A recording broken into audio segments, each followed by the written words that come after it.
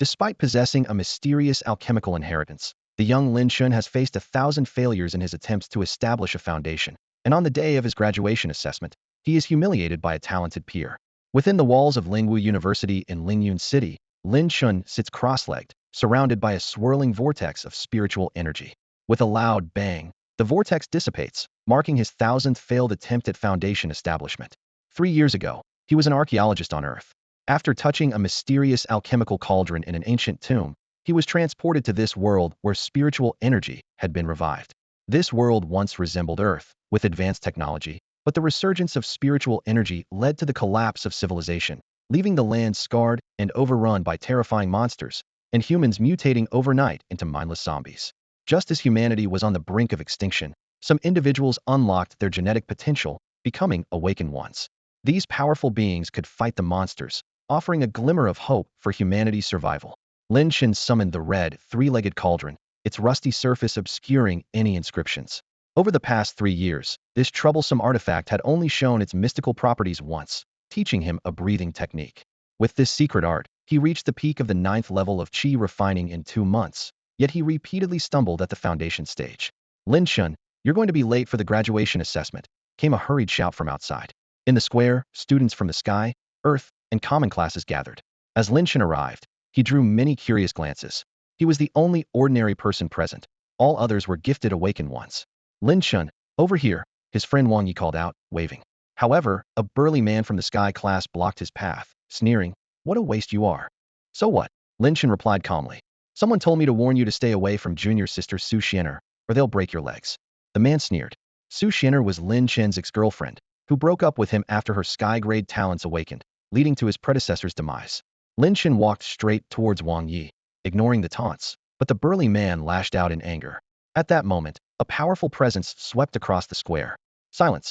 A middle-aged man in a star-patterned robe appeared, his aura unfathomable. "I am Feng Wuhan from the Star Academy, a peak level 6 awakened one, and I am in charge of this assessment." While Lingwu University taught theory, Star Academy specialized in teaching the path to strength. The appearance of this examiner added an air of mystery to the entire assessment. The crowd's gaze pierced towards Feng Wuhan like sharp swords, filled with awe.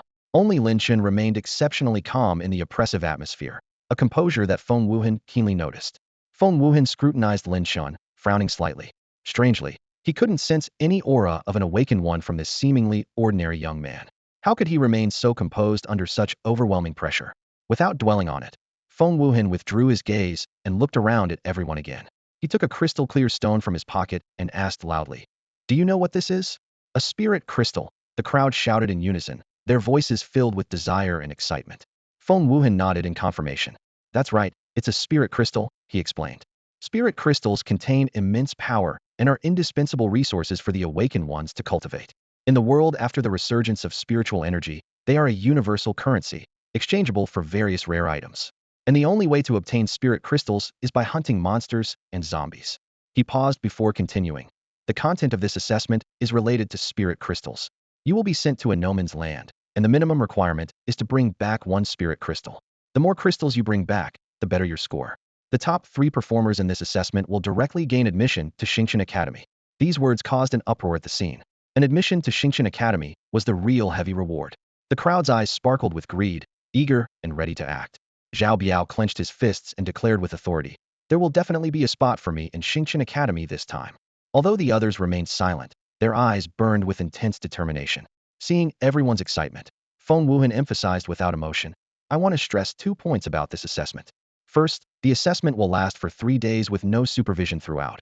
I only care about the final result. Second, this assessment is extremely dangerous, and you could lose your life at any time. If you're afraid, you can quit now and try again next year." As soon as Feng Wuhan finished speaking, the scene fell into a dead silence. People exchanged wary and calculating glances. No supervision, and only results mattered? This implied that any means could be used to bring back spirit crystals, even if it meant attacking other participants to snatch their crystals. Zhao Biao smirked coldly, while others felt immense pressure. Originally, they thought the opponents were just zombies and monsters, but now it seemed the real enemies might be their companions. Feng Wuhan continued, "If you're afraid, you can withdraw early. No one will mock your choice in the face of life and death. You have 30 seconds to decide." 30 seconds passed, and no one chose to withdraw. Zhao Biao stared coldly at Lin Chen, speaking sarcastically. "I'm surprised you didn't back out. You worthless fool. Your parents sacrificed their lives to get you a spot at Lingua University, and yet you don't know how to cherish it? If they were still alive, knowing how irresponsible you are, they might just die of anger. Wang Yi was infuriated upon hearing this, and was about to react when Lin Chen stopped him with a gesture. Lin Chen lifted his head, his gaze cutting through Zhao Biao like a knife, silently thinking, cherish your remaining time, because it's running out. A hint of coldness flickered in his eyes, as if he could already foresee Zhao Biao's fate. Lingua University's entrance requirements were astoundingly high. Even getting into the regular class was no easy feat. Lin Chen recalled the great sacrifices the original host's parents made to protect the city, which earned him this precious spot at Lingua University. However, this hard-won opportunity had become the target of ridicule, with disdainful looks and scornful words still echoing in his ears. Seeing Lin Chen remain silent, Zhao Biao lost interest, muttering curses as he turned to leave. Feng Wuhan surveyed the surroundings and, seeing no one withdrawing, said calmly, your courage is commendable. A military aircraft will arrive in 10 minutes to pick you up. Prepare yourselves.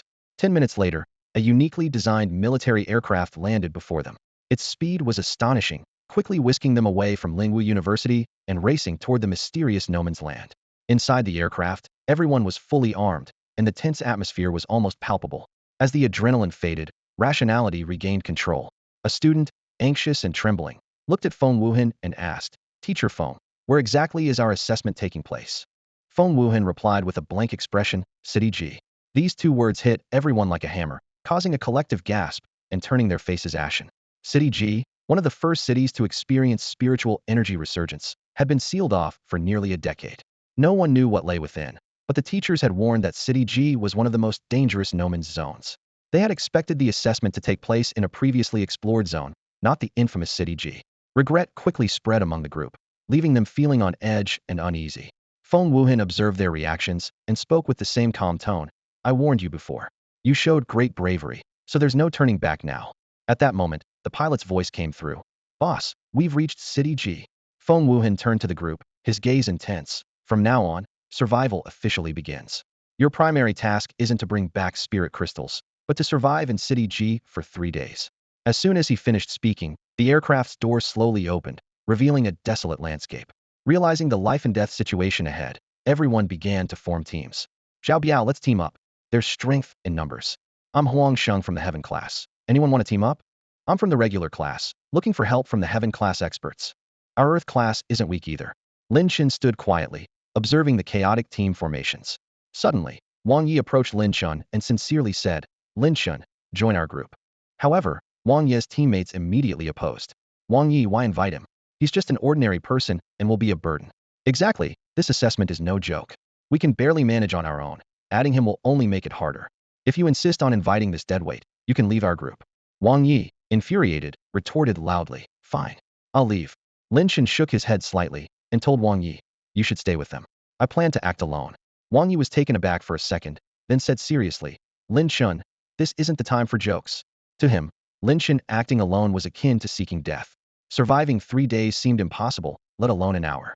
Lin Chen's expression was earnest, his tone resolute. Don't worry, I'll find a safe place to stay for 3 days. In truth, he had a plan, but didn't want Wang Yi to see more than he should. Wang Yi wanted to say more, but seeing Lin Chen's unwavering gaze, he could only manage a wry smile. At that moment, the pilot's voice came again. Boss, we're 800 meters from the ground. Boom. The cabin door flung open, and a fierce wind roared in. Feng Wuhan's sharp gaze swept over everyone as he announced in a deep voice, the assessment begins now. Prepare to jump. Before he finished speaking, one of the awakened leaped out without hesitation. To them, the 800-meter height was a mere trifle. Soon after, more candidates followed suit, and the sky was adorned with the blossoming parachutes. When it was Zhao Biao's turn, he made a throat-slitting gesture towards Lin Chen before jumping into the clouds. Wang Yi's group also began to exit the cabin, leaving only Lin Chen and Wang Yi behind. Lin Chen leaned closer to Wang Yi and whispered, do whatever it takes to stay alive, and don't trust anyone. In this post-apocalyptic world, human nature can be more terrifying than monsters. Wang Yi nodded solemnly and replied, stay alive, before jumping off decisively. Lin Chen stood at the door, calmly observing the terrain below. He picked a spot and leapt down decisively. Feng Wuhan noticed Lin Chen's choice and raised an eyebrow. This guy chose the city center? That's a haven for monsters and zombies, where ordinary people can't survive. The pilot expressed concern. Boss, the anomaly in G City can't be handled by just these kids. Feng Wuhan responded calmly. The academy has already dispatched a team. Lin Chen landed steadily on the ground, and the sight before him was shocking. Massive cracks spread across the ground like a spider web, with moss growing unchecked. The once towering buildings were now mere ruins, rusted zombie cars scattered around, and thick dust spoke of the passage of time. The entire city was shrouded in an oppressive silence. Lin Chen knew that the real danger lurked beyond sight. Countless greedy eyes were watching from the shadows, ready to tear their prey apart. At that moment, the cauldron, silent for 3 years, suddenly became active. Lin Chen closed his eyes, and a piece of information appeared in his mind. The Hell Furnace's first sacrificial task has begun. Task: hunt and sacrifice 1,000 zombies. Success will be rewarded with the martial skill Xian Yuan. Failure will drain the Furnace Master's cultivation. Lin Chen felt a stir within. As a practitioner at the peak of the 9th level of Qi refinement, he had always lacked a suitable martial skill. This task, nearly impossible for other candidates, was a rare opportunity for him. Suddenly, a flash of cold light streaked through the air. Lin Chen barely tilted his head as a sharp dagger whizzed past, embedding itself deeply in the wall behind him. Well, I didn't expect a loser like you to dodge that. Quite surprising. A plain-looking man appeared before Lin Chen, a mocking smile on his face. Lin Chen remained silent, calmly assessing the man. The man introduced himself. I'm Zhang Hai from the top class. Remember the one who kills you. Before finishing his words, he unleashed a terrifying aura and punched at Lin Chen with full force. Zhang Hai, a mid-level tier 1 awakened, prided himself on his immense strength. As he parachuted, he deliberately delayed his descent, searching for Lin Chen.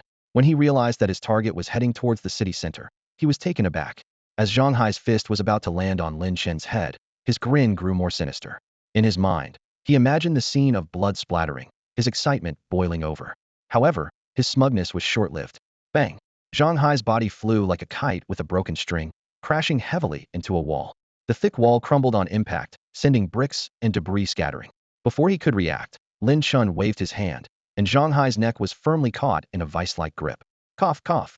How is this possible? Zhang Hai, bloodied all over, was filled with terror. He couldn't believe that, as a mid-level tier 1 awakened, he hadn't even touched Lin Chen's clothes before being struck down. How had Lin Chen, once deemed a nobody, become so powerful? Fear engulfed Zhang Hai like a tide. He suddenly realized that everyone had been deceived. Lin Chen was no mere weakling. He was a wolf in sheep's clothing. Lin Chen remained silent, slightly increasing the pressure of his grip. Zhang Hai struggled desperately, fear gripping his heart. He realized Lin Chen truly intended to kill him. Lin Chen, please, don't kill me. Zhang Hai's voice trembled. I'm an elite from the Tianpin class. If you kill me, the school won't let you off. Please, Lin Chen, if you spare me, I'll tell you who's behind this. Lin Chen loosened his grip slightly, staring coldly at Zhang Hai. Having narrowly escaped death, Zhang Hai dared not hide anything. In panic, he said, Zhao Biao has given orders to everyone in the Tianpin class to attack you on sight, promising rewards afterward. To my knowledge, he's just following orders from someone else. As soon as he finished speaking, there was a crack, and Lin Chen snapped Zhang Hai's neck. Zhang Hai's eyes widened in disbelief. Why had Lin Chen killed him even after he confessed everything? You came to kill me. Did you really think you'd survive? Lin Chen said coldly. If you can act, don't waste time talking. The sudden commotion attracted the zombies in the city. Terrifying howls echoed as dozens of zombies rushed toward them. Their decaying bodies exposed stark, white bones, and beneath sparse hair were dark, gaunt faces. Their fierce eyes gleamed with bloodlust, and their sharp fangs were ready to tear prey apart. These zombies hadn't smelled fresh blood in a long time. Roar! The zombies howled madly, viciously lunging at Lin Chen. Their strength and speed far exceeded that of ordinary humans, and the most frightening aspect was their insensitivity to pain, making them extremely troublesome. At the dawn of the spiritual revival, countless people fell victim to zombies. Ordinary people bitten by zombies would turn into one within a minute. The awakened had stronger immunity, lasting longer, but without special serums, they too would succumb to zombification. However, those serums were prohibitively expensive, far beyond the reach of most awakened.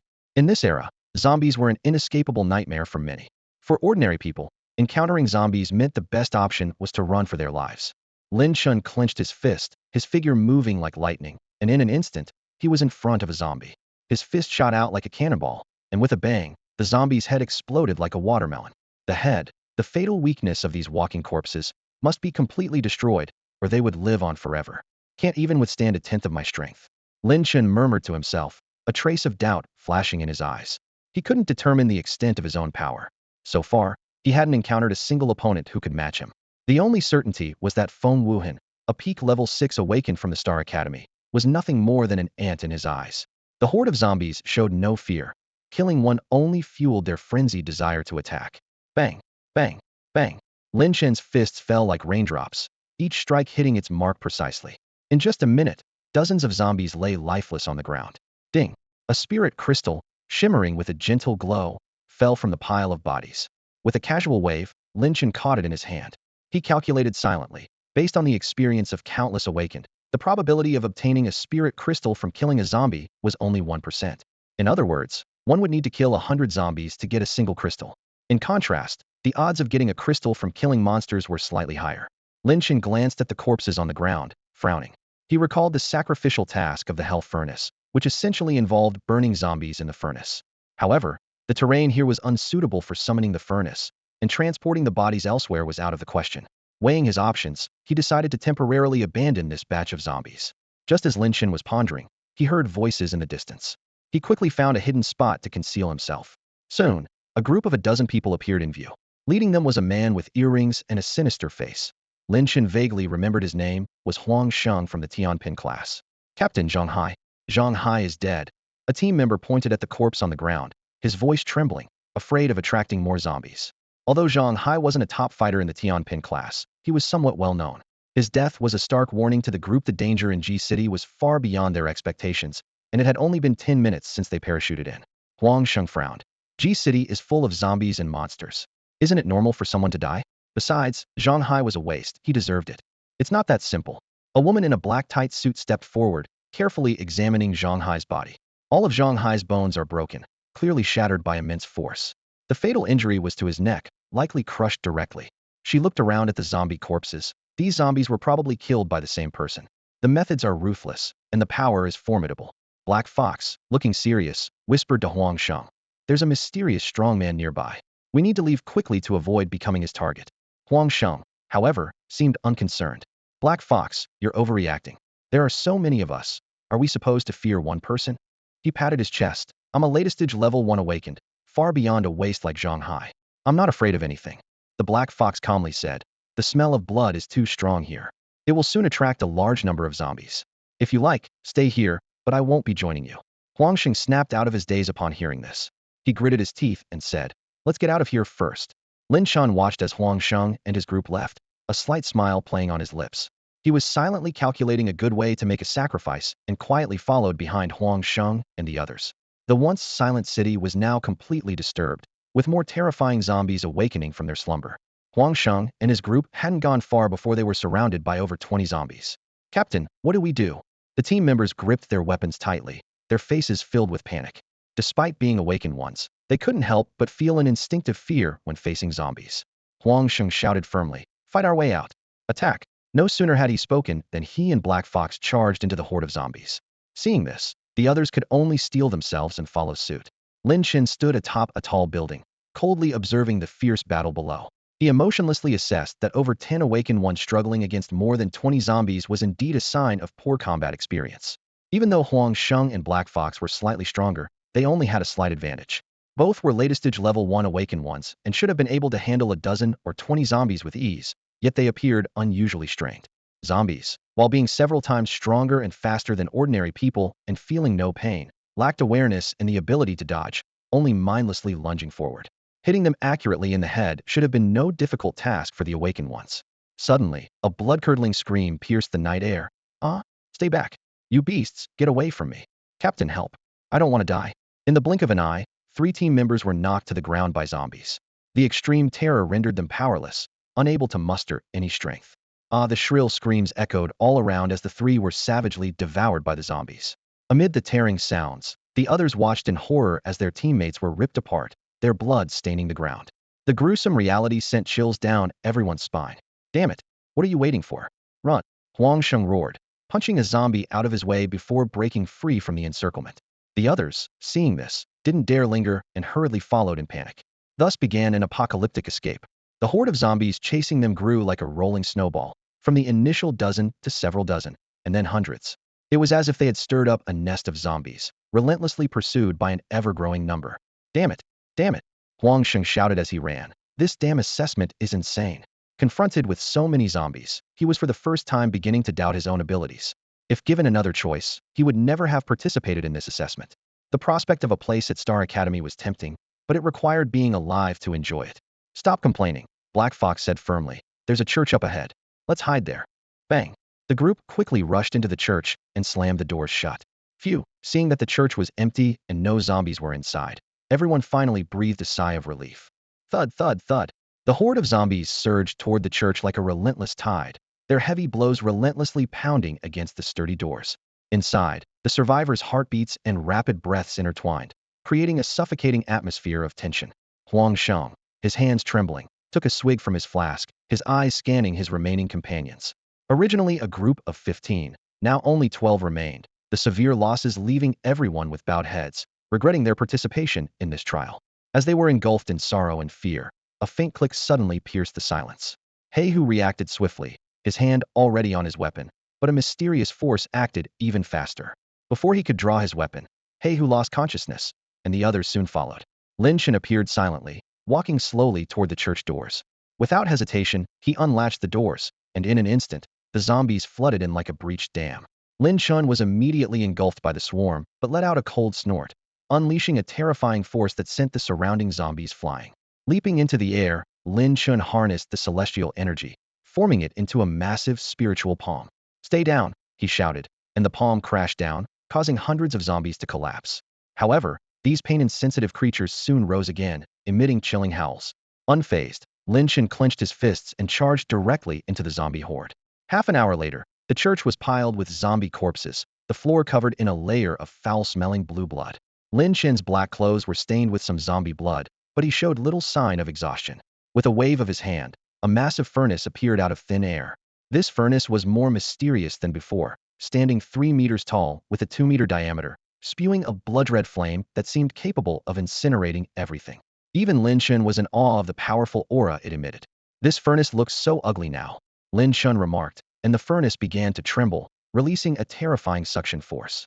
The zombie corpses flew into the furnace's mouth, instantly reduced to ashes by the mysterious flames. Lin Chen watched silently as the sacrifice continued, the flames gradually shifting from blood red to a ghostly blue, emitting an eerie glow and crackling sound. The furnace's appearance began to change as well, with rust falling away to reveal a renewed surface. Ancient and mysterious runes and patterns emerged on its body and legs, exuding an archaic majesty. As the sacrifice progressed, the aura emitted by the furnace grew increasingly terrifying, and Lin Chen felt an immense, invisible pressure. 20 minutes later, the last zombie corpse was incinerated. A notification sounded in Lin Chen's mind. Task completed. Reward: martial skill, Xianyu Seal. A powerful martial skill was instantly imprinted in his brain. Lin Chen closed his eyes, focusing intently on absorbing the martial skill he had just learned. 3 minutes later, he opened his eyes, a glint of sharpness flashing within them. The 4 moon seals of the Xianyu Seal seemed to be etched into the depths of his soul, ready to be unleashed at any moment. During the Qi refining stage, only the first 2 moon seals can be manifested. It's not until the foundation establishment stage that all 4 can be wielded, Lin Chen murmured to himself. If I can cultivate this to its peak, releasing all 4 seals at once would possess the power to overturn rivers and seas, to destroy the heavens and earth. With this Xianyu Seal, even against stronger opponents, I can hold my ground. For the past 3 years, Lin Chen had kept a low profile, never revealing his true strength. He understood well that in this world where the strong prey on the weak, discretion was key to survival. His current Qi refining stage cultivation was far from making him feel secure. The old order had been shattered, and the new rules dictated that power was paramount. Lin Chen's gaze swept beyond Lingwu Academy, beyond Lyun City, toward a more distant and mysterious world. He knew his future lay there. Time to leave this place, Lin Chen said, sending a deft force towards the unconscious Huang Sheng and his companions before turning to leave. A minute later, Huang Sheng and the others began to wake up, bewildered. What happened? Huang Sheng shook his head. Why did we just pass out like that? One member, upon waking, was so frightened by the scene before him that he began to vomit uncontrollably. The floor of the entire chapel was covered in the blood of zombies, the stench so overpowering it was nauseating. Black Fox's eyes widened in shock. So much blood must have come from slaughtering at least 1,000 zombies. What had happened while they were unconscious? Why had they suddenly lost consciousness? The unknown fear made Black Fox's skin crawl, and she vaguely remembered seeing a figure before passing out. Damn, let's get out of this disgusting place, Huang Sheng said with revulsion, eager to leave the foul-smelling area. Meanwhile, Lin Chen arrived at a relatively intact villa in the city center. The chain-lock gate shattered with a single punch. He pushed the door open and walked in confidently. The interior of the villa was a mess. Tables overturned, sofas torn to shreds, Tiles on the walls cracked and fallen, and photos hung crookedly, barely clinging to the walls. On the floor lay a dust-covered fire axe, one of the best weapons during the early days of spiritual revival. Lin Chen picked up the axe, testing its weight. Still usable. This will be much more convenient for chopping zombies than using my fists. No sooner had he spoken than two shadows lunged at him from the darkness. Prepared, Lin Chen swiftly swung the fire axe, and the two zombies fell to the ground. This fire axe is quite handy, Lin Chen remarked softly. He locked the door and continued to explore the second floor, which was equally chaotic, with only a scattered skeleton lying on the ground. The third-floor door was locked, but Lin Chen kicked it open. As he pushed the door open, the sight before him left him speechless with surprise. In front of him lay a luxurious swimming pool, surrounded by dazzling, opulent decorations. Lin Chen was surprised to find such a well-preserved spot in a city that had been sealed off for nearly a decade. As he looked around, he saw fitness equipment standing in rows and shelves neatly lined up like those in a supermarket, stocked with various types of food. Approaching the pool, Lin Chen noticed that the water surprisingly hadn't turned foul. It's not stagnant, he murmured in amazement. He recalled the early days of the spiritual energy revival when water sources were severely polluted, leading to many deaths from the scarcity of clean water. Thankfully, the water quality gradually improved over the years. Covered in blood and grime, Lin Chen decided to take a bath. Just then, a faint yellow blur suddenly leaped at him. Little guy can't hide anymore? Lin Chen chuckled, casually reaching out to grab a small yellow-furred dog. The puppy stared at him with big, round eyes, barking in a way that was both fierce and adorable. Lin Chen examined the familiar Chinese rural dog, surprised to find it hadn't mutated.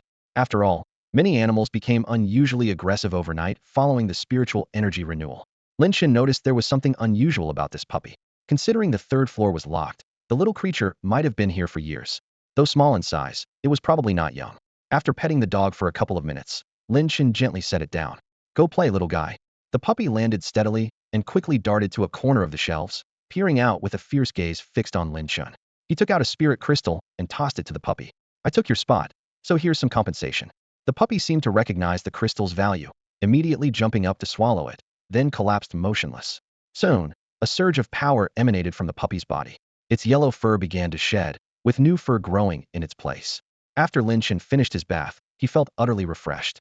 He glanced at the puppy, still lying motionless, but now exuding an extraordinary aura. You're quite lucky, Lin Chen remarked softly, then began to explore the surroundings. This place could serve as a good campsite. Lin Chen was delighted to find wine on the shelves, an unexpected bonus. Although other food items might have expired, the wine was well preserved.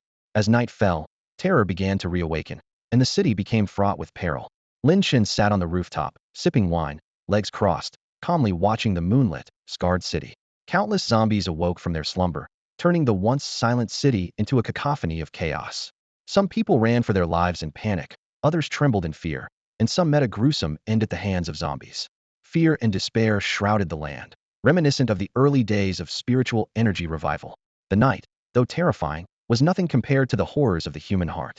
In a dark alley, a man and a woman were locked in a deadly struggle. Black Fox, you wretch. Are you even human, trying to kill me for a single spirit crystal? Huang Sheng glared at Black Fox, looking utterly defeated with his severe injuries. Their group of more than 10 had dwindled down to just the two of them, and Black Fox's attempt on his life for a spirit crystal filled him with rage, making him wish he could tear her to pieces. Black Fox understood well the saying that villains often die from talking too much, so she chose action over words. Her dagger sliced through the air with a chilling gleam, aiming directly at Huang Sheng's vital points. Both were latest-stage level 1 awakeners, evenly matched in strength, but Black Fox's earlier ambush had left Huang Sheng severely injured. Her eyes now glowed with a deadly resolve. Huang Sheng knew that delaying any longer would mean certain death. Of all the strategies, retreat is the best, he thought, and immediately dashed to the side, silently vowing, Wretch, once I escape, I'll tear you to pieces. But Black Fox wasn't about to let him get away. She pursued him relentlessly, her dagger flashing with lethal intent. 10 minutes later, a harrowing scream echoed through the alley, blood splattered, and Huang Sheng's throat was slit. Black Fox retrieved a spirit crystal from Huang Sheng's body, a relieved smile spreading across her face. With this crystal, passing the assessment wouldn't be an issue. However, her ambitions extended further. A spot at Star Academy was her ultimate goal. To her, dealing with humans was far easier than dealing with zombies. Meanwhile, at the other end of the street, hundreds of zombies were frantically chasing a group of people. Screams filled the air as someone shouted, Master, you go ahead. We'll hold them off. We'll fight these beasts. Tang Hu, clutching a box, watched as his subordinates fell one after another, a flicker of pain in his eyes. Yet he didn't stop, quickly slipping into a narrow alley. Suddenly, a zombie lunged at him from the corner. Bang! Tang Hu drew his handgun and shot it in the head. In the era of spiritual energy resurgence, firearms had become scarce, hard to come by for most people. However, the gunshot also attracted more zombies. Bang! Bang! Bang! The gunfire continued. Soon, Tang Hu lay on the ground, covered in wounds, as the surrounding zombies stared at him menacingly. It seems tonight, I, Tang, won't escape death, he thought with a bitter smile, raising his gun with the last bullet reserved for himself. Sadly, I couldn't bring the exotic fruit back for Mu Qian. Goodbye, Mu Qian, goodbye world.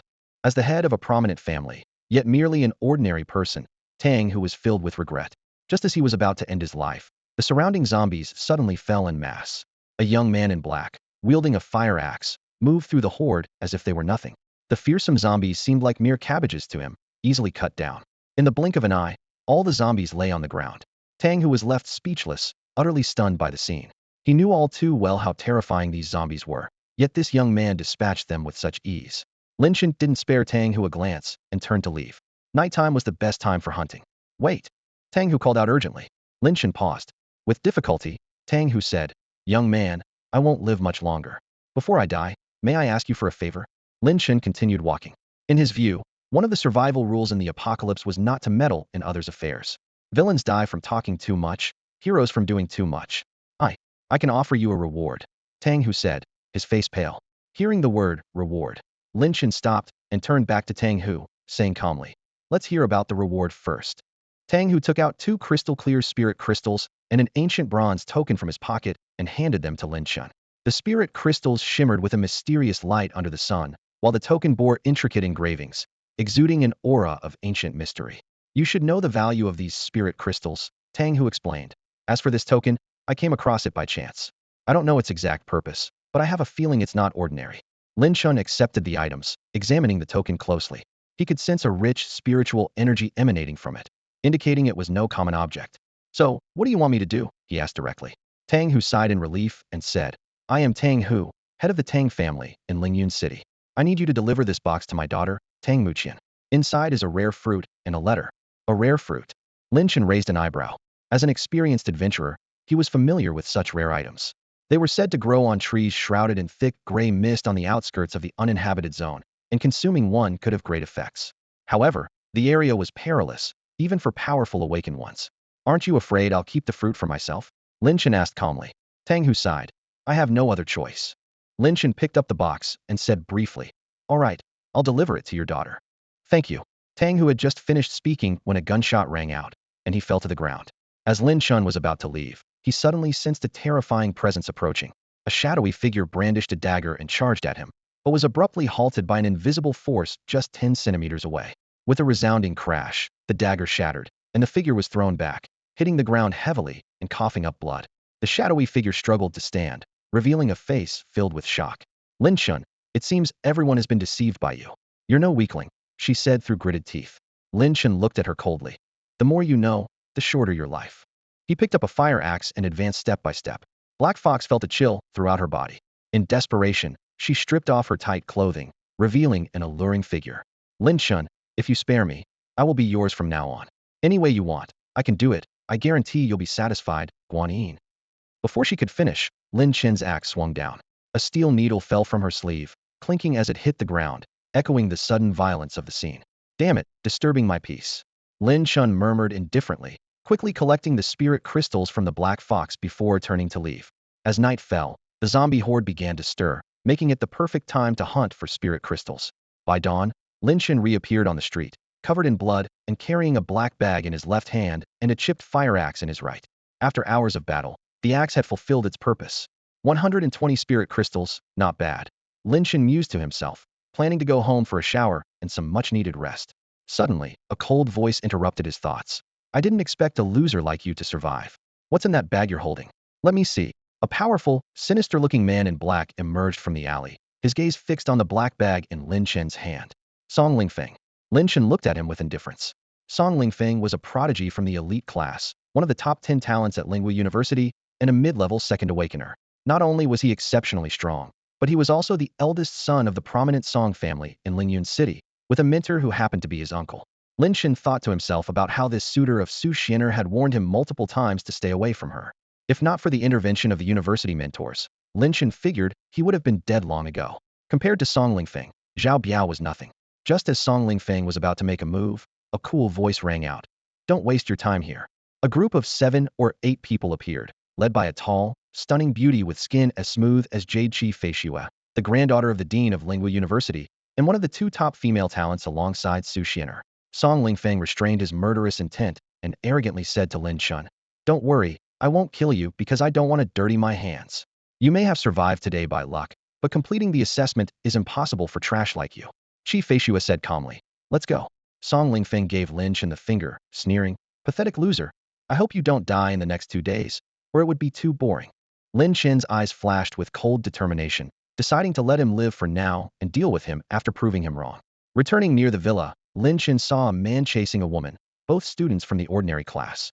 The man sneered, "Zhao Qian, you bitch, always acting aloof. I've chased you for so long, and you never even looked at me. Now that you're in my hands, I'll make you wish you were dead." The woman was terrified, fleeing desperately. When she saw someone ahead, she felt a glimmer of hope, but upon realizing it was Lin Chen, her hope turned to despair. Nonetheless, she ran towards Lin Chen, treating him as her last lifeline. "Lin Chen, help me." Zhao Qian hid behind Lin Chen, a hint of malice in her eyes as she suddenly pushed hard against his back. "Lin Chen, go stop Wu Hao." She didn't hope for Lin Chen to stop the opponent, just to buy her a moment to escape. Zhao Qian pushed Lin Chen with all her might, only to be astonished when he didn't budge, standing firm like a towering mountain. "Ha ha, I didn't expect it to be you, you worthless piece of trash.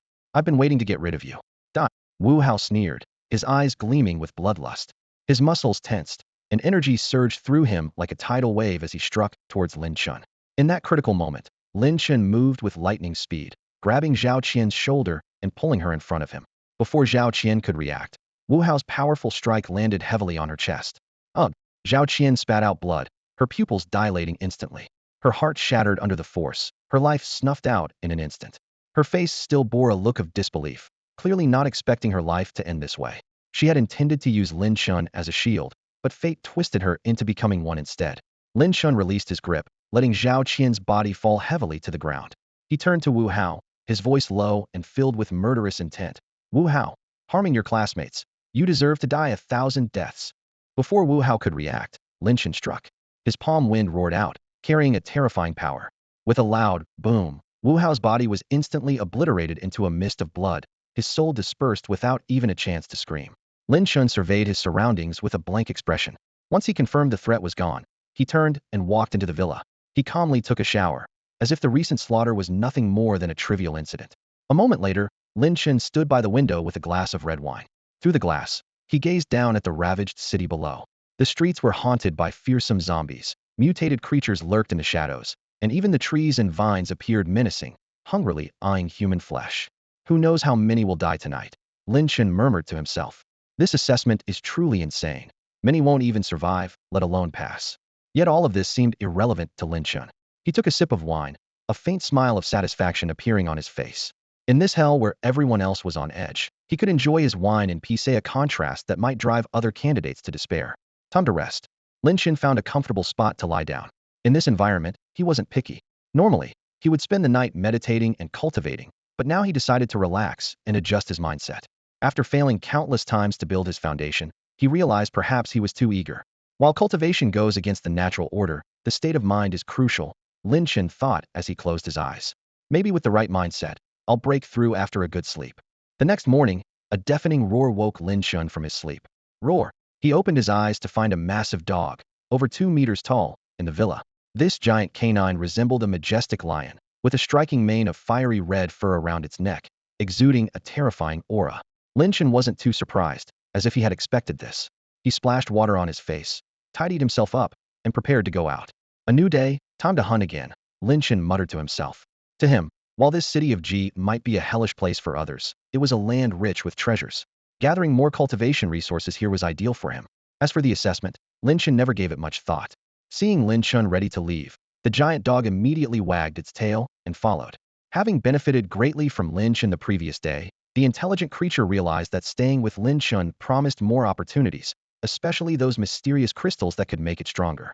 In some ways, the big dog had already become a mutated beast, with its strength and intelligence reaching a new level. Lin Chen gazed at the imposing, large canine and softly asked, "Do you want to go hunting with me?" The big dog wagged its tail excitedly, its eyes shining with anticipation, responding with a loud woof. "All right then." Lin Chen smiled faintly, then thoughtfully proposed, "How about you stick with me from now on? Walking the path alone can be quite lonely, and having a companion might not be a bad idea." The big dog seemed to understand, affectionately rubbing its head against Lin Chen's face, clearly agreeing to the suggestion. Lin Chen stroked his chin, pondering. "I should give you a name. Wankai Gooden Nichio Todo? No, those are too common, not fitting for a mutated beast like you." After a moment of thought, his eyes lit up. "I'll call you Hong Hong from now on." The big dog had no objections to the name, knowing that following Lin Chen would bring endless benefits, so it didn't care about the name. "Since you have no objections, it's settled then," Lin Chen chuckled. "Let's go hunting." With that, Lin Chen and the newly named Hong Hong left the villa. However, just as they stepped out, Lin Chen suddenly halted. Surrounding them were hordes of zombies, roughly estimated to be in the thousands. The unexpected sight left Lin Chen a bit surprised. "Hong Hong, attack. Aim for their heads." Lin Chen ordered decisively, then dashed into the zombie horde like a bolt of lightning. To him, these were no longer terrifying zombies, but valuable resources for cultivation. Understanding the command, Hong Hong leapt into action. Its massive 2-meter frame moved like a small tank, easily toppling a zombie with its huge paws, then crushing its head with a powerful stomp. Soon, a dozen zombies swarmed around Hong Hong. However, Hong Hong opened its mouth, and with a whoosh, several flames shot out, reducing the group of zombies to ashes in an instant. "Well done." Lin Chen couldn't help but praise upon seeing this. Hong Hong's strength exceeded his expectations, likely even surpassing that of a latest-stage level 1 awakened. After all, who could withstand a fire-breathing giant dog? Compared to Hong Hong, Lin Chen's assaults were even more ferocious. A terrifying aura erupted from him, each punch roaring like thunder. In front of him, the zombies were as fragile as cabbage, easily shattered. Foul blood splattered everywhere as zombies fell one after another, and soon, the ground was littered with their corpses. Before long, the entire area was cleared of zombies. Lin Chen collected over a dozen crystals, a valuable resource for cultivation. For an ordinary awakened, the power contained in just one spirit crystal could sustain a month of cultivation. Hong Hong eyed the spirit crystals in Lin Chen's hand eagerly, almost drooling. Lin Chen gently reassured, "I'll give you someone we get back, or you'll just fall asleep after swallowing them now." Hearing this, Hong Hong reluctantly looked away. "Let's keep going," Lin Chen said, leading Hong Hong toward the east. As they ventured further, the number of zombies increased dramatically. Lin Chen noticed that the sheer number of zombies along this path was astonishing, often numbering in the thousands or tens of thousands, even causing him, a peak chi condensation cultivator, to feel a hint of pressure. The scene reminded Lin Chen of a movie from his previous life, Dawn of the Dead. Now, he was experiencing firsthand the feeling of being surrounded. Zombies were everywhere, as far as the eye could see, completely covering the ground, leaving only the sky as a refuge. There weren't this many zombies yesterday. Something must have happened, Lin Chen thought, his eyes flashing with vigilance. With a swift movement, Lin Chen appeared atop a tall building. From this vantage point, he could see that the streets in every direction were overrun with zombies, their roars echoing eerily. Lin Chen keenly observed that the zombies seemed to be converging toward a single direction, as if drawn by some mysterious force. "I'm going to check it out. You stay here," Lin Chen instructed Hong Hong, preparing to investigate the source of this strange phenomenon alone. Around a grand theater, millions of zombies surged like a tide, encircling the entire building. Within a radius of several hundred meters, decaying bodies were densely packed together, seemingly drawn by some mysterious force emanating from within the theater. The horde of zombies kept growing, with new undead continuously joining this terrifying assembly. Suddenly, a thunderous roar echoed from the sky. A military aircraft cut through the gloom, hovering above the theater. In perfect synchronization, a dozen figures leaped from the aircraft, landing steadily on the theater's rooftop, like a well-trained special forces unit. This squad consisted of 15 individuals, each exuding an intimidating aura of strength. Even the weakest among them was a level 5 awakened. One woman stood out as the leader of the team. Clad in silver-white armor that highlighted her tall figure, her jet-black hair cascaded casually over her shoulders, starkly contrasting with her fair skin. Her face was stunningly beautiful, yet carried an air of aloofness, shrouding her in an aura of mystery. "Greetings, Commander Yi." A figure flashed onto the rooftop phone Wuhan, who momentarily froze upon seeing Yi Jinjia, sensing the unfathomable depth of her power, which immediately intensified the pressure he felt. Yi Jinjia, a commander from the Star Academy, was rumored to be a level 7 peak awakened, her strength immeasurable. She nodded slightly at phone Wuhan and then spoke. "Time is of the essence. Let's deal with what's inside first." "Understood." Feng Wuhan replied solemnly. With a swift motion, Yi Jianjia struck the rooftop, blasting a large hole through it. Without hesitation, the team leaped into the theater. As they entered, Lin Chen quietly appeared on the scene. He pondered, could there be a zombie king inside, attracting so many zombies here? The idea of zombies evolving didn't surprise Lin Chen, as similar plots existed in movies from his previous life. Suddenly, Lin Chen felt a tremor in the hell furnace within his mind. A piece of information surfaced in his consciousness. Hell Furnace Second Sacrifice Mission initiated. Mission objective: hunt the Silver Moon Zombie King and complete the sacrifice. Success rewards the Shadow Demon Mask. Failure results in the retraction of the Xianyu seal. The second mission already, Lin Chen thought, surprised but mostly excited. As long as the missions continued, he could keep growing stronger. Although he didn't know the special effects of the Shadow Demon Mask, anything produced by the furnace must be extraordinary. This mission's timing is too perfect. The Silver Moon Zombie King must be below, Lin Chen mused. However, he didn't plan to confront the Silver Moon Zombie King immediately, as its strength was still unknown. He decided to let Feng Wuhan and his team probe it first. Upon entering the theater, Yi Jianjia and her team encountered 4 copper-colored zombies. These copper zombies exuded an intimidating aura, far stronger than the ordinary zombies outside. However, these 4 were not their true target. The team's attention quickly focused on the rusted coffin they were guarding. Suddenly, the copper zombies detected the human's presence, and their crimson eyes turned bloodthirsty. They charged at the team with astonishing speed, displaying strength and agility far beyond that of regular zombies. These copper zombies' power rivaled that of a level 2 awakened, possibly even stronger. Facing the oncoming copper zombies, Yi Jianjia's gaze remained icy. In a flash, she appeared before one zombie, delivering a fierce kick that struck its target. Boom! The terrifying force exploded, instantly shattering the copper zombie's head, scattering its remains. Then, Yi Jianjia's figure shifted again, ghost-like, weaving between the remaining 3 copper zombies. Boom! Boom! Boom! 3 explosive sounds erupted almost simultaneously, and the remaining copper zombies were destroyed in succession, reduced to mere fragments. The sheer power of Yi Jianjia was awe-inspiring. Yi Jianjia appeared once more before everyone like a goddess of war. Her presence was commanding, her gaze sharp, clearly indicating her formidable strength. Lin Chen, hidden in the shadows, observed silently, pondering whether Yi Jianjia could handle the formidable entity within the coffin. After vanquishing the 3 copper corpses, Yi Jianjia turned to the crowd and commanded with firm resolve, "Step back." Her eyes were fixed on the mysterious coffin. "I will open it."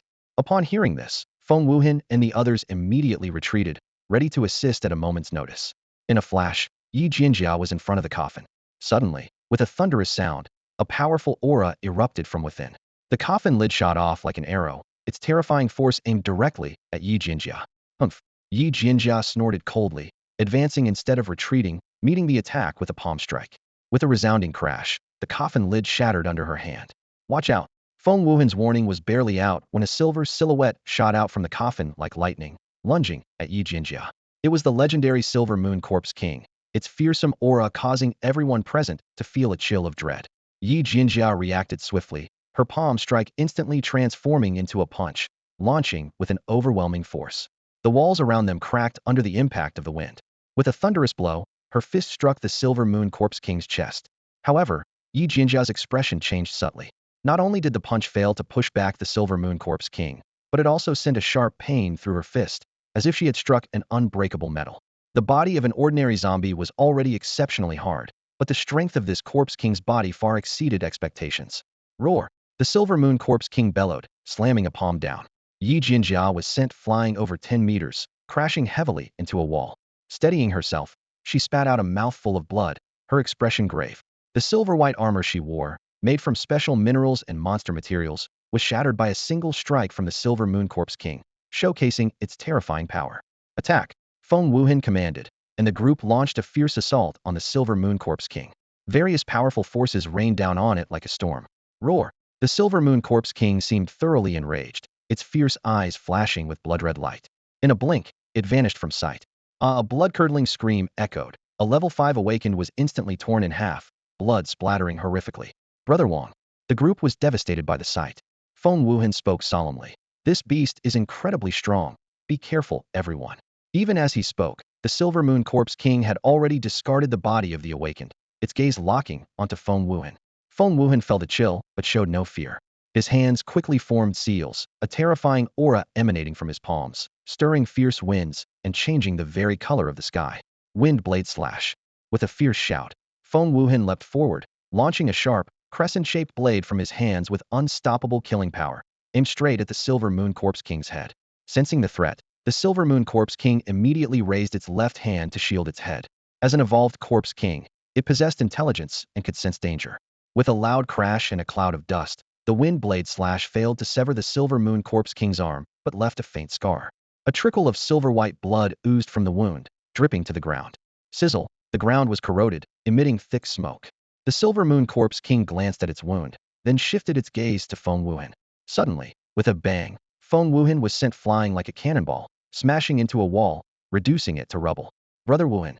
The group exclaimed in shock, their eyes filled with worry and fear. The Silver Moon Zombie King had no intention of letting Feng Wuhan go. It appeared before him like a phantom, grabbing his collar. The Zombie King opened its gaping maw, revealing menacing fangs, and a foul stench hit him, as if it was about to savor the blood of this insignificant being. At this critical moment, a sharp shout echoed through the theater. Starburst! Yi Jianjia descended like a divine warrior, appearing behind the Silver Moon Zombie King. She delivered a flying kick aimed directly at the back of the Zombie King's head. The force of this kick far surpassed Feng Wuhan's earlier wind blade strike, 100 times more powerful. Sensing the deadly threat from behind, the Silver Moon Zombie King immediately released Feng Wuhan and swiftly turned to counterattack. It swung a ferocious punch, colliding midair with Yi Jinjia's attack. Boom! A loud explosion ensued as the two formidable forces clashed, causing the entire ground to tremble. The Silver Moon Zombie King was sent flying, crashing heavily onto the theater stage, shattering it to pieces. However, this creature, with its tough skin and thick flesh, stood up unscathed, charging towards Yi Jinjia like a bloodthirsty wolf. A ghostly glow flashed in Yi Jinjia's eyes, and a subtle crack sounded from within her. In an instant, her aura surged wildly, breaking through from the peak of level 7 awakened to level 8. But that wasn't her limit. Her momentum continued to rise, from early level 8 to mid-level, and finally stopping at late level 8. This scene shocked everyone, especially the still-alive Feng Wuhan. He widened his eyes, overwhelmed by the terrifying aura Yi Jinjia exuded. Monster! He muttered with a wry smile, filled with both amazement and envy. Others were excited, believing that Yi Jinjia at late level 8 could surely defeat the Silver Moon Zombie King with ease. Xiandu open heaven hand. Yi Jinjia's hands moved swiftly in a series of seals, a mysterious and domineering aura erupting from her, as if she had transformed into an invincible war god. As she moved, cracks spread across the ground, walls crumbled, and the entire theater trembled. A massive handprint appeared out of nowhere, crashing towards the Silver Moon Zombie King with overwhelming force. Boom! Another loud explosion filled the air, dust and debris enveloping the Silver Moon Zombie King and Yi Jinjia. The powerful shockwave forced Feng Wuhan and the others back several meters. Xiandu open heaven hand. I can't believe she mastered this martial technique. Feng Wuhan's eyes widened with disbelief. He knew well the difficulty of mastering this technique, and within the entire Starry Academy, perhaps only Yi Jinjia had succeeded. Lin Chen, witnessing the formidable power of this martial technique, couldn't help but remark, Xiandu open heaven hand? An impressive technique indeed. No wonder she's from Starry Academy. They truly have deep resources. He thought to himself that this was the foundation of a prestigious institution, wielding such powerful martial arts. Although people like Qi Feishue from Lingwu University had high talent and considerable strength, if they could learn such techniques, their combat power would be even more terrifying. Lin Chen turned his gaze towards the dust-covered battlefield, thinking, a late level 8 awakened paired with this martial technique is indeed formidable. Unfortunately, the Silver Moon Zombie King isn't as easy to deal with as expected. There's more to watch. As the dust gradually settled, Yi Jinjia's figure reappeared before everyone. The Silver Moon Zombie King lay on the ground, covered in wounds, its silver-white blood flowing and corroding the ground. We won. Seeing this, everyone couldn't help but breathe a sigh of relief. The pressure from the Silver Moon Zombie King had been immense, and now that it was finally defeated, everyone felt a sense of relief. Something was off. Feng Wuhan's heart sank as he sharply noticed the sudden change in Yi Jinjia's expression. In that split second, a chilling crack pierced the air, and the seemingly lifeless Silver Moon Corpse King suddenly moved. Its fingers twitched slightly, and then a violent aura erupted from its body. The Silver Moon Corpse King slowly lifted its head, its eyes now even more bloodthirsty and terrifying, like a demon awakening from the abyss. With a deafening roar, the Silver Moon Corpse King was utterly enraged. It slowly stood up, and eerily, the blood that had been flowing suddenly stopped, with its wounds healing at a visible pace. This horrifying scene caused Yi Jinjia and the others to tense up. Clearly, the Silver Moon Corpse King possessed some kind of extraordinary power. Yi Jianjia's eyes turned cold and sharp as she unleashed a starburst attack toward the Silver Moon Corpse King. However, the Corpse King didn't budge. A dark rune mysteriously appeared on its forehead, exuding an eerie aura. As Yi Jianjia was about to get closer, a silver-white energy barrier appeared out of nowhere, blocking her path. With a loud boom, her full-force attack only made the barrier tremble slightly, unable to break through. The Silver Moon Corpse King extended its right hand, gathering a terrifying energy ball in its palm. With another roar, the energy ball exploded towards Yi Jinjia. Her pupils contracted as she instinctively dodged. However, the energy ball split into two, precisely hitting where she appeared. With a loud boom, Yi Jinjia was struck and sent flying backward. In a flash, the Silver Moon Corpse King appeared in midair, delivering a fierce punch to Yi Jinjia's abdomen. With a resounding bang, she had no chance to evade and was slammed into the ground, creating a massive crater. Commander Yi, Feng Wuhan and the others' expressions changed drastically as they rushed to Yi Jinjia. Yi Jinjia coughed up a mouthful of blood, struggling to stand. She wiped the blood from the corner of her mouth, a newfound wariness flashing in her eyes. Not only was the Silver Moon Corpse King incredibly resilient, but it also shockingly wielded martial techniques. This was a situation Yi Jinjia had never encountered before. Commander Yi, are you okay? The group asked worriedly. Yi Jinjia replied gravely. The Silver Moon Corpse King's power is terrifying. Even a 9th rank Sky Awakener might not handle it. We must find a chance to leave quickly, or we're doomed. The Silver Moon Corpse King, seeing Yi Jinjia still alive, became even more furious. It lunged at her once more, intent on tearing her apart. Stop it! Feng Wuhan shouted, sending 2 wind blades at the Silver Moon Corpse King. The others quickly launched their martial techniques, and in an instant, over a dozen attacks bombarded the Corpse King. A series of explosions erupted, but these attacks barely scratched the Silver Moon Corpse King. It charged at the group, swiping them away like kites with broken strings. Then, it turned its menacing gaze on Yi Jinjia, aiming a brutal punch at her head. Yi Jinjia, gravely injured and out of strength, couldn't evade the deadly strike. Her face was as pale as paper, despair filling her eyes. At this critical moment, a calm voice sounded. Show's over. It's my turn. The voice belonged to Lin Chen, signaling a potential turning point in this intense battle. In the midst of Yi Jinjia's despair, the world suddenly transformed. A blinding light accompanied by a deafening roar swept through, its terrifying pressure crashing down like a massive wave.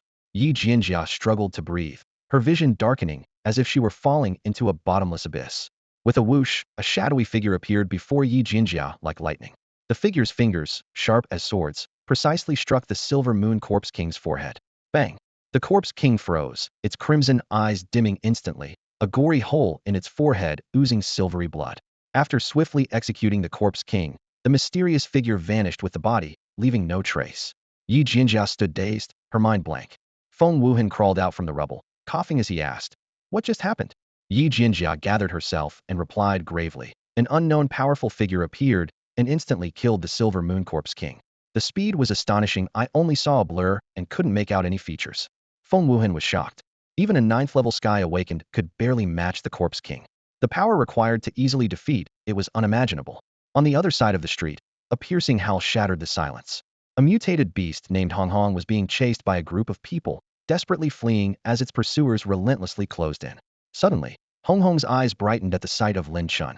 It dashed to him, affectionately nuzzling his face. Lin Chen gently patted Hong Hong's head, but his expression darkened when he noticed a fresh wound on its ear. Narrowing his eyes, he coldly gazed at the approaching group. Useless Lin Chen. The pursuers quickly recognized him. Known as the only ordinary person at Lingwu University, Lin Chen's reputation as useless was widespread. They were amazed that he had survived in the wilderness for a second day, attributing it to sheer luck. More surprising was his calm interaction with the fierce beast, which seemed to enjoy his touch.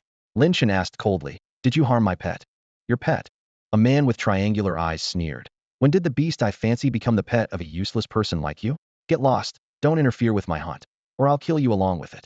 This man, Sun Gong, was a student in the Earth class at Lingwu University and a mid-level First-Order Sky Awakened. Though not particularly strong, he was notoriously ruthless and often bullied others. Most egregiously, he once desired to seize a young lady from a small family, and, when she resisted, slaughtered over 30 members of her family overnight in a fit of rage, committing a heinous crime. Because he is a Celestial Awakened and has backing, the matter was hushed up. Lin Chen's expression was cold, a hint of disdain flashing in his eyes. This man is utterly wicked, a complete bully, but I don't care what he's done before. However, since he's provoked me, he will meet his end. The people around were initially stunned, then erupted into raucous laughter. Ha ha! This nobody dares to speak to Sun Gong like that. Just a mere mortal daring to defy a celestial awakened. He's courting death. Let's bet on how many moves it'll take Sun Gong to finish this nobody. I bet one move. Huh, it won't even take a move. This nobody will surely beg for mercy first. The crowd wore expressions of amusement, as if watching a show. In this lawless area, the death of a nobody was nothing unusual. They were already looking forward to Sun Gong's action. Sun Gong's lips curled into a cold smile. Interesting, a mere nobody dares to defy me. I'll grant you death. Before his words had even faded, Sun Gong leapt forward, delivering a fierce whip kick aimed directly at Lin Chen's face, clearly intending to end him in the most humiliating way. Lin Chen's eyes flashed coldly, and he casually struck out with his palm. Boom! A mist of blood exploded in the air as Sun Gong's body shattered into pieces. Even a celestial awakened couldn't withstand a single blow from Lin Chen. Gulp! The crowd was so terrified that their throats bobbed, nearly losing control on the spot. They stared in shock, unable to comprehend how seemingly ordinary Lin Chen could annihilate a celestial awakened with one strike. Lin Chen remained expressionless, as if he'd done something trivial. A chilling aura swept through the area, and the crowd realized that this nobody was actually a terrifying killer.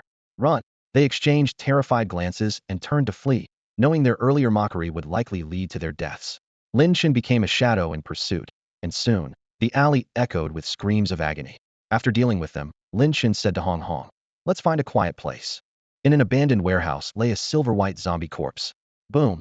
The hell furnace emerged from Lin Chen's body, hovering in the air. Hong Hong trembled at the unexpected sight, letting out low growls.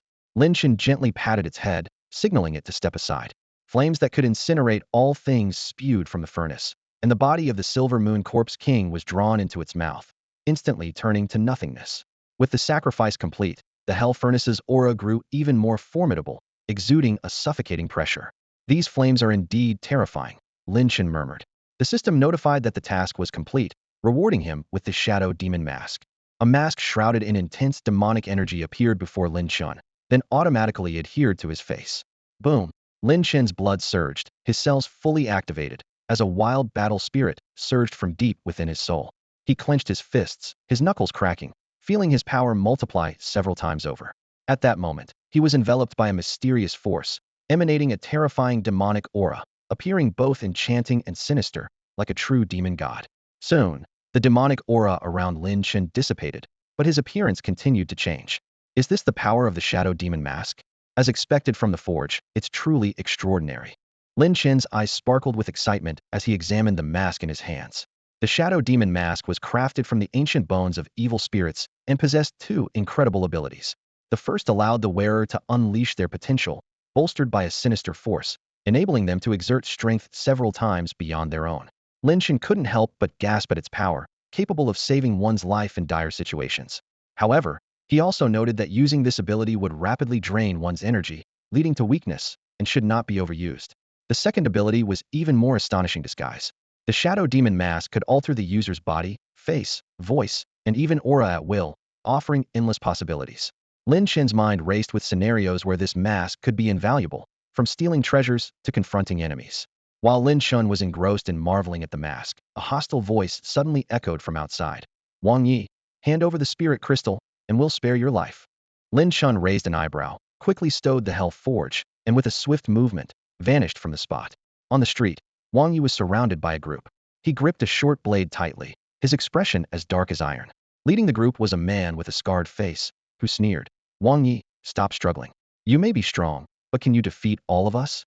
I suggest you hand over the spirit crystal." Wang Yi glared at the scarred man, gritting his teeth. "Li Hu, if you want the spirit crystal, come and take it." These people were once Wang Yi's teammates, with Li Hu as their leader. When they first arrived in Ji City, everything was peaceful. But after Wang Yi accidentally obtained a spirit crystal, everything changed. Li Hu, driven by greed, demanded Wang Yi hand over the crystal for safekeeping. Wang Yi refused outright, leaving the group and severing ties with Li Hu. "You're courting death." Li Hu's face twisted with greed. "Kill him." The surrounding people lunged at Wang Yi. Despite knowing he was outmatched, Wang Yi decided to fight to the death, hoping to take a couple of them down with him. At that critical moment, a cold light suddenly shot through the air. In an instant, before Li Hu and his men could react, the light pierced their heads. Blood splattered, staining the ground. Wang Yi stood frozen, unable to believe what had just happened. Ready to face death, he was instead left standing among the fallen attackers. The shock of survival left him no time to ponder who had saved him. Instinct drove him to flee immediately, fearing he might be next. As Wang Yi hurried away, Lin Chen appeared on the street. Watching Wang Yi's retreating figure, he murmured, "Not too foolish, good luck to you."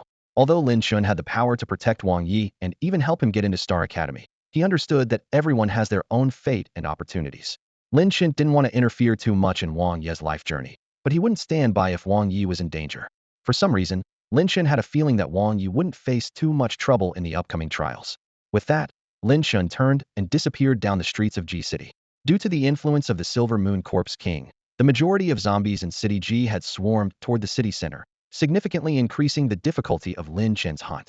Despite being a cultivator at the peak of the Qi refining stage, even he found it challenging to face hundreds of thousands, if not millions, of zombies. Scanning the dense horde of zombies before him, Lin Chen decided to change his strategy. "Hong Hong, head to the west of the city," he commanded, leaping onto Hong Hong's towering back. With a mighty roar, Hong Hong bounded forward, covering dozens of meters in an instant with astonishing speed.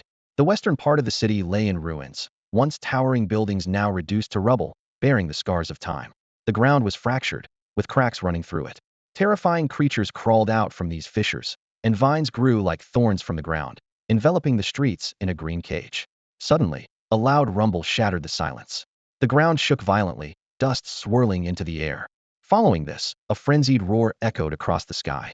A massive purple mutant venomous spider burst from the ground, its body as large as a tank, crashing heavily onto the surface and causing a minor earthquake, with rocks and debris flying in every direction. This purple venom tarantula was covered in purple fur, with unsettling eye-like patterns circling its body. It had 13 legs, each armored with inky black scales, sharp and lethal. Its blood-red eyes glowed like lanterns, piercing and hypnotic, while its pincers dripped corrosive venom.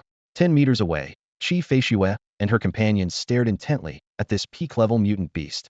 The assessment had reached its second day, and their harvest was considerable. Thanks to Qi Feishue and Song Lingfeng, both level 2 awakened, the team had suffered no casualties thus far. "There's no need to wait. Let's attack." Song Lingfeng's eye sharpened as he gripped his short blade and charged forward. "Attack," Qi Feishue commanded, and the group moved in unison to assault the purple venom tarantula. Song Lingfeng's blade slashed fiercely at the spider's face, leaving a ghastly gash from which foul, black blood gushed.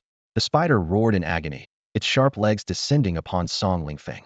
He swiftly dodged, as the spider's leg drove into the ground, scattering dust and stones. At that moment, Qi Feishue appeared above the spider, her blade poised, striking down with immense force, piercing the spider's head with a ripping sound. The spider thrashed in pain, flinging Qi Feishue away, but she stabilized midair, her blade still dripping with blood, her expression as calm as ever. The other team members focused their attacks on the spider's legs, weapons clashing against the scales, sparks flying. However, the scale's defense was formidable, nearly impenetrable. "Damn it, we can't cut through its armored legs," one team member muttered. "Fall back," Qi Feishue ordered decisively. The team, well coordinated, immediately retreated. Just as they withdrew, the spider leaped, crashing into the ground and pulverizing it. Had they not retreated in time, they might have been crushed. "Break it!" Song Lingfeng charged again, targeting the spider's face. His strike was powerful, the blade's energy fierce, as if it could split the heavens. However, the spider had learned its lesson, refusing to give him another opportunity. It lowered its body, encircling itself with its 13 legs, forming an impenetrable barrier. Clang! Sparks erupted as Song Lingfeng's blade was blocked by the spider's legs, unable to inflict any damage. Yet, his expression remained unchanged, a slight smile playing on his lips, for Qi Feishue had quietly reappeared above the spider, her blade ready to strike. Qi Feishue stood in midair, her long hair flowing behind her as she held a gleaming blade. Her presence was formidable, and the blade shimmered with an eerie light, exuding an astonishing power. With a sharp command of slash, the blade descended like a bolt of lightning, its cold light glaring and the wind howling. The blade struck the head of the purple venomous thousand spider with precision, tearing open a gruesome wound. Blood splattered, filling the air with a foul stench. The massive beast roared in pain, its enormous body shaking violently as its corrosive blood sprayed everywhere. Song Lingfeng and the others quickly dodged, well aware of the consequences of being touched by the blood. Qi Feishue stood firmly on the beast's head, her aura growing even sharper. She swung her blade again, striking precisely at the original wound. With a cracking sound, the skull shattered, revealing the bone beneath. The purple venomous thousand spider flung her off once more, then charged wildly at the surrounding buildings, raising clouds of dust and a continuous roar. After a few struggles, the giant beast collapsed, motionless. Just as everyone breathed a sigh of relief, Qi Feishue and Song Lingfeng frowned, sensing something was amiss. Suddenly, Qi Feishue shouted, "Fall back!" The group immediately retreated over 10 meters. As expected, the purple venomous thousand spider leaped up, its eyes blazing with a bloody light. It shot several threads from its tail, quickly weaving a massive web that emitted a strong corrosive aura. The web descended towards Qi Feishue, who remained calm, swinging her blade to sever the threads with a boom and dodging aside. "Attack together!" Qi Feishue commanded, and without hesitation, the group charged at the beast. The purple venomous thousand spider shot another web, ensnaring one person who reacted too slowly. The more they struggled, the tighter the web became. The beast opened its mouth and swallowed them, instilling fear in the hearts of the others. Song Lingfeng encouraged in a deep voice, "Don't be afraid. This beast is severely wounded and near death. Just a bit more effort, and we can slay it." The group gritted their teeth and charged again, unleashing powerful attacks on the giant beast. The purple venomous thousand spider looked down at this group of ants, a hint of mockery in its bloodthirsty eyes. The battle grew fiercer, teetering on the edge of life and death, revealing the true harshness of the test. The body of the purple venom thousand spider underwent an astonishing transformation. Its purple fur deepened in color, the scales on its 13 legs shifted from pitch black to a golden hue, and even the exposed white bones began to emit a golden glow. Most shocking of all, the gruesome scars on its head were healing at a speed visible to the naked eye. The aura of the purple venom thousand spider surged wildly, becoming several times stronger than before, and it continued to grow. Qi Feishue's face changed dramatically as she urgently warned, "This isn't good. The purple venom thousand spider is mutating into a level 2 purple venom gold spider. Everyone, retreat quickly." However, her warning came too late. The spider's legs shot out like lightning, piercing through bodies before anyone could react, obliterating them in an instant. Qi Feishue instinctively clenched her fists, murmuring through gritted teeth, "Damn it." She turned her gaze to Song Lingfeng, speaking in a low, determined voice, "Before this beast completes its mutation, let's seize the moment to take it down." "All right." Song Lingfeng gripped his short sword tightly, his eyes shining with resolve. "Attack!" The two figures shot forward like arrows, charging towards the purple venom thousand spider. A minute later, Song Lingfeng fled the scene in disarray.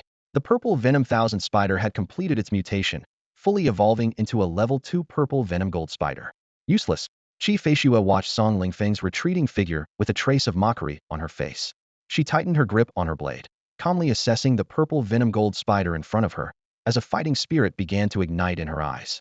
"Level 2 mutated beast. Let's see how strong you really are," she said indifferently. Suddenly, Qi Feishue's aura began to surge wildly. Her power leapt from the peak of level 2 to level 3 and quickly rose to mid-level 3. This was her true strength, having been concealed all along. Despite her full power, Qi Feishue knew in her heart that she might not be a match for the purple venom gold spider. A level 1 mutated beast required a level 2 awakener to handle, while a level 2 mutated beast needed at least a level 4 awakener. She was merely using the purple venom gold spider as practice. Fight! Qi Feishue launched an attack on the purple venom gold spider, her blade flashing as it swept out. The purple venom gold spider appeared even more terrifying. It spewed threads, quickly weaving a web that covered a 10-meter radius. Outdated skill. Qi Feishue dismissed it disdainfully, slicing through the web effortlessly with her blade, as if cutting through tofu. Just as Qi Feishue broke through the web, the purple venom gold spider suddenly spat a stream of venom. She quickly dodged, and the venom hit a wall, corroding a large hole instantly. Slash! The sharp legs of the purple venom gold spider stabbed towards Qi Feishue at high speed. Her face darkened as she prepared to evade, only to find herself ensnared by another web that had appeared unnoticed. Break! Qi Feishue swung her blade with all her might. Although the web couldn't hold her, the brief delay allowed the purple venom gold spider's attack to close in. Before Qi Feishue could react, she saw a golden glowing spider leg thrusting towards her head. Unable to evade, she instinctively raised her blade in defense. Bang! The immense force struck the blade, sending Qi Feishue flying like a cannonball for over 20 meters, crashing heavily into a large rock, which shattered instantly. Cough, cough. Qi Feishue coughed up blood, her entire body racked with pain. Her eyes filled with wariness as she looked at the purple venom gold spider, realizing she had been overly confident. This creature was far from an easy opponent. "I was careless," she thought, regretting her oversight. Boom! The massive body of the purple venom gold spider descended like a collapsing mountain, its sharp legs stabbing towards Qi Feishue with astonishing speed. Qi Feishue's pupils contracted as she watched the spider's form grow larger. She tried to dodge, only to find in horror that her body was frozen, unable to move. "It's over." Qi Feishue's mind went blank, despair washing over her. Just when she thought she was doomed, a figure suddenly appeared in front of her. This was a figure Qi Feishuo would never forget, a presence both seductive and eerie, like a demon, shrouded in an aura of mystery that compelled one to uncover his identity. Lin Chen's sudden intervention was like a bolt of lightning tearing through the night sky, instantly altering the course of the battle. The attack from the purple venom golden spider came crashing down like a tidal wave, but Lin Chen casually extended his left hand. In an instant, a terrifying force erupted, directly blocking the spider's assault. Boom!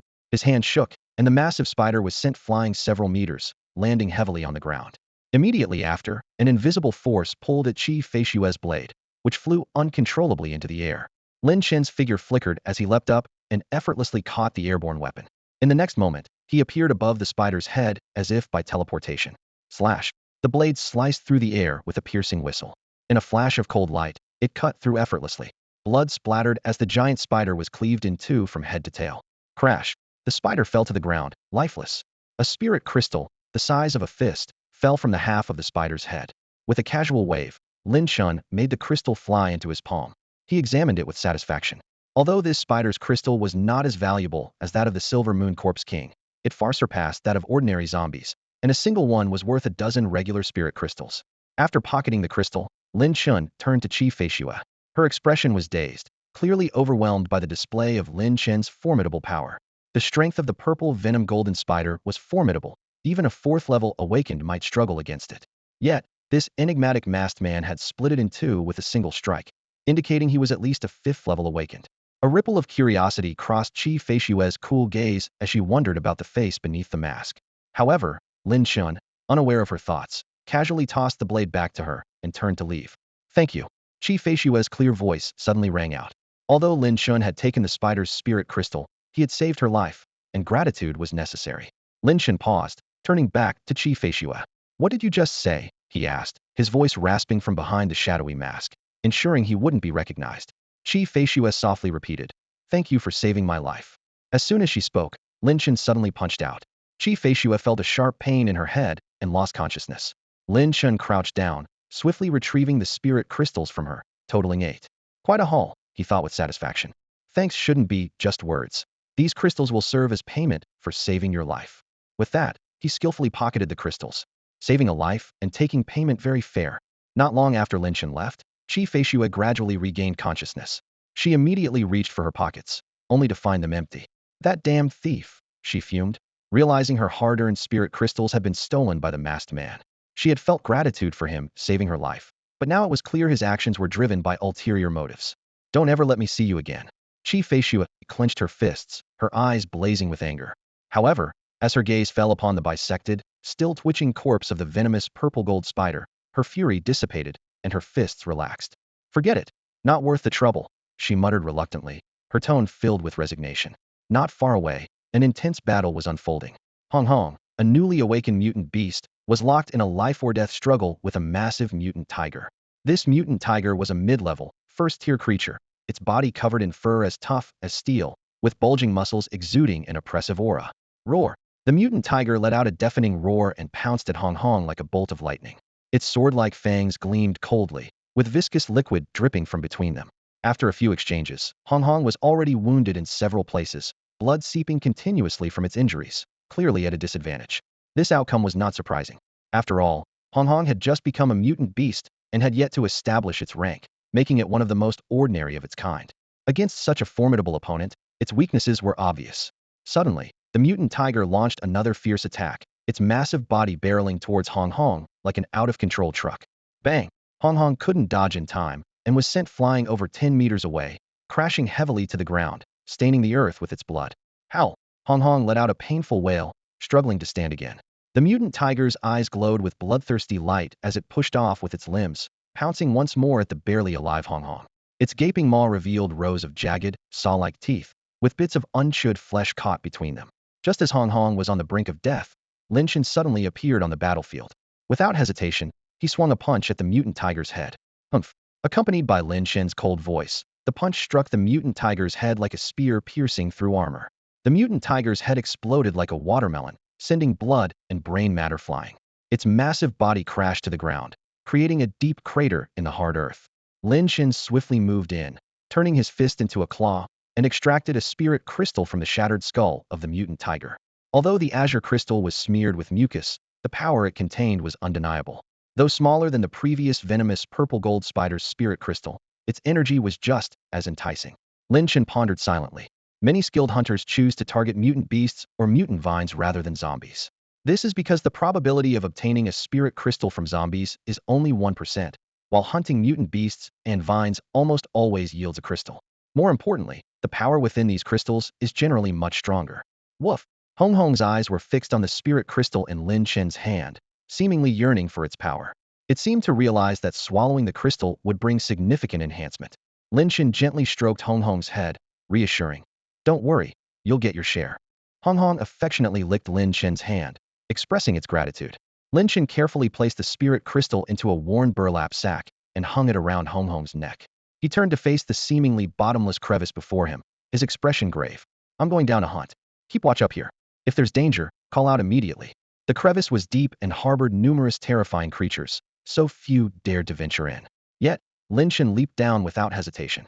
As he descended, eerie roars echoed from the depths. Half an hour later, the ground began to shake violently and collapse. Lin Chen emerged from the crevice, covered in dirt, his expression grim. He quickly leaped onto Hong Hong's back, shouting urgently, Hong Hong, let's go. Lin Chen thought with lingering fear. This time, I really got into trouble. I almost didn't make it out. When he reached 50 meters deep in the crevice, he encountered numerous powerful mutant beasts. Initially, he hunted without hesitation. Although the beasts were strong, they posed no threat to him and were easily dispatched. However, after clearing the area 50 meters deep, he noticed a strange layer of toxic mist below. Through the mist, he sensed an even more powerful presence. Driven by curiosity and a thirst for power, he decided to explore further.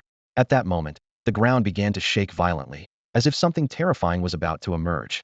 Realizing the danger, Lin Chen decided to retreat immediately. Riding on Hong Hong, he quickly left the perilous area, silently grateful for his timely escape. Unbeknownst to anyone, a giant mutated squid lurked deep underground. Its massive body resembled a small mountain, with hundreds of thick tentacles writhing and exuding a suffocating aura of terror. This was undoubtedly an epic-level mutant beast, its power at least at the Foundation establishment stage. Even though Lin Chen had reached the peak of the Qi refinement stage, he nearly lost his life facing this colossal creature. With a lingering sense of fear, he said solemnly, Indeed, this world is far more complex than I imagined. My current cultivation level is far from sufficient. It seems that maintaining a low profile and developing further is the right path. As Lin Chen glanced around, a sense of unease crept over him. If such a terrifying creature could be hidden in just one crevice, how many more dreadful monsters could be lurking throughout G City, or even across the whole blue planet? The immense pressure washed over him like a tide. Just then, a roar interrupted Lin Chen's thoughts. His pet, Hong Hong, had sensed the danger too and vanished in a blur. Seeing this, Lin Chen quickly retreated as well. Shortly after they left, a tentacle as thick as a giant pillar burst from the ground, sweeping across the area. With a thunderous crash, a 15-meter-tall abandoned building collapsed into dust and debris that lingered in the air. Moments later, the tentacles slowly retracted underground. 500 meters away, Lin Chen and Hong Hong reappeared. Suddenly, a ferocious roar echoed from the distance. Lin Chen looked up to see a dozen mutated wolves furiously chasing a lone figure. It's him. Lin Chen's eyes narrowed as he recognized the person being pursued was his enemy, Zhao Biao. Seizing the opportunity, Lin Chen wasn't about to let it slip by. Zhao Biao, too, noticed Lin Chen, a flicker of shock crossing his face. Clearly, he hadn't expected Lin Chen to have survived until now. That loser sure is lucky, Zhao Biao cursed under his breath. Glancing back at the relentless pack of wolves and then at Lin Chen, Zhao Biao's lips curled into a sinister smile. He suddenly accelerated, charging straight toward Lin Chen. Divert the disaster. Zhao Biao thought gleefully, recalling a tactic he'd seen Zhao Qian use. Although Zhao Qian had ultimately perished, Zhao Biao couldn't be bothered with that now. Useless fool, make the most of your last moments, Zhao Biao sneered as he sped past Lin Chen, appearing 100 meters away in the blink of an eye.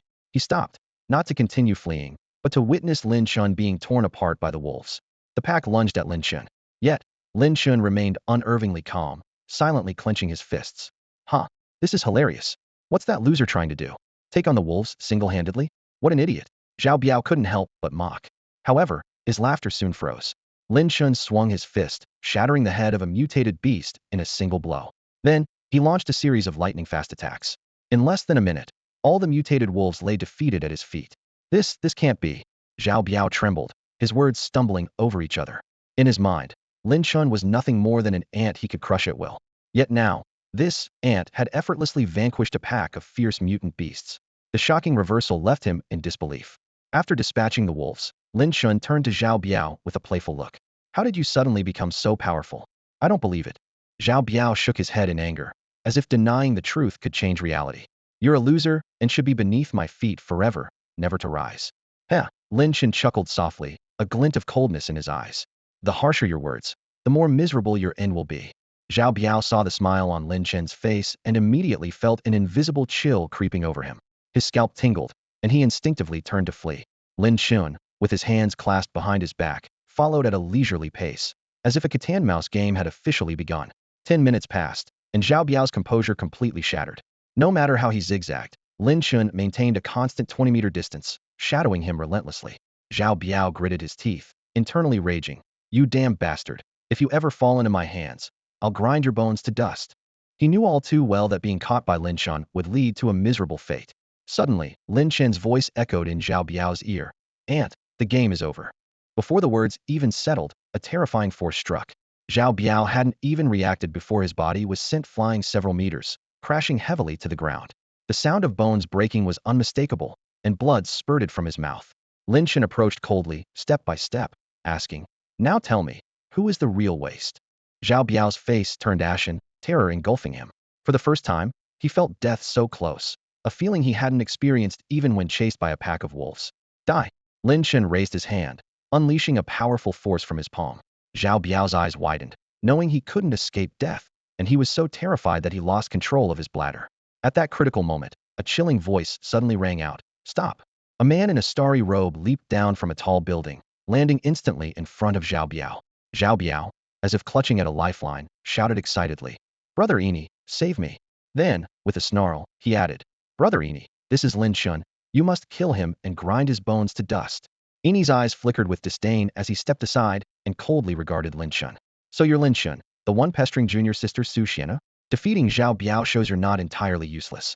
Still, when you beat a dog, you should consider its owner. Zhao Biao may be worthless, but he's still my man. You've injured him severely, which is quite disrespectful to me. Kneel down and apologize immediately, then break your own arms, and I might spare your miserable life. Lin Chen remained unfazed, looking at Ini as if he were an idiot.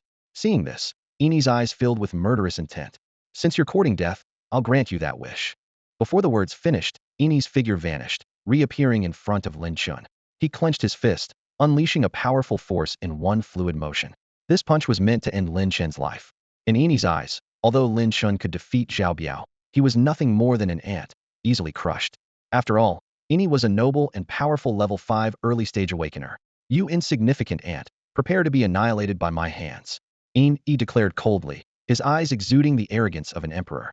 His fist shot toward Lin Chen like a bolt of lightning, yet just before it landed, Lin Chen effortlessly caught it. Ini's expression soured instantly. He tried to retract his fist, but found it as immovable as if it were clamped by steel. In shock, he blurted out, How is this possible? How can someone as insignificant as you possess such strength? Lin Chen didn't reply, simply staring back at Ini with a cold gaze. Suddenly, with a forceful twist, a sharp crack was heard as bones snapped. Immediately, Ini's agonized scream echoed through the air. Before Ini could react, Lin Chen swept his leg toward his abdomen with such power that it sent Ini flying like a cannonball. He crashed into several rusted billboards, finally skidding to a halt on the ground, leaving a bloody trail several meters long. Ini lay on the ground in disarray, his luxurious starry robe now in tatters, his back a bloody mess, and blood continuously flowing. He coughed, looking utterly miserable. Lin Chen looked down at Ini with disdain and said, With such meager strength, you dare to boast in front of me? These words completely enraged Ini. He roared, You damn it, I will kill you. Before the words were fully out of his mouth, Ini suddenly launched himself skyward, his face twisted in fury, shouting, Mountain-shaking palm. Die, you ant. A powerful palm strike surged toward Lin Chen with the force of a landslide, but in Lin Chen's eyes, it was full of flaws and utterly ineffective. He easily sidestepped the attack. Boom! The palm strike hit the wall behind Lin Chen, blasting a large hole into it. Lin Chen coolly remarked, That palm of yours isn't all that impressive. Ini, embarrassed by the miss, retorted with a colder tone. This is a yellow-level martial art from the Star Academy.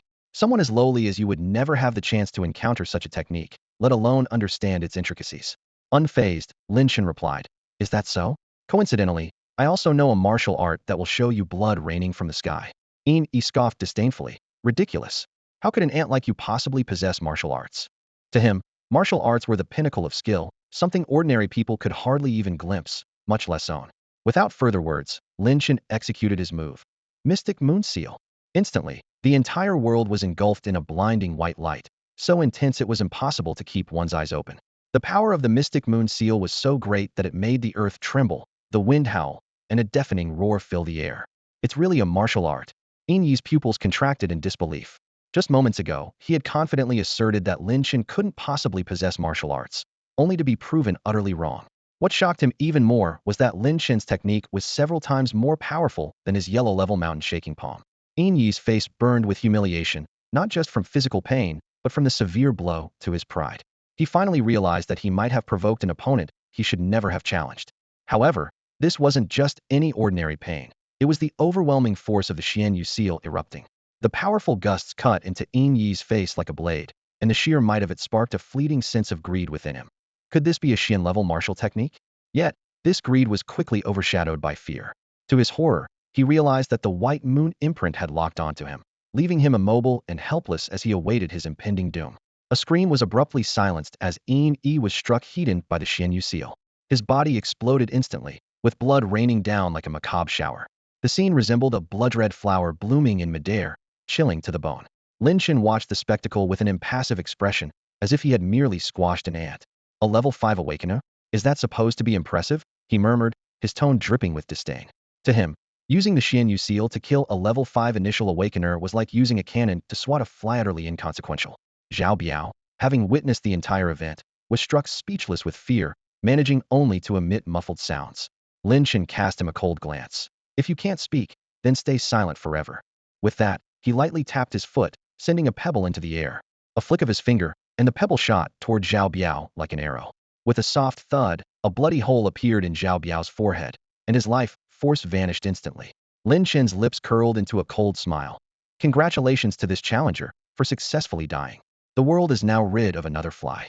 After dispatching the two men, Lin Chen walked away with his hands behind his back, as if he had just completed the simplest of tasks. His silhouette soon disappeared into the night. Not long after, a group of people dressed in Star Academy robes arrived at the scene. Among them were Yi Jianjia and Feng Wuhan. Yi Jianjia focused on the lingering powerful aura in the air, feeling a sense of awe. There was a fierce battle here just now. The air is still thick with a mighty presence. Someone must have used a supreme martial technique, she said quietly. This aura is so intense. Even the Xian Du Kai Tian show might not match its power. Feng Wuhan picked up a piece of torn cloth, examining it closely before speaking. This is a fragment of a Star Academy uniform, likely Yin Yi's. He explained. Yin Yi was the first to arrive in Lingwu City with him. We came later. Since we're all here, this can only belong to Yin Yi. After all, aside from us, no one else from Star Academy has been here. Yi Jianjia surveyed the area, her expression grave as she observed the bloodstains on the ground. It seems unlikely he survived. I wonder what formidable enemy he encountered. Feng Wuhan clenched his fists, his voice determined. Whoever dared to attack someone from Star Academy, I will get to the bottom of this. Yi Jianjia remained silent, aware that in this survival-off-thefitist world, death was commonplace. Her gaze passed over Zhao Biao's corpse before she turned away without further comment. At 8 that evening, Lin Chen returned to the villa with Hong Hong. Around Hong Hong's neck hung a burlap sack filled with spirit crystals. Lin Chen, eager and ignoring the bloodstains on him, quickly took the sack from Hong Hong and poured the spirit crystals onto the floor. They scattered with a clatter, their alluring glow illuminating the dim room. Roar! Hong Hong wagged its tail excitedly, eyes fixed on the spirit crystals, nearly drooling. Lin Chen picked out a spirit crystal from a mutated tiger and handed it to Hong Hong, saying, "This one's for you." Although he had more potent spirit crystals from other mutated beasts, like the purple poison golden spider, he feared their overwhelming power might be too much for Hong Hong. Hence, he opted to give it a mid-level mutated tiger spirit crystal first. Hong Hong eagerly grabbed the spirit crystal in its mouth and swallowed it whole. Suddenly, a powerful force erupted from within, initiating a new round of shedding. Minutes passed, and Hong Hong fell asleep, yet the transformation continued. Its fur grew, shed, and regrew repeatedly. Lin Chen watched thoughtfully, considering, if all goes well, Hong Hong should ascend to the ranks of a level 1 mutated beast after this transformation. This realization surprised him. Could the evolution of mutated beasts really be this straightforward?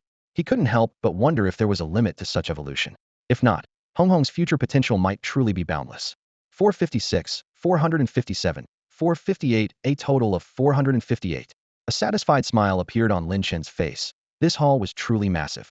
He carefully packed these precious spirit crystals, mentally calculating the weight of such a fortune. For an ordinary awakened one, a single spirit crystal was an unattainable treasure, yet he had over 400. If word got out, it would surely attract countless covetous individuals. After securing the spirit crystals, Lin Chen eagerly took off his bloodstained clothes and leaped into the swimming pool.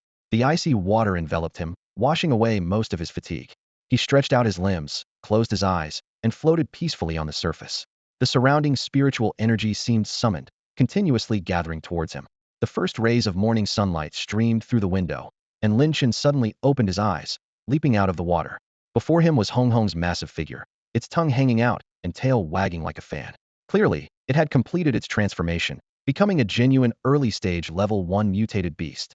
Lin Chen carefully observed Hong Hong's changes. Its once fiery red mane had turned jet black, exuding wildness. A newly grown purple antenna on its head bore mysterious patterns, radiating a formidable power. Most notably, the sides of its neck were slightly bulging, as if something was about to break free. Not bad, you little guy, Lin Chen praised sincerely. Proud of the compliment, Hong Hong lifted its head like a child seeking approval. Then, it demonstrated an even more astonishing ability. Its powerful mutated beast aura gradually dissipated, its size shrinking until it reverted to an ordinary puppy. Lin Chen was overjoyed. This was exactly what he needed. He had intended to keep Hong Hong with him, but its large size was too conspicuous, likely to attract trouble. Now that Hong Hong could change its size at will, it was much more convenient. Suddenly, Hong Hong leapt towards Lin Chen, affectionately rubbing its head against his face. Lin Chen chuckled, petting its head before gently placing it on the ground. After a brief exploration of the third floor, Lin Chen found a dusty but more comfortable black outfit than his bloodstained one. He decided to relax for the next 3 days and wait for the military to arrive. Suddenly, Hong Hong barked furiously towards the door. The next moment, the door was forcefully flung open. A woman with a graceful figure, skin as smooth as jade, and beautifully arched eyebrows appeared before Lin Chen. It's her, Lin Chen murmured with a complex expression. Lin Chen. Chi Feishua was clearly surprised to see him here. Her eyes were drawn to the well-preserved surroundings. This city, sealed for nearly a decade, had such a well-maintained place, especially the swimming pool, which was like a paradise. Remembering the sea of corpses and stench she had encountered days before, Chi Feishua felt a rush of mixed emotions. Comparison can be infuriating. Hong Hong glared menacingly at Chi Feishua, growling low in his throat, ready to tear the intruder apart. Lin Chen called softly, Hong Hong, come here. At his master's command, Hong Hong reluctantly moved to Lin Chen's side, but kept a wary eye on Chi Feishua. Chi Feishua looked around the unexpected place and curiously asked, Lin Chen, how did you find such a place? She knew Lin Chen. Of course, the nickname, Useless Lin Chen, was well known throughout the school. Lin Chen sized up Chi Feishua, a hint of amusement in his eyes, and replied nonchalantly, by chance, just like you. He pondered whether to hit her over the head again, but decided against it, thinking it would be too much. Chi Feishua noticed Lin Chen's blatant gaze and felt uncomfortable, as if she had been sullied by a toad. Disgust welled up inside her, and she said coldly, I want to take a bath here, so please leave. Lin Chen raised an eyebrow, a hint of displeasure in his voice. Isn't this my place? You want to bathe, but did you ask me? And you're telling me to leave? Where are your manners? Chi Feishua retorted icily. Oh, do you want to watch? Lin Chen remained expressionless, but inside he was full of disdain. This woman was so full of herself. It's just a body. What's so special about it? He mocked internally. With 365 G of memory in my past life, filled with all sorts. What haven't I seen? Do you think I'm interested?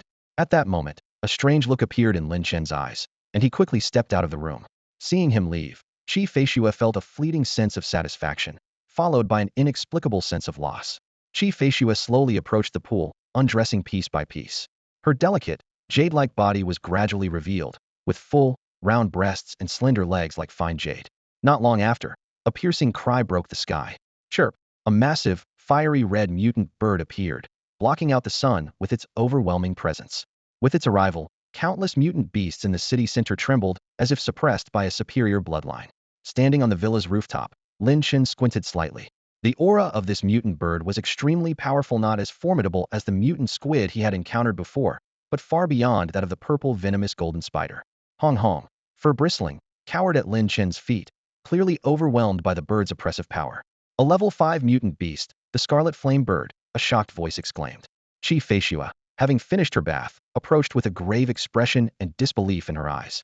It's a species from within the mist. Isn't it unable to cross the mist? How is it here? Lin Chen keenly picked up on some details. This mutant beast came from within the mist? He recalled the thick gray mist shrouding the edge of the noman's land. Within the mist lurked extremely dangerous entities, so perilous that even the powerful awakened wouldn't dare venture into it. Since the revival of spiritual energy, those entities had never crossed the mist into human territory. The thick mist seemed like a protective barrier, confining those terrifying beings within. Thus, while humanity was aware of the frightening entities within the mist, there was little concern. But now, with a mutant beast from the mist appearing before them, Lin Chen couldn't help but worry. If those terrifying beings began to emerge, it would spell another great disaster for humanity. Get stronger. Lin Chen clenched his fist, filled with a burning desire to become stronger. Only with sufficient power could he face the unknown threats. Qi Feishue's face also turned grim, clearly thinking of some dire possibilities. At that moment, with a whoosh, the scarlet flame bird spewed a stream of fire, instantly turning everything within 100 meters into a sea of flames. How did this scarlet flame phoenix manage to escape? On the rooftop of a tall building, Feng Wuhan's expression was as stern as iron. His gaze was locked onto the distant orange figure, and alarm bells rang in his mind. For years, powerful figures from major factions have ventured into the gray mist, seeking opportunities.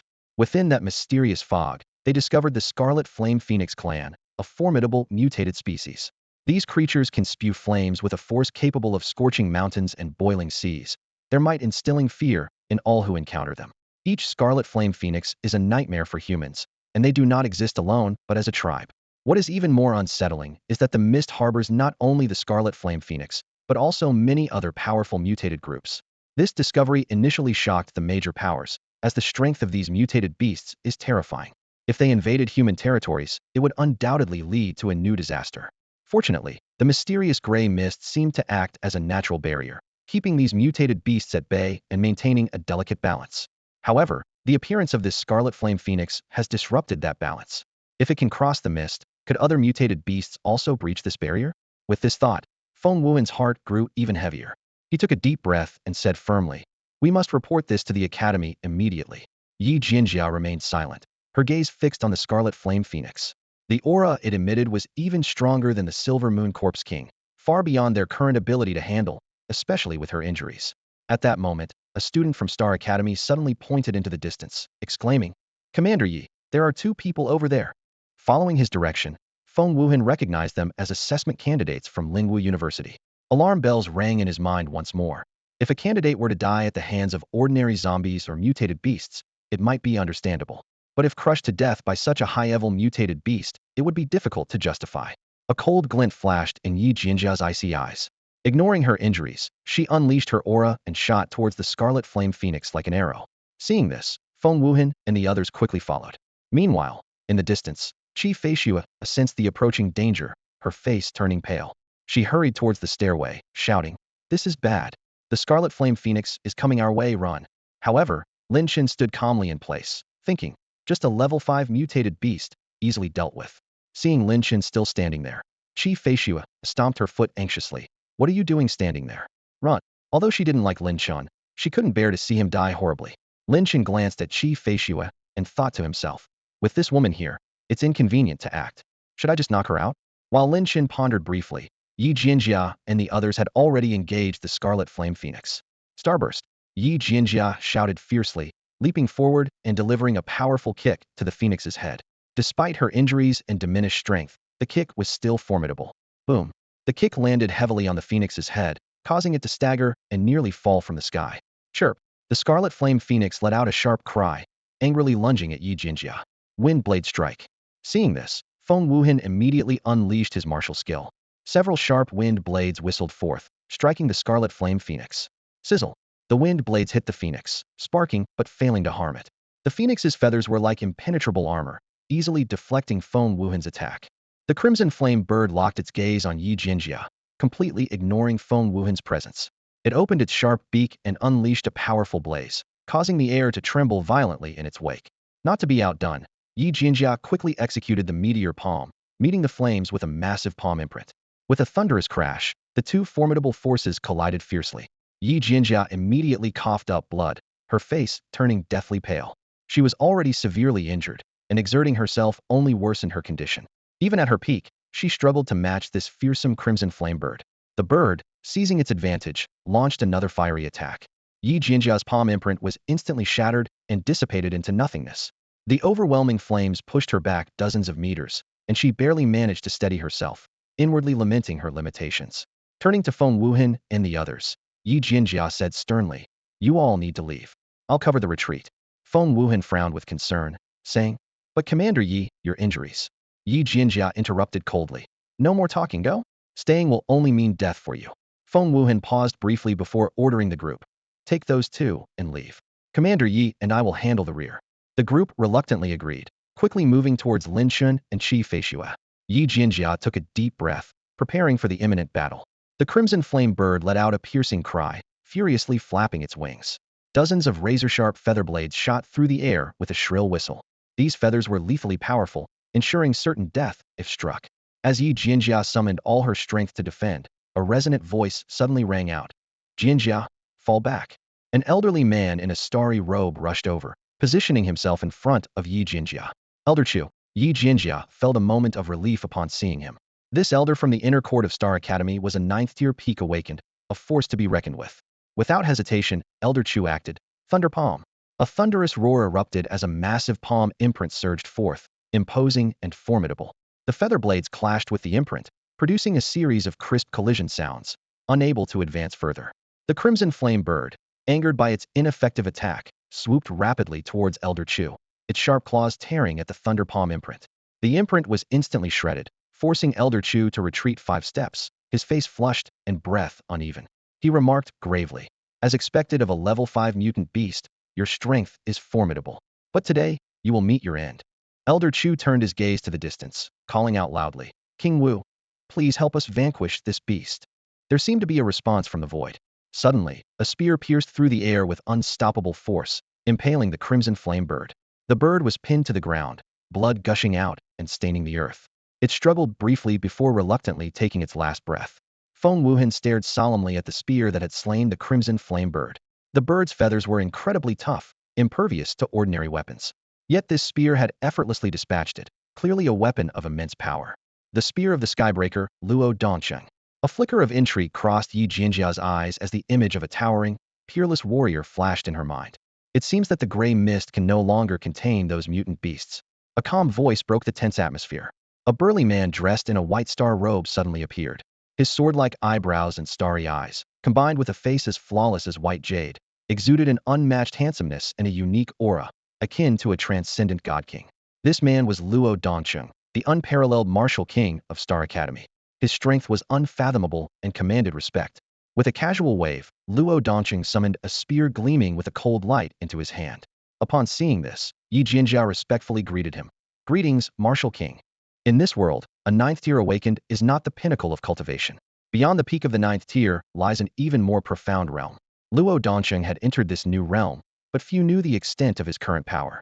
Luo Dongsheng nodded approvingly at Yi Jinjia. Curiously, Yi Jinjia asked, "Elder Chu, why are you here?" A mysterious smile appeared on Elder Chu's face as he explained, "We heard a secret realm had emerged at Qingfeng Mountain, so the Martial King and I came to investigate. We happened to pass by Ji City, leading to the scene you just witnessed." Qingfeng Mountain, not far from Ji City, was once a popular tourist spot.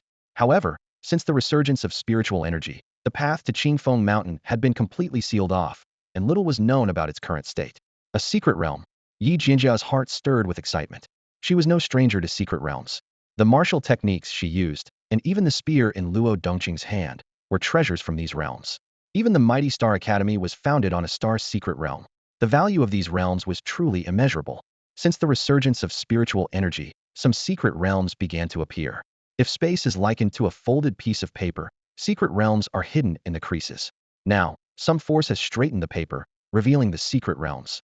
These realms hold immense opportunities, but are fraught with peril.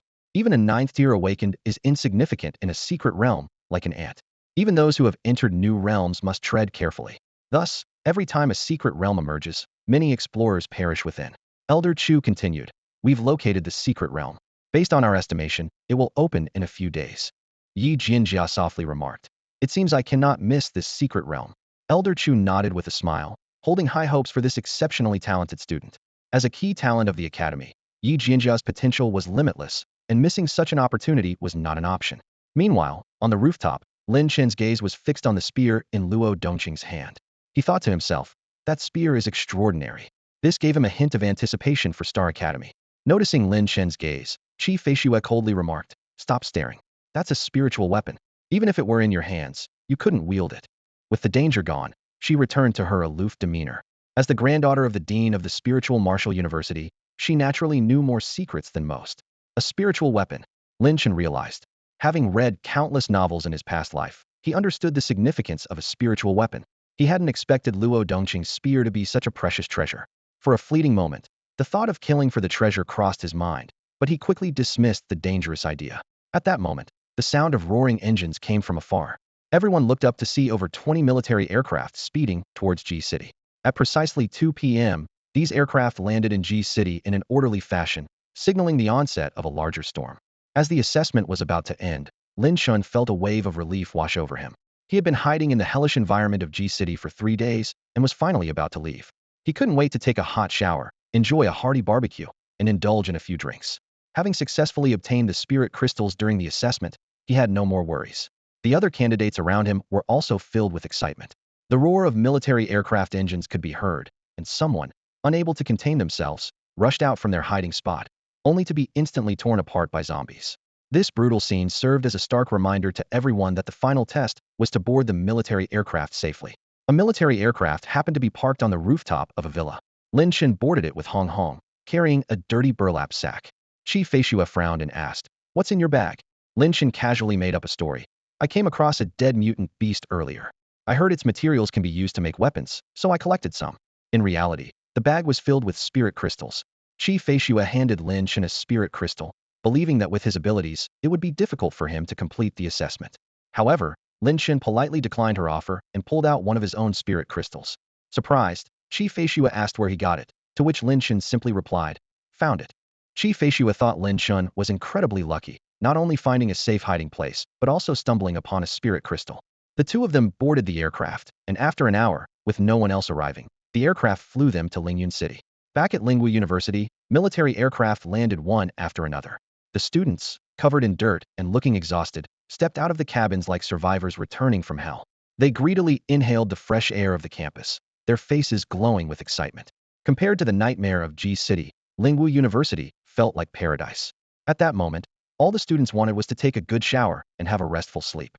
During their time in G City, they were constantly on edge, fearing danger at every turn, unable to relax. After 3 days, everyone was utterly exhausted.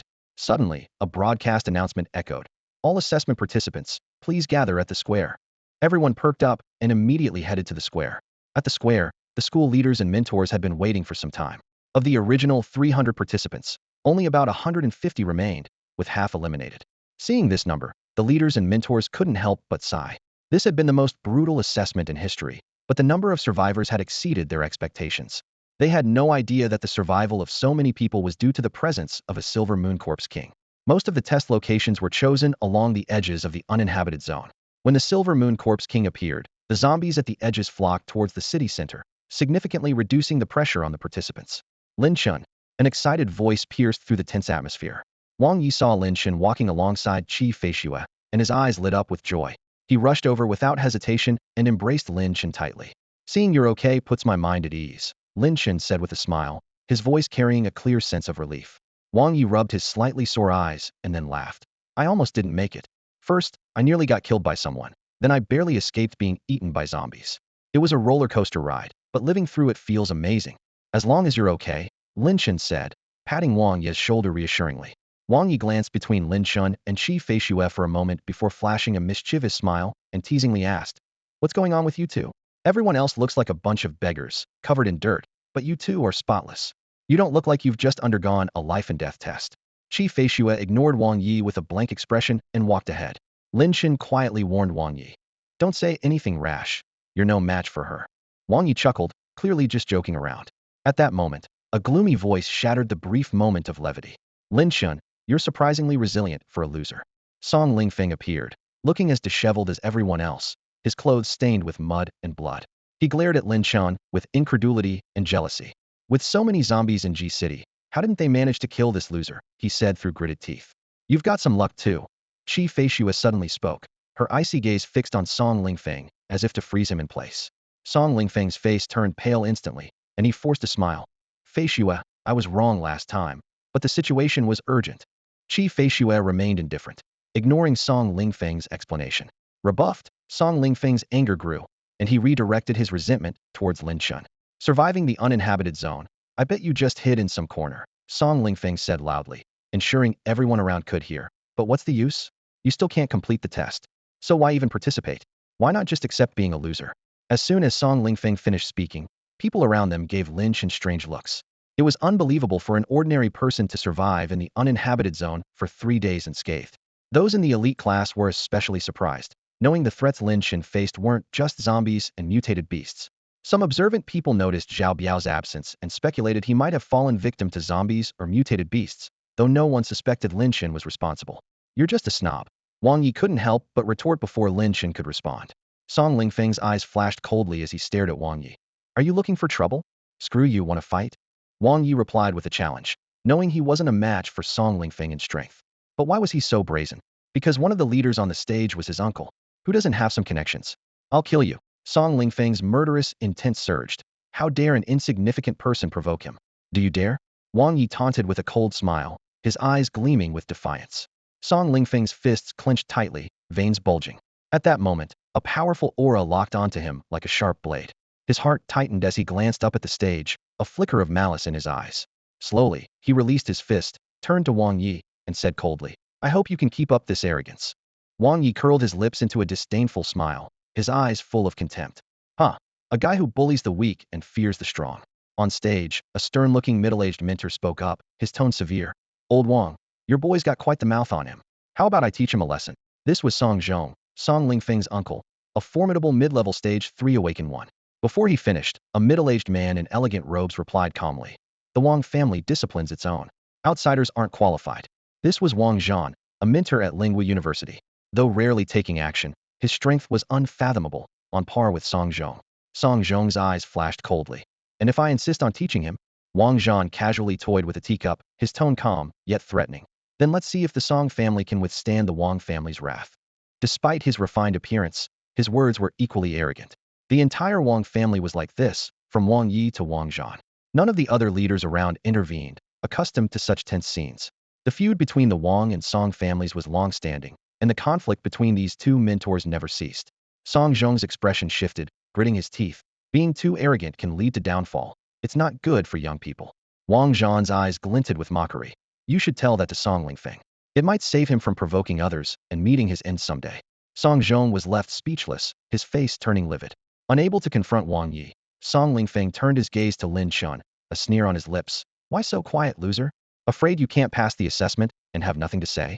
People like you will always hide behind others, seeking shelter. Can't you have a little ambition? As one of Lingwu University's top 10 prodigies, why did Song Lingfeng target an ordinary person? It seemed beneath him. Yet, there were 2 reasons for his behavior. First, it was because of Su Xianer. As the school's star student, she had many admirers, including Song Lingfeng. However, despite his efforts, Su Xianer always dismissed him. This wounded Song Lingfeng's pride but fueled his desire to conquer. Upon learning Lin Chen was Su Xianer's ex-boyfriend, Song Lingfeng was enraged, feeling his pure goddess had been tarnished, transferring all his resentment onto Lin Chen. Secondly, every time he harassed Lin Chen, the latter remained unperturbed. No matter the verbal insults, Lin Chen ignored him, leaving Song Lingfeng feeling like he was punching air. Once or twice was fine, but it became frustrating over time, making him desperate to see Lin Chen embarrassed and angry. Did it compromise his dignity? Did it matter? For Song Lingfeng, feeling satisfied was what mattered most. Finally provoked by Song Lingfeng's repeated taunts, Lin Chen decided to teach him a lesson. He met Song Lingfeng's eyes and calmly retorted, Who told you I couldn't pass this assessment? Song Lingfeng, hearing Lin Chen's words, burst into laughter as if he'd heard the most ridiculous joke. A mocking smile appeared on his face as he coldly remarked, Do I need anyone to tell me that? It's just the truth, you loser. Lin Chen squinted slightly, a playful smile tugging at his lips. Unhurriedly, he replied, Since you're so certain I can't pass this assessment, why don't we make a bet? If I pass, you have to kneel and call yourself a loser 100 times. Song Lingfeng's expression shifted unpredictably. He stared at Lin Chen, seemingly trying to gauge where his confidence came from. After a moment of silence, Lin Chen added indifferently, If you're too scared, just get out of the way and stop embarrassing yourself here. Song Lingfeng glared at Lin Chen and suddenly sneered. You almost had me there. A bet, you say? Who says I'm afraid? But if you lose, I'll cripple your limbs and turn you from a loser into a real cripple. Lin Chen simply responded with a calm, we'll see, and ignored him. Song Lingfeng clenched his fists and gritted his teeth, saying, humph, I hope you can stay this calm later. Off to the side, Qi Feishua's cold face showed a hint of mockery. Wang Yi sighed softly, advising, Lin Chen, you're being a bit reckless. But Lin Chen confidently replied, don't worry, I don't do anything I'm not sure about. Really? Yes. Not long after, Luo Dongqing and others appeared in the square. The school leaders immediately stood up and respectfully greeted them, feeling a tremendous pressure from this group. Particularly 3 among them seemed exceptional, as Feng Wuhan treated them with great respect. Feng Wuhan did not introduce Luo Dongqing and his companions. He loudly announced to the assessors, quiet. The venue instantly fell silent. Feng Wuhan calmly stated, the assessment is over. I'll now announce the results. Those whose names I call, come forward and show your assessment gains. Qianyu, a dark-skinned, filthy man stepped forward. Embarrassed, he said to Feng Wuhan, Sir Feng, I didn't obtain a spirit crystal. Feng Wuhan, expressionless, declared, fail. Next, Zhang Long. The second person stepped up and presented a spirit crystal. Feng Wuhan said, 1 spirit crystal pass. The person breathed a sigh of relief, a smile of relief spreading across his face. Feng Wuhan quickly went through the list of dozens of assessors. Only a dozen or so passed, most with just 1 spirit crystal. Song Lingfeng. When Feng Wuhan called this name, everyone immediately showed curiosity. Song Lingfeng confidently walked up and displayed all his spirit crystals. Gasp! 15 crystals. The crowd collectively inhaled sharply, their faces showing shock. Wang Yi frowned, feeling quite displeased, thinking to himself, this guy really has something. Seeing Song Lingfeng present 15 spirit crystals, Feng Wuhan nodded slightly, not bad. Compared to others who had 1 or none, Song Lingfeng's performance was indeed impressive. Song Lingfeng bowed respectfully and said proudly, thank you for the praise, Sir Feng. With that, he stepped back, his eyes gleaming with a sense of assured victory. As Song Lingfeng walked past Lin Chen, a hint of disdain flashed in his eyes, and a playful smile curled at the corner of his mouth. He lowered his voice, dripping with malice. That's the difference between a genius and a worthless person. It's something hard work can't make up for. Just wait to become a cripple. Song Lingfeng was smug, confident that with 15 spirit crystals in hand, he would undoubtedly claim first place in this assessment. The only one who might have posed a threat, Qi Feishua, was surely injured from her last encounter with the purple venomous spider, leaving her no time to collect more crystals. This only boosted his confidence. Wang Yi watched Song Lingfeng's arrogant demeanor, seething with anger, wishing he could punch him. He muttered under his breath, this guy's face really needs a beating. Lin Chen just smiled in response, saying nothing. On stage, Song Zhong boasted, see that? Lingfeng was praised by Master Feng. That's true strength. Much better than those who only know how to talk. My family's Lingfeng is destined for greatness. Wang Zhan snorted, keeping a calm exterior, but he was already contemplating. With Song Lingfeng's performance, he was likely to secure a spot at Star Academy, which would be quite troublesome for the Wang family. Just then, the examiner Feng Wuhan called out, Wang Yi. Hearing his name, Wang Yi smiled at Lin Chen. It's my turn. He then swaggered forward and pulled out 2 spirit crystals from his pocket. Feng Wuhan nodded. 2 spirit crystals, pass. Wang Yi laughed heartily, retreating with satisfaction. Seeing this, Song Lingfeng immediately mocked, huh? Just 2 spirit crystals? I don't know what you're so happy about, loser. Wang Yi retorted disdainfully. What do you know? I only killed 2 zombies and got 2 spirit crystals. Such luck is something someone like you wouldn't understand. Infuriated by these words, Song Lingfeng wished he could knock out Wang Yi's teeth one by one. Song Zhong also sneered from the side. All talk, no action. Wang Zhan couldn't take it anymore and shot back. What do you know? Sensing the situation was about to get out of hand, Feng Wuhan coughed lightly, drawing everyone's attention back. Ahem. Next, Qi Feishua. Qi Feishua's appearance immediately drew everyone's eyes. As the undisputed top talent of Lingwu University, her performance was eagerly anticipated. On stage, sitting in the center, was an elderly man with a white beard, Dean Qi, who was looking at his beloved granddaughter with a proud smile and eyes full of expectation. Qi Feishua walked forward expressionlessly, pulling out spirit crystals one by one from her bulging pockets. When all the crystals were laid out on the table, Feng Wuhan's face lit up with approval. 25. As expected of Lingwu University's prodigy. Dean Qi clapped excitedly, his smile wide. Well done. He had known his granddaughter would surprise everyone. The crowd congratulated him. Congratulations, Dean. Haha. Thank you all. Dean Qi beamed, feeling delighted by the praise. Qi Feishua stepped back without expression, but inwardly she was annoyed. If it weren't for that pesky thief stealing 8 of her spirit crystals, her total would have exceeded 30. Seeing this, Song Lingfeng's face darkened, clearly displeased with Qi Feishue's impressive performance. Feng Wuhan continued reading the list. Next, just when everyone thought the remaining results would be unremarkable, an unexpected dark horse emerged, a student from the Earth class, Xiao Bufan. In the Earth class, a seemingly ordinary man walked out slowly, his plain appearance starkly contrasting with the astounding results about to be revealed. As he took out each of the spirit crystals he possessed, the entire room fell into a stunned silence. Xiao Bufan, 26 spirit crystals. Feng Wuhan's voice broke the silence, announcing the unbelievable result. Everyone stared in disbelief at Xiao Bufan. This previously unknown, even forgettable student had suddenly surpassed Qi Feishue, emerging as the ultimate dark horse. Qi Feishue was momentarily taken aback, clearly unprepared for such an outcome. She realized that her position as the top student was likely to be handed over. However, the person who found this result hardest to accept was undoubtedly Song Lingfeng. Being surpassed by a prodigy like Qi Feishue was something he could barely tolerate. But to be outdone by an obscure guy was intolerable for him. His heart was filled with jealousy, and he looked at Xiao Bufan with obvious malice. Dean Shi turned to a nearby mentor and asked, "Mentor Lu, you're in charge of the Earth class. What is Xiao Bufan's background?" Despite Xiao Bufan surpassing Qi Feishue, Dean Shi did not show displeasure. Instead, he seemed somewhat pleased, as this indicated another exceptionally talented student had emerged at Lingwu University. Mentor Lu pondered for a moment and replied, "He is the second young master of the Xiao family." This answer startled everyone present. The Xiao family, being the most prestigious family in Lyun City, had unfathomable depths and was not to be trifled with. Even more intimidating was the renowned prodigy of the Xiao family. Is he the brother of Xiao Renfeng? Luo Dongsheng, who had remained silent, suddenly inquired. Elder Chu smiled lightly and nodded in confirmation. That should be correct. Xiao Renfeng, a prodigy of Xingchen Academy, known as the Phoenix King, was as famous as the martial king, Luo Dongsheng, and even Luo Dongsheng dared not underestimate her. Under the gaze of the crowd, Xiao Bufan remained exceptionally calm. In his view, barring any surprises, the top spot in this assessment was rightfully his. He composedly returned to the ranks of the Earth class, with his classmates looking at him with shock, curiosity, and skepticism. Feng Wuhan continued reading the list. 10 minutes later, he finally called the last name, Lin Chen.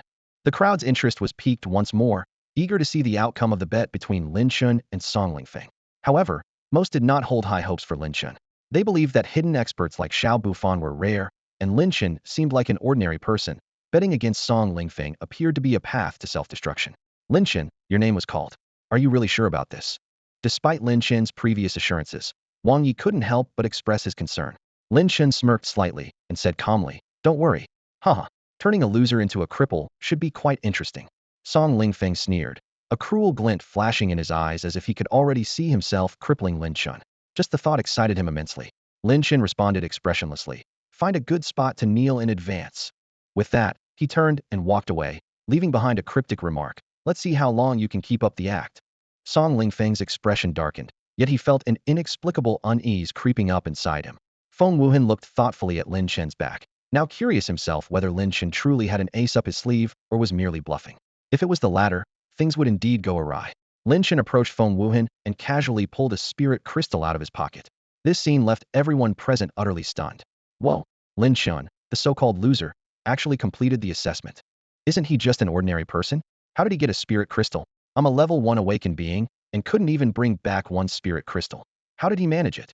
Damn it, am I really inferior to a loser? The crowd exchanged bewildered glances, overwhelmed by the day's unexpected turns. Those who hadn't brought back a spirit crystal felt deeply ashamed as Lin Chen, an ordinary person, could, while they came back empty-handed. It was a blatant slap in the face. If Lin Chen was a loser, then what did that make them? Even less than a loser? Lin Chen looked at Song Lingfeng calmly and asked, "Is one spirit crystal enough?" Everyone's eyes were on Song Lingfeng, curious if he would fulfill the bet. Song Lingfeng clenched his fists, struggling with frustration. He never imagined Lin Chen would actually bring back a spirit crystal. But to kneel? No way.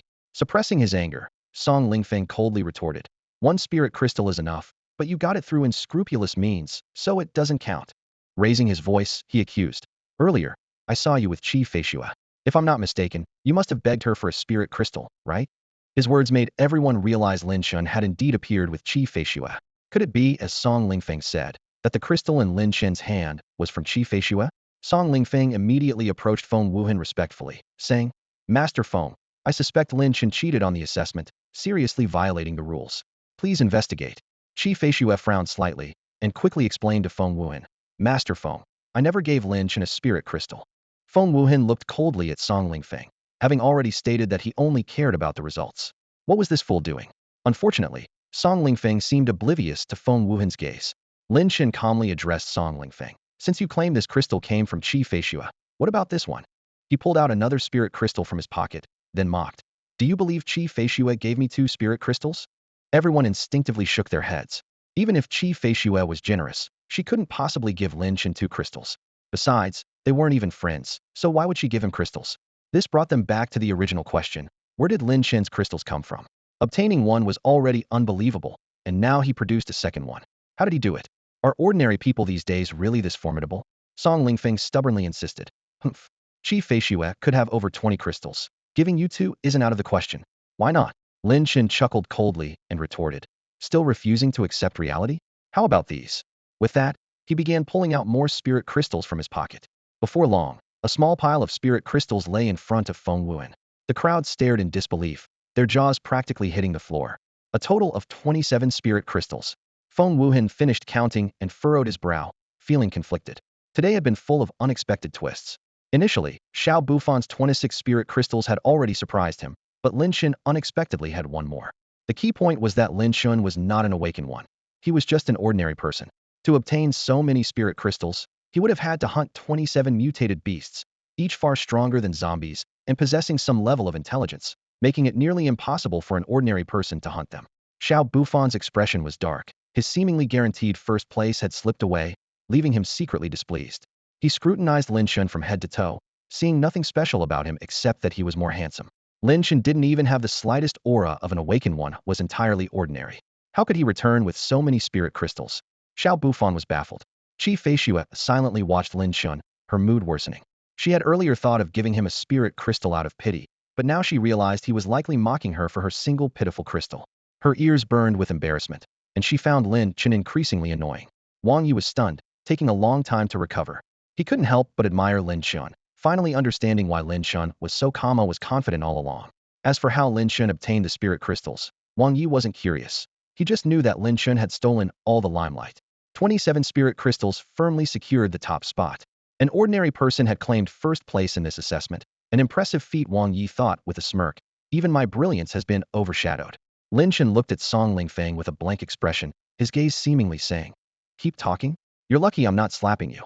Song Lingfeng's face was extremely displeased as he felt the mocking and ridiculing stares from those around him, making him uncomfortable. At this moment, Song Zhong's icy voice suddenly rang out, coming to Song Lingfeng's rescue. "Lin Chen, you useless trash. How did you get so many spirit crystals? Tell me honestly, where did you steal them from?" As expected, after Song Zhong spoke, Song Lingfeng felt a noticeable relief of pressure. But Lin Chen had embarrassed him greatly, and he clearly wasn't going to let it go easily. Song Lingfeng's eyes were filled with murderous intent, thinking, "Damn useless trash, just you wait." Faced with Song Zhong's questioning, Lin Chen chose to ignore it. Seeing this, Song Zhong's tone grew colder. "You're just trash. When I tell you to speak, you speak, or don't blame me for being rude." Suddenly, Feng Wuhan's aura erupted, directly pressing down on Song Zhong. "And how exactly would you be rude?" Song Zhong's face changed drastically, and he quickly lowered his head, saying, "I wouldn't dare." Feng Wuhan coldly stared at Song Zhong. "I am in charge of this assessment, understand? And I said from the beginning, only the results matter, so I expect some respect." Song Zhong lowered his head respectfully, saying, "I understand." Although he was extremely unwilling, he did not dare to speak further. He was merely a mid-level tier 3 awakened one, while Feng Wuhan was a pinnacle tier 6 awakened one, who could kill him as easily as squashing an ant. Wang Zhan, seeing Song Zhong being humbled, couldn't help but let out a mocking laugh, feeling secretly pleased. Lin Chen calmly surveyed the crowd and slowly revealed a surprising explanation. "I suppose you're all curious about how an ordinary person like me acquired so many spirit crystals. In fact, I stumbled upon these crystals in a villa in the uninhabited area, likely left behind by a powerful individual." His words stirred waves among the people. Although it sounded unbelievable, they had to admit it seemed like the only plausible explanation. After all, how could an ordinary person possibly acquire such a quantity of spirit crystals on their own? However, the luck seemed incredibly extraordinary, causing those present to feel a tinge of envy. Chi Feishue recalled the pristine villa and suddenly understood. She realized that the powerful person Lin Chen mentioned was likely the one who had previously lived there. This association made Lin Chen's explanation more credible, and she had to admit that Lin Chen's fortune was indeed extraordinary. Feng Wuhan glanced at Lin Chen indifferently and then announced, "The assessment results have all been verified. Now, I will announce the top 3. Third place, Qi Feishue, with 25 spirit crystals. Second place, Xiao Bufan, with 26 spirit crystals. First place, Lin Chen, with 27 spirit crystals." He paused and continued, "The top 3 in this assessment will receive admission slots to the Star Academy." This news sparked feelings of envy among the crowd. Securing this slot meant a direct path into the Star Academy, promising a bright future. Song Lingfeng was seething with anger, nearly fuming with rage. Originally in third place, he was pushed to fourth due to Lin Chen's appearance, missing out on the coveted Star Academy slot. However, instead of reflecting on his own lack of ability, he directed all his resentment toward Lin Chen. At that moment, Song Zhong hesitated for a moment before speaking up. "Master Feng, I have something to say." Feng Wuhan, having no fondness for Song Zhong, asked coldly, "What is it?" Song Zhong responded firmly, "As we all know, the Star Academy only admits the gifted. Lin Chen is just an ordinary person, and even if he joins the Star Academy, he won't improve. It would be better for him to give up his slot to someone with more potential. Our Lingua University can provide him with other compensations." Wang Zhan immediately mocked. "The useful person you're talking about isn't Song Lingfeng, is it?" Song Zhong, unfazed, replied, "Lingfeng's talent and strength are among the best in the school. He fully deserves this slot." Hearing this, a glimmer of hope appeared in Song Lingfeng's eyes. Wang Zhan sneered, "You're shameless." Song Zhong continued, "I also believe that the spirit crystals Lin Chen brought back should be handed over to the school and distributed to those with more potential. After all, he's just an ordinary person. The crystals are useless to him and might bring trouble. My suggestion is actually for his protection." The allure of 27 spirit crystals was evidently tempting to Song Zhong as well. Wang Yi, furious, blurted out, "That's utter nonsense." Song Zhong snarled, "You little brat, shut up." Unfazed, Wang Yi retorted, "You old fool. Did you eat something rotten? Your mouth stinks. You've got a death wish." Song Zhong's eyes burned with intense killing intent as he stared fiercely at the young man in front of him. Wang Zhan met his gaze with indifference, unmoved by the threat. "That's enough, Instructor Song." Dean Qi frowned deeply. Many important figures from Xingqian Academy were present, and even he, the dean, maintained silence. Yet Song Zhong continued to overstep his bounds. Song Zhong ignored Dean Qi's warning and raised his voice. "Dean, I'm doing this to cultivate true talents for Xingqian Academy. Lin Chen will understand, right?"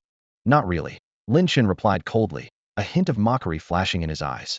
"You're even more shameless and detestable than Song Lingfeng. You want me to give up my admission spot and spirit crystals? Why don't you just drop dead?" Lin Chen, Song Zhong assumed a self-righteous stance. "For the future of Lingua University, for Lingfeng to enter Xingqian Academy, your sacrifice is nothing. The school will compensate you." "If we're talking about sacrifices," Lin Chen sneered, "I find you displeasing. Why don't you just end yourself? What is such a sacrifice for my satisfaction? How dare you?" Song Zhong erupted in anger. "To be so disrespectful to an instructor, I will expel you. You are the one being audacious." Dean Qi finally exploded, his powerful aura pressing down on Song Zhong. This fool, daring to challenge the dean's authority. Under immense pressure, Song Zhong couldn't lift his head but still persisted. "I ask Master Feng to decide." Damn, Dean Qi couldn't help but curse, thinking Song Zhong was a complete fool, deciding to make him cool off later. Feng Wuhan glanced coldly at Song Zhong. First, the top 3 in the assessment are guaranteed admission. Second, the results of the assessment belong to the participants. Third, his voice suddenly turned icy. "Are you trying to teach me how to do my job? Who do you think you are?" Song Zhong quickly bowed his head. "I wouldn't dare, just a suggestion." Yet inside, he felt resentful, thinking Dean Qi didn't know how to make sacrifices. "If you don't dare, then shut up." Feng Wuhan's tone was chilling, clearly losing patience with Song Zhong's unreasonable pestering. Subsequently, Yi Jianjia distributed 3 Azure Xingqian Academy identity tokens to Lin Chen, Qi Feishue, and Xiao Bufan. Just as Feng Wuhan was about to declare the assessment concluded, Lin Chen suddenly spoke up. "Wait. Song Lingfeng and I have a wager. Since he lost, he should fulfill his promise." These words sparked anticipation in the eyes of everyone present. Although Feng Wuhan frowned slightly, he did not intervene. Lin Chen stared coldly at Song Lingfeng, a dangerous glint flashing in his eyes. "Lin Chen, don't push your luck." Song Lingfeng shouted, his voice trembling slightly. He could never kneel. It would be a humiliation he could never lift his head from. Lin Chen narrowed his eyes, a cold smile playing at the corners of his mouth.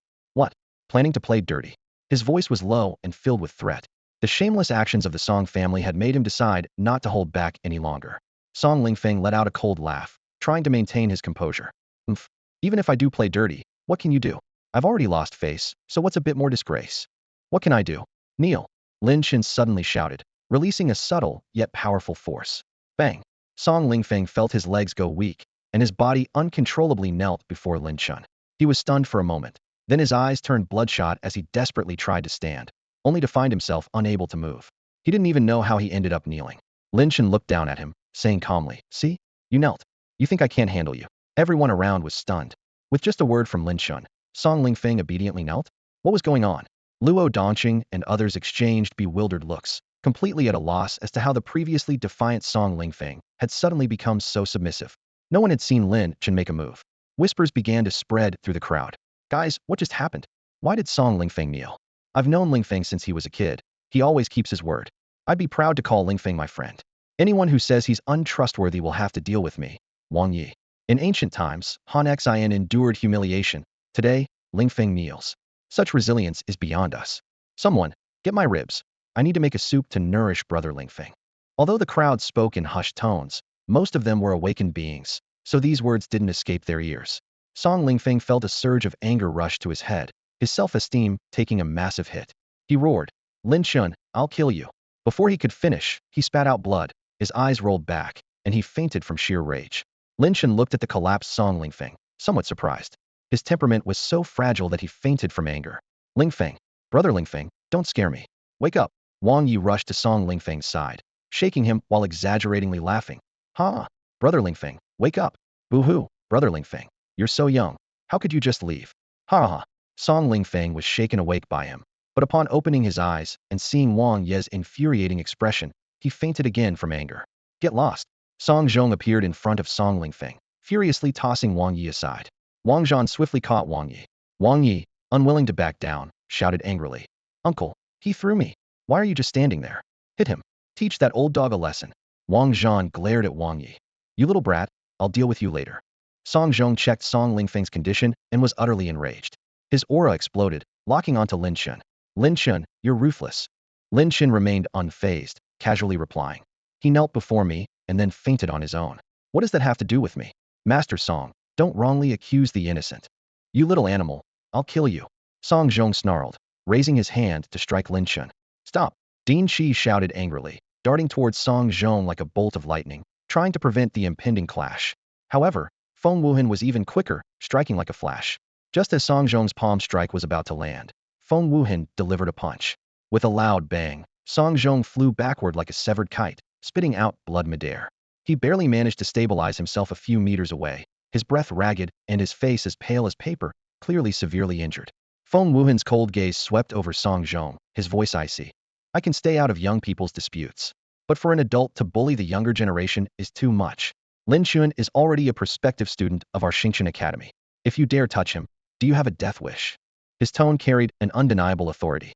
Song Zhong was a mix of shock and anger, but he felt a wave of helplessness wash over him in front of Feng Wuhan. Trembling, he wiped the blood from his mouth and quickly bowed his head in apology. "I'm sorry, Master Feng. It was a moment of impulse. Please forgive me." At that moment, he fully realized the terrifying strength of Feng Wuhan. Had the latter used his full strength, Song Zhong would likely have been a cold corpse by now. "Get lost," Feng Wuhan uttered coldly. Song Zhong slowly moved over to Song Lingfeng, carefully picking him up to leave. Just then, Wang Yi spoke up, his tone slightly mocking.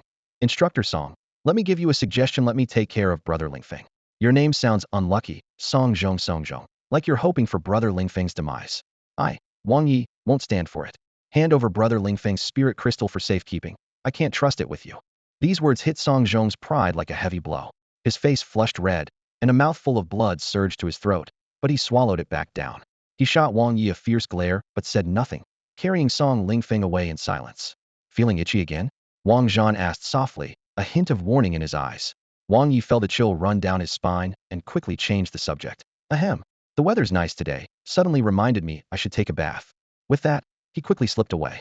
Watching this scene, everyone couldn't help but shake their heads and sigh. Ding Shi sighed softly and apologized to Luo Dongqing and the others. "I'm sorry to have embarrassed you all." The others said little, as such minor matters were beneath their notice. Feng Wuhan turned to Lin Chen and his companions, his tone calm, yet authoritative. "In 10 days, the military will arrange for you to go to Xingqian Academy. If you have any unfinished business, deal with it promptly. Then, He looked at the other examinees, his tone softening. Those who didn't secure a spot this time, don't lose heart. Xingqian Academy holds a recruitment event every year, and everyone can participate then. As long as you pass the corresponding tests, you'll have the chance to join Xingqian Academy. The once disheartened crowd now had hope rekindled in their eyes. And so, this grand assessment concluded. The story of an ordinary person defying the odds to claim the top spot would surely become a legendary tale in the history of Lingwu University, a topic of conversation for years to come. In his room, Lin Chen had just finished showering and changed into clean clothes. His handsome face was striking, with deep, mysterious eyes carrying an inexplicable sense of world weariness, giving him an irresistible allure. Hong Hong ran around the room cheerfully, carefree like an innocent child. Lin Chen murmured to himself, "In 10 days, I'll be leaving Lyun City. I need to sort out a few things first." His gaze drifted through the window, looking into the distance, as if contemplating the path ahead. In a luxurious villa in Lyun City, the air was thick with anger and hatred. Song Lingfeng abruptly sat up in bed, his eyes bloodshot and his voice hoarse as he roared. "Second uncle, Lin Chen must die. I want that bastard to be left without a grave." His fists were clenched so tightly that his nails dug into his palms, oblivious to the blood seeping out. The humiliating memory of kneeling before Lin Chen in public made his chest heave violently, as if a raging fire burned within him. Standing by the bed, Song Zhong's expression was grim as he coldly replied, "Rest assured, that worthless Lin Chen won't last much longer." A flash of ruthlessness passed through his eyes, indicating that this disgrace was not just Song Lingfeng's, but had also tarnished his own reputation. All the humiliation would be repaid by the detestable Lin Chen. Song Lingfeng gritted his teeth, his face twisted with a sickly ferocity. "Don't kill him too quickly. Leave him to me. I want to slice off his flesh piece by piece and torture him to death. Otherwise, I won't be able to quell the hatred in my heart." A mad gleam shone in his eyes, as if he could already see Lin Chen writhing in agony under his hand. Just then, a man dressed in black silently appeared at the door, respectfully reporting to Song Zhong. "Second master, Lin Chen has left Lingwu University." Upon hearing this, Song Zhong's lips curled into a cold smile. "Disable his limbs and bring him here. Remember, leave no evidence behind."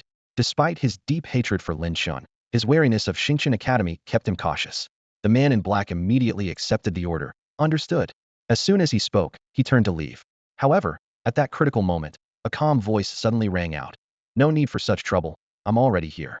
Everyone's eyes instantly focused on the doorway. Lin Chen entered with his hands clasped behind his back, his expression serene and carrying a hint of disdain.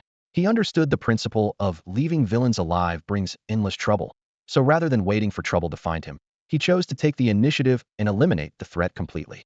Song Lingfeng was initially stunned upon seeing Lin Chen, but then he sneered. "Lin Chen, you ignore the path to heaven and barge into hell. I never thought a worthless person like you would dare follow me here." Very well, very well." His eyes gleamed with excitement, as if he were looking at prey walking into a trap. Although Song Zhong was also surprised by Lin Chen's appearance, he quickly wore a sinister smile. Since this fool had come of his own accord, he would oblige him. "Cripple him." Song Zhong ordered the man in black, his tone dripping with contempt. The man in black sprang into action, charging at Lin Chen with a punch aimed at his face. As a latest stage Tier 1 awakened, he was confident he could easily subdue an ordinary person. However, just as the man in black was about to touch Lin Chen casually raised his hand. Boom! With a deafening explosion, the man's body burst apart, blood spraying like rain and staining the entire room a glaring red. An invisible barrier appeared in front of Lin Chen, blocking all the flying blood, leaving him untouched. The sudden turn of events left Song Zhong and Song Lingfeng dumbfounded. They stared in disbelief at the scene before them, their minds unable to process the information. That man in black was a latest stage Tier 1 awakened. While not a top expert, he should have been more than capable of handling an ordinary person. Yet now, he hadn't even grazed Lin Chen's clothes before being blasted into a mist of blood.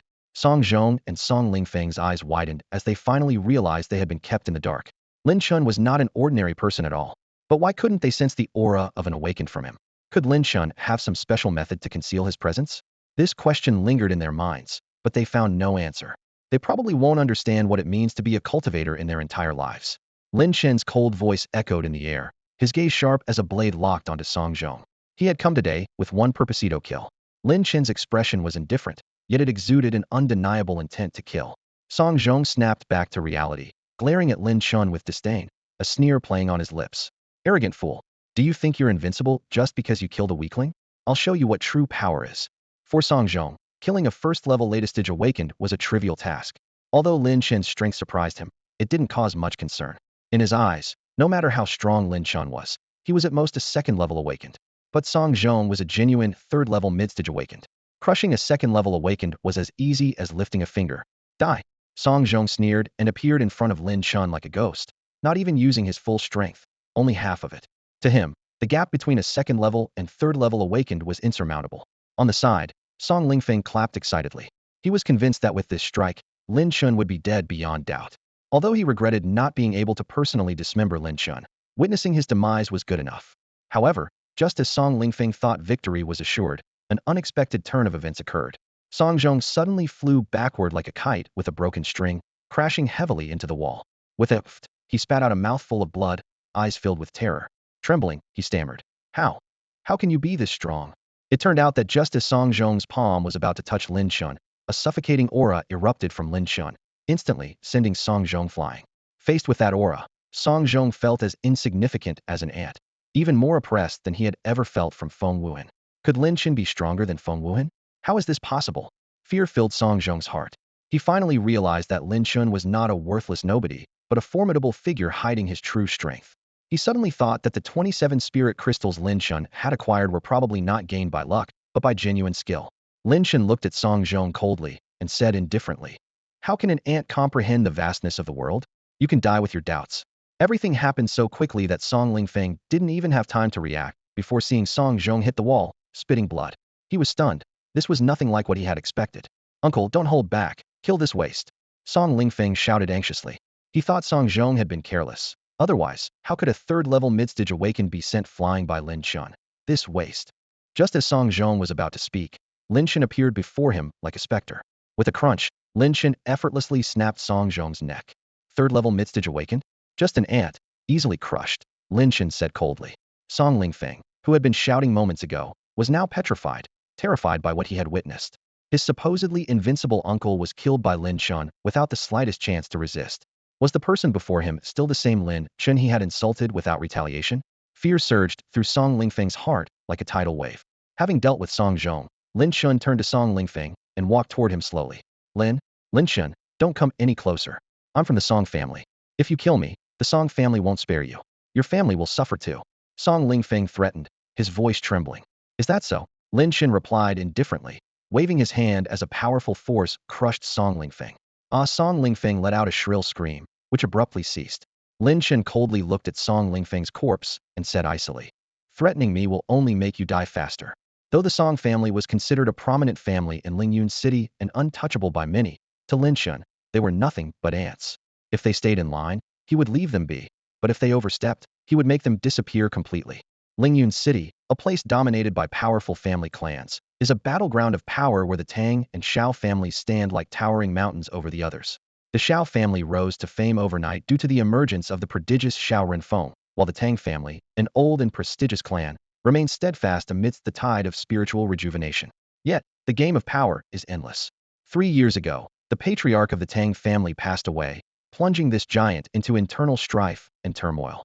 At this delicate moment, a nondescript man appeared at the gate of the Tang family residence, promptly stopped by 2 vigilant guards.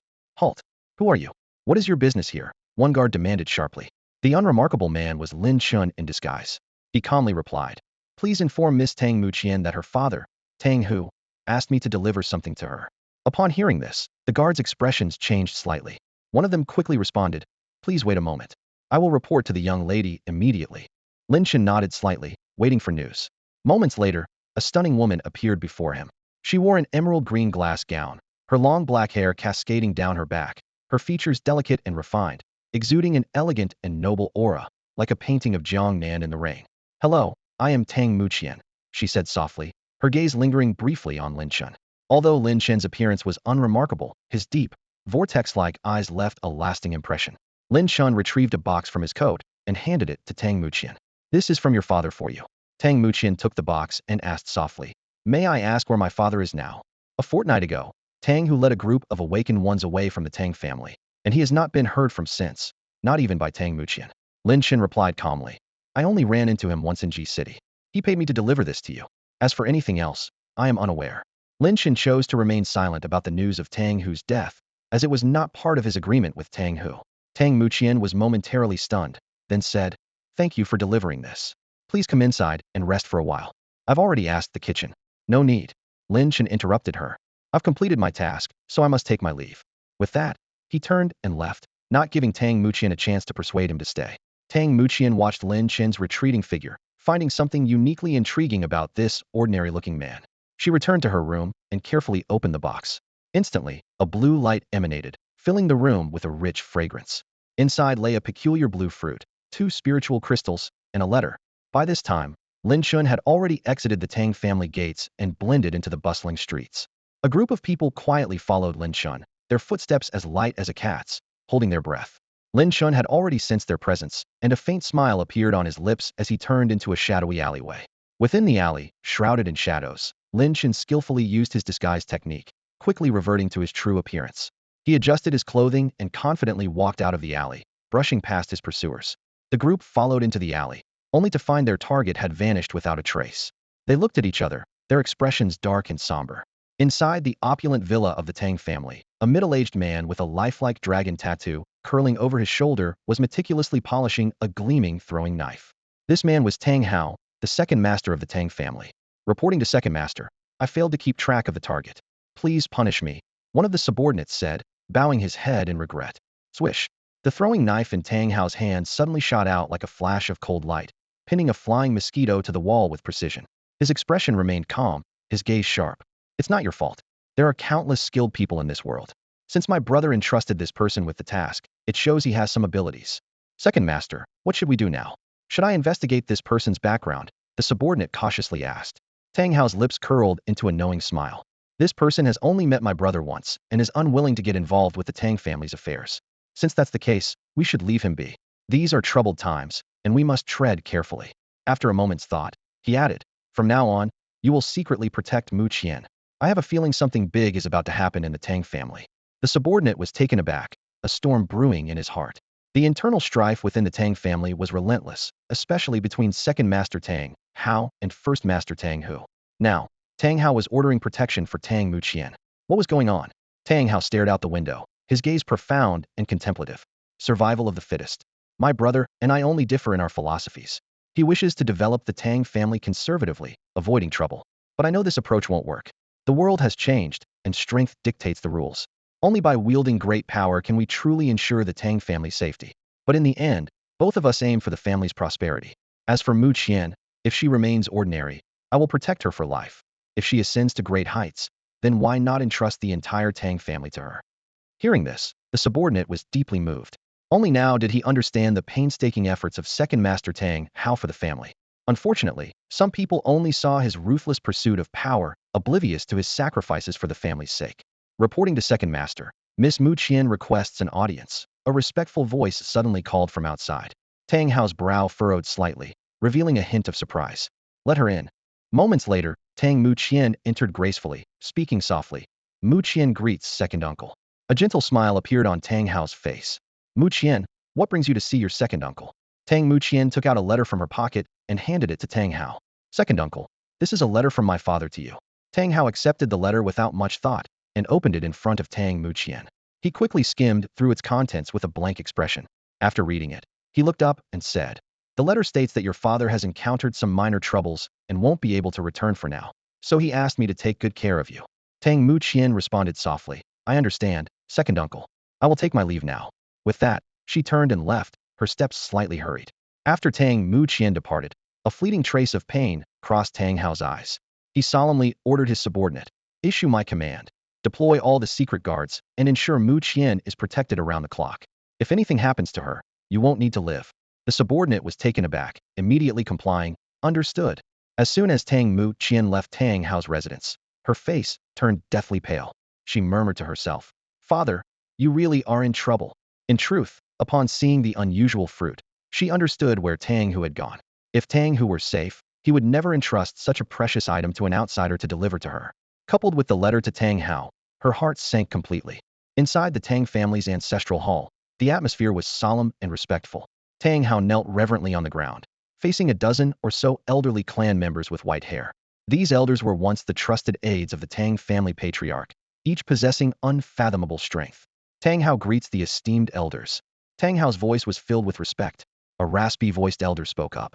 Tang Heir, Have you encountered some trouble today? You should understand that we old folks do not get involved in internal disputes of the Tang family. Tang Hao replied in a deep voice. Honored elders, I have come today to ask for your protection for a young member of our family. What kind of youth? The elders showed signs of surprise. With Tang Hao's capabilities, protecting someone should be easy, yet he sought the help of these elders, indicating that the situation was not simple. Tang Hao stated directly, my brother's daughter, Tang Muqian. Moreover, she possesses a unique fruit. A unique fruit. The eyes of the elders lit up instantly. Tang Hao continued earnestly. This is a matter of great importance, and I asked the elders to come out of seclusion. He understood that secrets are hard to keep, and the news of the unique fruit would eventually spread. There might already be outside spies within the Tang family, and a massacre for the treasure could happen at any moment. The elders assured him, rest assured. They knew that a unique fruit could create an unparalleled talent and even determine the future of the Tang family. At such a critical juncture, they would not back down. Tang Hao felt slightly relieved, but knew more preparations were necessary. If one were to ask about the most powerful force in Lyun City, it would undoubtedly be the Hunters Guild. This mysterious organization is spread across the country, rich in history, and attracts countless powerful individuals. Those foolish enough to challenge them often found their heads displayed on the city walls of Lyun City the very same day. Thus, the Hunters Guild is the most untouchable force in Lyun City. The Hunters Guild is a vast marketplace where almost anything can be bought for the right price. It is also the registration site for bounty hunters, who can take on missions to earn rewards. When Lin Chen, wearing a mask, entered the Hunters Guild, a charming maid immediately approached him with a sweet smile. Hello, sir. What would you like to purchase? The guild was bustling with people, many of whom, like Lin Chen, wore masks. To some of the awakened ones, Lin Chen appeared to be an ordinary person, as he showed no signs of being awakened. Of course, this was because he deliberately suppressed his aura. Otherwise, his sinister presence would undoubtedly make him the center of attention. Lin Chen surveyed his surroundings, overwhelmed by the sights before him. The place was filled with an array of goods, from firearms and ammunition to cold weapons, from armor to potions, and even various bizarre materials for mutated beasts. It seemed that with enough money, any desire could be fulfilled here. I'll take a look around first, Lin Chen said softly, his eyes gleaming with curiosity. The maid beside him smiled and replied, of course, sir. If you need anything, just let me know. Just as Lin Chen was about to delve deeper into his exploration, a commotion interrupted his thoughts. Make way, Miss Ling is coming. A hurried voice cut through the air, and the crowd parted like a tide, creating a path. A striking woman appeared, walking gracefully with a 9-section whip hanging from her waist. Her gaze exuded arrogance. This was Miss Ling, and everyone around bowed their heads in respect, indicating her exceptional status. Greetings, Miss Ling. The crowd greeted respectfully, a hint of tension in the air. A seemingly new customer curiously asked, who is she? Why does everyone seem so afraid of her? Someone nearby whispered, you must be new to the Hunters Guild if you don't recognize Miss Ling. She's not only a powerful early-stage level 2 awakener, but her mentor is Elder Zhou, the highest authority in the guild. His strength is unfathomable, and he rarely shows himself. Gosh, the newcomer gasped, looking at Miss Ling with newfound apprehension. Lin Chen observed this scene quietly, his expression somewhat peculiar. He seemed to have some familiarity with Miss Ling. Yulinger noticed the deference of the crowd, a proud smile appearing on her face. However, when she saw a masked man standing upright in defiance, her expression darkened. Who are you? Why don't you show respect? Yulinger demanded coldly, her tone filled with displeasure. The crowd backed away, fearing involvement in the confrontation. It was well known that Yulinger was domineering in the Hunters Guild, and crossing her often led to dire consequences. Even complaints to the guild were met with Elder Zhou's dismissive response, emphasizing the futility of opposing her. At that moment, everyone assumed Lin Chen was in deep trouble and distanced themselves from him, fearing repercussions. Even the maid looked worried, hoping Yulinger would show mercy. In the face of Yulinger's questioning, Lin Chen remained unusually calm. Why should I show you respect? His tone was steady, showing no sign of fear. Yulinger sneered. In the Hunters Guild, do I need a reason to demand respect? Without waiting for a response, she swiftly drew her 9-section whip. With a sharp crack, it lashed out at Lin Chen with blinding speed. The crowd held their breath, already picturing Lin Chen's brutal fate. They couldn't imagine a mere mortal surviving a full-force strike from an early-stage level 2 awakener. However, just as the whip was about to strike Lin Chen, something astonishing happened. Lin Chen casually reached out and caught the incoming whip with ease. The scene hit everyone like a sledgehammer, shattering their perceptions. Eyes widened in disbelief as they took in the unexpected turn of events. They had assumed Yulinger's strike would leave Lin Chen gravely injured, but the reality was far beyond their expectations. Not only was Lin Chen unharmed, but he had effortlessly neutralized Yulinger's attack. In that moment, everyone realized they had underestimated him. Someone with such prowess couldn't possibly be an ordinary person. Yulinger was taken aback when she saw Lin Chen effortlessly catch her whip. She immediately exerted all her strength to retrieve it, but it didn't budge.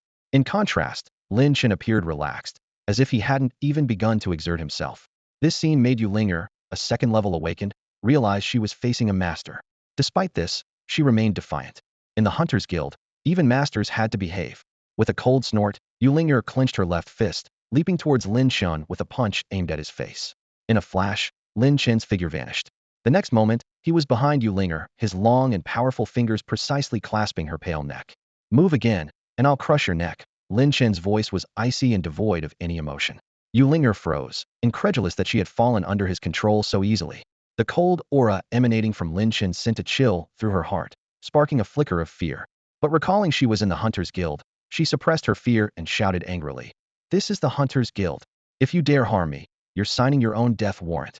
For the proud Yulinger, this was the first time she had suffered such a setback, and she couldn't tolerate it. Is that so? Lin Chen's tone grew even colder, and he applied slight pressure. Yulinger suddenly found it hard to breathe, her pupils narrowing. At this moment, she finally understood that he might really dare to kill her in the Hunters Guild. The terror of death enveloped her, chilling her to the bone, as she truly tasted fear for the first time. Please don't harm Miss Linger. The previously charming maid quickly pleaded. Yulinger was Elder Zhou's most cherished disciple, and if anything happened to her here, the staff would also face consequences. Lin Chen released his grip, letting Yulinger go, and coldly said, Young lady, don't think that having some background and power allows you to be arrogant. You must understand that not everyone will tolerate you, and if it were someone with a worse temper, you'd be a corpse by now. Yulinger clutched her neck, gasping for air, her face ashen. Not only had she suffered a significant loss, but he dared to lecture her as if he were a senior, which was truly infuriating. However, she also realized that this masked man was not someone she could provoke lightly, so she didn't dare to act rashly.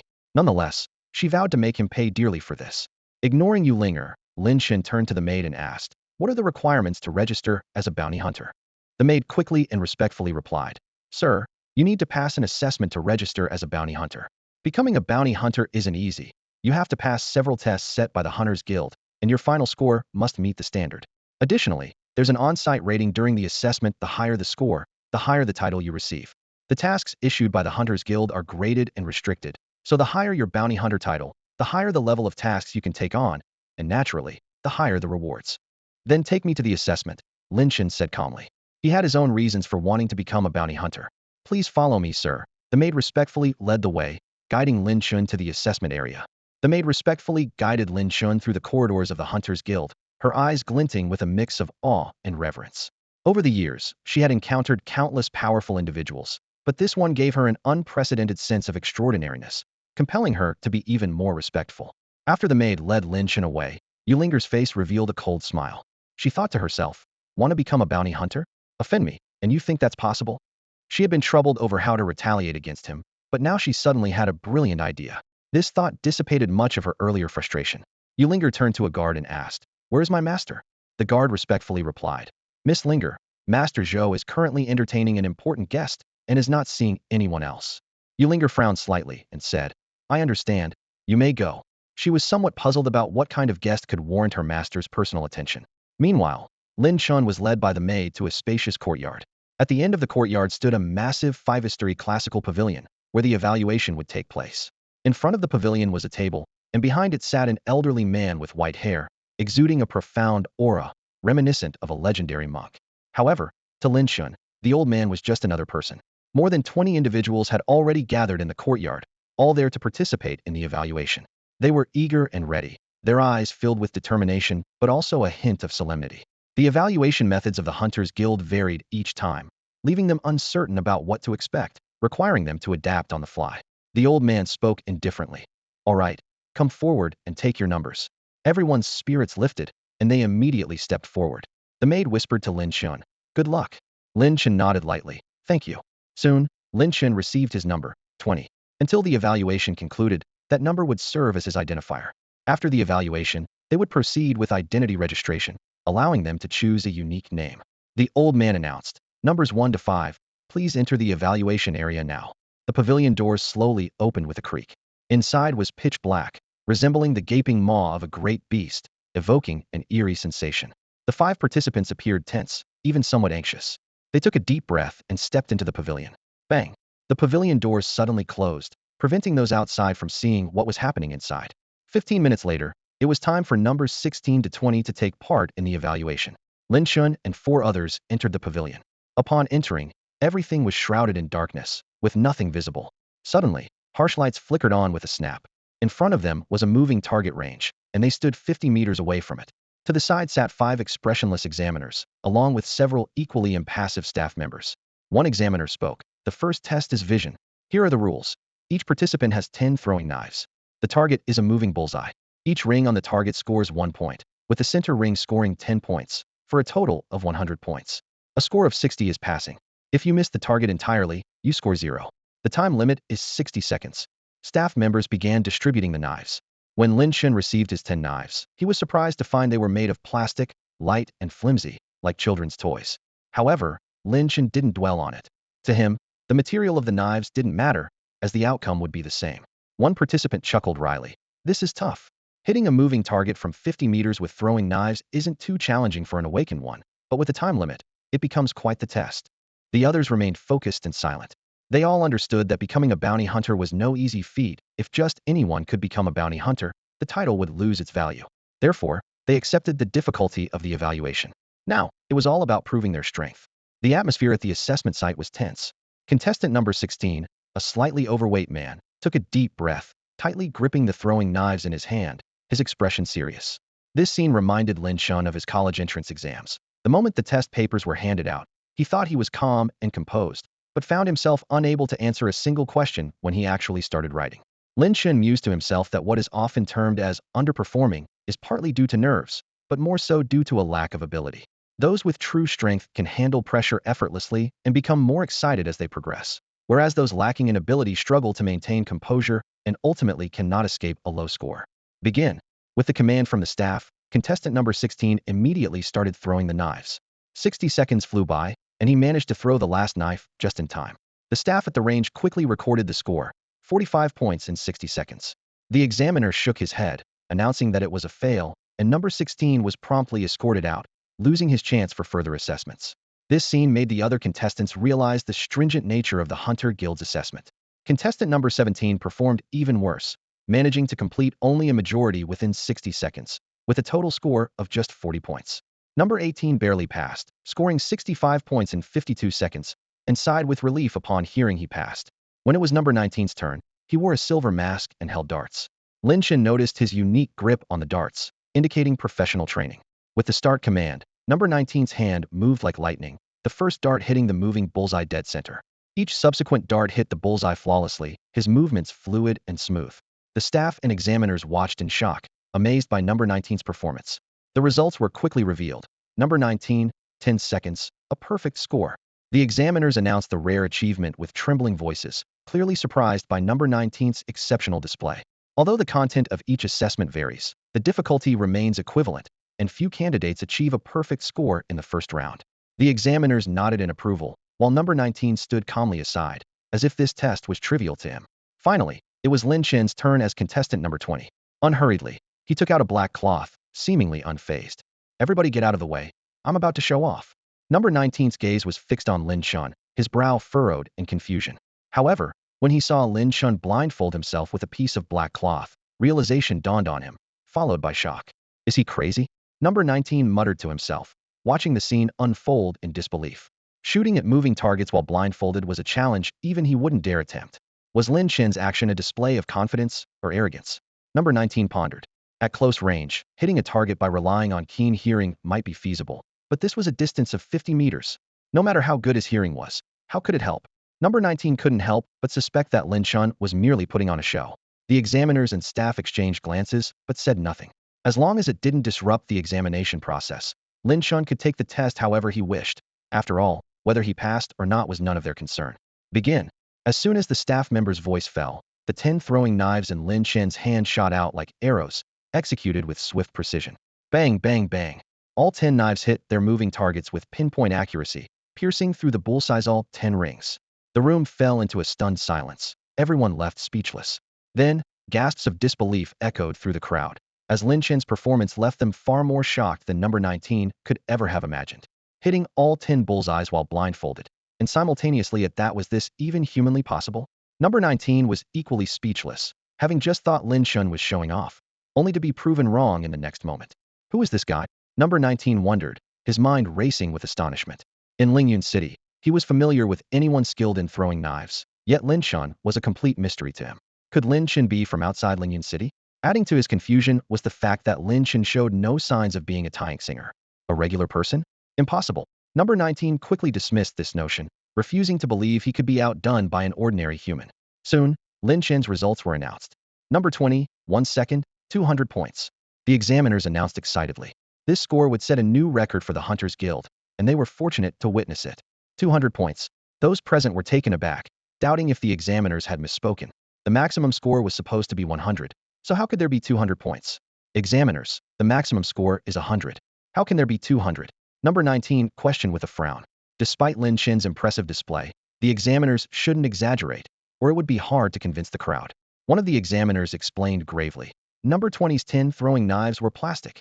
He gave a meaningful glance to the staff member responsible for distributing the knives. The staff member's face turned pale, a chill running down his spine as cold sweat broke out, regretting having listened to you linger. Fortunately, the examiners soon looked away. Number 19 took the 10 plastic knives and, after examining them closely, had no choice but to concede. Number 18, trembling in a corner, had previously been proud of his passing score, but now felt it was insignificant. Compared to these two extraordinary individuals, there was no comparison. Lin Chen removed his blindfold and sighed. Does this count as testing my vision? Everyone exchanged looks. Who would dare say it didn't? Ahem. One examiner cleared his throat. Numbers 18, 19, and 20 proceed to the second floor for the next phase of the examination. After the three left, one examiner took a deep breath. If I'm not mistaken, number 20 seems to be a regular person. Probably not. Another examiner replied seriously. He might have used some special method to conceal his aura. How could a regular person pierce moving targets with plastic knives? On the second floor of the attic, Lin Chen and numbers 18 and 19 quietly appeared. 100 meters away stood 5 towering bronze pillars, each 15 meters high, with a shining pearl placed on top. From the peak of Qitianzhai, 5 iron chains sloped downward, wrapping around the bronze pillars and extending to the feet of the trio. The examiner succinctly announced the rules for the second challenge, a test of speed and agility, with the goal of capturing the pearls atop the pillars. The task must be completed within 5 minutes, with scores based on time taken. Capturing a pearl within 1 minute earns 100 points, with a 10-point deduction for each additional minute, down to 60 points. Failure to capture a pearl within the time limit results in failure. Everyone can participate simultaneously. On the surface, the task seemed straightforward, but the three knew it was anything but simple. Number 18 tentatively stepped on the bronze pillar and quickly grimaced. It's coated with oil, very slippery. Definitely not as easy as it looks. The three quickly realized that the key to the challenge lay in how to skillfully maneuver on the slippery chains to climb the bronze pillars and capture the luminous pearls. Number 19 calmly assessed the situation. If that's all there is, it would be too disappointing. Number 18 glanced at Lin Chen. Although he couldn't see the expression behind Lin Chen's mask, he sensed Lin Chen's calm composure. He sighed inwardly, knowing these two were clearly experts, a league above his own abilities. Begin. The staff member's command marked the start of the challenge. Number 19 shot out like an arrow, covering 10 meters in a single stride, advancing 20 meters in the blink of an eye. The slippery oil seemed to have no effect on him. His steps were steady, his movements swift as the wind. Number 18, unwilling to fall behind, immediately gave chase. Lin Chen, however, vanished from sight as if he had never been there. As number 19 approached the 30-meter mark, a sudden change shattered the calm. Hundreds of arrows rained down from all directions, forming an impenetrable barrier. Forced to retreat to the 20-meter mark, number 19's eyes flashed with excitement. Interesting, he thought to himself. Just oil would be too simple, no challenge at all. These arrows add some pressure, but they're far from enough to stop me. He moved with ghostly agility through the rain of arrows, which, dense as they were, failed to halt his advance. Number 18, however, was not as composed. Struggling to maintain balance on the slick chains, he now had to dodge the relentless arrows, increasing the pressure. But having made it to the second round, he was no ordinary competitor. Despite the difficulty, he continued to advance slowly but steadily, his goal clear: to complete the task within the allotted time, not to finish first, but to pass. Number 19's speed became more astonishing as he neared the pearl. Finally, he leaped up and landed steadily on the top of the bronze pillar, effortlessly capturing the pearl. I should be the first this time, number 19 thought with satisfaction, confident that he had completed the task in under a minute.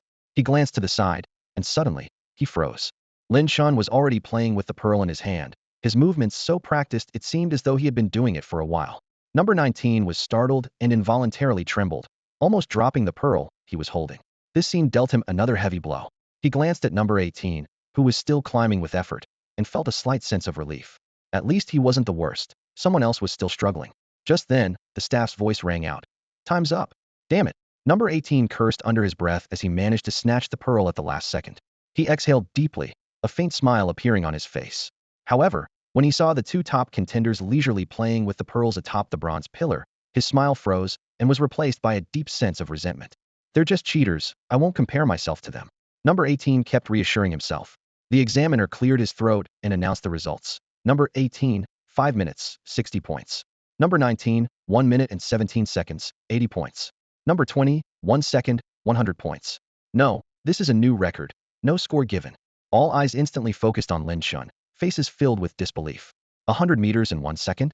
That was beyond human limits. Cheater. The word echoed in both number 18 and number 19's minds as they speculated on how Lin Chen had achieved it. Facing the crowd's skeptical and uncertain gazes, Lin Chen remained extraordinarily calm. He said nonchalantly, "Isn't 100 meters in 1 second quite simple? First, you do this and that. Then you do that and this, and there you have it."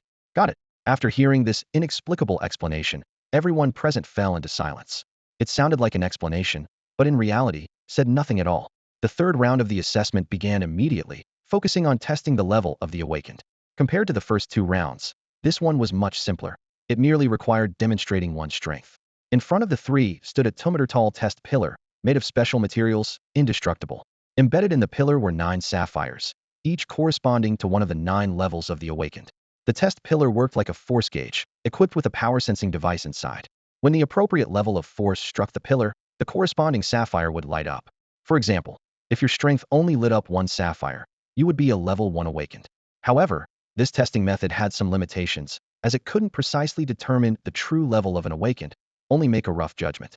For instance, a level 1 awakened at the peak of their stage could be judged as level 2 if they could unleash level 2 strength. This testing method reflected the Hunter Guild's emphasis on assessing the actual strength of the candidates, as only by fully understanding their true capabilities could their level be accurately evaluated. The examiner for this round was a bald, old man. Smiling, he looked at the three and said, "Congratulations on reaching the third round. In fact, once you've arrived here, you've already become bounty hunters." Number 18 was stunned for a second, hardly believing his ears. "We've already become bounty hunters? How is that possible?" The bald old man chuckled and explained, "Bounty hunters are divided into 7 levels, from lowest to highest. D, C, B, A, S, SS, SSS. By completing the first 2 rounds of the assessment, you've met the standard for a D-level bounty hunter." Number 19 frowned and asked, "Then what is the purpose of this third round of assessment?" The title of a drank bounty hunter, the lowest level, surprisingly filled number 18 with a sense of anticipation. He turned to the bald old man and curiously asked, "How is this standard determined?" The old man patiently explained, his eyes gleaming with experience. "If your strength is below a level 3 awakener, this is as far as you can go. Only those who reach level 3 and above are eligible to participate in the subsequent assessments." Number 18 sighed softly, but his face showed no sign of disappointment. He thought to himself that being a drank bounty hunter was his goal all along, and achieving it was surely something to be thankful for. Number 19, however, was not satisfied and asked in a low voice, "Is there really no chance for those below a level 3 awakener?" The old man shook his head, his tone carrying a warning. "That would be akin to courting death. Level 3 is merely the minimum requirement and is far from sufficient." Hearing this, number 19 furrowed his brows, realizing he couldn't proceed to the next round of assessments. His gaze unintentionally shifted to Lin Chen, and he asked, "What if someone performs exceptionally well in the first 2 stages, even breaking historical records, but their strength doesn't meet the standard for the 4th stage? Would they still only receive the title of drank bounty hunter?" The old man smiled mysteriously. Although they would still hold the drank title, such individuals would have an advantage for promotion.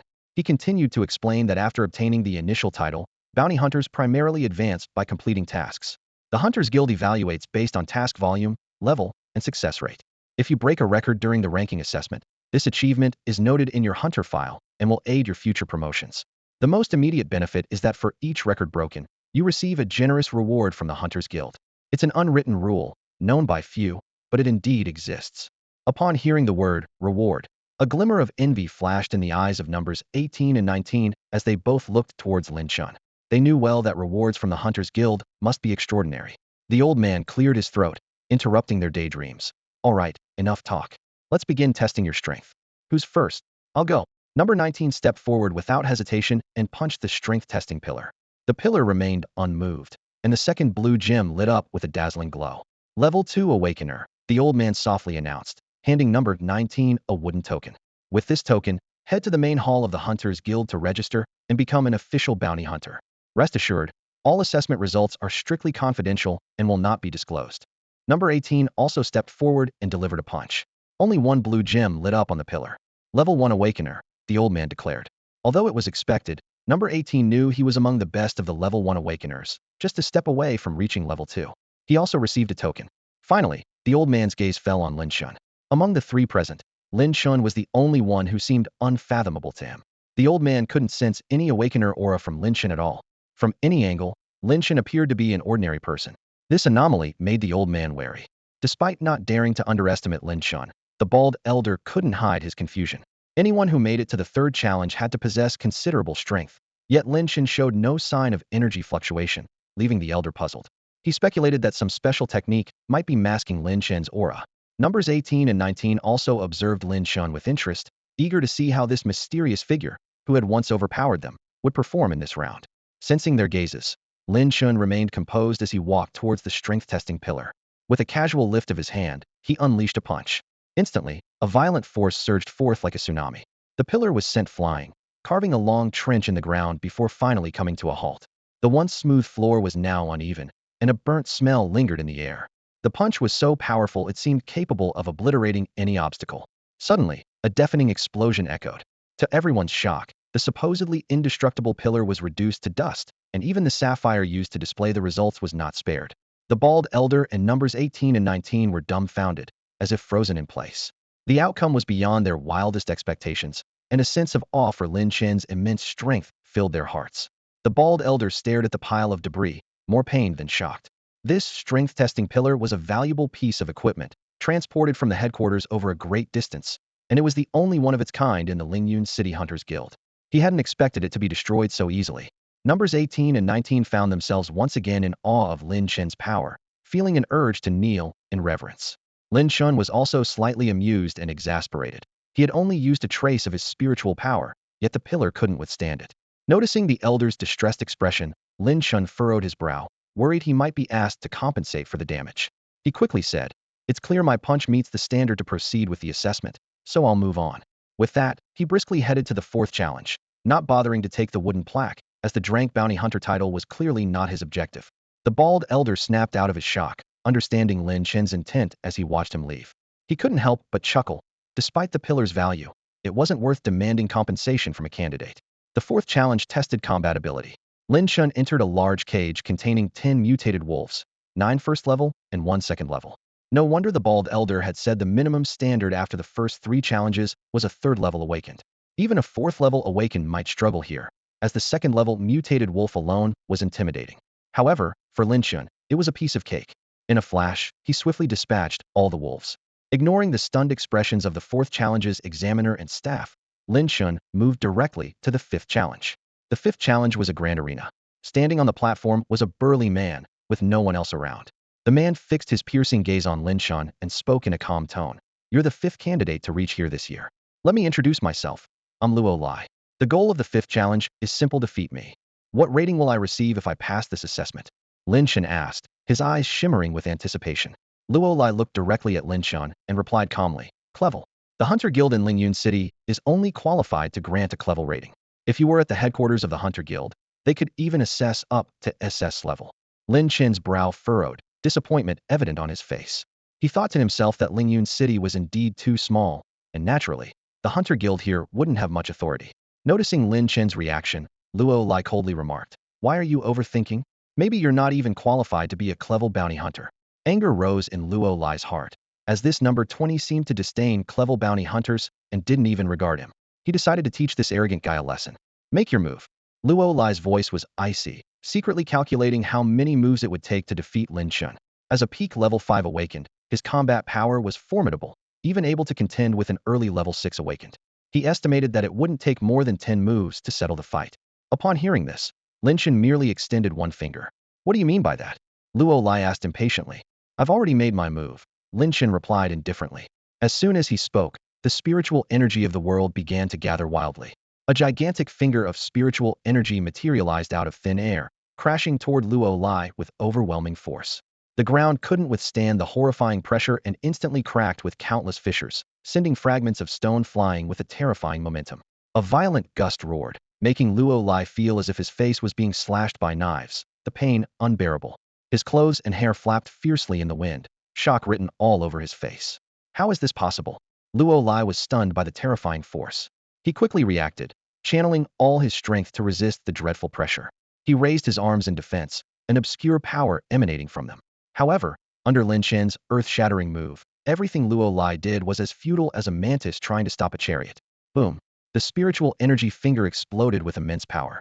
Not good. Luo Lai's pupils contracted. He felt as though his entire body was about to be torn apart by this terrifying force, leaving him with no room to resist. Bang! Luo Lai was sent flying like a cannonball. Yet, the spiritual energy finger did not stop there. It swiftly aimed at the fallen Luo Lai.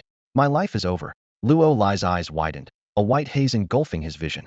In this life-and-death moment, he instinctively closed his eyes, awaiting the arrival of death. However, the expected pain never came. He cautiously opened his eyes to find that the terrifying spiritual energy finger had vanished without a trace. The surroundings were silent, as if nothing had happened. Only the shattered ground silently told of the earth-shattering battle that had just taken place. You lost. Lin Chen's voice echoed in Luo Lai's ears. Luo Lai turned with difficulty to look at Lin Chen not far away, seeing him standing there, untouched and spotless. Cough, cough. Luo Lai coughed violently, pulling out a token from his pocket and tossing it to Lin Chen. I lost. At this moment, he was thoroughly convinced. His opponent had defeated him with just one move, and from the situation earlier, it was clear that Lin Chen had held back. Otherwise, with that one strike, he would have certainly met his end. Luo Lai was filled with doubt and anxiety, his brows furrowed. When did such a formidable presence appear in Lyun City without a whisper of it reaching his ears? His gaze was fixed on the mysterious figure before him, trying to glean any hint of information. Lin Chen remained calm, reaching out to take the token. The emblem of the Hunter Guild glinted coldly on the metallic surface, speaking volumes of the organization's mystery and power. The scene shifted abruptly to a lavishly decorated pavilion, where the atmosphere was tense. An elderly man with white hair stood respectfully beside a graceful woman. Despite the thin veil covering her face, her elegant silhouette was enough to stir one's imagination. The old man spoke cautiously, his voice tinged with reverence. Miss, have you come for the Qingfeng Mountain Secret Realm? Anyone witnessing this scene would be taken aback. The deferential elder was none other than the highly esteemed leader of the Hunter Guild, Senior Zhou. Bai Yuechu responded softly, her voice as melodious as a clear spring. With the Qingfeng Mountain Secret Realm drawing so many heroes together, I certainly won't miss it. Her words carried a hint of confidence and poise. As the heiress of the Hunter Guild, Bai Yuechu was a formidable figure, even among the top talents of Tiandu. Just as Senior Zhou was about to speak, urgent footsteps interrupted him. A maid hurried in, her voice barely able to contain her excitement. Senior Zhou, I must see you. Senior Zhou frowned slightly, his tone carrying a hint of displeasure. What is it? Didn't I instruct that we were not to be disturbed while receiving esteemed guests today? The maid quickly explained. News from the assessment area, someone has broken through the 5th level, and they've shattered records from the 1st level all the way to the 5th. Senior Zhou's displeasure was instantly replaced by astonishment.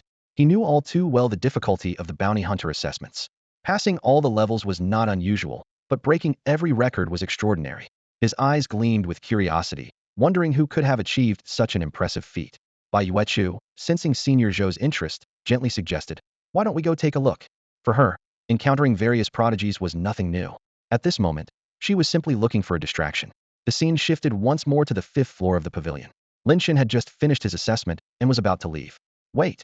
A commanding voice called out. Lin Chen paused, seeing an elderly man with white hair accompanying a graceful woman as they approached. Luo Lai struggled to his feet, enduring his pain to greet them. Greetings, Senior Zhou. Senior Zhou nodded slightly, but his gaze remained fixed on Lin Chen. Is there something you need? Lin Chen asked flatly, unfazed by the impressive entourage. Senior Zhou smiled and praised. I've heard about your achievements. They're quite impressive. Lin Chen remained expressionless. If there's nothing else, I'll be on my way. He had no interest in idle chatter. Seeing this, Luo Lai sternly reprimanded. Number 20, show some respect. This is Senior Zhou of the Hunter Guild. However, Lin Chen ignored him, treating him as a mere insignificant failure. Just as Lin Chen turned to leave, A gentle yet authoritative female voice spoke up. Bai Yuechu's eyes glimmered with an unusual light. Having led the Hunter Guild for years, she prided herself on her keen insight, rarely encountering anyone who could hide secrets from her. Yet, this masked man's enigmatic aura intrigued her. Bai Yuechu asked, "My friend, are you interested in becoming a higher-ranking bounty hunter?" Her words carried a hint of allure, as if offering Lin Chen an irresistible opportunity. Lin Chen stopped in his tracks, remaining silent. Bai Yuechu continued, her voice tinged with a hint of temptation. The Hunters Guild assessment in Lyun City can only grant a crank bounty hunter title. However, I can help you achieve a higher rank. These words hit Luo Lai like a heavy blow, making him turn sharply to look at Elder Zhou, who remained expressionless.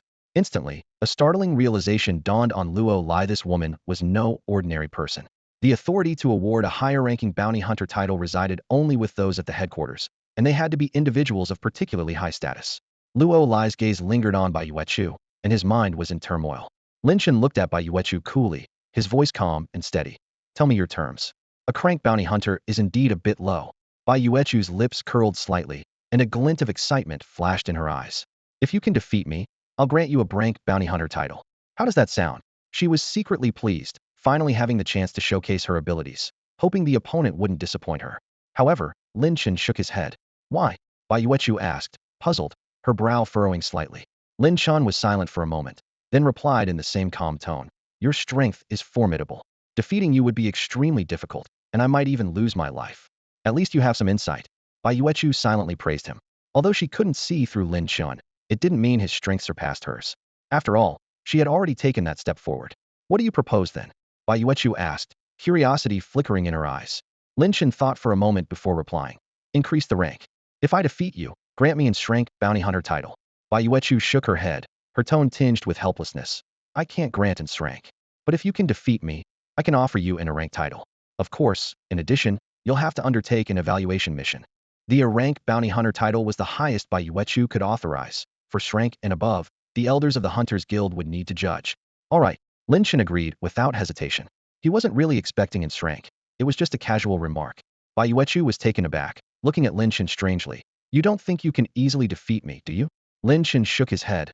"No. As I said, your strength is considerable. I might end up on my knees begging for mercy. Kneeling and begging, pleading for your life." Bai Yuechu chuckled softly, then reassured. "Don't worry, it's just a spar. I won't hurt you." To her, the masked man before her, no matter how strong, couldn't have reached that level. After all, across all major factions, only a few had reached that realm, and she knew them all. Clearly, Lin Chen wasn't one of them. "Here I go." Lin Chen wasted no time, stepping forward and sending several stones flying. With a wave of his hand, the stones shot toward Bai Yuechu. "Impressive," Bai Yuechu noted, showing no sign of panic.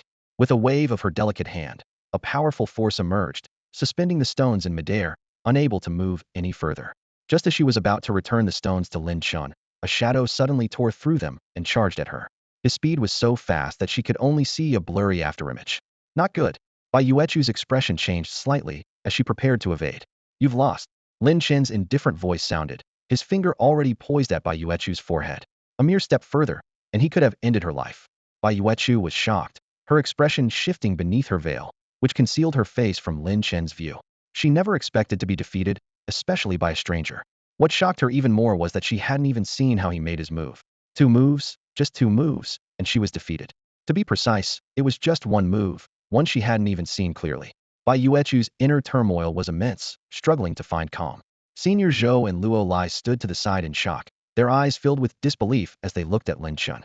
Just a second ago, they were speculating that Lin Chen would be defeated by Bai Yuechu in a few moves. Unexpectedly, Bai Yuechu was the one who was instantly defeated. This outcome was hard for them to accept, as if they had been struck on the head with a heavy hammer. Senior Zhou's eyes widened, her lips trembling slightly. She was well aware of Bai Yuechu's status, understanding that she had already reached a new realm. In her view, Bai Yuechu's strength was top-notch among the younger generation of various powerful factions. Yet, this prodigy had been defeated by an unknown candidate, which completely overturned her understanding. Luo Lai, on the other hand, looked bewildered. He had assumed that someone sent from headquarters would be incredibly powerful, making defeating Lin Chen a simple task. However, the result before him was entirely unexpected, leaving him unsure of how to react. The scene fell into a brief silence, broken only by the rustling leaves in the breeze. Bai Yuechu lowered her head, her fists clenched, clearly trying to calm the shock within her. After a moment, She raised her head, a sharp glint in her eyes, and said in a deep voice, I didn't expect to be deceived by you. You've already reached the innate realm, haven't you? As soon as she spoke, the surrounding air seemed to freeze momentarily. Lin Chen didn't answer immediately, instead quietly watching Bai Yuechu, as if pondering how to respond. Seeing this, Bai Yuechu continued to explain. The so-called innate realm is a stage beyond the ninth level of an awakened. The ninth level is not the ultimate realm of cultivation. Breaking through it allows one to enter the innate realm. This realm is a new world, a new stage of human evolution after breaking through limitations. Her voice carried a hint of reverence, as if recounting a sacred legend. To the masters of major factions, the 9 genetic locks within the human body are a form of restraint, a shackle. Only by breaking these locks can humans unleash limitless potential and evolve to a higher level. The innate realm is the first step in this evolution. Bai Yuechu's eyes shone with a peculiar light, her tone becoming more resolute. Without reaching the innate realm, one is but an ant. To truly see the world, one must step into the innate and embark on a unique path of awakening, also known as the path of evolution. She paused briefly before continuing. The innate realm is further divided into 9 levels. I am a 5th level awakened in the innate realm, and at this level, ordinary people are no match for me. Bai Yuechu's gaze fixed intently on Lin Chen, her voice tinged with a mix of unwillingness and curiosity. Yet you defeated me with a single move, so you must be a powerful figure in the innate realm, perhaps even at the 6th level. This outcome has truly surprised me. Her brows furrowed slightly, as if contemplating something. I come from the Hunter's Guild, with countless resources at my disposal, allowing me to progress rapidly. But how did you surpass me? Are you also from a major faction? Bai Yuechu's speculation was not unfounded. If Lin Chen were just an ordinary awakened from Lyun City, reaching the innate realm would indeed be extremely challenging, with resources alone being a significant barrier. However, she was unaware that Lin Chen was not an awakened, but a cultivator. Lin Chen quietly listened to Bai Yuechu's words, gleaning some useful information.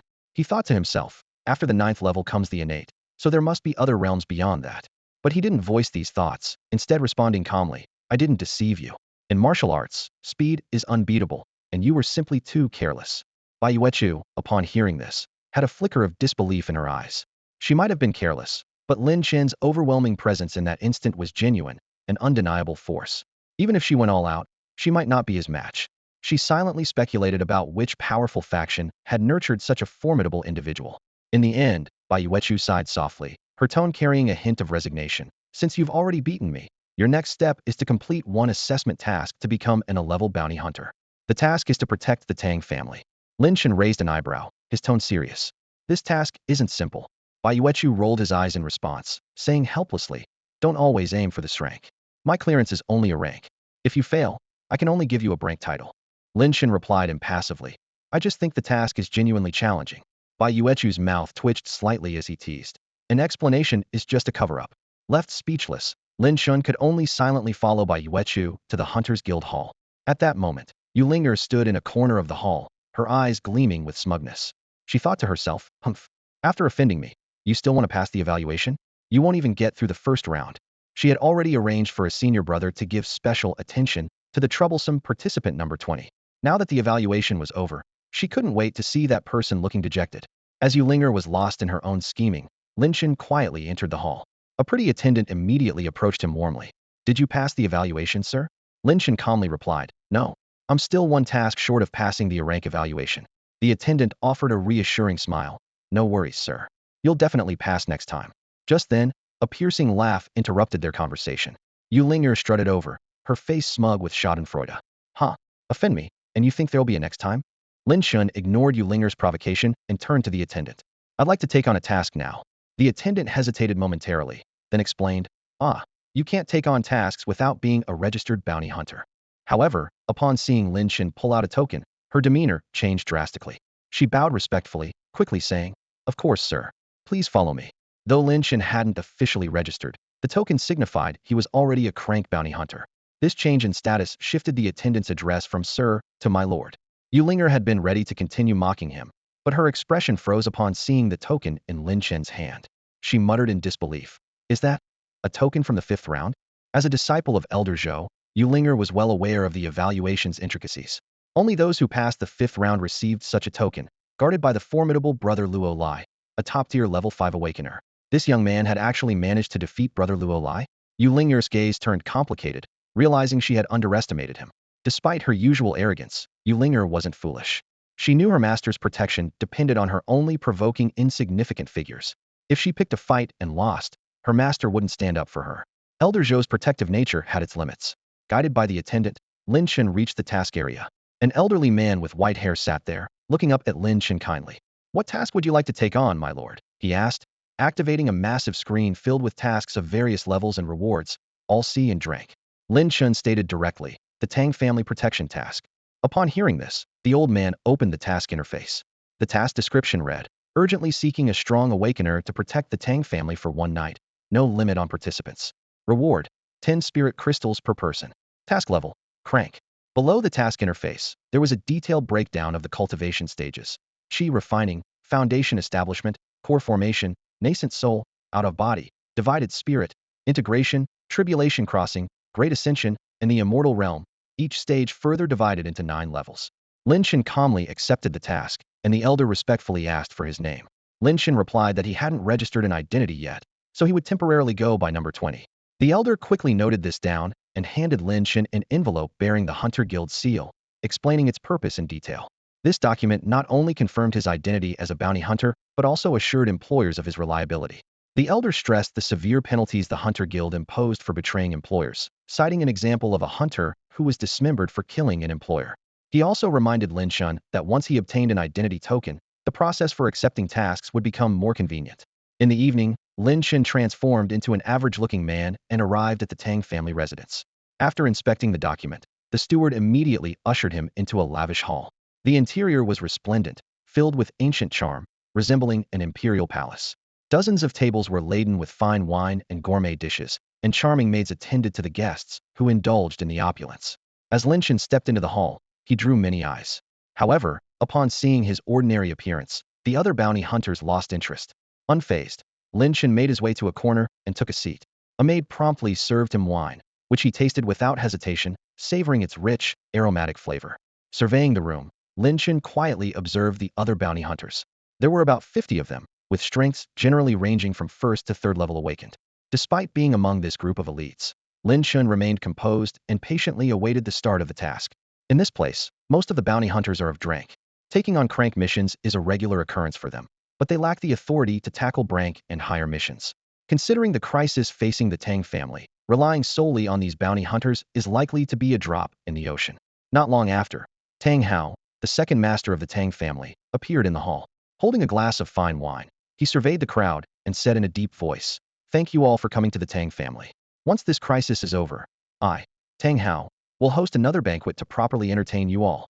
A burly man confidently patted his chest and said, "Second Master Tang, don't worry. With us here tonight, no one will dare harm the Tang family." Others echoed, "That's right. Even if the intruders are strong, surely they can't scare over 50 bounty hunters like us." Tang Hao nodded slightly and raised his glass, saying, "Thank you all. I am deeply grateful. Let's drink." With that, he drained his glass in one go, and everyone else followed suit, drinking heartily. Suddenly, a series of deep bell tolls reverberated through the night sky. The sun had completely set below the horizon, and night had quietly descended. A bright moon broke free from the clouds, casting a cold light. A chilly breeze swept through, causing an involuntary shiver. Although everyone spoke with confidence earlier, they all understood the danger they were about to face was anything but ordinary. If it were just a typical threat, the Tang family could handle it alone. It was clear that the crisis the Tang family faced was far more daunting than anticipated. On top of a tall building in the Tang estate, a graceful woman gazed at the moon and sighed softly. "Tonight, the moon will not be full. It's my fault." Tang Muqian's expression was complex. She had thought the news of the exotic fruit was well hidden, but it had still leaked. She whispered, "If nothing goes wrong, people from all major families will come soon. The emergence of the exotic fruit is a temptation few can resist." The young man standing next to her, named Tang Yi, was Tang Hao's son. He spoke indifferently. "This has nothing to do with you, elder sister. There are spies from various families within the Tang family, and some secrets are hard to keep." He paused, a glint of coldness in his eyes. "I only hope those people don't go too far, or else, the Tang family is not to be trifled with." At that moment, a powerful voice suddenly echoed through the Tang estate. "Brother Tang Hao, Xiao Dingtian, and my son Xiao Bufan are here to visit." The faces of many bounty hunters changed slightly upon hearing this voice, sensing trouble. Xiao Dingtian was the head of the Xiao family, and if he was indeed the enemy of the Tang family today, the situation could be difficult to handle. Tang Hao calmly walked out of the hall. In the courtyard, a middle-aged man in white, exuding an extraordinary aura, was already standing there. Beside him was a young man with an unremarkable appearance. Tang Hao clasped his hands and said, "Brother Xiao, long time no see." Xiao Dingtian smiled and replied, "It's a reunion of brothers. Tonight we must drink to our heart's content." Of course, Tang Hao also smiled. He turned his gaze to the young man beside Xiao Dingtian and said, "I heard that Xiao Bufan from the Xiao family made a remarkable impression in the Lingwu University assessment. Seeing him today, he indeed lives up to his reputation." Xiao Bufan remained silent, only nodding slightly. Tang Hao continued, "Brother Xiao, I've prepared a banquet in the hall. Please, let's go inside and talk. Then I shall gladly accept your invitation." Xiao Dingtian said, leading Xiao Bufan to follow Tang Hao into the hall. "Greetings to the master of the Xiao family." As Xiao Dingtian arrived, the bounty hunters in the hall stood up in unison, bowing respectfully. Xiao Dingtian acknowledged them with a faint smile and a slight nod, then found a place to sit. All eyes turned to Xiao Bufan, curiosity evident in their gazes. "Is this really Xiao Dingtian's son?" someone whispered. "Why have we never heard of him before?" Indeed, the Xiao family had first introduced the prodigious daughter Xiao Renfeng, and now Xiao Bufan had appeared. People speculated silently, wondering how Xiao Bufan's talents compared to Xiao Renfeng's. As the crowd was lost in thought, a loud voice echoed from outside the courtyard. "Brother Tang Hao, Wang comes uninvited and asks for your forgiveness." With such a lively gathering at the Tang family, how could I, Song, miss out? Zhao Yi Cheng of the Zhao family, here to visit Second Master Tang. Lin Qingyu of the Lin family, here to pay respects. From the Zhang family. In a blink, more than 20 people filed in, mostly elders accompanied by a younger generation. Despite the unexpected influx, Tang Hao remained composed, smiling as he said, "Everyone, please come in." Tang Hao then led the guests into the hall. Wang Heng, the head of the Wang family, Song Qiubai of the Song family, Zhao Yicheng of the Zhao family, and others took their seats. The bounty hunters present grew increasingly anxious. With nearly every family in Lyun City represented, it was clear that the Tang family's troubles were more serious than anticipated. Lin Chen's gaze inadvertently fell on a young woman in a blue dress. She held a long sword, its 3-foot blade sheathed and unassuming. The scabbard was crafted from jade and gold, adorned with intricate patterns and embedded with 12 gemstones. The hilt was jade-colored, carved with scales that emitted a gentle green glow. Once everyone was seated, Xiao Dingtian's eyes landed on a striking young man beside Wang Heng, and he said with a smile, "This must be the prodigious Wang Lingxiu of the Wang family?" At these words, the crowd stirred. It was rumored that the Wang family had a prodigy, Wang Lingxiu, who at just 19 was already a level 2 awakened and possessed an earth-grade talent, with limitless potential. Wang Heng chuckled and prompted, "Lingxiu, greet your Uncle Xiao." Wang Lingxiu stood and bowed respectfully. "Lingxiu greets Uncle Xiao." Xiao Dingtian beamed. "Such talent in the young generation, very impressive." Wang Lingxiu modestly replied, "I'm unworthy of such praise." His words humble yet confident. The onlookers nodded in agreement. Wang Lingxiu indeed lived up to his reputation, and the Wang family's future seemed promising with this young talent. Xiao Dingtian then turned his attention to the young man beside Song Qiubai, the head of the Song family, and asked with slight surprise, "I heard the Song family has a prodigy named Song Lingfeng. Could this be him?" Song Qiubai laughed lightly. "My eldest, Lingfeng, is off somewhere playing. This is my younger son, Song Lingyun." Song Lingyun immediately stood and bowed respectfully. "Song Lingyun, at your service, Uncle Xiao." Though outwardly respectful, a fleeting shadow of resentment crossed Song Lingyun's eyes. The world only knew his brother Song Lingfeng as the Song family's prodigy, unaware that Song Lingyun's abilities were no less remarkable than his brother's. One day, he will prove to the world that Song Lingyun is the true prodigy of the Song family. This thought burned like fire in Song Lingyun's heart, and he secretly vowed that whenever people mentioned the prodigy of the Song family, the first name that would come to mind would be his. Xiao Dingtian glanced at Song Lingyun, nodded slightly, but said nothing more. His attention was quickly drawn to the woman in green, or more precisely, to the long sword in her hand. The Qinglin sword, a level 2 peak, awakened one. Xiao Dingtian squinted, carefully examining the sword before addressing the woman in green. "Young lady, you must be from the Lin family."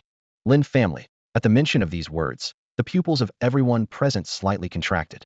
Although the Lin family is now considered a small family in Lyun City, those familiar with its history know that before the resurgence of spiritual energy, the Lin family was as renowned as the Tang family, a major family in Lyun City with ancient and mysterious heritage. Legend has it that the Lin family possesses a treasured sword called the Qinglin sword, worshipped for generations. Only those with extraordinary talent can draw it. Many have tried at the Lin family, but all failed without exception. Since then, the name of the Qinglin sword has echoed throughout Lyun City. After the resurgence of spiritual energy, a remarkable individual emerged from the Lin family, the only one in centuries able to draw the Qinglin sword. However, this genius tragically died during a mission to protect Lyun city, and the Qinglin sword was once again worshipped by the Lin family. From then on, the Lin family fell from a top-tier family to a third-rate one. The person who drew the Qinglin sword was Lin Chen's father, Lin Kanglin. At this moment, all eyes were on the Qinglin sword in the hands of the woman in green. A thought flashed in everyone's mind. Could she also draw this sword? If true, the Lin family's revival might not be far off. The woman in green respectfully cupped her fists and greeted, her voice clear. Junior Lin Qingyu greets Uncle Xiao. Xiao Dingtian smiled and asked, how is Elder Lin's health? Lin Qingyu calmly replied, my grandfather is doing well. He often mentions Uncle Xiao. Xiao Dingtian nodded with a smile.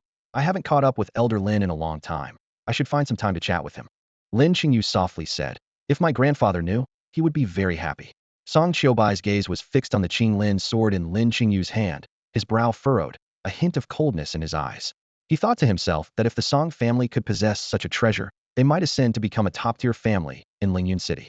At this moment, Wang Heng asked, Brother Tang Hao, I've heard the Tang family has a prodigy named Tang Yi. Why isn't he here? Every family in Lyun city essentially has a prodigy, and as a top-tier family, the Tang family is no exception. Just then, a clear voice rang out. Tang Yi greets everyone. A young man in a blue robe stepped into the hall, his features bright and handsome. Tang Yi slightly cupped his fists and greeted everyone present. Level 3 Awaken 1. Some experts immediately saw through Tang Yi's level, secretly amazed. Among the younger generation in Lyun city, reaching the level of a level 3 Awaken 1 is truly remarkable. Moreover, being from the Tang family, his true strength is undoubtedly far beyond that of an ordinary level 3 Awaken 1. Among the younger generation in Lyun city, few have such a level. Tang Yi is definitely among the top 3. Xiao Dingtian looked at Tang Yi with genuine admiration and said, a natural talent. Tang Yi slowly shook his head, a trace of helplessness showing on his brow. The words, what a pity, slipped softly from his lips, carrying a weight that was hard to express. He took a deep breath and continued. These words are too heavy for me to bear, but I know there are 2 people who truly deserve them. At this, everyone present perked up with interest, their curiosity piqued.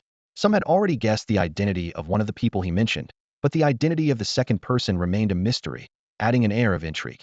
Tang Ye's voice was barely above a whisper, yet each word was clear. The first person, as you might have guessed, is Xiao Bobo's daughter, Xiao Renfeng.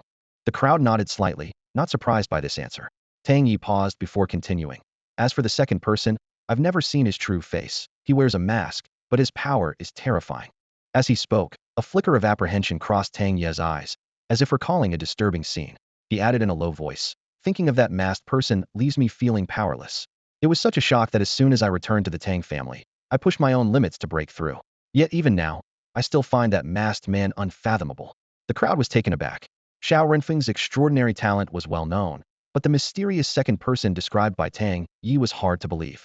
If someone truly could rival Xiao Renfeng, why had they never heard a whisper of it? Song Lingyun spoke coldly, a hint of disdain in his voice. Perhaps this second person doesn't exist at all. Xiao Renfeng's talent is unmatched. In Lingyun City, it's common knowledge that no one can rival her. He clearly believed Tang Yi was exaggerating, trying to intimidate others. Tang Yi only glanced at Song Lingyun without responding. He thought to himself that before meeting the masked man, he too believed Xiao Renfeng was unbeatable. But that encounter had completely shattered his beliefs. Of course, he hadn't witnessed the masked man's full power and knew little of Xiao Renfeng's limits, so it was all speculation on his part. Therefore, he didn't refute Song Lingyun's words. At that moment, a family head broke the silence with a smile. Whether there's truly such a prodigy in Lingyun City can be debated later. For now, with so many talents gathered here, why not have them compete against each other? This suggestion immediately brightened the crowd's spirits. Indeed, with so many promising talents present, a competition would surely be thrilling. Song Qiubai turned to Tang Hao and asked, Brother Tang Hao, what do you think? Tang Hao smiled calmly, of course. However, let's hope the young ones keep it friendly and don't harm the camaraderie. Naturally, Song Qiubai replied solemnly. The others exchanged knowing glances, smiles hinting at deeper meanings. Everyone was aware that the outcome of the upcoming matches would directly influence the fate of the Tang family's rare fruit. Though no one mentioned it outright, their intentions were clear. However, even in victory, convincing the Tang family to relinquish the fruit would be no easy task. Just then, a prodigy from the Zhao family stepped forward. He cupped his hands and said, I am Zhao Ziwen, and I wish to challenge Brother Tang Yi. Zhao Ziwen, an early-stage level 2 awakened, was eager to measure his skills against the Tang family's prodigy. The Zhao family head, Zhao Yeqing, frowned slightly but did not intervene. Tang Yi remained calm. saying only one word. Please. Zhao Ziwen dared not be careless, fully aware of Tang Ye's formidable strength. He immediately gave it his all, clenching his fist and launching a punch at Tang Ye. The punch howled through the air, carrying a fierce killing intent and an overwhelming force that made the very air tremble. Yet, facing this ferocious attack, Tang Ye remained composed. He narrowed his eyes, a sharp gleam flashing within them. In an instant, with a swish, Tang Ye's figure vanished from where he stood. Boom! Zhao Ziwen's punch hit nothing but air. The Zhao family prodigy's expression tightened as he exclaimed in surprise. Where did he go? It's over. A sudden voice shattered the silence as Zhao family's prodigy spun around, instinctively trying to dodge. However, Tang Yi moved with lightning speed, delivering a sharp flying kick that precisely struck Zhao's midsection. Bang! The dull thud echoed as Zhao flew out like a kite with a broken string, crashing heavily to the ground, stirring up a cloud of dust. Tang Yi stood firm, slightly cupped his fist towards his fallen opponent, and said calmly, "Thank you for the match." Zhao struggled to his feet, eyes flickering with reluctance and regret. He knew all too well that if that kick had hit his head, he would be dead by now. Gritting his teeth, he admitted, "I lost." With that, he retreated from the arena with a grim expression. At that moment, Wang Lingxiu leaped forward, appearing before Tang Yi, eyes alight with fighting spirit. He declared loudly, "Impressive skills, Brother Tang Yi. Let me spar with you." Tang Yi remained calm, nodding slightly. "Please, Brother Wang, enlighten me. Then I won't hold back." As Wang Lingxiu's words fell, a terrifying aura erupted from him, pressing towards Tang Yi as its center. The crowd marveled. From this aura alone, it was clear Wang Lingxiu's strength far surpassed Zhao's, placing them on entirely different levels. Someone murmured, "A second-level peak awakened, not bad. But against a third-level awakened like Tang Yi, it's still lacking. Losing isn't shameful." Despite Wang Lingxiu's overwhelming presence, Tang Yi remained unfazed. Suddenly, Wang appeared like a phantom before Tang Yi, his fist striking like a venomous snake, aimed straight at Tang Yi's chest with a sharp whistling sound. The punch was so fast that many could only see a blur. Xiao Dingtian quietly remarked, "That punch is unstoppable for most." Wang Heng simply smiled, seemingly indifferent to the battle's outcome. Unfortunately, he's facing someone a whole level above him. As Wang Lingxiu's fist neared Tang Yi simultaneously struck out. Their fists collided with a deafening roar, and the ground cracked like a spider web, with a terrifying shockwave sweeping outwards from the two. Wang Lingxiu was forced back by the force, his body hurtling like a cannonball until he managed to stabilize himself 10 meters away. His expression turned serious, realizing the gap between him and a third-level awakened was greater than he imagined. Before Wang could catch his breath, Tang Yi suddenly surged forward, his punch carrying even more power than before, causing the very air to tremble. Wang Lingxiu, instead of retreating, advanced, gritting his teeth to meet the blow heat, determined to give it his all. Boom!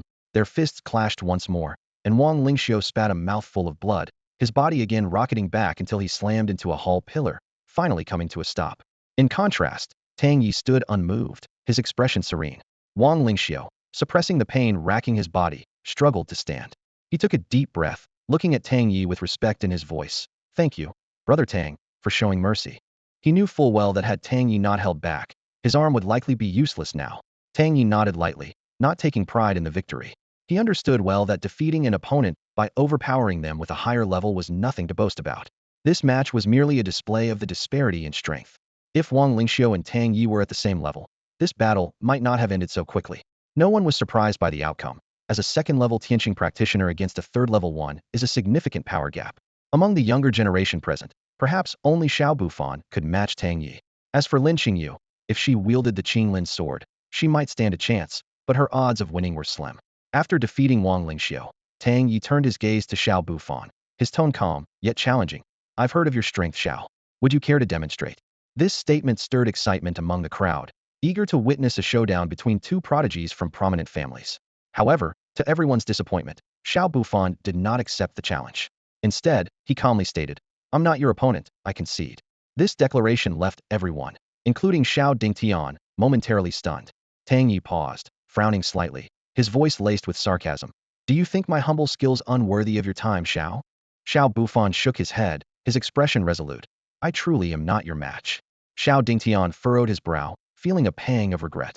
He had brought Xiao Bufan here to compete for the exotic fruit, only for him to concede without a fight. Though he understood Xiao Bufan's character and knew persuasion was futile, he couldn't help but think, "This brat, does he plan to remain the underdog?" Seeing Xiao Bufan refuse to fight, the crowd began to doubt his true abilities. Despite knowing he excelled in the Lingwu University assessments, Even receiving an offer from Xingchen Academy, his actual strength remained a mystery. Tang Yi gave Xiao Bufan a long look before addressing the others. Since Xiao is unwilling, would anyone else care to spar? Yet, the young people present chose silence. After all, if Wang Lingxiu was no match for Tang Yi, how could they avoid humiliation? They had hoped to act only after Xiao Bufan and Tang Yi exhausted each other, but Xiao Bufan's unexpected decision foiled their plans. At that moment, Song Lingyun stepped forward, sparking murmurs among the crowd who thought him overconfident. If Wang Lingxiu couldn't defeat Tang Yi, how could Song Lingyun, a mid-second level Tianqing practitioner, stand a chance? Hearing the crowd's comments, Song Lingyun's face darkened, and he declared, I know I'm not a match for Tang Yi, so I'd like to choose an opponent. He pointed at Lin Qingyu, provoking her. Do you dare to fight me? Tang Yi glanced at Song Lingyun and silently stepped aside. Lin Qingyu gave Song Lingyun a blank look, but made no move. Seeing no reaction from Lin Qingyu, Song Lingyun sneered. What? Holding the Lin family's treasure, yet you don't dare to fight me? He felt smug, assuming Lin Qingyu was afraid. Lin Qingyu remained silent, perceiving Song Lingyun as nothing more than a clown unworthy of her attention. Undeterred, Song Lingyun continued to taunt. No courage to fight? It seems the Qinglin sword is wasted in your hands. Consider letting me take care of it. Nearby, Song Qiubai smirked, a hint of greed in his eyes as he eyed the Qinglin sword, thinking it rightfully belonged to his family. Lin Qingyu's grip on the Qinglin sword tightened, a flash of killing intent in her eyes. Just then, a teasing voice rang out. If you're so eager for a fight, why don't I spar with you? The crowd's attention was immediately captured by a deep voice, all eyes turning towards the entrance of the Tang family hall. A burly man slowly walked in, wearing a black leather coat, with a menacing scar across his face, exuding a chilling aura. When he smiled, the scar twisted grotesquely, silently hinting at his brutality. Xiao Dingtian felt a twinge of unease and instinctively glanced at Tang Hao, noting his equally grave expression. He thought to himself that it seemed more than just they were eyeing the Tang family, and the situation might become increasingly difficult to control. Song Lingyun scrutinized the uninvited guest with cold eyes and demanded harshly, Who are you? The scarred man smirked disdainfully and replied, You don't have the right to know. Enraged by this, Song Lingyun retorted angrily, You insolent fool. With that, he positioned his left hand behind him and swung his right hand at the scarred man, intending to teach this arrogant stranger a lesson. Though his movements appeared graceful, they were somewhat reckless. In Song Lingyun's mind, the scarred man would soon be on his knees begging for mercy, earning him admiration from the crowd. However, things did not go as planned. With a crisp smack, everyone watched in shock as Song Lingyun was sent flying like a rag doll, blood mixed with several teeth spurting from his mouth. This unexpected turn stunned everyone, as the resounding slap had come from the scarred man. Song Lingyun landed heavily on the ground, motionless, seemingly knocked out by the blow. The scarred man remarked playfully, Stop pretending. I controlled my strength well, just knocked out a few of your teeth, not enough to make you faint. Indeed, Song Lingyun was pretending to be unconscious. He had intended to show off and embarrass the scarred man, only to be sent flying with a slap, losing a few teeth in the process. Having lost face so publicly, he was too embarrassed to stand up, so feigning unconsciousness seemed the best option. Unexpectedly, he was exposed, and he cursed inwardly, Beast! Beast! Wishing he could tear this detestable man to pieces. The crowd exchanged glances, their expressions odd. The scarred man not only had impressive skills, but was also adept at psychological warfare, making him truly formidable. At that moment, Song Qiubai suddenly appeared before the scarred man, shouting angrily, You're courting death. He then struck with a powerful palm, unleashing a force that made everyone present shiver. The scarred man sneered dismissively, Mid-level 4, and you dare show off? Get lost. With that, he casually countered with his own palm. With a bang, Song Qiubai staggered back over 10 meters, his eyes filled with fear as he looked at the scarred man. The scarred man dusted off his hands, looking at Song Qiubai with contempt. You're just trash. Get out of my sight. Song Qiubai clenched his fists, his face flushed with humiliation. As the head of the Song family, everyone usually treated him with the utmost respect. Now, being mocked like this, if not for his lack of strength, he would have wanted to tear the man apart. The crowd's expressions grew increasingly grave, intimidated by the scarred man's overwhelming power. Song Qiubai was a mid-level 4 awakener, yet this man had sent him flying with a single slap, indicating he was at least a level 5 awakener. Such a level of strength could easily dominate Lyun City. Everyone couldn't help but wonder, who was this scarred man? Why had they never heard of him before? Could he be a powerful figure from outside Lyun City? As these thoughts lingered, the crowd grew more anxious. They realized the true crisis facing the Tang family was not from the prominent families of Lyun City, but from unknown forces. This sudden appearance of the scarred man might just be the tip of the iceberg. Tang Hao stared at the man with the scarred face and asked in a deep voice, What brings you to the Tang family? The scarred man smirked coldly, a hint of mockery in his eyes. If I said I'm here to wipe out your entire family, would you believe me? The words struck like a heavy blow, casting a serious shadow over everyone present. Tang Hao's heart skipped a beat, but he quickly composed himself, his voice steady and firm. You speak of exterminating my family. Have we wronged you in some way?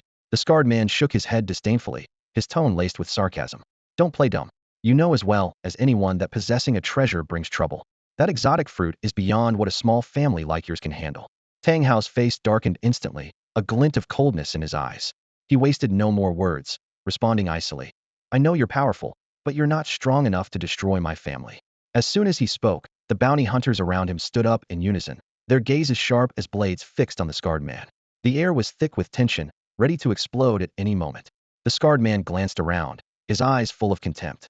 You think you can stop me with these insects? He raised his hand, as if he could annihilate everyone present at any moment. Suddenly, the scarred man looked out the window, his smile vanishing. He said calmly, I've wasted enough words on you. The trouble outside should be resolved by now. Xiao Dingtian fixed his deep gaze on the scarred man and asked in a low voice, What do you mean?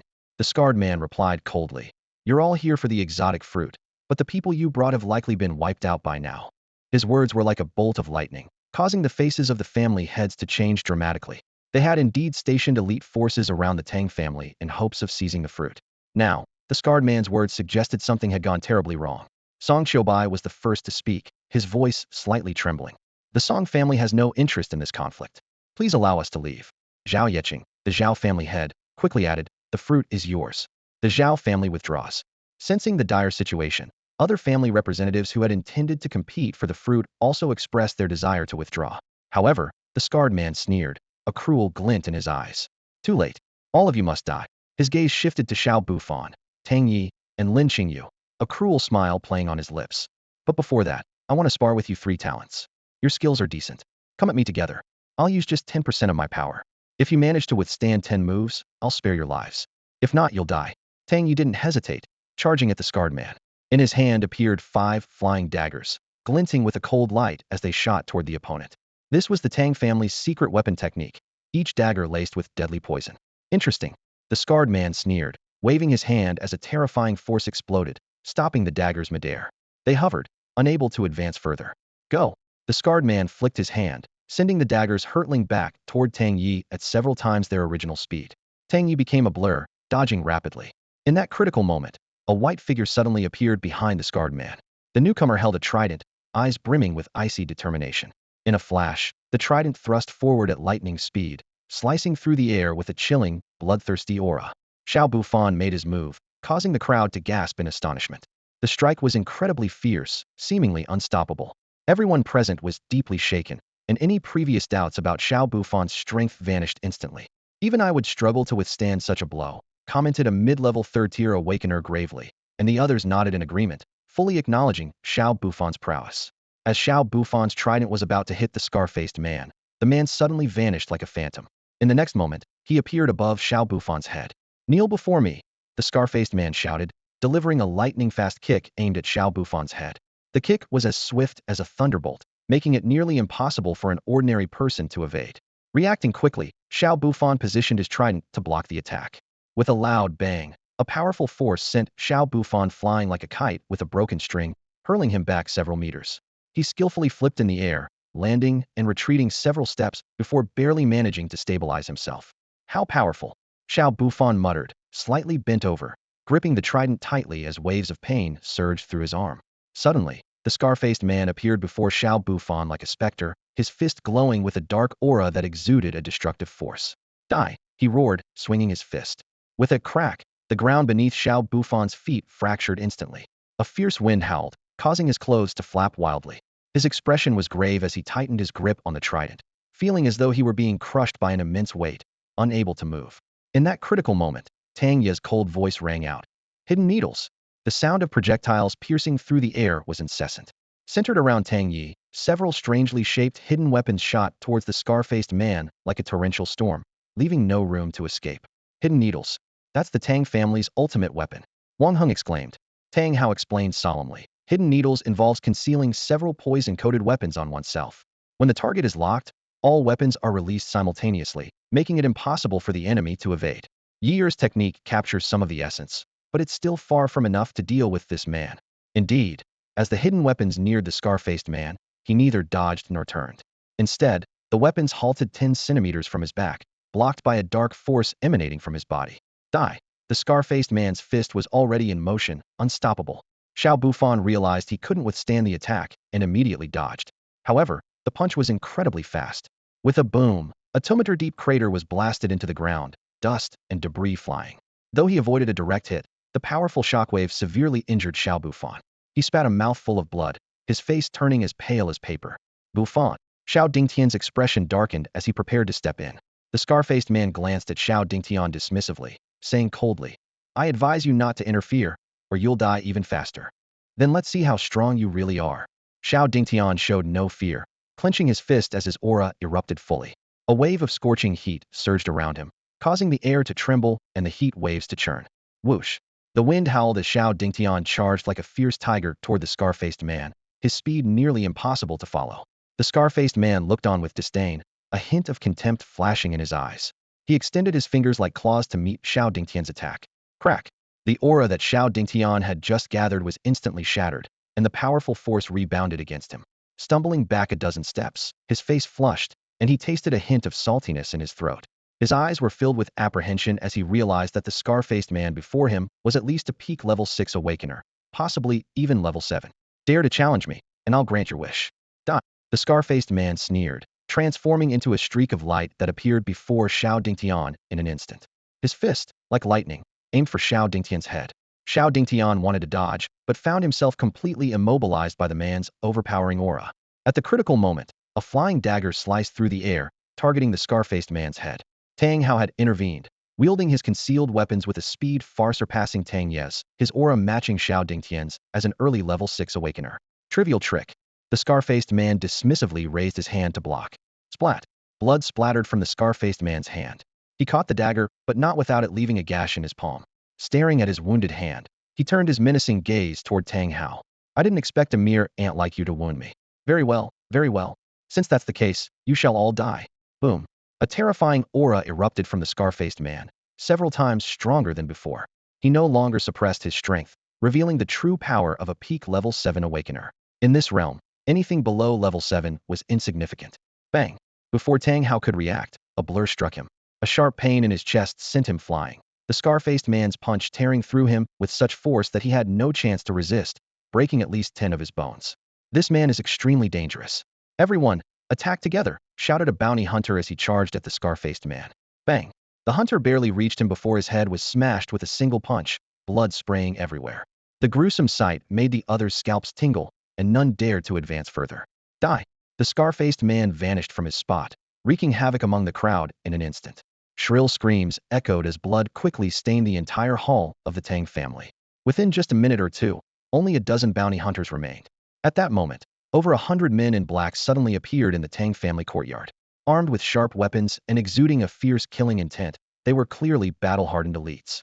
Kill! At a command, the group surged toward a room like a tidal wave. Bang! The leader kicked the door open and rushed inside. In the room, over 200 individuals in blood-red robes were tightly guarding a beautiful woman. The woman was Tang Muqian.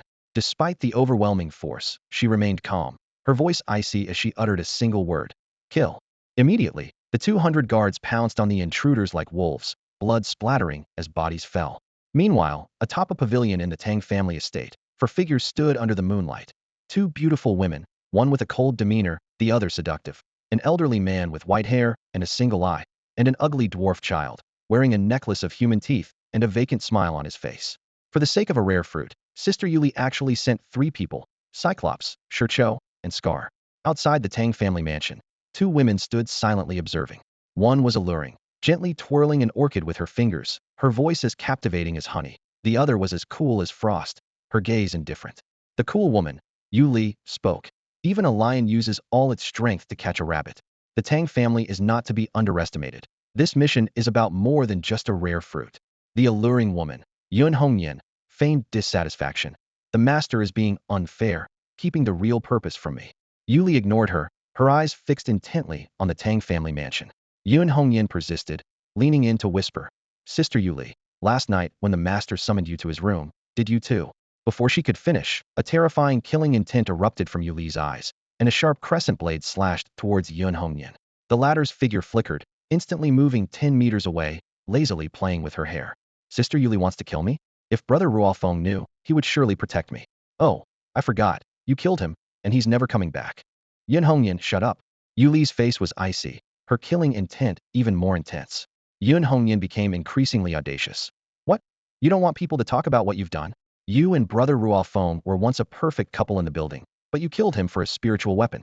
What's even more interesting is that you ended up in the master's bed. If Brother Ruofeng were here, how amusing it would be. I'll kill you. Yuli completely lost control, instantly moving like a celestial from the moon palace to Yun Hongyan's side, unleashing several crescent blades. Boom, boom, boom. Yun Hongyan turned into a shadow and disappeared, the crescent blades striking a nearby pavilion, causing it to collapse instantly. Amidst the swirling dust, Yun Hongyan reappeared, laughing softly. Both at the peak of the 9th level of the moon's 9 towers, Sister Yuli, thinking you can kill me might be a bit much. Unless you practice more with the master. Yuli's killing intent almost became tangible, poised to strike again when a loud noise erupted from the Tang family hall. She frowned slightly, turning to the one-eyed elder and the dwarf child. Scar is too slow, you two should join in. Upon hearing this, Cyclops and Shurcho leaped into the Tang family courtyard, their faces showing cruel smiles, as if anticipating the bloody feast about to unfold. However, just as they were about to enter the hall, a dozen elderly men with white hair suddenly appeared in front of them. One of the elders spoke in a cold tone.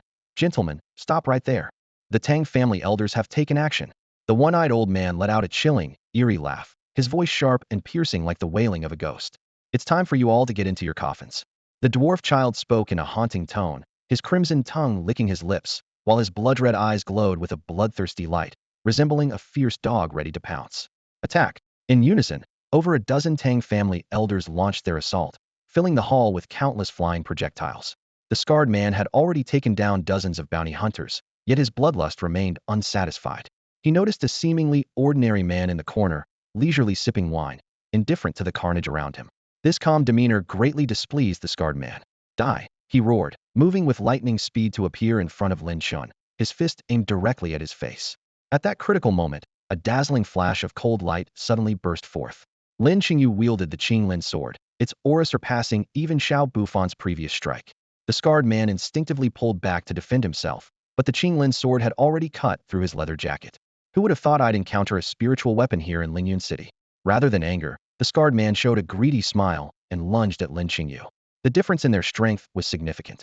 Despite Lin Qingyu's best efforts, she was forced back by a single strike. Little girl, hand over the spiritual weapon, and I'll give you a quick death, the scarred man sneered. As his lethal blow was about to land, a shadow swiftly moved to shield Lin Qingyu. With a thunderous bang, the scarred man was sent flying out of the hall like a cannonball, smashing the rockery in the courtyard to pieces. The room was stunned, and all eyes turned to the seemingly ordinary man. To kick a 7th level peak awakened so far, his power must be at least that of an 8th level awakened. Lin Chen calmly extended his hand, and the Qinglin sword broke free from Lin Qingyu's grip, flying into his hand. Under the astonished gazes of everyone present, he walked out of the hall with a composed expression. As Lin Chen stepped out of the hall, the fierce battle halted abruptly, and all eyes turned sharply towards him. Amidst the sound of rolling debris, the scar-faced man struggled to his feet from the rubble, his expression dark as ink. As a peak level 7 awakened, he never imagined he'd suffer such humiliation in this unremarkable small family, being kicked away with ease. The scar-faced man glared at Lin Chen, a mix of anger and humiliation in his eyes, but most of all, a deep wariness. He wasn't foolish. Someone who could kick him away with a single blow must possess unfathomable strength. Suddenly, the Qinglin sword pointed towards the scar-faced man like lightning. Lin Chen spoke coldly, his voice like ice. Today, the Tang family is under my protection. Who dares to make trouble? Yun Hongyan chuckled softly, but her eyes were fixed on the Qinglin sword. How interesting, such a small Tang family has a master like this, wielding a spiritual weapon. She knew well that spiritual weapons were rare and often sparked bloody conflicts, and she couldn't help but covet it. Yuli ordered coldly, Scar, One Eye, ugly servant, this person is strange. Attack together. The three exchanged glances and instantly surrounded Lin Chen. The elders of the Tang family glared angrily, ready to intervene, but Lin Chen commanded with a blank expression, stand back. The three attackers hesitated no longer and launched their assault. Scar was the first to charge at Lin Chen, roaring, take my mountain-breaking fist. He unleashed a yellow-level martial technique he had obtained through great effort, the force of his punch like a mountain crashing down, its power astonishing. The enormous shadow of the fist hurtled towards Lin Chen's face, carrying a destructive force. However, faced with this earth-shattering blow, Lin Chen remained completely still. The elders of the Tang family exclaimed, "Oh no, that's a martial technique." They feared Lin Chen had been frightened stiff by the terrifying punch. Seeing Lin Chen standing motionless, the scar-faced man grinned savagely. Die. He secretly reveled, thinking this country bumpkin from a small town was paralyzed with fear at the sight of such a fearsome martial technique. Just as Scar believed victory was assured, Lin Chen's fingers moved slightly.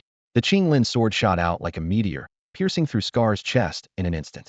Blood splattered, and Scar's eyes widened in disbelief. An invisible force, like a giant hand, slammed the scarred man's body against the wall. His back hit the hard stone surface with a thud, and blood trickled down the rough wall, glistening eerily in the moonlight.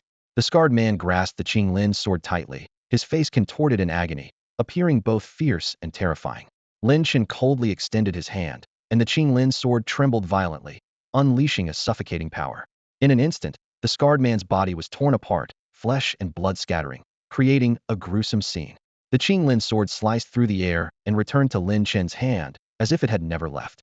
It all happened so quickly that the people around had no time to react. The formidable scarred man was dismembered in the blink of an eye. The one-eyed elder and the dwarf child, witnessing this, were horrified and immediately retreated dozens of meters. Being of similar strength to the scarred man, both were at the peak of the 7th level of awakening. They realized that someone who could kill the scarred man with a single strike could easily take their lives as well. Still thinking of retreating? Lin Chen's icy voice suddenly echoed in the one-eyed elder's ear. The elder froze, unable to respond before a chilling sensation engulfed him. A sharp pain followed, as a 3-foot-long sword pierced through his body. The sword swiftly withdrew, and blood gushed out like a fountain. The one-eyed elder let out an unwilling scream before collapsing heavily to the ground, lifeless. He never imagined that he would come to annihilate a family, only to meet his own tragic end. Holding the blood-stained Qinglin sword, Lin Chen looked expressionlessly at the dwarf child. Terrified by this cold gaze, the child felt his soul leave his body, his entire being cold with fear, lacking the courage to meet Lin Chen's eyes. Desperately, he dashed towards Yu Li, shouting in despair, "Master Yu Li, save me." Just as the dwarf child was about to reach Yu Li, a crisp sound pierced the night sky. A sword shot out like a meteor, precisely piercing through his body. Blood splattered, and the dwarf child's life was abruptly ended. Yu Li's beautiful eyes narrowed, realizing that the situation was completely out of control. From the scarred man to the dwarf child, their deaths occurred in mere moments. As she pondered her next move, Lin Chen's cold voice suddenly interrupted her thoughts. "What are you thinking?" Startled, Yu Li instinctively flicked her fingers, sending several crescent-shaped blades flying. Under the moonlight, these blades shone with a cold gleam, exceptionally sharp. However, when they were just 5 centimeters away from Lin Chen, they could advance no further. "Innate realm," Yu Li exclaimed in shock, immediately retreating 100 meters before turning to flee. Below the innate realm, all were as insignificant as ants. Though she was at the peak of the 9th level of awakening, facing an innate realm master was like an ant confronting an elephant, utterly powerless. Yu Li couldn't fathom how a small Tang family could produce an innate realm master. Clearly, the information from the building was incorrect. Had she known earlier, she would never have come recklessly. As for Yun Hongyan, he had long disappeared. Yu Li's expression was extremely grim, fully aware that escaping from an innate realm master was beyond her capabilities. After retreating several hundred meters, Yu Li was surprised to find that Lin Chen had not pursued her. She felt a slight sense of relief but dared not relax for a moment.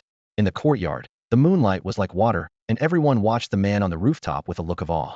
The 3-foot-long sword in Lin Chen's hand glimmered with a chilling light under the moon, and even from a distance, the crowd felt the bone-chilling cold. He glanced in the direction where Yu Li had fled, but did not pursue. For Lin Chen, today's task was merely to ensure the safety of the Tang family without unnecessary bloodshed that would only be a loss.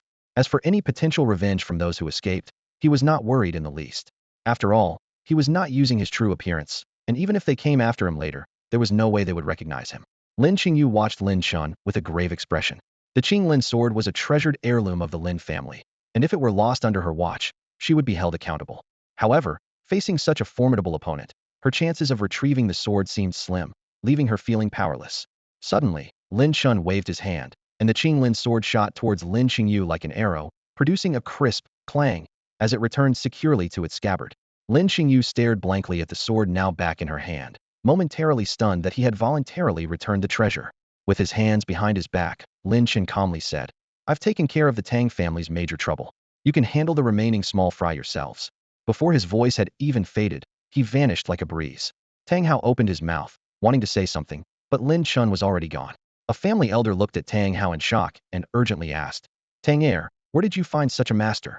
Xiao Dingtian and others also looked at Tang Hao with uncertainty, regretting their decision. If they had known the Tang family had such a powerful ally, they wouldn't have bothered to get involved.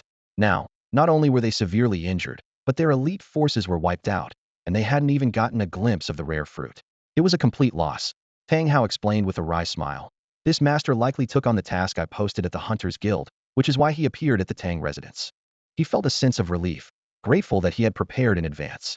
Otherwise, after tonight, the Tang family might have been erased from Lyun City. At that moment, a loud bang erupted from one of the rooms.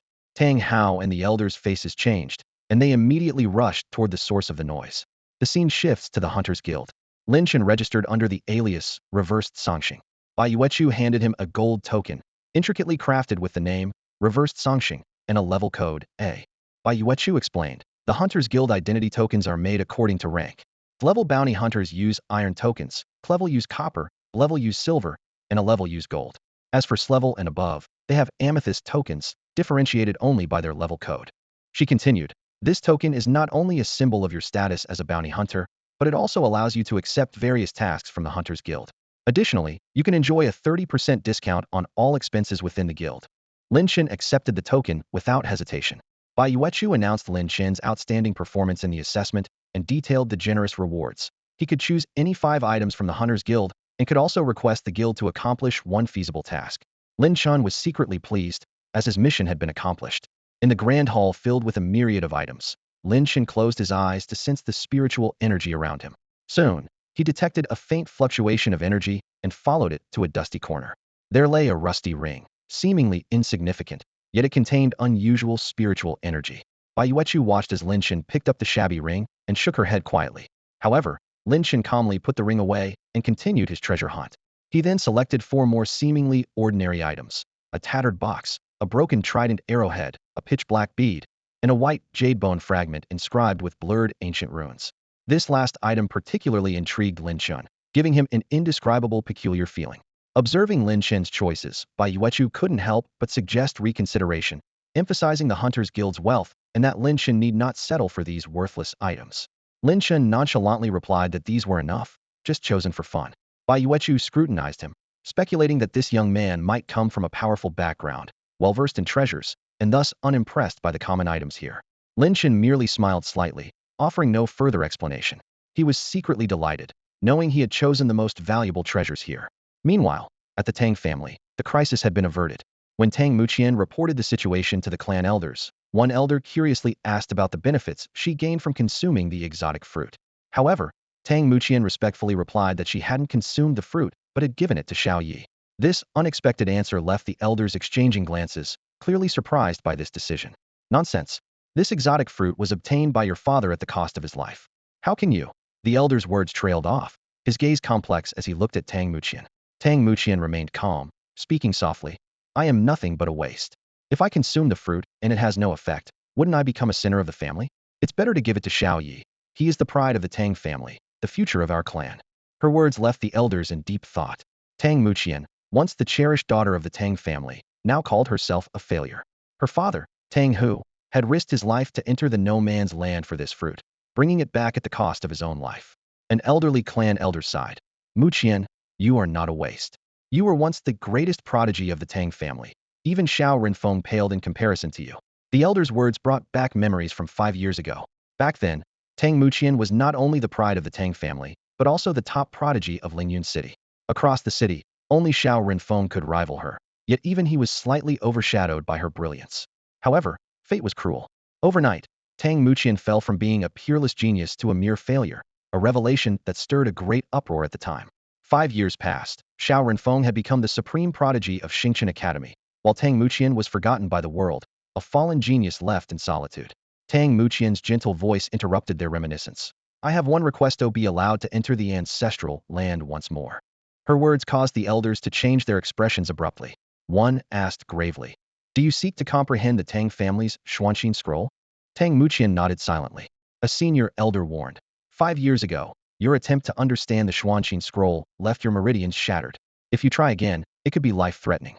The Xuanqing scroll, a mysterious legacy of the Tang family, was said to grant earth-shattering power to those who could decipher it. Yet, for a millennium, no one had unraveled its secrets nor knew what extraordinary power it held. 5 years ago, Tang Muqian, with her exceptional talent, was highly anticipated to succeed, but she ended up with her meridians broken. Since then, the Tang family became even more secretive about the scroll, rarely allowing anyone to access the ancestral land to study it. Despite their concerns, Tang Muqian's tone was resolute. I hope the elders will grant my request. The elders exchanged glances, silent for a long time before finally sighing. Very well. Since your mind is made up, we won't stop you. But remember, your life is most important. Thank you, elders. Tang Muqian nodded solemnly in gratitude. As one elder activated a mechanism, an ancient stone door slowly opened. Before them lay a mysterious world, with ancient buildings standing tall, and a faint glow emanating from the depths, as if beckoning them forward. Tang Muqian stepped into the Song family mansion without hesitation. Song Qiubai stood in front of two corpses, his eyes bloodshot and burning with rage. He roared, "Tell me who did this? Who was it?" Having just suffered a devastating blow from the Tang family, losing his elite forces, and now witnessing the tragic deaths of his brother and son, Song Qiubai was on the verge of spitting blood. The people around him were silent, too scared to speak. Song Lingyun glanced at Song Lingfeng's body, a barely noticeable gleam of joy flickering in his eyes. Song Qiubai coldly turned to a plump middle-aged man. "Steward Zhao, explain what happened here." Steward Zhao immediately knelt, choking up as he reported, "Master, when I found second master and young master, they were already lifeless." "You know that's not what I want to hear." Song Qiubai's face darkened. Steward Zhao trembled and quickly added, "As far as I know, before the incident, second master and young master had a conflict with Lin Chen, the waste of the Lin family. During that time, Wang Zhan and Feng Wuhan from Xingchen Academy stood up for Lin Chen, especially Feng Wuhan, who even attacked second master." Hearing the words, Xingchen Academy, Song Qiubai's expression shifted. He muttered to himself, "Wang Zhan may be stronger than Song Zhong, but killing Song Zhong is still no easy task. Although the Wang and Song families often clash, they've never really come to blows. As for Lin Chen, I've heard of him. Just a worthless person, not worth mentioning. As for Feng Wuhan," Song Qiubai's expression was complex. "It's likely Feng Wuhan who did it. Only he has the strength to easily kill Song Zhong and Song Lingfeng." Song Qiubai clenched his fists, his eyes glinting with ferocity. He knew he couldn't go after Wang Zhan and Feng Wuhan, so he decided to pick an easier target. Although it was frustrating, it would at least give him a way out. If he did nothing, the Song family would soon become the laughingstock of Lyun City. Therefore, he decided to pin the blame on Lin Chen. What Song Qiubai didn't know was that Lin Chen was indeed the real culprit. The scapegoat turned out to be the true perpetrator. "Father, I am willing to personally lead a team to destroy the Lin family, to comfort second uncle and big brother's spirits in heaven," Song Lingyun said in a low voice, feigning deep sorrow, while inwardly, he was overjoyed. With Song Lingfeng dead, he alone would call the shots among the younger generation of the Song family, making him the inevitable heir. In the future, when people spoke of the Song family's prodigy, they would think of him, Song Lingyun, not Song Lingfeng. This thought made his blood boil with excitement. Song Qiubai took a deep breath. "All right, take 300 of the Song family's strongest and wipe out the Lin family. Remember to leave no one alive. Also, make sure to bring back the Qinglin sword." Having witnessed the power of the Qinglin sword today, his greed intensified.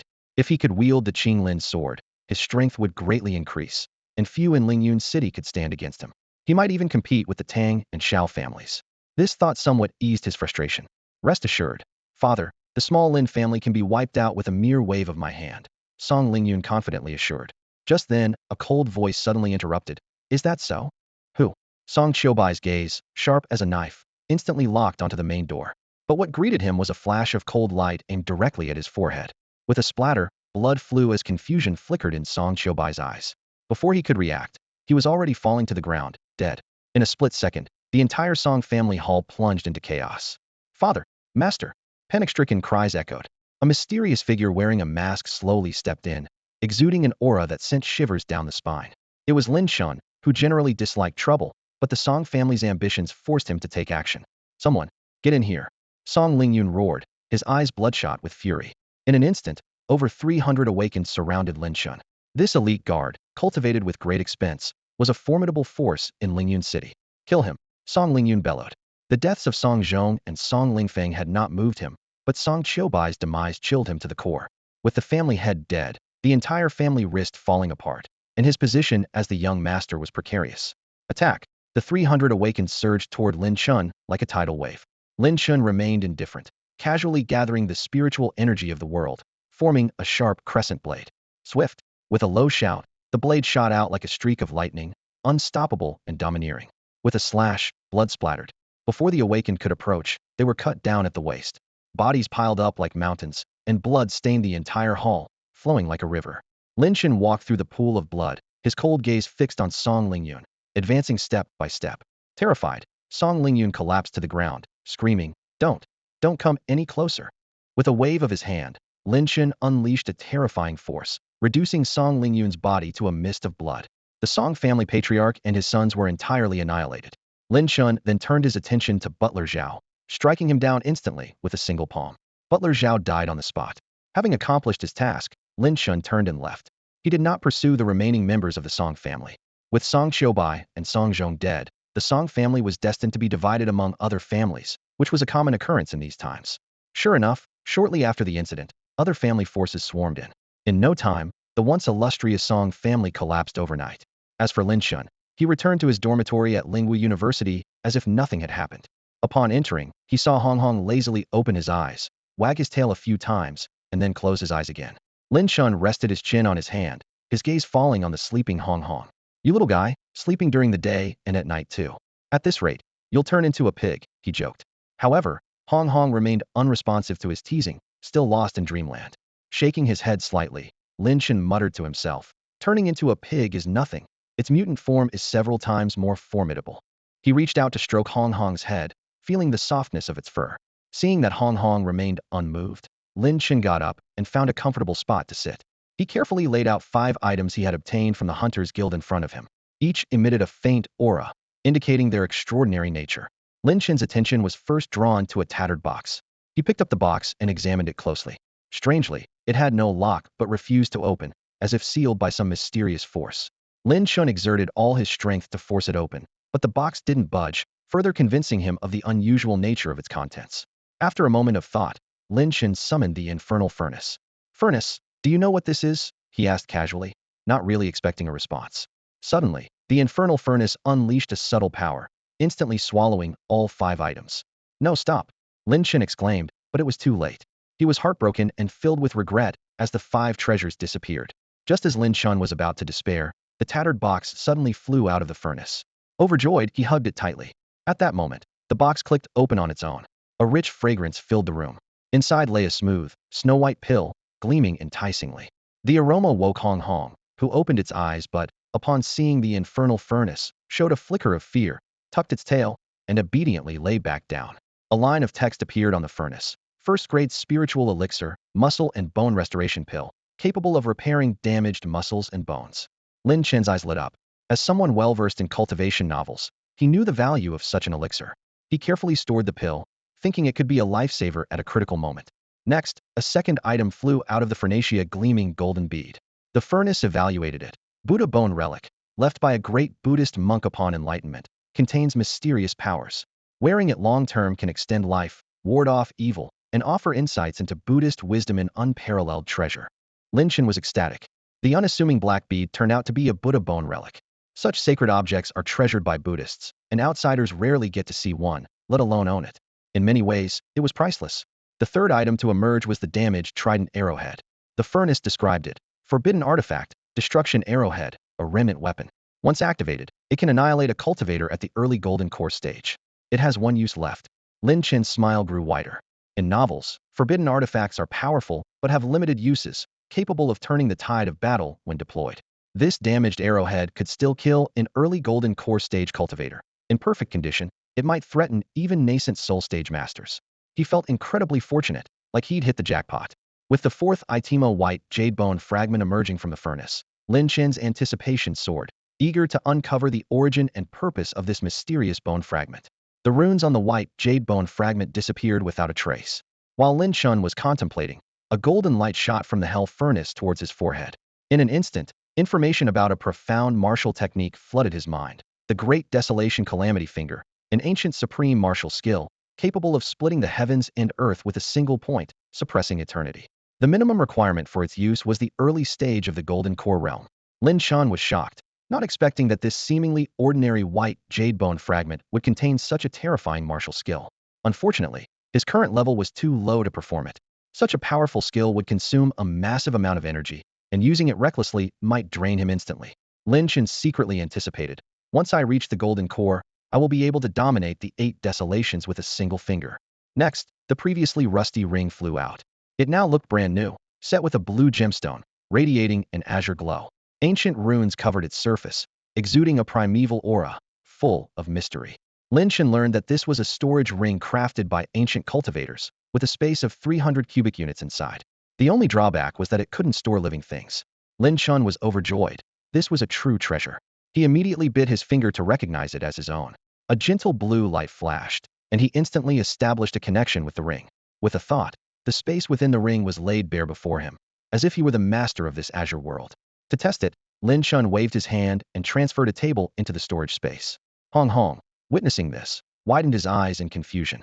Lin Chen couldn't help but laugh, and Hong Hong, sensing he was being mocked, barked in protest. Ignoring Hong Hong, Lin Chen turned to the hell furnace and softly sighed. Furnace, I wronged you. The night passed without incident. The next morning, Wang Yi came to Lin Chen's room excitedly, whispering mysteriously, Lin Chen, I've got big news for you. Lin Chen asked with a smile. Oh? What kind of big news? Wang Yi lowered his voice. The Song family was wiped out last night. Song Lingfeng, Song Zhong, and the family head Song Qiubai are all dead. What? Lin Chen feigned shock, furrowing his brow. The Song family is a second-tier family with strong foundations. Who could have such power? Wang Yi shook his head and lowered his voice. According to rumors, the Song family's downfall was due to provoking someone they shouldn't have. Lin Chen pondered, a glint of understanding in his eyes. Who could have done it? To destroy the Song family overnight, the person must be incredibly powerful. His tone carried genuine curiosity, as if he had become part of the drama. Wang Yi glanced around to ensure no one was eavesdropping before speaking. I don't know who it was either, but the fall of the Song family is good for us. You won't have to worry about Song Lingfeng causing you trouble anymore. That's true. Lin Chen nodded thoughtfully, a hint of relief in his eyes. Wang Yi suddenly chuckled, excitement gleaming in his eyes. How about a drink to celebrate? He couldn't hide his satisfaction. With the Song family's downfall, the Wang family had gained significantly. More importantly, the deaths of Song Lingfeng and Song Zhong brought Wang Yi immense satisfaction. Sure. Lin Chen agreed readily, fetching a bottle of wine and pouring a glass for each of them. After a few drinks and some conversation, Wang Yi stood to leave. Lin Chen watched him go and then began packing his belongings. Before heading to Xingchen Academy, he needed to return home. The Lin family, once a first-tier family, had now fallen to a third-tier status. In the Lin family courtyard, an energetic old man was playing a game of chess with a woman in a blue dress. As the game ended, the woman sighed. Your chess skills are unpredictable, and I am no match for you, old master. The old man was Lin Haitian, the patriarch of the Lin family. He chuckled. You're quite clever yourself. In that game, you clearly held back. Lin Qingyu shook her head slightly. Even if I gave it my all, I still wouldn't be a match for you, old master. You. Lin Haitian's face was full of affection. Among the younger generation of the Lin family, only Lin Qingyu met his expectations. The others were either useless, spoiled, or stubborn, none of them accomplished. Lin Haitian suddenly said softly, I heard Xiao Chun is coming back soon. I wonder what he's learned at Lingwu University these past 3 years. Since the death of Lin Kanglin and his wife, Lin Chun hadn't set foot in the Lin family. Now that he had graduated, he was expected to return. At the mention of Lin Chun, Lin Qingyu remained expressionless. To her, this cousin was nothing more than a worthless person, unworthy of her attention. At that moment, a gentle voice sounded. Sorry to disappoint you, old master. I haven't learned anything in these 3 years. Lin Haitian looked up to see Lin Chun, dressed in black, standing in the courtyard. A flicker of surprise crossed the old man's eyes. Lin Chen seemed much more mature than 3 years ago, and his demeanor had changed dramatically. Lin Qingyu was also taken aback, almost not recognizing Lin Chen.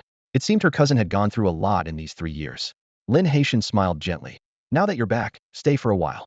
He felt a deep sense of guilt towards this grandson.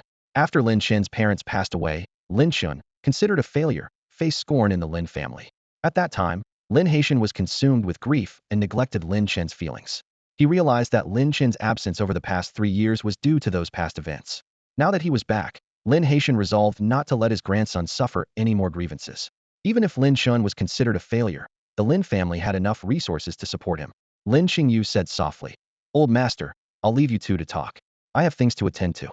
With that, she turned and left, leaving the grandfather and grandson alone.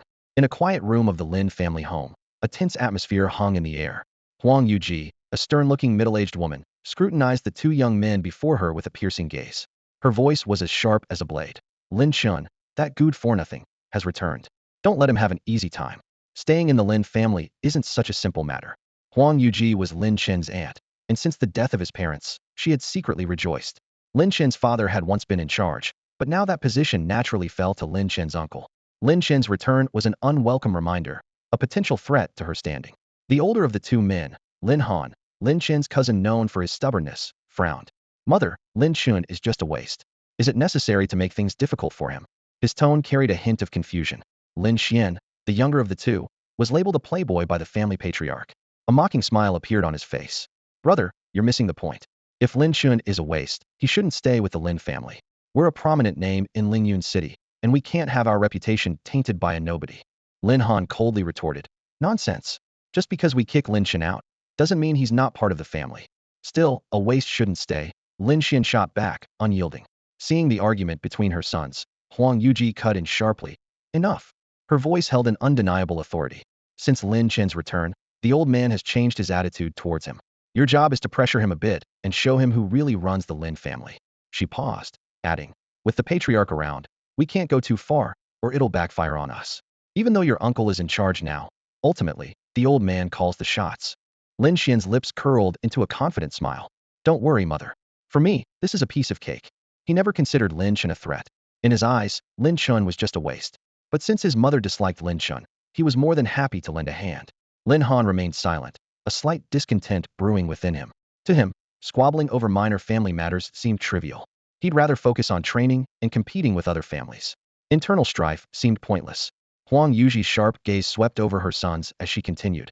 Tonight is the patriarch's birthday banquet, and the Yu family will definitely be present. I've heard that the Yu family patriarch is considering a marriage alliance with our family. Don't miss this opportunity. Upon hearing this, Lin Han and Lin Xian exchanged surprised glances.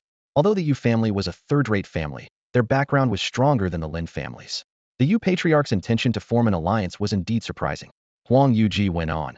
Among the young men in the Lin family, only you two are presentable.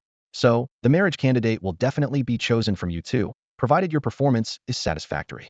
As she finished speaking, Lin Han and Lin Xian's eyes met, a hint of rivalry flashing between them.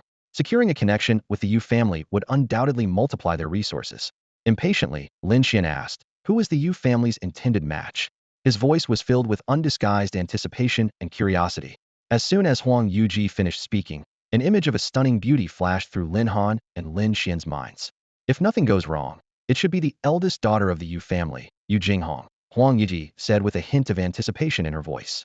Yu Jinghong was indeed the pride of the Yu family. The two brothers' eyes sparkled with surprise and excitement at the thought that she was the intended partner for this alliance. Huang Yuji continued. So, you two should prepare quickly. Whether the alliance succeeds depends on tonight. This is also what the old master instructed. Hearing the mention of the old master, a sharp determination appeared in Lin Han and Lin Xian's eyes. They knew they had to give it their all tonight. Even if the alliance ultimately failed, satisfying the old master could still earn them more resources and opportunities.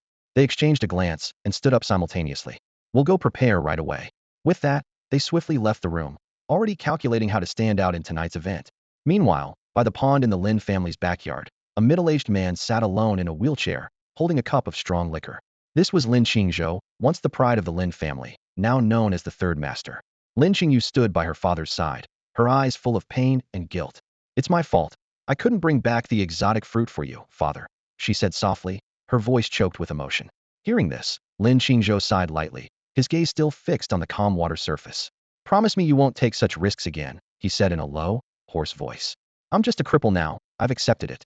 But I don't want you to get hurt because of me, understand? Lin Qingyu didn't answer, only biting her lip tightly. She silently vowed to find a way to heal her father and bring back his smile. Tonight is the old master's 70th birthday. Go and get ready, Lin Qingzhou said, seemingly sensing his daughter's thoughts, his tone laden with complex emotions. Lin Qingyu gave her father a look and silently withdrew. Just then, Lin Qingzhou suddenly spoke. Since you're here, come out. You have sharp ears, uncle, Lin Chen said as he emerged from behind a tree, taking a seat on a stone stool next to Lin Qingzhou. Lin Qingzhou snorted. Just because I'm disabled doesn't mean I'm deaf. It seems you've changed a lot over these 3 years, Lin Qingzhou remarked, his tone probing. People have to grow, don't they? Lin Chen replied calmly. How did you do in the recent assessment? Not bad, I graduated perfectly. What are your plans next? I won't stay in the Lin family for long. Lin Qingzhou frowned. Although there's competition within the Lin family, with the old master around, no one dares to go too far. You don't need to worry too much. It's not because of that. Lin Chen shook his head, offering no further explanation. Forget it, let's not talk about this. Have a drink with me, Lin Qingzhou said, tossing an unopened bottle of fine wine to Lin Chen. The two drank in silence, neither speaking a word. After a while, Lin Chen got up to leave. Before departing, he took out a seemingly shabby box from his pocket and gently placed it beside Lin Qingzhou's wheelchair. The Yu family, a third-rate family in Lyun City, is not to be underestimated due to their special relationship with the Hunters Guild. At this moment, a serene melody is flowing through the Yu family courtyard. In the courtyard, a fair-skinned and beautiful woman is focused on playing the zither. She is Yu Jinghong, exuding an elegant and ethereal aura. A gentle breeze caresses her hair, and the music sometimes flows like a babbling brook, sometimes like a breeze brushing over mountains. The notes rise and fall, evoking images of fluttering petals and leaves, enchanting those who listen. The music abruptly stops as a middle-aged man quietly appears in the courtyard. He is Yu Ziming, the head of the Yu family, a third-level peak heavenly awakened. For a third-rate family to have such a powerhouse is rare, especially considering that even the second-rate Song family's strongest member is only a mid-fourth level heavenly awakened. Jinghong, what are your thoughts on this marriage alliance? Yu Ziming softly inquired. Yu Jinghong stood up, her fragrance lingering in the air. After a moment of contemplation, she gently replied. Looking at the younger generation of the Lin family, Lin Han is too rigid. Spending time with him might be dull. Lin Xian is a playboy with a dark personality, clever but lacking in potential. Among the Lin family, only Lin Qingyu stands out, but, unfortunately, she is also a woman. Yu Ziming added.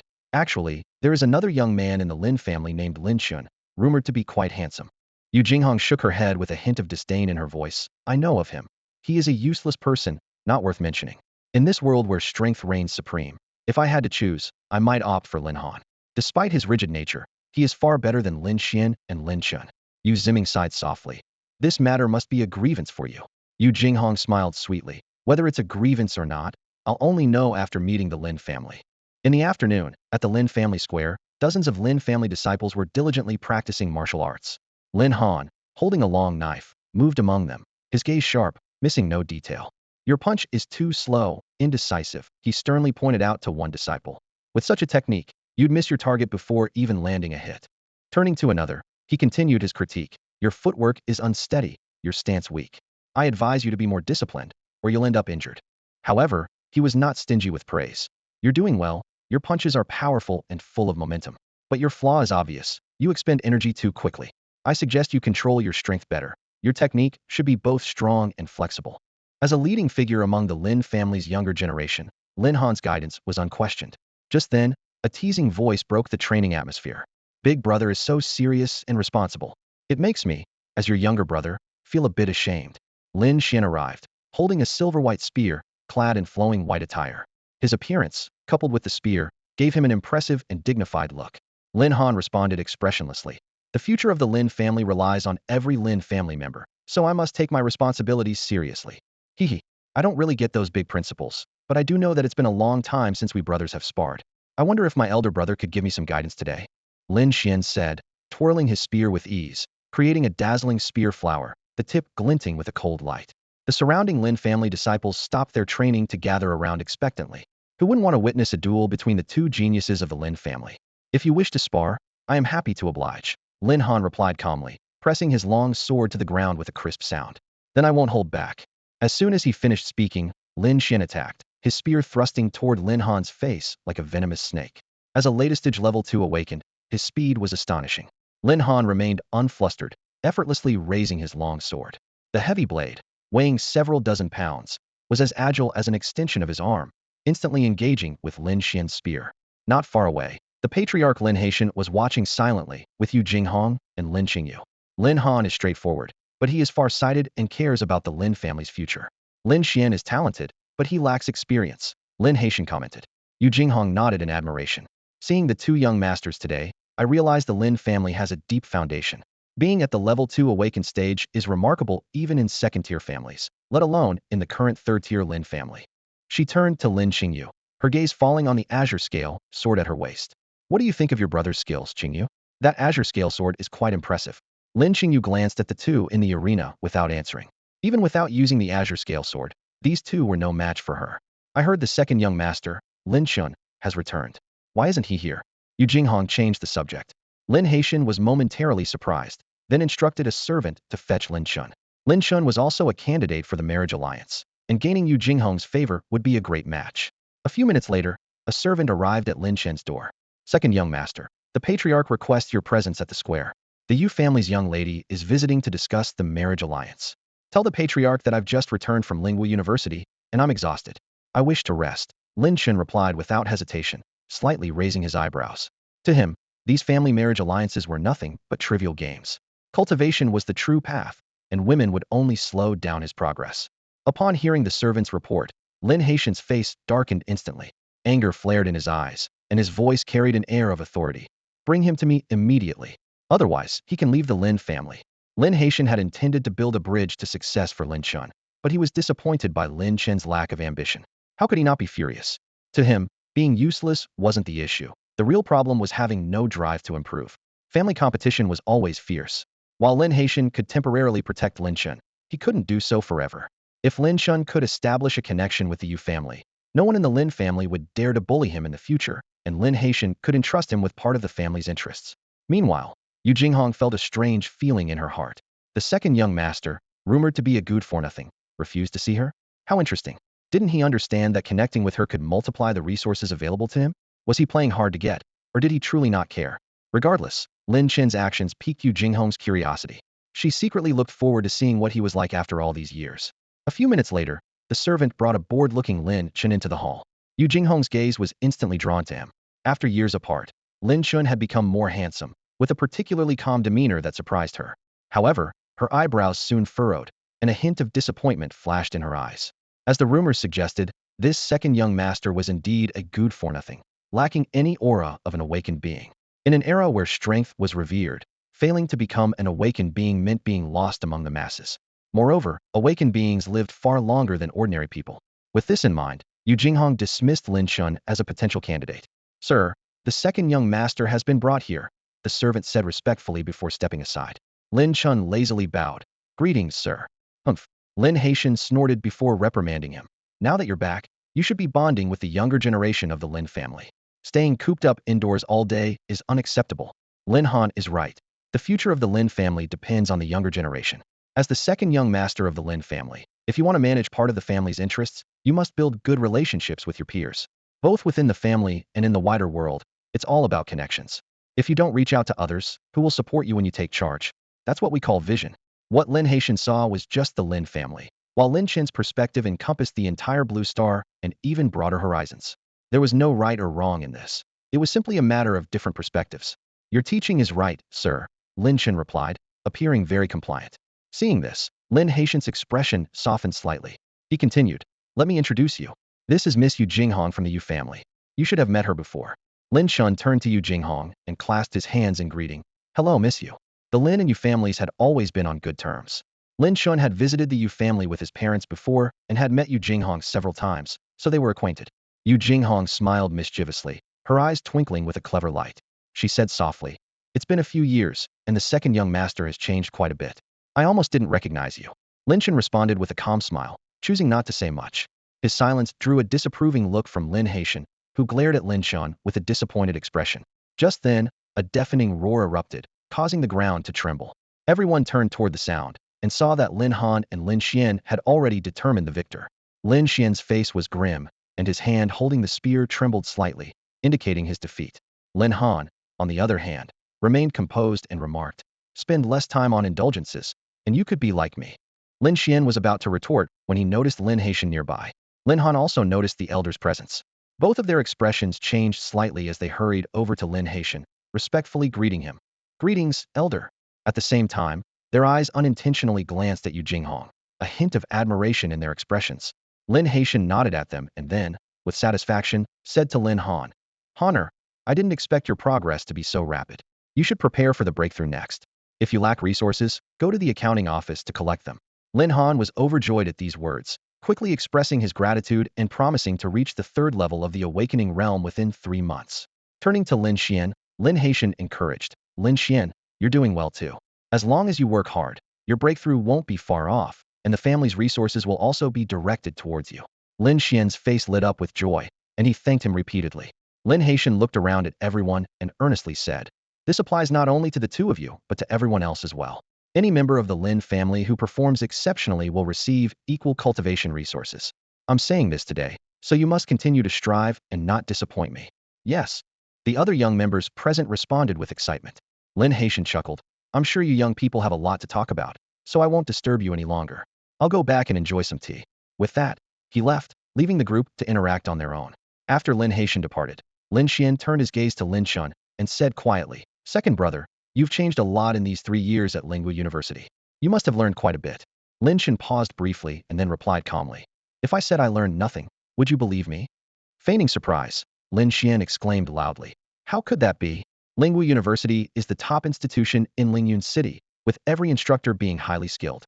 If you say you learned nothing there, as your younger brother, I simply can't believe it. I know you're being modest. How about this? Let's spar a bit, and we'll see if you're telling the truth." "That's nonsense," Lin Han reprimanded sharply. "You're already at the late second level of the awakening realm, while Xiao Chun has no cultivation at all. How could he possibly be your match? Don't go too far." Lin Xian stroked his chin, seemingly pondering, and then directed his gaze at another family member. Understanding the cue, the person immediately stepped forward, saying, "Let me spar with the second young master. I'm only at the early first level of the realm, so I shouldn't be able to harm him." Although Lin Xian and the Lin family members' words seemed reasonable, they left everyone present feeling a strong sense of humiliation. The implication was that Lin Chen was too weak to be worthy of a fight with Lin Xian. Instantly, the crowd's gaze towards Lin Chen became unusually complex.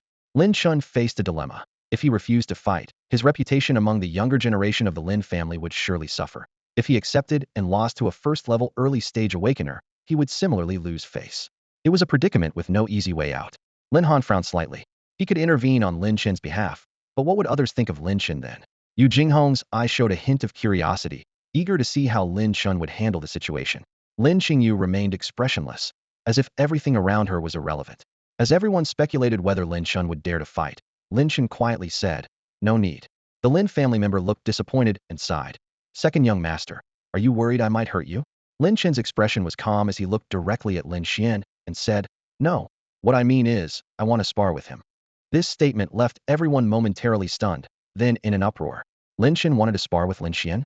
Lin Xian was a second-level late-stage awakener, while Lin Chen was just an ordinary person. Wasn't this courting disaster? Lin Xian was momentarily taken aback, then asked for confirmation. "Are you serious?" He originally intended to find any Lin family member to spar with Lin Chen as a means of humiliation, never expecting Lin Chen to challenge him directly. "What do you think?" Lin Chen retorted, not answering directly, as he walked towards the weapon rack. The crowd was astonished once more. Lin Chen's actions clearly showed he wasn't joking. He truly intended to compete with Lin Xian. Lin Xian regained his composure and sneered. "Since second brother is so confident, I'll see it through. If I attacked first, it might seem like bullying Lin Chen, and even a victory wouldn't be honorable. But now that Lin Chen has issued the challenge, no one can be blamed." Lin Chen picked a long spear and gave it a light twirl, appearing quite adept. Lin Han, seeing this, furrowed his brows and urgently said, "Lin Chen, are you crazy?" Challenging Lin Xian was one thing, but choosing a long spear Lin Xian's specialty was like courting disaster. Without a word, Lin Chen walked to the center of the square. Lin Xian's figure flashed, and he appeared opposite Lin Chen, saying playfully, "Since this is a spar, I won't bully second brother. I won't use any awakener power, and will just compare spear skills." In his view, Lin Chen was merely an ordinary person. Even without using his awakener power, Lin Chen was no match, especially since Lin Chen chose his best weapon. This battle had no suspense. "Second brother, please." Lin Xian gave a slight shake of his long spear, making a gesture of invitation. Lin Chen said no more, thrusting his spear straight at Lin Xian. The move seemed ordinary, without any flair, simple and direct to the point of surprise. The onlookers began to whisper, "How many moves do you think it will take for third young master to defeat Lin Chen? Lin Chen is just an ordinary person. How can he be a match for third young master? In my opinion, he'll be defeated in just one move." As I expected, even though Xin Xiao doesn't use Tianqing powers, defeating an ordinary person should be a piece of cake, right? The crowd murmured softly, filled with disdain. In their eyes, how could an ordinary person defeat a Tianqing practitioner? Even if the practitioner suppressed his own strength, the scales of victory should still tip in his favor. Lin Xian stood in the arena, a hint of contempt flashing in his eyes. He watched Lin Chen slowly raise his spear and couldn't help but mock. "Second brother, too slow." To him, Lin Chen's spear was moving as slow as a snail. Its trajectory, so clear it seemed to draw a line in the air, easy to intercept. Block! Lin Chen shouted inwardly, swiftly sweeping his spear at an angle. He intended to deflect Lin Chen's spear with this strike, showcasing his strength. This sweep was as fast as lightning and carried a frightening force that could tear flesh if it hit a person. Just as the two spears were about to collide, the unexpected happened. Lin Chen's spear suddenly retracted, causing Lin Xian's spear to miss, cutting through the air with a graceful flourish. Even without using Tianqing powers, the force Lin Xian unleashed was enough to intimidate any ordinary person. Lin Xian had planned to knock Lin Chen's spear away with force, but Lin Chen chose to avoid the edge. A faint, calm smile appeared on his lips as he said, "Good strategy, second brother. But to me, it's just a minor trick." With that, Lin Xian swung his spear again, sweeping it with dominance. He believed that brute force could overcome any trickery, no matter how cunning. He could sweep it away with a single strike. The 6 principles of spearmanship: collapse, sweep, press, cover, lift, and thrust. At its core, it involves thrusting and sweeping. Thrusting embodies an unstoppable momentum. Sweeping is a destructive force. The spear is the king of all weapons, gaining strength with length. Lin Xian's spear swept out, accompanied by the whistling wind. However, as Lin Xian's spear cut through the air, a chilling sight unfolded. A ghostly spearhead appeared in front of Lin Xian's throat, mere millimeters from his skin. What? Lin Xian's face changed dramatically. He immediately withdrew his sweeping spear and retreated rapidly. Even so, the ghostly spearhead pursued him relentlessly, as if it had eyes, locked onto his throat. Lin Xian continued to dodge, but no matter how he moved, the spearhead followed him like a shadow. Seeing no way out, he had no choice but to defend with his spear. Yet, as soon as he blocked one thrust, another came swiftly, faster and faster, like twinkling stars. Lin Xian kept defending and retreating, to no avail. The spearhead had him completely trapped. This move was reminiscent of Uncle Guy using a wooden sword to flick Tian Yan's spear, with the spear point weaving a dazzling array. Faced with the dense flurry of spear shadows, Lin Xian gradually felt overwhelmed. He retreated again, and in a blink, he had backed up over 10 meters. Suddenly, Lin Xian stopped, because at his throat was a cold spearhead. A centimeter closer, and it would be fatal. Lin Chen spoke calmly. "You lost." Lin Xian's face turned dark with anger and unwillingness. He, a latest level 2 Tianqing practitioner, had been defeated by an ordinary person he always looked down upon. This result was hard for him to accept. Even without using Tianqing powers, his speed and stamina far exceeded that of a normal person, yet he lost to an ordinary person. How could this be? The onlookers were dumbfounded. The outcome completely overturned their expectations. Those who had confidently predicted Lin Chen's defeat now wore expressions of embarrassment. Xin Xiao actually lost. Am I dreaming? Someone muttered. It must be a dream. I don't feel any pain. I told you. How could Lin Chen defeat Xin Xiao? Another person said, pinching the arm of the person next to them. Ow, that hurts, the pinched person exclaimed, shattering the crowd's illusion. The battle started quickly and ended even faster. Lin Chen used just one move, a thrust. No fancy techniques, just a straightforward, relentless thrust. His spear shot forward like lightning, striking directly at Lin Xian's vital points. Lin Xian was instantly put on the defensive, defeated in his area of expertise, and his face turned pale. The onlookers were stunned and began to chatter. Someone shouted in disbelief. The third young master must not have used his awakening power. Otherwise, how could Lin Chen possibly be his match? Another chimed in. Right, the third young master was careless. They should have a rematch. Someone else countered. A regular person defeated an awakener who held back his strength. How can you explain that? Yu Jinghong chuckled softly. Interesting. She privately assessed that Lin Chen was not as useless as she had imagined, but still not worthy of her attention. Lin Han quietly breathed a sigh of relief, while Lin Qingyu remained expressionless, though there was a hint of something different in her eyes. Lin Chen casually tossed aside his spear, yawned, and said, I'm tired. Do as you please. With that, he turned and left, leaving behind a wave of astonishment. Lin Xian watched Lin Chen's retreating figure, took a deep breath, and forced himself to say, I was indeed careless. He couldn't accept that a regular person had defeated an awakener, so he could only attribute his defeat to his own negligence. Lin Han glanced thoughtfully at Lin Xian, then turned to Yu Jinghong and said, Jinghong, it's too dull here. How about I show you around elsewhere? I'm familiar with the Lin family. I guarantee you'll be satisfied. The affectionate Jinghong left Lin Xian stunned, his expression turning even more sour. He cursed inwardly. That sixth brother. Was he always pretending, or is he taking advantage of my embarrassment to make a move? The other family members exchanged looks, thinking how the elder who usually emphasized teaching them seriously now seemed like a different person in the presence of a beauty. Yu Jinghong was momentarily taken aback, then smiled sweetly. Sure. As night fell, the Lin family was brightly lit and bustling with activity. Tonight was not only the patriarch's birthday celebration, but also an important family gathering. The Lin family seized this opportunity, with powerful figures from all around in attendance, to showcase their family strength, making their intentions clear. As a family, it's essential to occasionally display strength to the outside world to deter potential troublemakers. At this moment, the plaza of the Lin family estate is bustling with people, while representatives from several third-tier families in Lyun City are seated at the top. The air is filled with a tense yet expectant atmosphere, with people whispering among themselves and glancing around. Suddenly, a booming voice cuts through the noise. You family, you Zimming, here to wish old Master Lin good health and all the best. All eyes instantly focus on the three figures that have just appeared. You family head Yu Zimming strides confidently, followed by two young women of extraordinary presence. A murmur of whispers immediately rises from the crowd. Those are the two daughters of the Yu family, one onlooker quietly explains. The older one is Yu Jinghong. They say her abilities are unfathomable, and she has many suitors, though none have succeeded. It's rumored that the Yu family patriarch intends for her to marry into the Lin family. The younger one is Yu Linger, another person adds. She's the personal disciple of Master Zhou from the Hunters Guild, and her background is intimidating. It's best to steer clear of her. Yu Jinghong and Yu Linger gracefully greet Lin Haitian. Greetings, Grandpa Lin. Lin Haitian beams with a wide smile and warmly invites them. Good, good. Please have a seat. Just as the atmosphere begins to relax, another voice rings out. Feng family, Feng Jiantao, here to wish old Master Lin boundless fortune and eternal life. At the mention of this name, the Lin family members collectively furrow their brows. The feud between the Feng and Lin families has been long-standing, and as the Lin family declined, the Feng family intensified their efforts to create trouble, aiming to seize Lin family interests. Over the past year, tensions have escalated to a point of irreconcilability. Three figures swiftly make their way to the center of the plaza like a flash of lightning. Leading them is a burly middle-aged man with a full beard, Feng Jiantao. Beside him stand two young men. One is a red-haired youth with an arrogant demeanor, and the other is a tall man in white robes who exudes an aura of unfathomable depth. Who is that? The crowd wonders silently. The red-haired youth is easily recognizable as Feng Jintao's son, Feng Qi. However, the man in white is unfamiliar, and the heavy energy he emits sends chills down people's spines. Lin Haitian's internal alarm bells ring, but he maintains a smile on his face.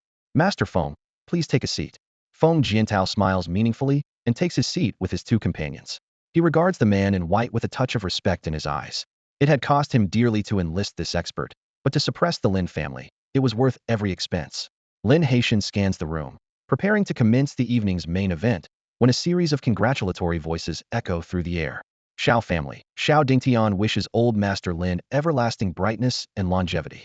Tang family, Tang Hao wishes old Master Lin a life as enduring as the heavens, with added years to his life. Wang family, Wang Zhan, accompanied by his nephew Wang Yi, wishes old Master Lin good health and all the best. Qi family, Qi Feishue is here to wish old Master Lin eternal blessings and an immortal's lifespan. In an instant, the entire plaza becomes lively, with representatives from various families entering one after another, creating an increasingly grand spectacle. Lin Haitian's gaze sweeps across each guest, calculating the dynamics of the evening. This seemingly celebratory gathering is rife with undercurrents, where every detail could impact the Lin family's future. When Xiao Dingtian and his entourage appeared, the atmosphere in the banquet hall changed dramatically. The guests who were previously seated all rose to their feet and bowed respectfully. All eyes turned to the Lin family, filled with surprise and awe. Lin Haitian, with a joyful expression, warmly greeted. Everyone, please take your seats. Seeing Xiao Dingtian and his group personally attend brought him a sense of delight.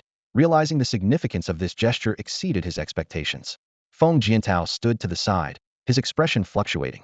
The unexpected arrival of Xiao Dingtian and his group caught him off guard, but noticing the calm demeanor of the man in plain clothes beside him, he regained his confidence, determined to teach the Lin family a lesson tonight. At that moment, a leisurely voice echoed. I hope I'm not too late. Feng Jiantao was taken aback, looking incredulously towards the entrance. An elderly man with white hair and a veiled woman walked in slowly. Senior Zhou from the Hunters Guild. A wave of astonishment spread through the crowd. People exchanged glances and whispered. The Lin family managed to invite Senior Zhou, such power. Even Xiao Dingtian and his group showed signs of surprise. Senior Zhou smiled at Lin Haitian, saying, Brother Lin, I came uninvited. I hope you don't mind. Lin Haitian quickly replied, Brother Zhou, you honor us with your presence. It's our fortune. Though he appeared welcoming, he was inwardly puzzled about the Hunters Guild's intentions. Senior Zhou and the Veiled Woman, by Yuechu, found seats. Yulinger promptly stepped forward to greet them, looking at Bai Yuechu with evident respect. In fact, Senior Zhou was merely accompanying Bai Yuechu, who seemed to have a special interest in the Lin family. After taking her seat, Bai Yuechu's gaze immediately locked onto the man in plain clothes, a hint of surprise in her eyes. The man noticed her as well, showing a similar look of surprise. The guest's eyes repeatedly wandered over Bai Yuechu, captivated by her aura despite her concealed appearance. On either side of Lin Haitian sat two individuals, one being Lin Chen's third uncle, Lin Qingzhou. Currently, Lin Qingzhou remained in his wheelchair, but his complexion appeared significantly improved. The atmosphere at the Lin family gathering was solemn and dignified. In the center of the square, 2 rows of seats were arranged on either side. On the left sat representatives from various influential groups, while on the right was a distinguished middle-aged man, Lin Chen's uncle, the head of the Lin family, Lin Sanqiu. Lin Chen and the other young members of the family stood respectfully at the edge of the square, waiting for their turn to be evaluated. "Let's begin," Lin Haitian said, turning to Lin Sanqiu. Lin Sanqiu announced with authority, "I declare the Lin family gathering officially open." His voice, though calm, carried an undeniable authority that instantly made everyone present more serious. "The Lin family gathering consists of 2 main events," Lin Sanqiu continued. "First, the assessment of the talents and abilities of the younger generation. Second, a competition among the young members. With powerful figures from all around present, it's a perfect opportunity to showcase your abilities." As soon as he finished speaking, an elderly man with white hair appeared in the center of the square, holding a mysterious orb. "This is the awakening pearl," he explained, "used to test talent and strength. Very few families in Lyun city possess such an item. The Lin family paid a great price to acquire it." The elder embedded the awakening pearl into a mystical white jade pillar. Instantly, the pillar trembled, enveloped in a gentle glow. The guests were shocked to discover that this elder was a mid-level tier 3 awakener, a revelation that made them silently marvel at the depth of the Lin family's foundation. "Lin Xiaowu." The white-haired elder called out the first name. A boy of about 15 or 16 stepped forward, his expression serious. He placed his hand on the awakening pearl, and the light on the jade pillar flickered before forming a message. "Yellow tier talent, mid-level tier 1. The elder frowned slightly. "You've been slacking, keep working hard." Lin Xiaowu stepped back respectfully, understanding why the elder was dissatisfied. He had made no progress in 3 months. Next, Lin Chuan. A 17 or 18-year-old boy with a carefree demeanor approached the pillar. Wang Zhan commented quietly, "This boy seems a bit extraordinary." Xiao Dingtian nodded in agreement. Lin Chuan chuckled, casually placing his hand on the awakening pearl. The white light intensified dramatically, several times stronger than before. The pillar displayed a new evaluation, mysterious tier talent, early tier 2. The elder showed a rare look of approval. "Not bad. You may go." Lin Chuan swaggered away, despite not even ranking in the top 5 among the Lin family's younger generation. This display led the guests to gain new respect for the Lin family's strength, marveling at their exceptional young talents. One by one, the Lin family members stepped forward to showcase their abilities. Astonishingly, out of dozens of young members, nearly 10 possessed mysterious tier talent, further demonstrating the profound strength of the Lin family. Finally, the white-haired elder called out a highly anticipated name, Lin Chen. The crowd was filled with anticipation, all eyes fixed on Lin Chen, the direct descendant of the Lin family and the grandson of Lin Haitian. With a faint smile on his lips, Lin Chen walked steadily towards the white jade pillar. His heart beat slightly faster, as this was the moment he could finally shed his years of disguise and show everyone his true strength. As Lin Xian's fingers touched the awakening pearl, a dazzling light burst forth, enveloping him in a radiant glow. The intense light spread from the center of the square, forcing everyone present to squint. "Earth-grade talent, late stage level 2. A voice exclaimed, breaking the silence. The crowd erupted in astonishment, with many people suddenly standing up. An Earth-grade talent indicated that as long as he didn't meet an untimely end, he was destined to become a formidable figure in the future. The emergence of such a prodigy in the Lin family was akin to a bombshell. Previously, everyone believed that with the fall of Lin Canlon and the crippling of Lin Qingzhou, the Lin family had lost its hope of rising again. But now, Lin Xian's appearance forced everyone to reassess the family's future.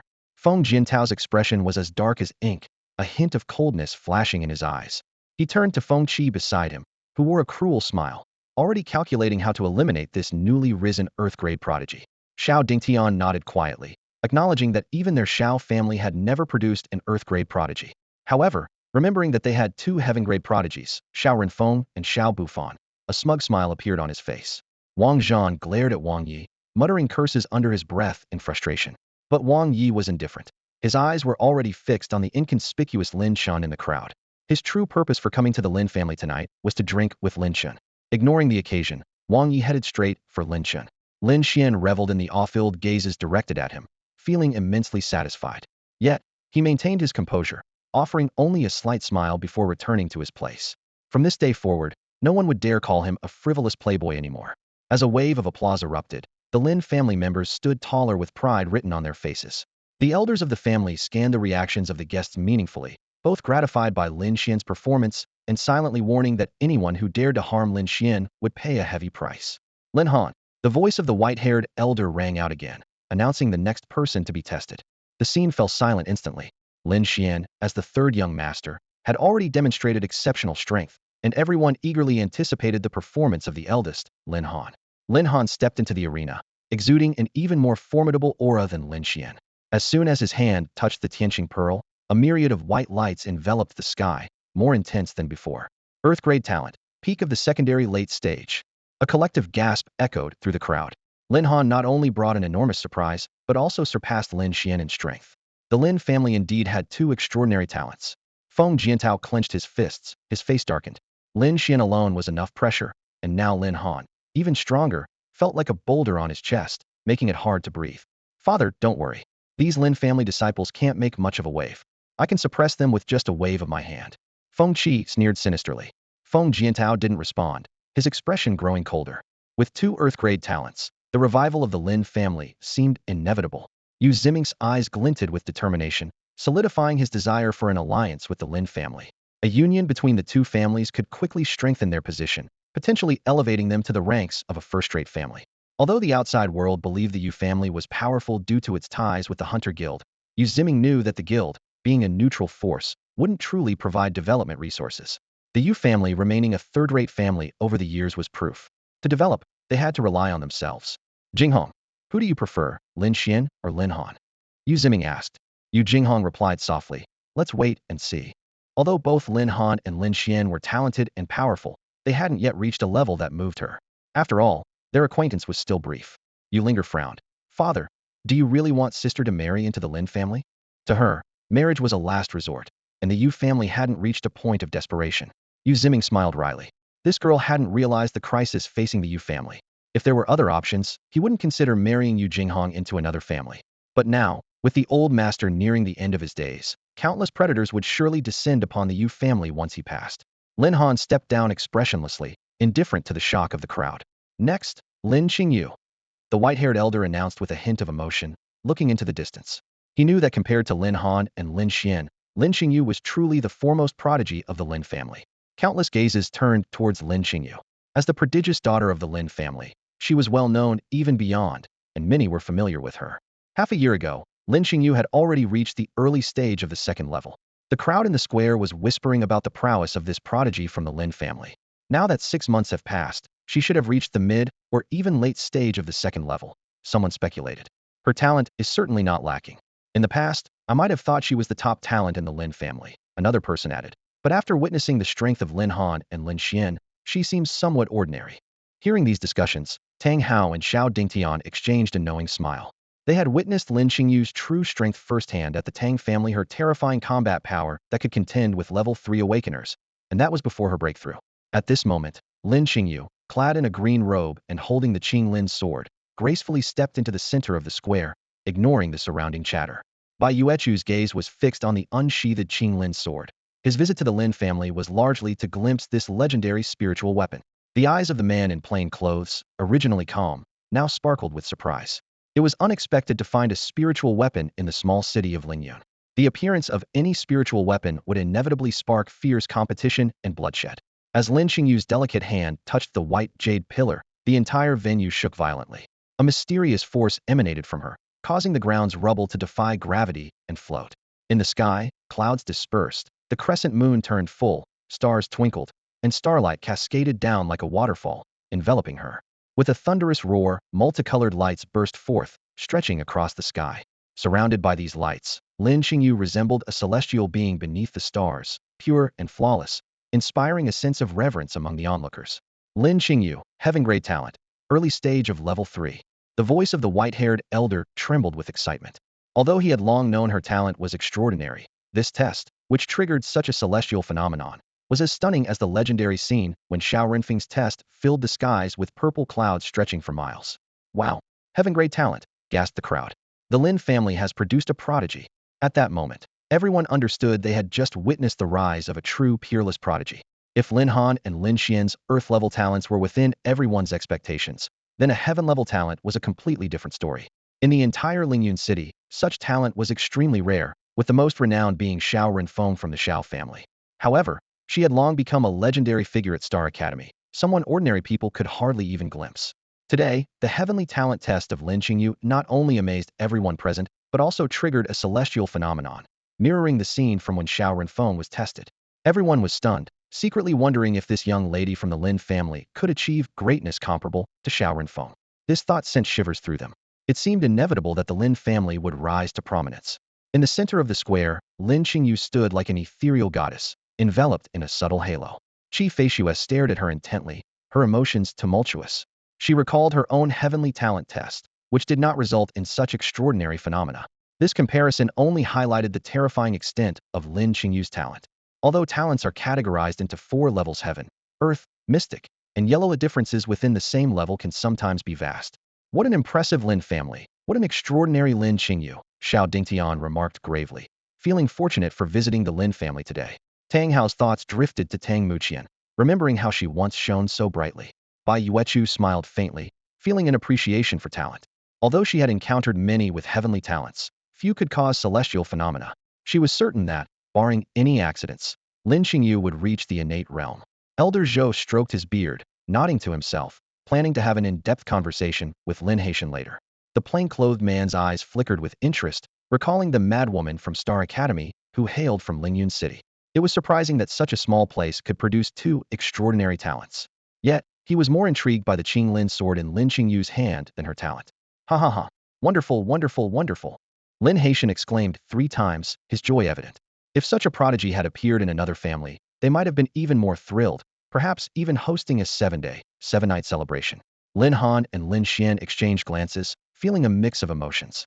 Under Lin Qingyu's brilliance, they were destined to be overshadowed.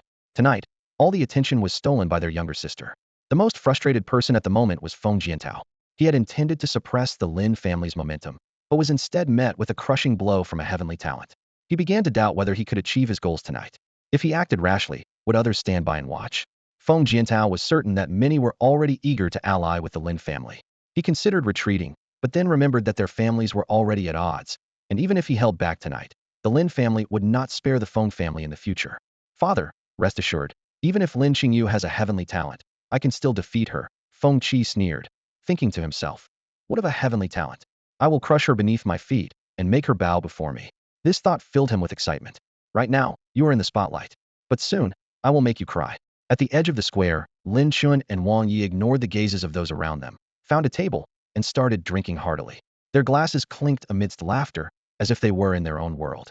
This scene made the Lin family juniors exchange puzzled glances, shaking their heads in disapproval. In their eyes, this second young master was beyond help, indulging so recklessly at such a solemn Lin family gathering, completely disregarding the occasion. Lin Xian's eyes flashed with disdain. He thought to himself how dignified this assembly was, with powerful figures gathered from all around, and how every move represented the Lin family's image. More importantly, the elders were secretly observing the younger generation, and tonight's performance would directly impact the allocation of future resources. Because of this, Lin Xian was especially cautious and composed. Lin Han's attention was also drawn to Lin Chen and Wang Ye's actions. He involuntarily swallowed, feeling a deep-seated desire to join them for a few drinks. But he quickly suppressed this thought, reminding himself to uphold the family image. However, he reconsidered, thinking that true respect ultimately comes from strength. As long as one's fists are strong enough, even a public misstep would only earn admiration from others. Wang Yi whispered to Lin Chen.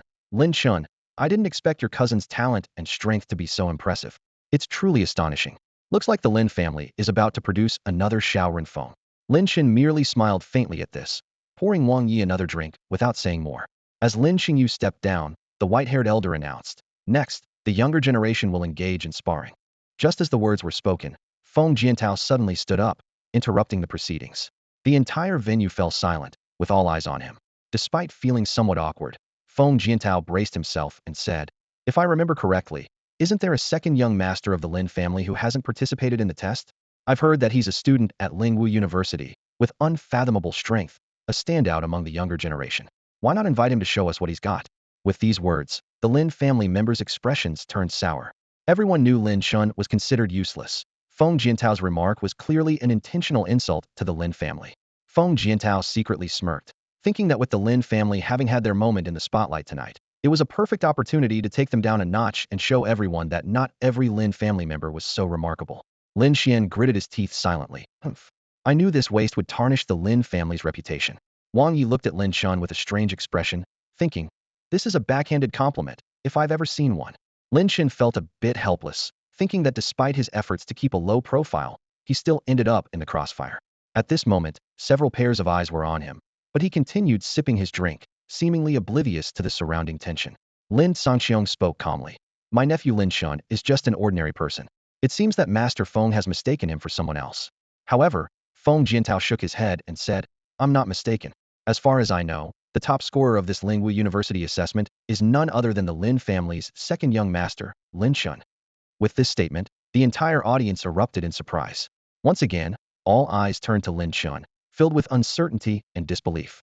Could it be that this second young master of the Lin family is also hiding his true abilities? All eyes turned to Lin Chen, filled with surprise and doubt.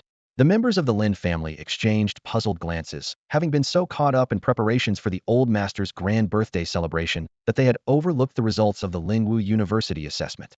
Feng Jintao's words were like a thunderclap, resounding in everyone's ears. He detailed the final assessment at Lingwu University, overseen by a strong figure from Star Academy. Candidates had to hunt mutated beasts and zombies in a no man's land and return with spirit crystals. Lin Chen had returned with 27 spirit crystals, not only claiming the top spot, but also securing a place at Star Academy. This revelation caused a stir in the banquet hall. Some gasped in disbelief, others whispered among themselves, and some showed expressions of realization. The Lin family was struck as if by lightning, struggling to process this information. Lin Haitian frowned and looked at Xiao Dingtian, asking seriously, Master Xiao, is this true? Xiao Dingtian solemnly nodded in confirmation. It is absolutely true. My son also participated in the assessment, acquiring 26 spirit crystals and coming in second. The third place was Miss Qi Feishua. All three of them have earned a place at Star Academy.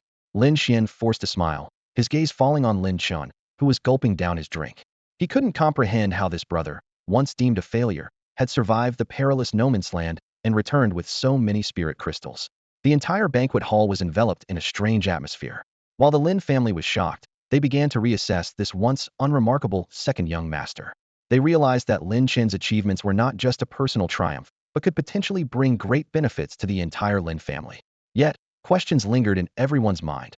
How did Lin Chen accomplish all this? What kind of power was hidden within this seemingly ordinary young man? Lin Chen's astonishing performance caused quite a stir within the Lin family. Lin Xian felt a tinge of envy, not only because Lin Chen had secured a place at Xingchen Academy, but also because of the extraordinary strength he had demonstrated. Lin Han's deep gaze lingered on Lin Chen for a moment, clearly not expecting his younger brother to have hidden such talents. The expressions of those present were complex and difficult to read. They had originally thought Lin Han and Lin Xian were impressive enough, only to see the emergence of Lin Qingyu with her exceptional talent. Now, just as everyone was still reeling from the shock, Lin Chen had suddenly appeared on the scene. At this moment, the sentiment that the Lin family is full of hidden talents naturally arose in everyone's hearts. With such strength and potential, even some second-rate families might feel inferior. Upon receiving the confirmation, Lin Haitian's face lit up with joy. Stroking his beard, he laughed heartily and said, It seems my grandson Lin Chen is indeed an extraordinary person. Feng Jintao's lips curled into a meaningful smile as he said, The second young master is indeed remarkable. That's why I suggested he showcase his strength and talent in front of everyone, so we can all be impressed. On the surface, Feng Jintao was providing Lin Chen with an opportunity, but hidden within was a sinister intent. His aim was not to enhance the Lin family's reputation, but to set them up for a fall. The higher Lin Chen was praised now, the harder he would fall later. Feng Jintao was certain that Lin Chen was not a Tianxing, and his top ranking in the assessment was merely due to luck. Such a person, even if he entered Xingchen Academy, was destined not to achieve greatness. More importantly, the unassuming man in plain clothes beside him gave Feng Jintao enough confidence. The arrow was already on the bowstring, and he had to release it. Suppressing the Lin family was imperative, and Lin Chen was the first piece in his plan to do so. With this in mind, Feng Jintao set aside his reservations. Since he had decided to suppress the Lin family, He could not hesitate. The eyes of everyone present were fixed on Lin Chen, eager to see how his strength compared to Lin Qingyu's. Feng Jiantao maintained a smile, though his eyes gleamed with malice, as he asked, "Second young master, what do you say?" Lin Chen calmly poured himself a glass of wine, drank it in one go, and ignored Feng Jiantao's provocation. To him, the schemes of small-minded people were not worth his attention. Seeing Lin Chen's indifference, Feng Jiantao's expression darkened slightly, and he spoke with a hint of mockery. "What's wrong? Is the second young master afraid? Since you topped the Lingwu University assessment, you must have some skills. Or is it that your top ranking wasn't earned fairly? Watch your mouth." Wang Yi suddenly slammed his glass on the table, rolling up his sleeves as he prepared to stand up. He glared at Feng Jiantao, fuming with anger, and said, "My brother doesn't want to deal with you, and yet you keep pushing? Get lost and stop bothering us while we drink." Feng Jiantao's face changed slightly, but he maintained his smile and said, "With so many people watching, I believe the second young master will give us this face." Wang Ye's eyes flickered with a hint of surprise, giving Feng Jiantao a second glance. This guy had some composure. Most people would have lost their temper by now. "Very well, then let's see what you make of this." Just as Wang Yi was about to explode, Lin Chen held him back. Lin Chen stood up, looked directly at Feng Jiantao, and said, "I know what you're trying to do. How about this? Let's make a bet." Feng Jiantao was immediately intrigued and smiled. "I'm all ears." Lin Chen propped his chin with one hand. His expression relaxed as he said, "Let's bet on whether I can cause a reaction from the Tianqing Pearl." Feng Jiantao immediately straightened his back, a hint of disdain flashing in his eyes. "Then I bet the Tianqing Pearl won't show any reaction," he said with a confident smile. "Only a Tianqing person can cause the pearl to react. As for ordinary people, they shouldn't even think about it." His gaze swept over Lin Chen, and he was already certain. After gathering information from various sources, Feng Jiantao was convinced that Lin Chen was nothing but a genuine failure.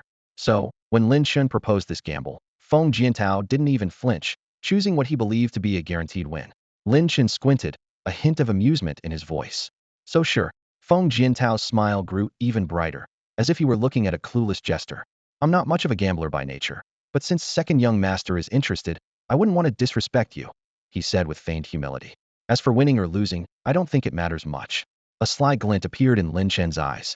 "Then let's raise the stakes a bit. Otherwise, it would be too dull." Feng Jiantao smiled outwardly but sneered inwardly. No matter what the stakes were, he believed he would win. He pretended to be generous, saying, "Whatever you say, second young master." Lin Chen spoke leisurely. "I recall the Feng family owns a large restaurant in Lyun City, called Lu, if I'm not mistaken." Feng Jiantao's eyebrows raised slightly, surprise flickering in his eyes. Lu was a significant asset for the Feng family, contributing substantially to their income and holding great importance. He hadn't expected someone he considered a failure to have such a large appetite. "Quite the appetite, second young master," Feng Jiantao remarked with a hint of sarcasm.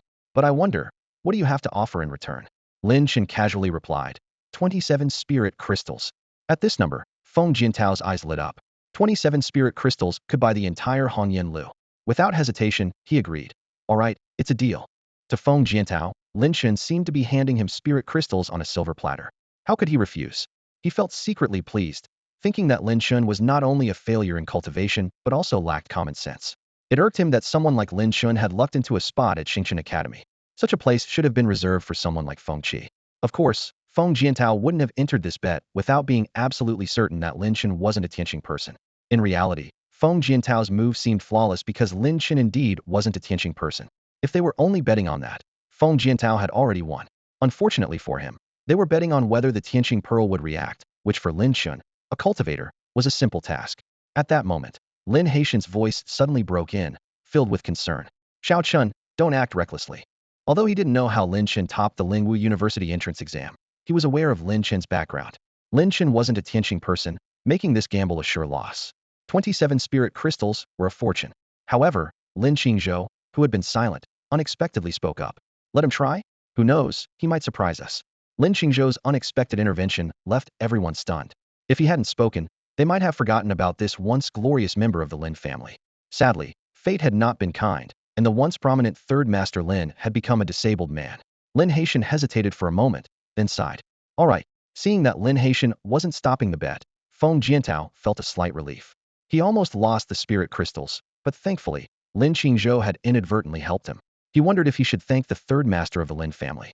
"Second young master, let's begin," Feng Jiantao said eagerly, as if he could already see the 27 spirit crystals falling into his pocket. Feng Jiantao squinted, calculating silently in his mind. Lin Ershao, having topped the Lingwu University assessment, must be an exceptionally gifted awakened one. Was the banquet a means to curry favor with the Lin family? However, Feng Jiantao was no fool. He knew the truth behind Lin Ershao's first-place finish. According to the students at Lingwu University, Feng Jiantao whispered, Lin Ershao just got lucky and stumbled upon a spirit crystal left by a powerful individual. In reality, he's nothing but a complete waste, not worthy of being called an awakened one. These words were like a bombshell, causing an uproar among the crowd. Really? Someone exclaimed in surprise. That's incredible. And I was just thinking of befriending Lin Ershao. Another person said regretfully. Looks like there's no need for that anymore. However, not everyone agreed. You're thinking too small, a deep voice interjected. Regardless, Lin Ershao will enter the Star Academy. With his status, he's out of reach for people like us. The crowd exchanged whispers, each holding their own opinion. At this moment, Lin Chen slowly walked towards the center of the square, a faint smirk playing on his lips. He approached the white jade pillar and gently placed his palm on the awakening orb. 1 second, 2 seconds, 3 seconds passed, yet the awakening orb remained unresponsive. The crowd frowned. Could the rumors be true, and Lin Ershao really be a failure? Feng Jiantao couldn't help but burst into laughter. Ha ha, Ershao, it seems I've won this bet.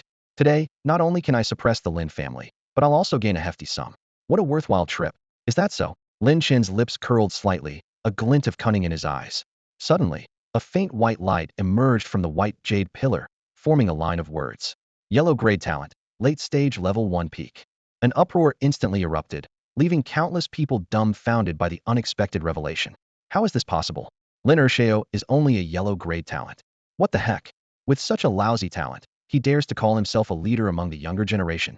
Feng Jiantao, this scoundrel, is playing us. Those who had high hopes for Lin Ershao now felt like cold water had been poured over them, their disappointment evident. How could a mere yellow grade talent, a late-stage level 1 awakened one, top the Lingwu University assessment? Someone questioned. Feng Jiantao clenched his fists, his face ashen, his body trembling with anger. His mind was filled with questions. Wasn't Lin Chen just an ordinary person? How did he suddenly become an awakened one? What was going on? Lin Chen, Feng Jiantao roared. How can you be an awakened one? Explain this at once. Lin Chen's face showed an amused smile. Why can't I be an awakened one? You were just praising me as a leader among the young generation, wanting to witness it yourself. Now that you've seen it, why are you angry? Impossible. Absolutely impossible. Feng Jiantao's eyes were bloodshot, as if he wanted to devour someone. Your classmates confidently told me you were just an ordinary person. Feng Jiantao's anger stemmed not only from feeling deceived, but also from the implications for Hongyan Tower. This bet was crucial to his carefully laid plans, and now an unexpected twist had thrown everything off course. The Hongyan building is a major source of income for the Feng family. If they were to give it up, their revenue would likely drop by 10 to 20%. How could Feng Jiantao possibly accept this? His face was as dark as a stormy sky, with a trace of unwillingness in his eyes. Lin Chen saw through Feng Jiantao's thoughts, a mocking smile playing on his lips. The head of the Feng family is quite interesting. To understand my abilities, you even approached my classmates. But how do you know they didn't deceive you? Lin Chen initially intended to be a bystander, but Feng Jiantao's audacity to provoke him changed his mind. A cold glint flashed in his eyes as he decided to teach this arrogant man a lesson. Feng Jiantao's exterior was calm, but inside he was in turmoil. The information he received couldn't be wrong, yet Lin Chen was indeed an awakened. The results from the Awakening Pearl test were right before him.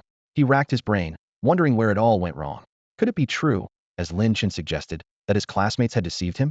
Seeing Feng Jiantao's silence, Lin Chen raised an eyebrow and said in a harsh tone, "What?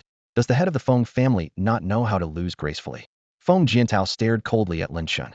If looks could kill, Lin Chen would have died 1,000 times. The atmosphere was tense, filled with an air of confrontation. At that moment, Lin Sanxiong spoke softly. Rest assured, it's just a restaurant. The head of the Feng family can afford to lose. Lin Chen picked up the thread, his tone threatening. It's good if you can afford to lose. If not, then tonight, you and your son shouldn't expect to leave the Lin family. Feng Jiantao took a deep breath, suppressing his anger, and said coldly, "Of course, I can't afford to lose. From now on, the Hongyan building belongs to Lin Chen." Although he wanted to back out, he couldn't bring himself to do so in front of so many people. Lin Chen feigned admiration. The head of the Feng family is generous. To Feng Jiantao, this compliment felt like a piercing needle. Who would know that his heart was bleeding at that moment? Upon hearing this, Lin Haitian laughed heartily. Little Chen isn't awakened. Excellent. Huh. Although Lin Chen had only awakened with a yellow grade talent, Lin Haitian thought it was quite impressive. He firmly believed that the Lin family was destined for greatness. The guests whispered among themselves, with some pondering. Rumors are unreliable and shouldn't be fully trusted. Perhaps yellow-grade talent isn't that weak after all. A rough voice rang out from the crowd. If anyone dares call Lin the second young master a waste again, I'll smack them with a big fist and show them who's really useless. Wang Yi stood nearby, his expression odd. He recalled the several similar tests during their 3 years at Lingwu University, where Lin Chen's results were always ordinary. The sudden change in this test result left him puzzled. However, regardless of the circumstances, Wang Yi was genuinely happy for Lin Chen's awakening as an awakened. The second part of the Lin family gathering was about to begin sparring among the younger generation.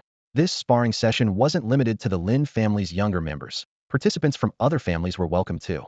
A tall young man leaped forward, wielding a gleaming short blade. He exuded the aura of a peak stage 1 awakened and fixed his fiery gaze on Lin Chen, announcing loudly, "Zhang family, Zhang Wenyuan, wishes to spar with the second young master Lin." Zhang Wenyuan sought to spar with Lin Chen right away because Lin Chen was about to become a student at Star Academy. Defeating him now would give Zhang something to boast about later. He could already envision proudly telling others, "I once defeated a student of Star Academy."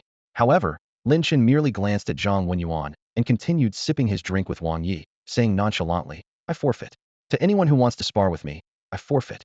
To him, sparring was nothing but an incredibly dull affair. Zhang Wenyuan's face turned sour when Lin Chen didn't accept the challenge.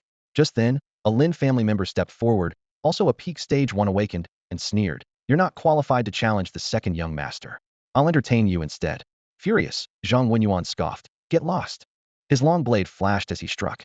The Lin family member smirked and met the attack barehanded. The two exchanged blows fiercely. After 100 moves, Zhang Wenyuan was ultimately defeated. Soon, others eagerly stepped forward to challenge, making the entire venue lively and filled with youthful energy and determination. Half an hour slipped by unnoticed. In the center of the square, the fight between the two young men continued, but it had already lost the interest of the spectators. Feng Qi, showing impatience, suddenly appeared in the middle of the fight. With fists like thunder, he struck the two young men, sending them flying instantly. Wasting time, Feng Qi's cold gaze swept over the disciples of the Lin family, his voice icy. "Who among the Lin family dares to challenge me?" His words were filled with provocation, clearly aimed at restoring the face lost by Feng Jiantao. "Arrogant fool, I will fight you." Lin Chuan's figure appeared as if out of nowhere, standing opposite Feng Qi, his eyes burning with the will to fight. Feng Qi smirked disdainfully. "A second-level early-stage awakener dares to fight me? Get lost." Before his words were finished, he charged like a tiger unleashed, his footstep cracking the ground. His fists clenched, red blood-like energy enveloped them, carrying a terrifying power as he struck at Lin Chuan. "Fight!" Lin Chuan unleashed his full strength, meeting Feng Qi's attack like a leopard. Boom!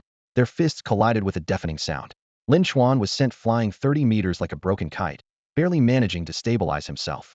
A flash of shock crossed his eyes as he felt turmoil within, his punching arm in unbearable pain, unsure of how many bones had broken. Before Lin Chuan could catch his breath, Feng Qi had already vanished. Suddenly, Lin Han's warning voice rang out.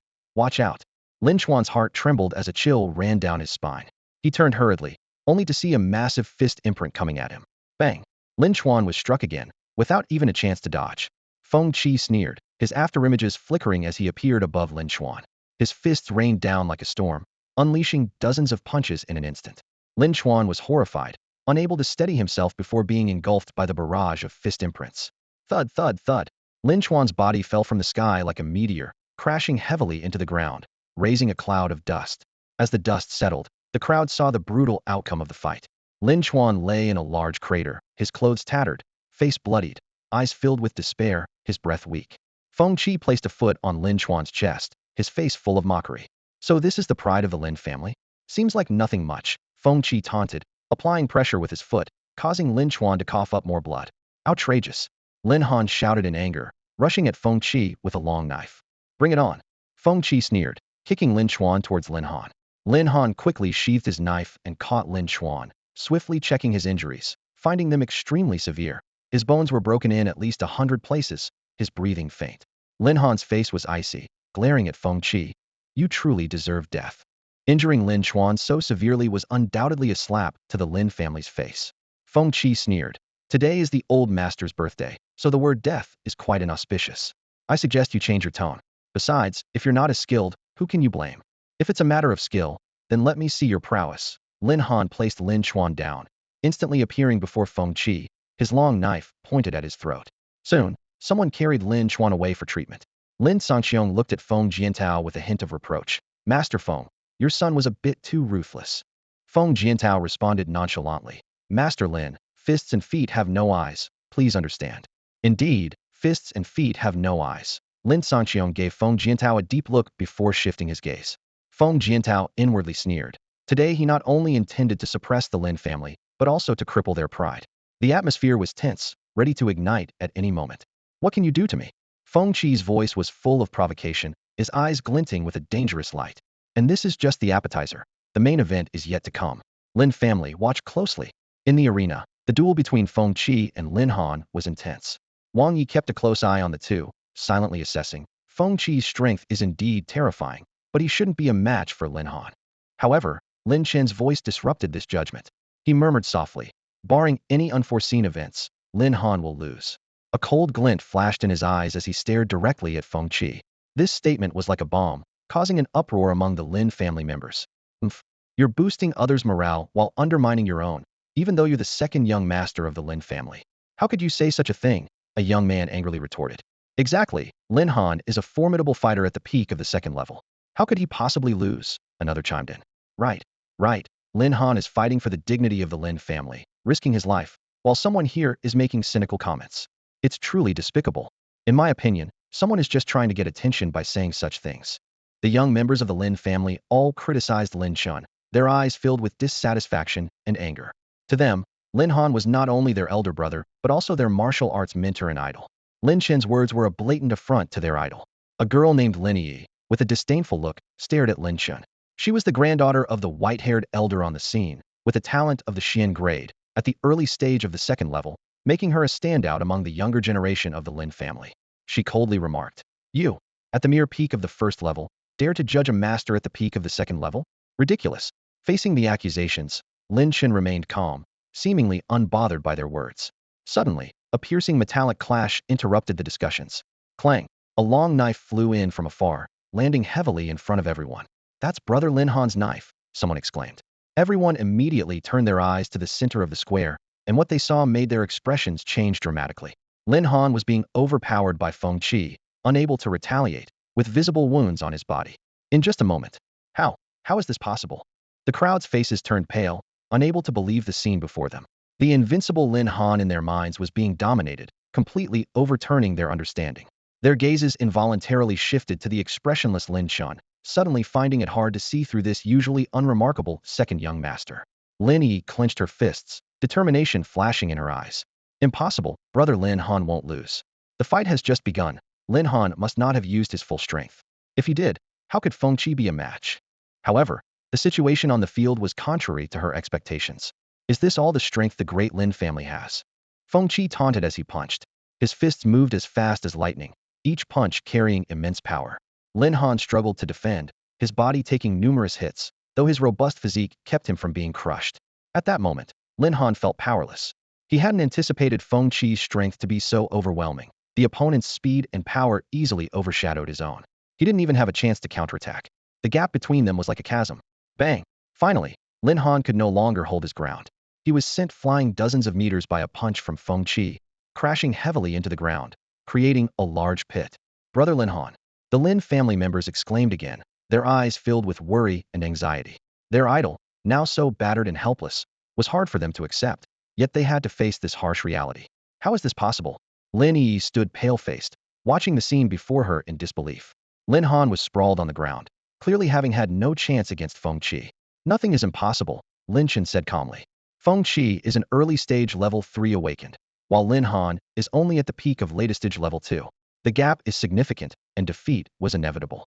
Upon hearing this, everyone fell silent, their expressions complex. Seeing Lin Han in such a sorry state, Lin Yi felt a pang of distress and glared at Lin Chen. If you knew about Feng Qi's strength, why didn't you warn Brother Lin Han earlier? Lin Chen shrugged indifferently. I was just guessing. Maybe Feng Qi isn't a level 3 awakened after all. Humph. Lin Yi snorted coldly, already displeased with Lin Chen, and now even more so. Xiao Dingtian looked meaningfully at the head of the Feng family. Master Feng, your son is quite well hidden. Feng Jiantao smiled lightly. Compared to Master Xiao Bufan of the Xiao family, my son is rather ordinary. But with his strength, he has no trouble dealing with most people. This statement was clearly implying that Lin Han was just most people. To call a top-tier latest-stage level 2 awakened with such talent ordinary, Feng Jiantao's arrogance was palpable. To say such things on Lin family territory suggested he had something to rely on. Xiao Dingtian's gaze fell on the inconspicuous man in plain clothes beside Feng Jiantao, thinking to himself, is this the person they're relying on? If so, the Lin family might have some trouble today, as even he couldn't discern this man's true strength. The Lin family members wore grim expressions, clearly displeased with Feng Jiantao's words. The representatives from other factions present exchanged glances, their intentions unclear. Miss, the Lin family might be in some trouble. Should we lend a hand? The elder Zhou asked in a low voice. Bai Yuechu replied softly, we can help, but stopping it altogether seems unlikely. Her gaze also fell on the man in plain clothes, her eyes showing a hint of seriousness. If he makes a move, even I can't stop him. Wanxiang Academy, Hong Baixiang. Bai Yuechu murmured to herself, frowning slightly. I wonder what his purpose is in coming to the Lin family. Could it be, like me, he's here for that spiritual artifact? At that moment, Feng Qi strode towards Lin Han, eyes full of mockery. Young Master Lin, you're such a disgrace. A standout among the Lin family's younger generation? I can crush you with ease. Lin Han struggled to stand, his face as pale as paper. Though he was at the pinnacle of level 2 awakened, he stood no chance against a level 3 opponent. The difference in their levels was too great, unless he was someone who could defy the odds and fight above his level, which he clearly was not. TSK. Finally realized it. Too bad it's too late. Feng Qi sneered, no longer concealing his strength. The power of an early-stage level 3 awakened burst forth, carrying a destructive aura. Young Master Lin. Feng Qi snarled, eyes gleaming with madness, intending to kill Lin Han on the spot. How dare you? Lin Chen shouted angrily, brandishing a spear as he rushed to shield Lin Han. Get lost. Feng Qi replied dismissively, throwing a punch without even looking. Boom. With a loud crash, Lin Chen had no time to dodge and was sent flying, crashing heavily to the ground, coughing up blood. After steadying himself, Lin Chen was seized by a fit of violent coughing, his face as pale as paper. Feng Qi's casual punch had severely injured him, showcasing the terrifying power of a level 3 awakener. Die! Feng Qi attacked again, his fists whistling through the air. Lin Han, unable to dodge, could only watch as death approached. At the critical moment, a figure in blue appeared between them. With a single palm strike, Lin Han felt a sharp pain in his chest and involuntarily staggered back several steps. Lin Qingyu. Feng Qi's face darkened as he glared at the woman in blue. Lin Qingyu had finally made her move. Her blue attire fluttered gently in the breeze, making her look like a celestial being under the moon. Though her Qinglin sword remained sheathed, it exuded an aura of deadly intent. Kill! Feng Qi roared, leaping into the air. His violent energy coalesced into several fist imprints, hurtling towards Lin Qingyu. He was determined to make this top talent of the Lin family bow before him. Boom, boom, boom. The fist imprints tore through the air. Lin Qingyu's expression remained indifferent as she deftly evaded the attack. Prepare to die. Feng Qi pursued relentlessly, his fists like meteors, his momentum overwhelming. The clash between these two level 3 awakeners was so intense that most onlookers could barely track their movements. Tang Hao commented in a low voice, Feng Qi's explosive power is astonishing, each punch carrying a terrifying force, but it consumes a lot of energy. Lin Qingyu has only shown her agility. Her true strength is yet to be revealed. Feng Jiantao frowned, not expecting the Lin family's girl to be so fast. If this continued, Feng Qi might face defeat. Unfortunately, he could only watch from the sidelines. 3 minutes later, the figures of the two combatants became clear again. Feng Qi took a deep breath and shouted angrily, Lin Qingyu, do you only know how to dodge? Face me if you dare.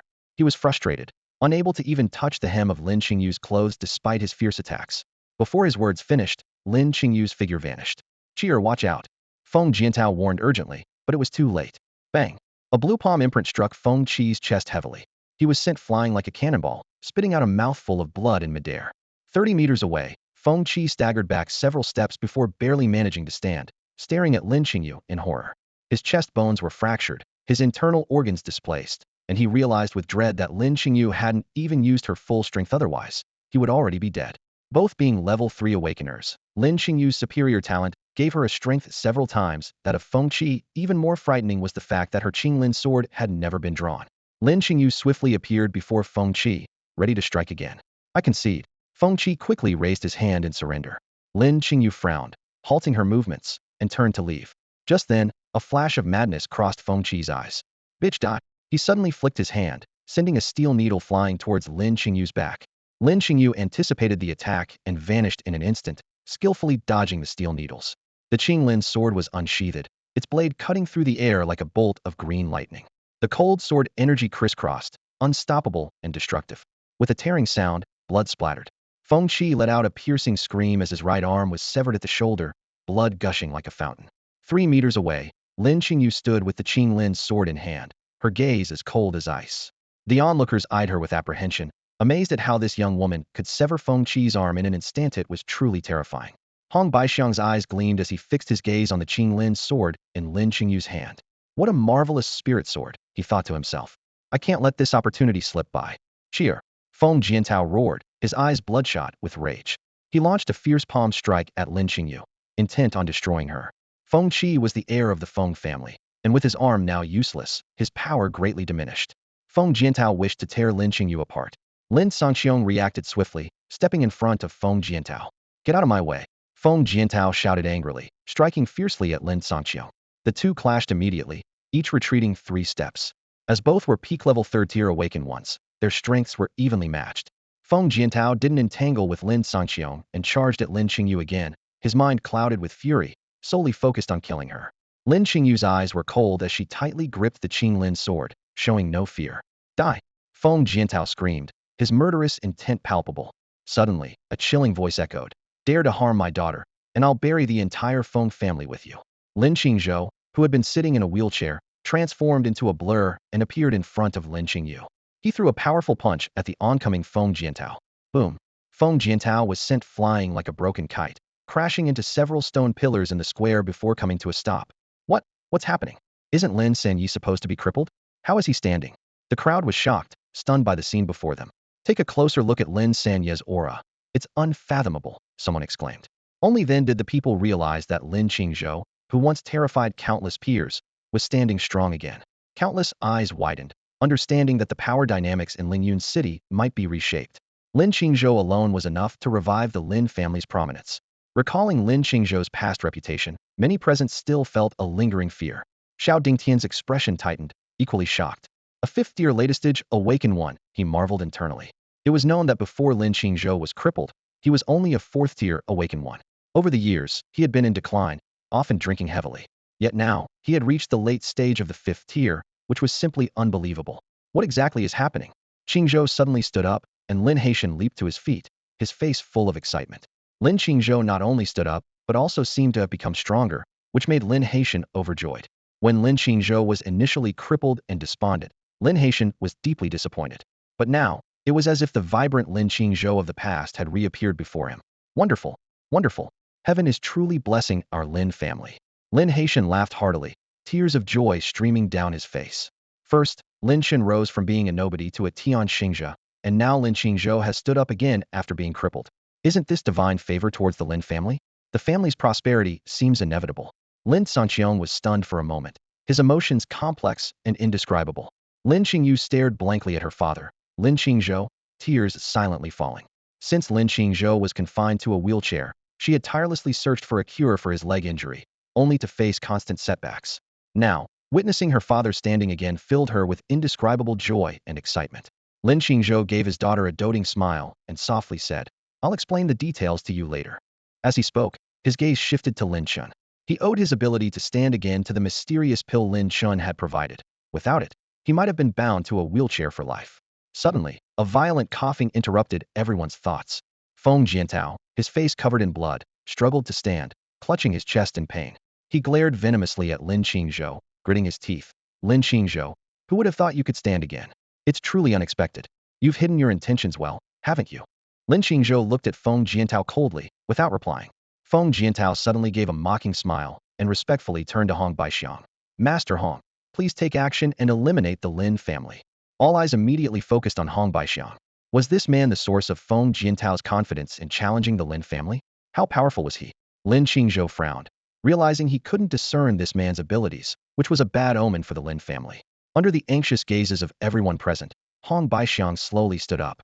He glanced indifferently at the Lin family and calmly said, I owe him a favor, so I'm sorry. Before he finished speaking, Hong Baixiang's figure flashed, and he instantly appeared before Lin Qingzhou. Boom! A powerful aura burst from him. Lin Qingzhou, at the late stage of level 5, had no power to resist, and was instantly pushed back several dozen meters. Arg! Lin Qingzhou spat out a mouthful of blood, alarmed. What level of expert was this man? To be injured just by his presence was terrifying. Tang Hao and Xiao Dingtian exchanged a glance, seeing the seriousness in each other's eyes. Under the oppressive aura of Hong Baixiang, they too felt their insignificance, like ants, unable to muster any will to resist. Bai Yuechu shook her head. Even she had no confidence facing Hong Baixiang. Though she had reached the 5th level of innate strength, rumors said Hong Baixiang had reached the 6th level a year ago and might already be at the 7th level now. Who among them could possibly be his match? After intimidating Lin Qingzhou, Hong Baixiang turned to face Lin Qingyu. But before he could speak, Lin Qingyu acted decisively. With a sharp slash, a fierce sword light tore through the air as Lin Qingyu thrust her sword at Hong Baixiang with all her might. The blue sword energy surged forward, and the cold sword shadow struck like lightning. As the sword tip was about a meter away from Hong Baixiang, the sword energy intensified, as if determined to break through any barrier. However, Hong Baixiang remained completely still in the face of this powerful strike. He casually extended his hand and flicked his finger. A resonant hum filled the air as a terrifying force erupted from his fingertip, instantly hitting the Qing Lin's sword. A crisp clang of metal echoed as Lin Qingyu felt a massive wave-like force hit her, causing the Qing Lin's sword to fly from her hand. She was thrown back several meters by the strong recoil, feeling a tumultuous surge of energy within her that left her extremely uncomfortable. The Qing Lin's sword landed with a thud into the ground. With a simple gesture, Hong Baixiang summoned the sword into his hand. "Excellent sword," he praised, clearly impressed by the spiritual weapon. However, when he tried to control the Qing Lin's sword, it began to struggle violently.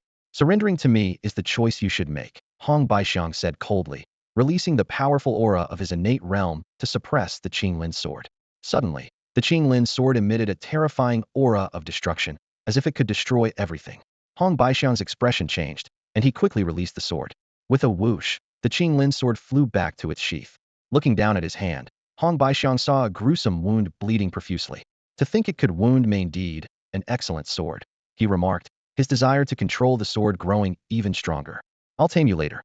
For now, let's clean up this place," Hong Baixiang said coldly, surveying the Lin family members. Taking someone's treasure without annihilating their entire clan feels lacking. The Lin family members felt as if they were plunged into an icy abyss. Even Lin Qingzhou, who was in the late 5th stage, was no match for this man. How could they resist? Even Xiao Dingtian and others remained silent, knowing that stepping forward would mean certain death. At that moment, Wang Yi stepped forward with a stern expression. "My brother is a student of Star Academy. Do you dare to harm him?" Wang Zhan silently cursed the foolhardy young man, while Lin Chen felt a warmth in his heart, grateful for his good brother's courage in such a critical moment. Hong Baixiang glanced dismissively at Lin Chen and sneered. "Just a mere student of Star Academy, killing him is inconsequential." Hong Baixiang's gaze lingered on Lin Qingyu, his tone filled with regret. "But you have exceptional talent. If you had joined the Star Academy, I wouldn't dare to touch you. It's a pity, truly a pity, that Wanxiang Academy only accepts male students. Otherwise, we could have brought this young lady into the academy." Lin Qingzhou immediately stepped in front of Lin Qingyu, his expression grave as he stared intently at Hong Baixiang. Wang Yi felt a sinking feeling, thinking to himself, does this person even disregard students from the Star Academy? Hong Baixiang seemed to lose patience, a terrifying aura of killing intent emanating from him. "Enough with the chatter. Now, please, be on your way. Attack," Lin Qingzhou ordered, and the Lin family experts rushed towards Hong Baixiang. Courting death, Hong Baixiang waved his hand, and an invisible force swept out from him in all directions. Boom! Lin Qingzhou and the others were blown away by this force before they could even get close to Hong Baixiang. Just as Hong Baixiang was about to unleash a massacre, a clear voice suddenly rang out. "Wait a minute." The appearance of Bai Yuechu made Hong Baixiang frown slightly, but his aura remained undiminished as he looked at Bai Yuechu and said, "I don't wish to be at odds with the Hunters Guild, but I also hope you see the situation clearly." Bai Yuechu smiled sweetly. "All you want is a spiritual artifact. There's no need to wipe out an entire family." Hong Baixiang remained expressionless, unmoved. In his view, killing and looting were the norm in this era. Even the Hunters Guild must have done similar things many times. He thought, what right does Bai Yuechu have to lecture me? Rules are made by the strong, morality is nonsense, and fairness is just an excuse for the weak to seek shelter. If one day someone stronger comes to take his things, he would accept it. Bai Yuechu continued to persuade. "You represent the face of Wanxiang Academy. If word of exterminating a whole family gets out, it could tarnish the Academy's reputation and affect your future prospects." The crowd was shocked by these words. They hadn't expected this person to be from Wanxiang Academy. No wonder he didn't care about Lin Chen, who was about to enter Star Academy. Wanxiang Academy, like Star Academy, was a superpower where countless geniuses and strong individuals gathered. The Lin family had provoked this person. What chance did they have? Beside them, Feng Jiantao's grin grew more sinister. He rejoiced inwardly. Heaven is helping me. Let's see how the Lin family survives this time. Hong Baixiang impatiently said. Enough with the nonsense. Get to the point. Bai Yuechu smiled and said directly. You can take the spiritual artifact, but you can't harm the Lin family. After this, I'll owe you a favor. How about that? Hong Baixiang's gaze returned to Lin Qingyu, and he sneered. You're planning to trade a favor for a prodigy. But you should understand that if I agree, I'll face endless trouble in the future. A prodigy with heavenly talent, if they grow up, is quite dangerous. Do you think they'll let you off after you've taken their treasure? Bai Yuechu smiled faintly. Are you scared? Scared? Huh. Hong Baixiang shook his head. There's nothing in this world that scares me. Compared to wiping out a small family, I value the favor of the young lady of the Hunters Guild more. So, I agree to your terms. Hong Baixiang was decisive. Given Bai Yuechu's status, her favor was invaluable. He clearly knew what was more important. As for the Lin family, their fate could be decided with a single word from him. Bai Yuechu sneered disdainfully. Even if the Lin family had a prodigious talent, so what? By the time that so-called prodigy matured, he would already stand at the pinnacle of the world. Besides, it was uncertain whether the opponent could even grow to their potential. Thank you, friend Hong. Bai Yuechu nodded slightly. I will remember your words. Hong Baixiang beckoned, and the Qinglin sword swiftly returned to his hand. He murmured to himself. This sword still needs to be properly tamed. At that moment, Feng Jiantao hurried forward, his face anxious. No, Master Hong. Didn't you promise to help me destroy the Lin family? He had offered a treasured item from the Feng family's collection to get Hong Baixiang's assistance. Now that Hong seemed to be backing out, how could he tolerate it? Hong Baixiang glanced coldly at Feng Jiantao, his tone scornful. Favors have their weight, and clearly, yours doesn't compare to Miss Yuechu's. You should be grateful I didn't kill you and take your treasure. Do you, a mere ant, dare to dictate to me? You should be thankful I accepted your offering. Feng Jiantao was rendered speechless by these words, but considering Hong Baixiang's formidable power, he dared not react. Instead, he silently cursed Hong's ancestors.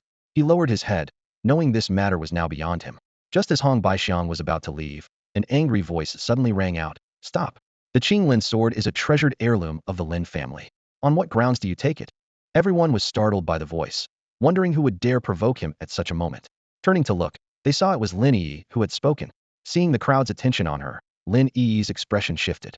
She had been holding back her anger since witnessing Lin Han being overpowered, and now seeing Hong Baixiang about to take the Lin family's treasure, she couldn't hold back any longer. However, she regretted it as soon as the words left her mouth. Bai Yuechu sighed inwardly. It's over. Hong Baixiang stopped in his tracks and turned to glare coldly at Lin Yi. Meeting his icy gaze, Lin Yi's heart trembled, and her face turned as pale as paper. I've changed my mind. Hong Baixiang said chillingly. Before he finished speaking, the Qinglin sword in his hand transformed into a streak of green light, shooting toward Lin Yi like lightning. The sword's momentum was terrifyingly fast, and Lin Yi could only watch in fear, unable to dodge. The white-haired elder's face changed drastically, rushing toward Lin Yi, but it was already too late. Just as the Qinglin sword was about to strike Lin Yi, a hand suddenly reached out and effortlessly caught the sword. She's not wrong. The Qinglin sword is indeed a Lin family treasure. What right do you have to take it? Lin Chen appeared beside Lin Yi, holding the Qinglin sword, calmly looking at Hong Baixiang. Lin Chen. Lin Yi stared at Lin Chen in disbelief, realizing he had just saved her. A flicker of surprise crossed Hong Baixiang's eyes. The force he used to throw the Qinglin sword was enough to kill a level 9 awakener, yet this person caught it with ease. What was happening? For some reason, Hong Baixiang felt a twinge of unease. Those present were equally bewildered, unable to comprehend how Lin Chen, with his latest peak level 1 strength, managed to catch the Qinglin sword. You want this sword so badly? Then take it. Lin Chen said coldly, flicking his wrist. The Qinglin sword shot towards Hong Baixiang like an arrow released from a bow. A trace of disdain flashed in Hong Baixiang's eyes. With a wave of his left hand, an invisible barrier instantly formed. Child's play, he sneered. However, the moment the Qinglin sword touched the barrier, a shocking crack sounded, and the barrier shattered like fragile glass. Hong Baixiang's expression changed drastically, and it was too late to withdraw his hand. The terrifying force of the Qinglin sword instantly pushed him back to the edge of the square. He looked down at his left hand, which was bleeding profusely, the white bone visible and horrifying. If he hadn't reacted in time, his entire hand might have been severed. The Qinglin sword whistled down and embedded itself deeply in the ground. Lin Chen leaped lightly and stood steadily on the sword's hilt. Moonlight poured down, and a gentle breeze swept his clothes, outlining a tall and handsome figure. The crowd erupted in astonishment. So cool. What's happening? Lin Ershao actually hurt that man. Whoa. The situation keeps flipping. I can't keep up. Peak of the first level, terrifying indeed. The crowd murmured in shock and confusion. The Lin family members, Wang Yi, Qi Feishue, and others were all dumbfounded, as if meeting this young man for the first time. Even when Lin Chen ascended from an ordinary person to an awakened one, they had not been this stunned. Bai Yuechu frowned, a hint of confusion in his eyes. The strength Lin Chen displayed clearly reached the innate realm, yet the test results of the awakening pearl only showed him at the peak of the first level. This contradiction left him puzzled. If you can't even withstand this sword, what right do you have to take it? Lin Chen said calmly, with a hint of mockery in his tone. Arrogant. Hong Baixiang shouted angrily. Taste my divine elephant fist. He clenched his fists, and a golden giant elephant instantly formed behind him, its presence overwhelming and awe-inspiring. The giant elephant roared as it charged toward Lin Chen, its might terrifying. Bai Yuechu explained in a deep voice. This is the Earth-level martial skill of Wanxiang Academy, the divine elephant fist. It's said to have 9 levels, and Hong Baixiang has likely reached the 5th level, able to unleash the terrifying power of an ancient giant elephant. Facing the oncoming golden giant elephant, Lin Chen remained calm and casually threw a punch. With a loud boom, a world-destroying force erupted, and the golden giant elephant instantly shattered, dissipating into countless golden lights. Hong Baixiang suffered a massive backlash, retreating over a dozen steps, blood gushing from his mouth, his face turning pale. He hurriedly took out a bottle of potion and drank it down. After consuming the potion, Hong Baixiang's chaotic aura slightly calmed down. He looked up at Lin Chen, his eyes filled with dread. As a master at the 7th level of the innate realm, coupled with the Earth-level martial skill, divine elephant palm, he should have been able to contend with an ordinary 8th level innate expert. However, the person before him effortlessly delivered a single blow that left him severely injured, a testament to terrifying strength. Lin Chen shook his head, seemingly unimpressed by Hong Baixiang's performance. With a casual gesture, the spiritual energy of the world surged violently, gathering in his palm. In the blink of an eye, a gigantic handprint, 100 meters long, took shape with overwhelming momentum. Whoosh! Lin Chen leaped into the void and slammed his palm down towards Hong Baixiang below. Buzz! The fierce wind howled, and the air trembled violently. This unrivaled handprint instantly enveloped the entire square, crashing down with thunderous force. Whoosh whoosh! The strong wind swept down from above, causing Hong Baixiang's hair and clothes to flutter wildly. Facing such powerful momentum, Hong Baixiang struggled to lift his head, his expression extremely grave. He deeply realized that the power of the opponent's casual palm was no less than that of an Earth-level martial skill. Under this palm, he truly felt his insignificance, like an ephemeral mayfly in a storm, facing an untimely death. Nonetheless, surrendering was not in Hong Baixiang's nature. With a loud shout, he once again unleashed his Earth-level martial skill. Earth-level martial skill, divine elephant force. In an instant, Hong Baixiang transformed into a 10-meter-tall giant elephant, charging valiantly towards the massive handprint above. In the void, the giant elephant and the colossal handprint engaged in a breathtaking confrontation. Yet, under the immense handprint, the giant elephant appeared so small, constantly at risk of being crushed.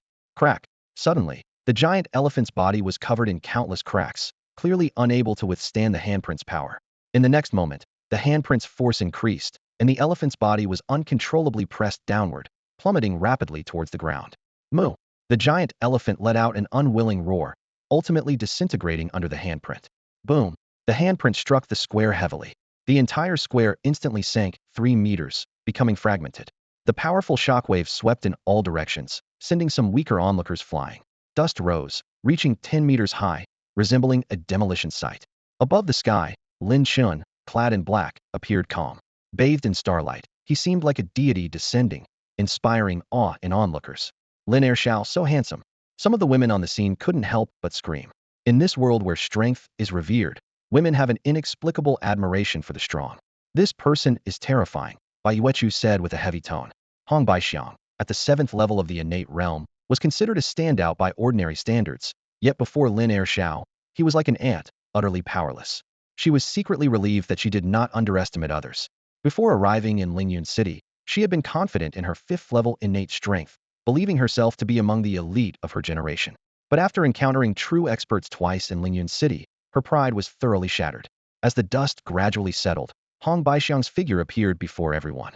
At this moment, he lay miserably at the center of a massive handprint, his body covered in blood, with exposed bones all broken. His entire body was in ruins, his breathing weak, more out than in. His pitiful state was 100 times worse than Lin Chuan's earlier condition. Hiss! The crowd collectively drew a sharp breath, their eyes falling on Lin Chen once more, a wave of fear rising within them. The methods of the second young master of the Lin family were truly terrifying. Those who harbored any disloyal thoughts towards the Lin family quickly abandoned their unrealistic ideas. At this moment, everyone understood a harsh reality. In Lyun City, it was better to provoke the Tang or Shao families than to mess with the Lin family. From now on, the Lin family would become an untouchable giant. Amidst the shock of the crowd, a series of crisp sounds suddenly shattered the silence. Crack, crack, crack. Following the sound, they were astonished to find that this eerie noise was coming from Hong Baixiang. A trace of shock flashed through Bai Yuechu's beautiful eyes, as if she had thought of something unbelievable. Mystical power enveloped Hong Baixiang. As his broken bones started reconnecting, flesh rapidly healing, and even the blood spilled on the ground was flowing back into his body. His body was like a phoenix reborn, undergoing a frenzied self-repair. The previously weak aura was gradually strengthening, and this bizarre scene sent chills down the spines of everyone present. Bai Yuechu exclaimed, "Heaven-grade martial skill, the body of myriad images, he's actually mastered it." She explained that the Myriad Images Academy had a supreme heaven-grade body, refining martial skill, known as the body of myriad images. This skill was divided into 4 levels: Spirit Image, Origin Image, Dragon Image, and Heaven Image. Each level brought earth-shattering changes, ultimately reaching a state of unimaginable mastery.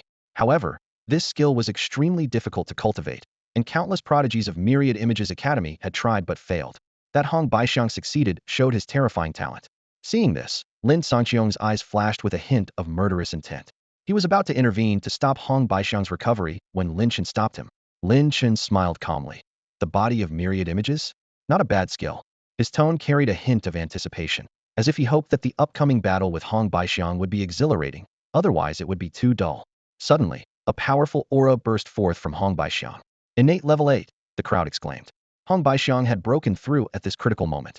Hong Baixiang laughed wildly. "Huh? Break and then stand. Not only have I mastered the body of myriad images, but I've also broken through to innate level 8. Lin Chen, don't you think I should thank you?" At this moment, Hong Baixiang was fully standing, all his injuries healed, his aura more formidable than ever. More bizarre was his body transformation. His height, originally 2 meters, had now surged to 2.5 meters. This astonishing change left everyone holding their breath, uncertain of the epic battle that might ensue. Hong Baixiang stood bare-chested, his bronze skin adorned with ancient, mystical runes. These runes emitted a faint golden glow, making him resemble a giant from ancient times, exuding a soul-crushing aura. The air was filled with an invisible pressure, as if suppressing one's very bloodline, compelling people to retreat instinctively. This was the power of the spiritual body. In battles of the same level, the side possessing a spiritual body would exert immense pressure on their opponent, making it difficult for them to fight with full strength. Hong Baixiang appeared calm, his eyes glimmering with confidence. As an 8th-level innate warrior, bolstered by the power of the universal body, he was brimming with confidence.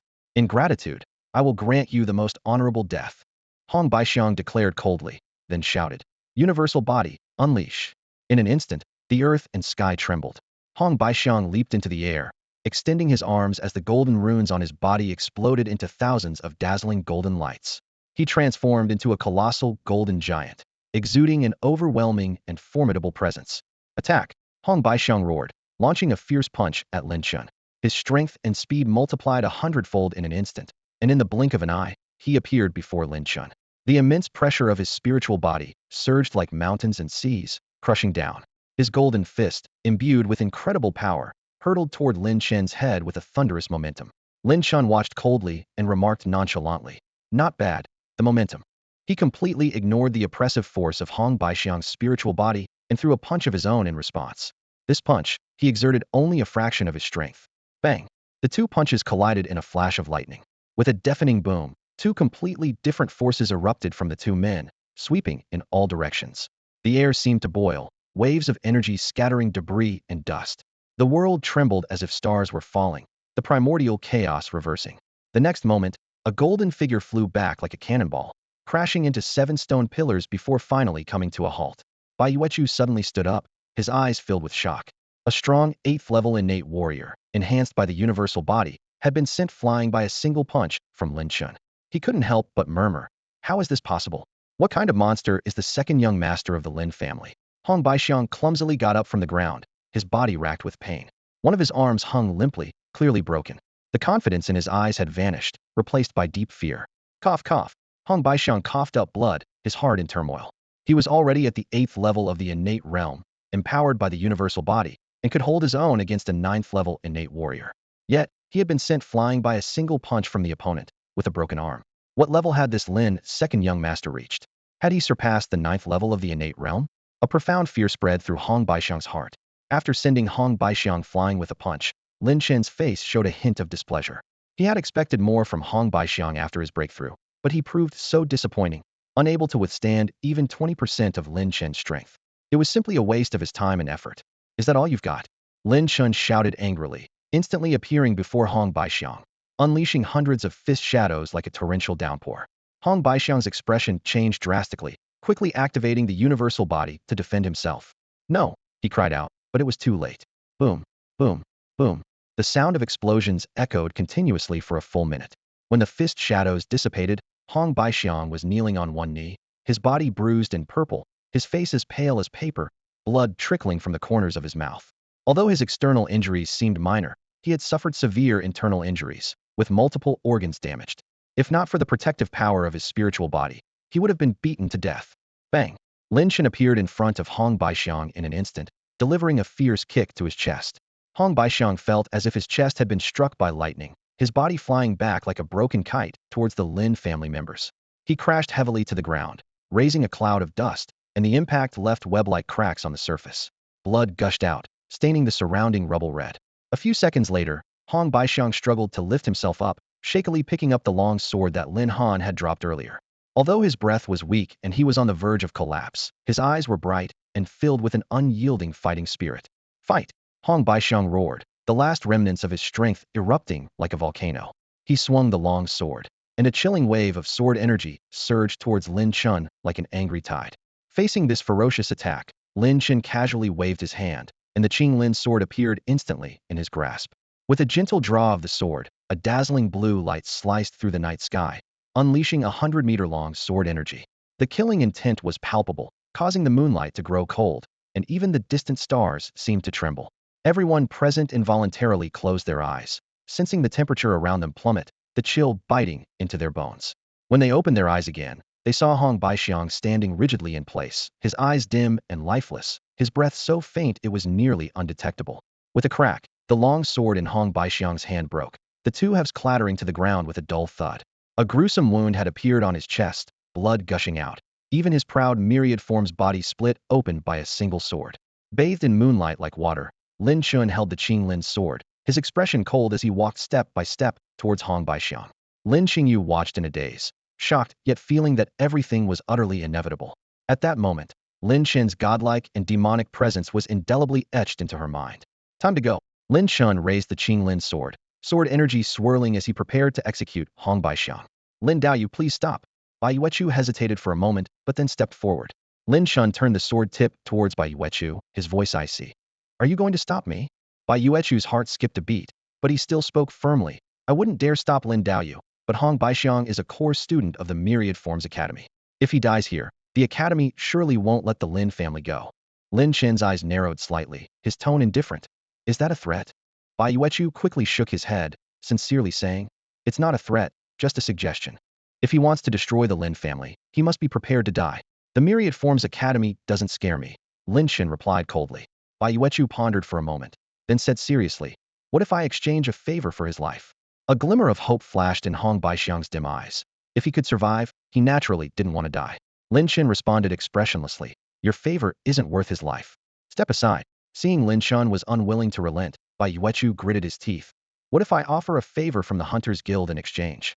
Lin Chen scrutinized Bai Yuechu, his tone slightly softened. A favor from the Hunters Guild is worth considering, but I'm curious, is it worth it to you? Bai Yuechu answered earnestly. I'm a businessman. As long as there's profit, it's worth it. Just like when I stood up for the Lin family earlier. Hong Baixiang has terrifying potential, having reached the 8th level of innate cultivation and mastering the myriad forms body. He might reach the celestial phenomenon level in the future, making him a promising investment. Bai Yuechu's calculations were shrewd. Saving Hong Baixiang would repay a past favor and make him indebted to her. Meanwhile, she maintained her relationship with Lin Qingyu.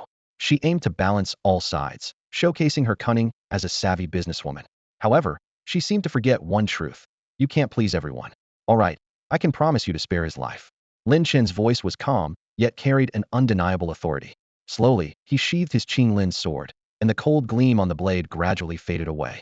The faces of the Lin family members instantly grew complex, their brows slightly furrowed, clearly having reservations about Lin Chen's decision.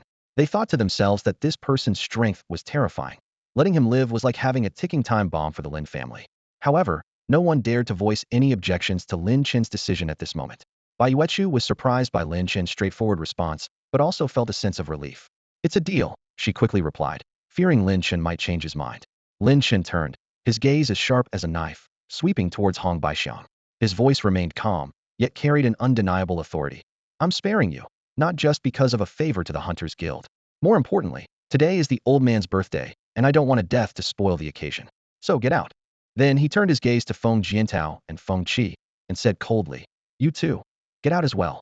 Terrified, Feng Jiantao nodded repeatedly. All right, we'll leave. He was so scared he was practically out of his mind, and didn't dare linger any longer. He hurriedly dragged the one-armed Feng Qi away, stumbling as they fled the scene. Hong Baixiang left silently with his head down. Seeing this, Bai Yuechu quickly took her leave as well. "Lin Daoist, I have some matters to attend to, so I'll take my leave." With that, she turned and quickly left, clearly intending to secretly escort Hong Baixiang for a while. Lin Chen watched Bai Yuechu's departing figure, a slight smirk of disdain on his lips. "Do they think I'm someone who goes back on my word?"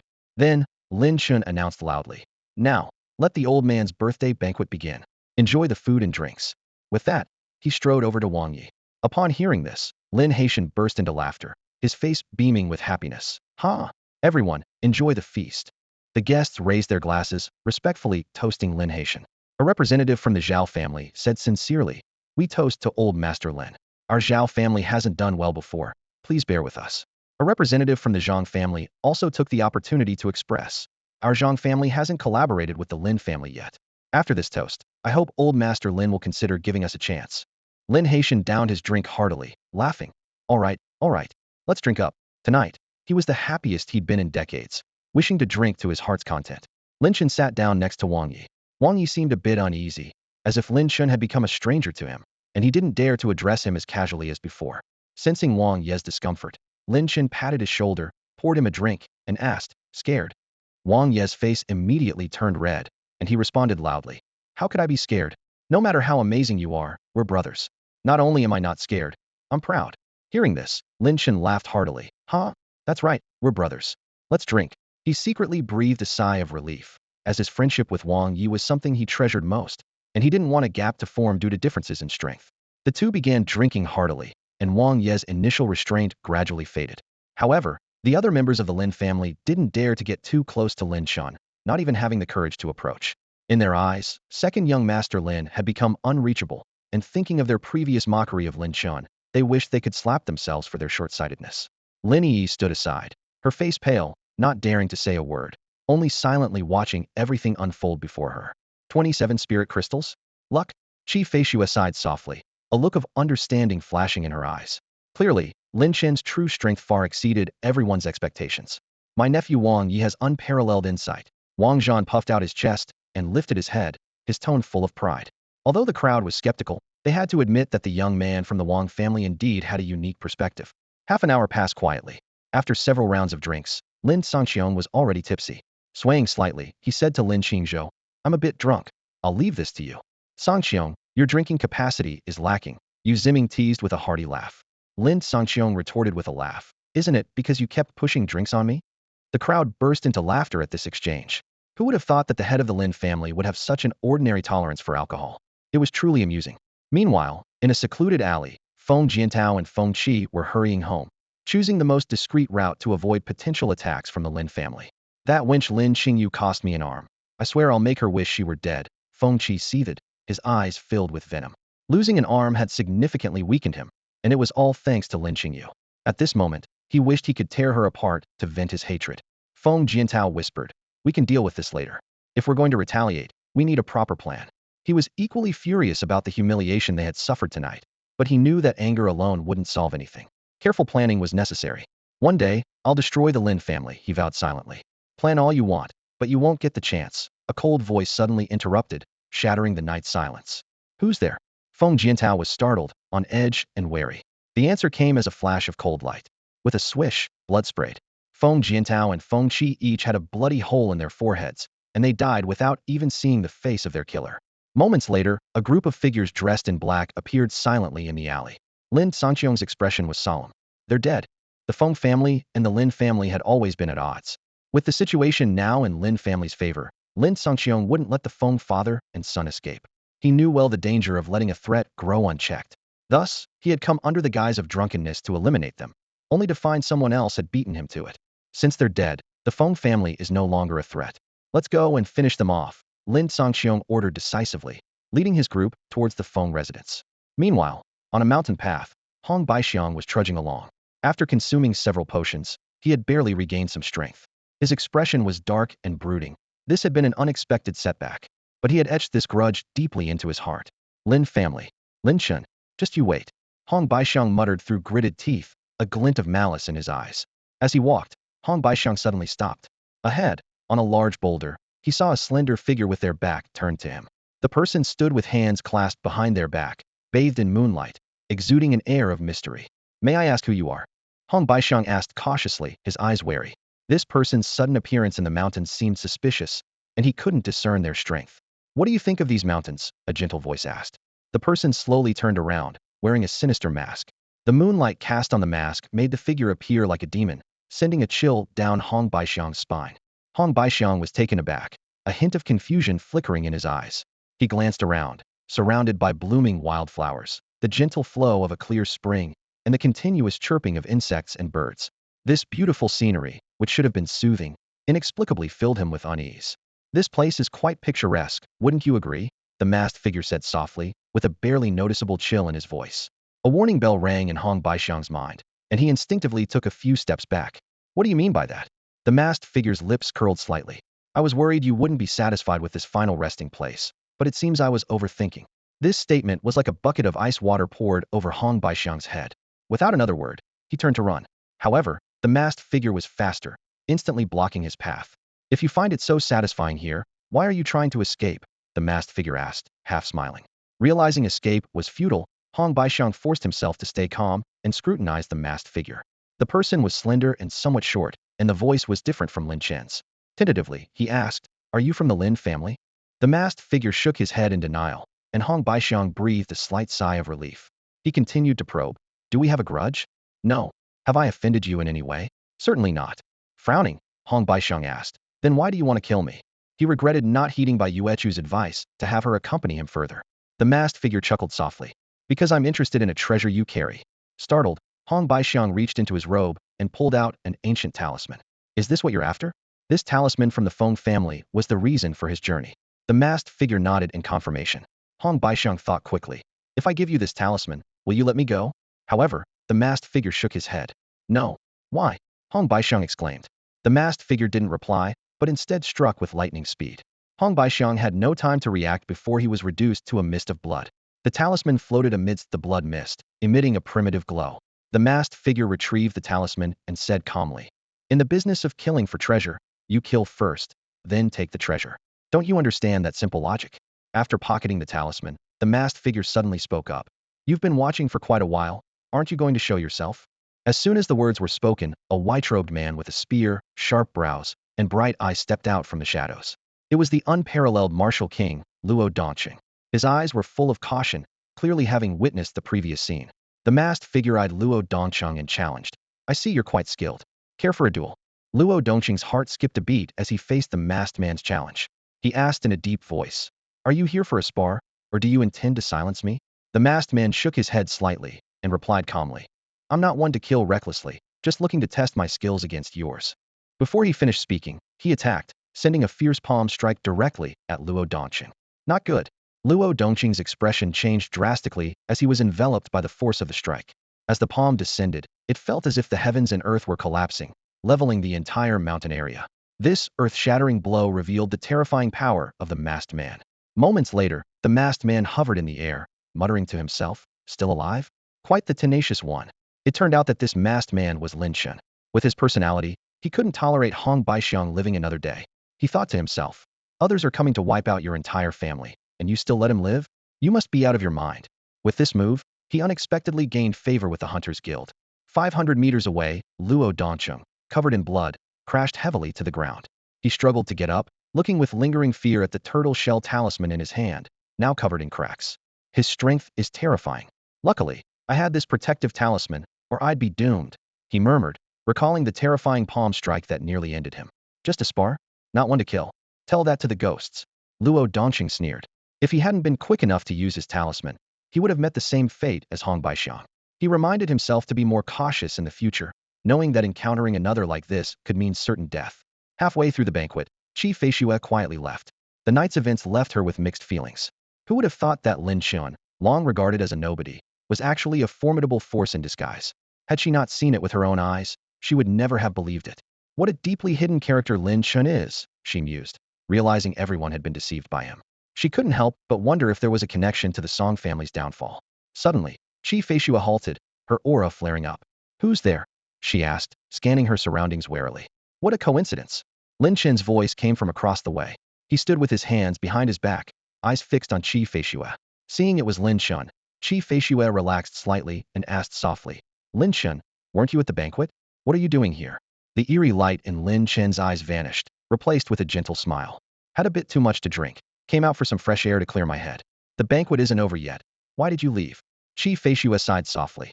It's just a bunch of old men there. Boring. I see. Lin Chen nodded and smiled. Let me walk you back. Qi Feishue politely declined. No need. You're the second young master of the Lin family. You're busy enough tonight. Don't trouble yourself. All right then. Lin Chen agreed. Goodbye. Qi Feishue waved goodbye with a smile, not mentioning a word about the night's events. After she left, Lin Chen sighed softly. I'm not some bloodthirsty killer. Is there really a need to be so afraid of me? In an alleyway 300 meters away, Qi Feishue stopped, looking down at her hands, still clammy with cold sweat. That eerie gaze, did he intend to kill me?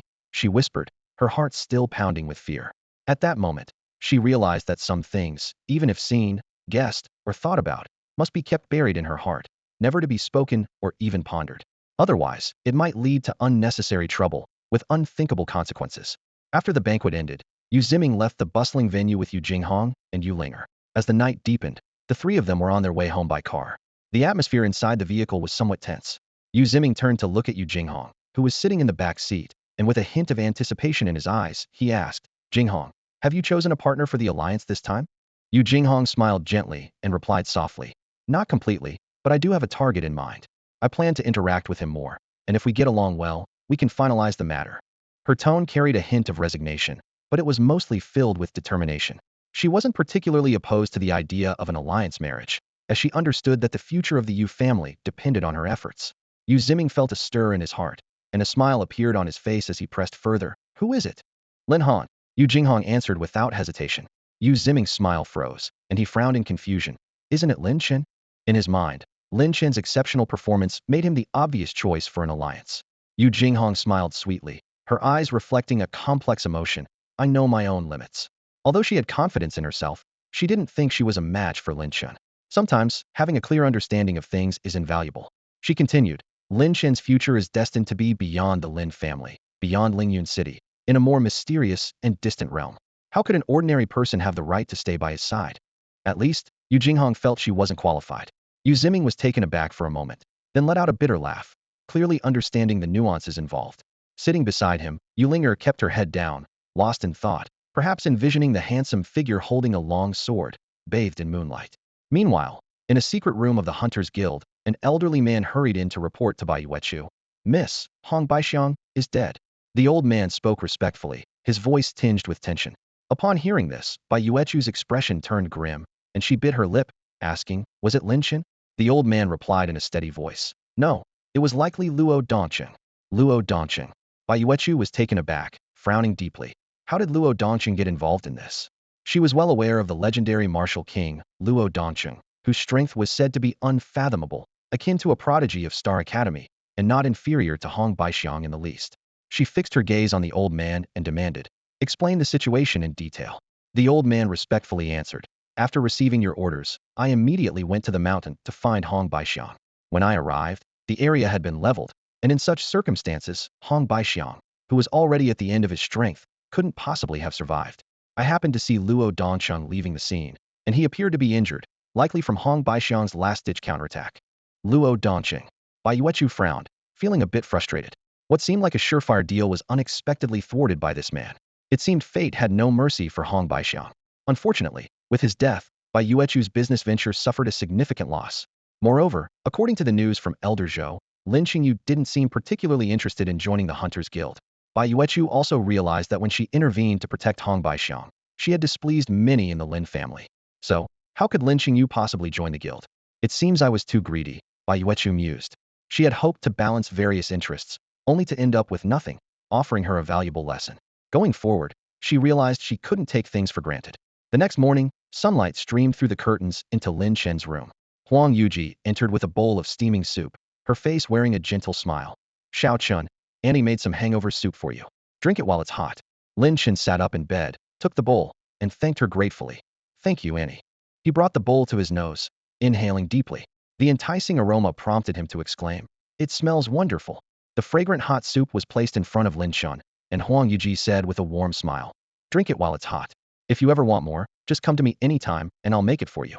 Lin Chen nodded slightly and responded softly with an As Huang Yuji turned to leave, she paused at the door, her voice tinged with complex emotions. "Xiao Chun, I know I was wrong before.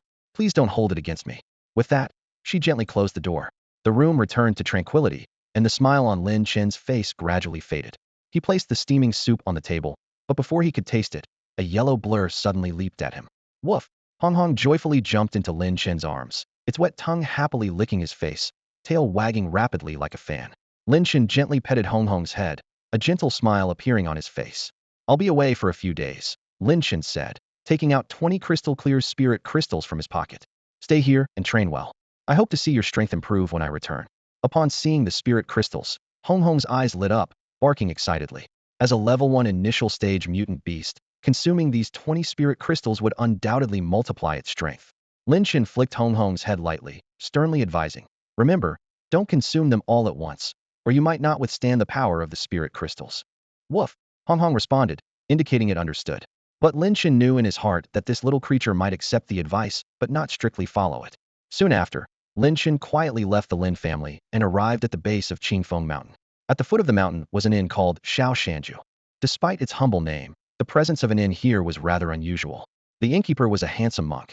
Dressed in a pristine white robe, he had long, sword-like eyebrows, eyes bright like autumn water or dark gemstones, and a red lotus adorning his forehead, exuding an elegant aura. His beauty was striking. If not for his shaved head, he might be mistaken for a beautiful woman. At this moment, the handsome monk was lazily reclining on a chair, sipping wine. Suddenly, he flashed a captivating smile, contrasting sharply with his refined demeanor. "Ah, business is here."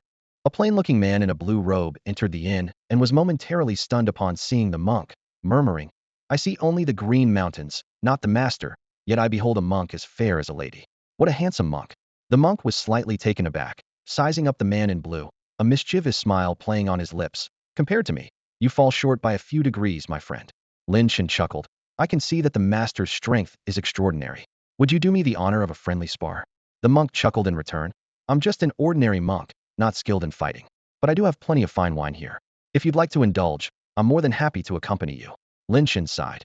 "Your wine must be quite expensive, and I'm a bit short on funds." The monk cheerfully replied, "It's on the house." "Thank you, master," Lin Chen said without hesitation, finding a place to sit. The monk, observing this intriguing guest, wore a smile full of meaning. He placed 2 jars of wine in front of Lin Chen and then sat down beside him. As soon as he unsealed them, the rich aroma of the wine filled the entire inn, so intense it seemed almost tangible. Lin Chen took a deep breath, his eyes flashing with amazement. "What a fine wine." The monk beamed with pride, his tone full of satisfaction. "Naturally, this wine is called Anren Shaohan, brewed by an old wine connoisseur. It's made from mountain spring water, grains, and various herbs, aged for 100 years before it sees the light of day. Its natural cellar fragrance is long-lasting, with an endless aftertaste. It's a true gem among wines. Even that old wine buff rarely drinks it." Lin Chen looked around in surprise, noticing dozens of similar jars in the inn's corner. He couldn't help but ask, "If even the brewer is reluctant to drink it, why do you have so much of it here, master?" The monk flashed a sly smile. "The old wine buff drank himself to death, so I emptied his cellar." Lin Chen suddenly understood and nodded. The monk lifted the jar in front of him. "I am Wu Chen, and I invite you to drink with me," he said, about to take a sip. Lin Chen picked up his jar, but hesitated. "I am Wang Yi." He introduced himself, but still didn't drink. Seeing this, Wu Chen asked curiously, "Wang Shizhu, what's the matter?" Lin Chen sighed softly. Seeing this fine wine today makes me nostalgic for my hometown. Does your hometown also have such fine wine? Wu Chen asked in surprise. Lin Chen nodded and continued. The wine from my hometown is best paired with a special dish, which requires a specially made knife to prepare. A specially made knife? Wu Chen was even more puzzled, not understanding why Lin Chen suddenly shifted from wine to knives. Lin Chen explained, the chefs in my hometown have a habit of buying knives only from a specific seller because their knives are special, making the dishes extraordinarily delicious. Hearing this, Wu Chen realized Lin Chen was subtly expressing interest in the jar of wine he held. He chuckled inwardly, thinking perhaps Wang Yu was worried he might have poisoned his wine. What a suspicious mind. Wang Shizhu, have my jar. Wu Chen offered his jar to Lin Chen. Lin Chen took the wine, pausing for a moment. Why is Master Wu Chen giving me your jar? Just as Wu Chen was about to answer, a rough voice interrupted their conversation. What kind of inn is this? Aren't you going to serve us when we arrive?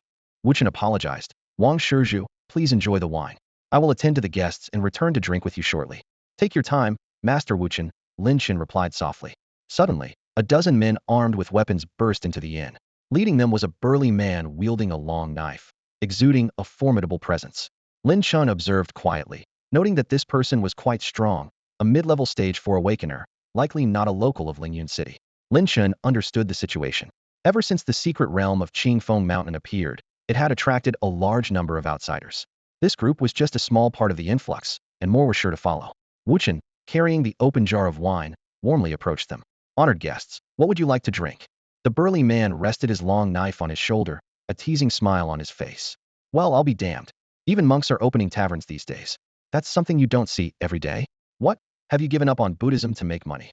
I heard that recently, a certain monk descended from the mountain and bought a few buildings in the capital, living like a landlord. Truly enviable, a diner suddenly chimed in. Wu Chen wore a gentle smile on his face. Monks need to live too. Please, sit down. He bent down to fetch a wine jar as he spoke. Huh, the burly man sneered, pointing to a corner. Leave that jar, bring us the wine from over there. Wu Chen, unfazed, put down the wine jar in his hand and turned to retrieve several jars of fine wine from the corner. The burly man kept his gaze fixed on the wine jars in front of him, a smirk playing on his lips. What's wine without meat? Monk, go get us some meat. Please wait a moment. Wu Chen maintained his gentle smile as he turned and headed to the kitchen. Once Wu Chen left, the playful expression on the burly man's face vanished, and he said in a deep voice, this monk is no simple character. Despite its remote location, the area beneath Qingfeng Mountain is teeming with mutated beasts. For a monk to run an inn in such a dangerous place is quite suspicious. Big brother, he's just a little monk. Are we afraid of him with so many of us? Exactly. If he serves us obediently, fine. But if he dares to have any ill intentions, we can send him to the afterlife on the spot. Big brother, this wine looks good. I'm already tempted. Let's try it. Everyone murmured in agreement. Don't touch the wine, the burly man sternly warned. Be careful not to fall into a trap.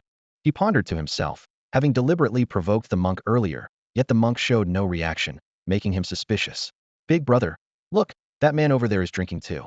The wine should be safe. Someone pointed to Lin Chen, who was pouring and drinking by himself. The burly man scrutinized Lin Chen for a moment, seeing nothing unusual in his behavior. He finally relented. You can drink, but don't overindulge, lest it causes trouble. Hee hee, don't worry, big brother. Eagerly, the group poured and drank the wine, praising it. Great wine. 3 minutes later, chaos erupted. Bang, bang, bang. The sounds echoed as the burly man's companions collapsed one after another. As expected, there's something wrong with the wine. It's poisoned. The burly man shouted angrily, drawing his sword, but suddenly felt weak all over, unable to even grip his weapon. What? What's happening? He questioned, looking at Lin Chen, who was still leisurely drinking, before collapsing heavily. Wu Chen strolled out with a mischievous smile, expertly rummaging through the belongings of those who had fallen. Soon, he had collected more than 200 spirit crystals, along with various weapons and miscellaneous items.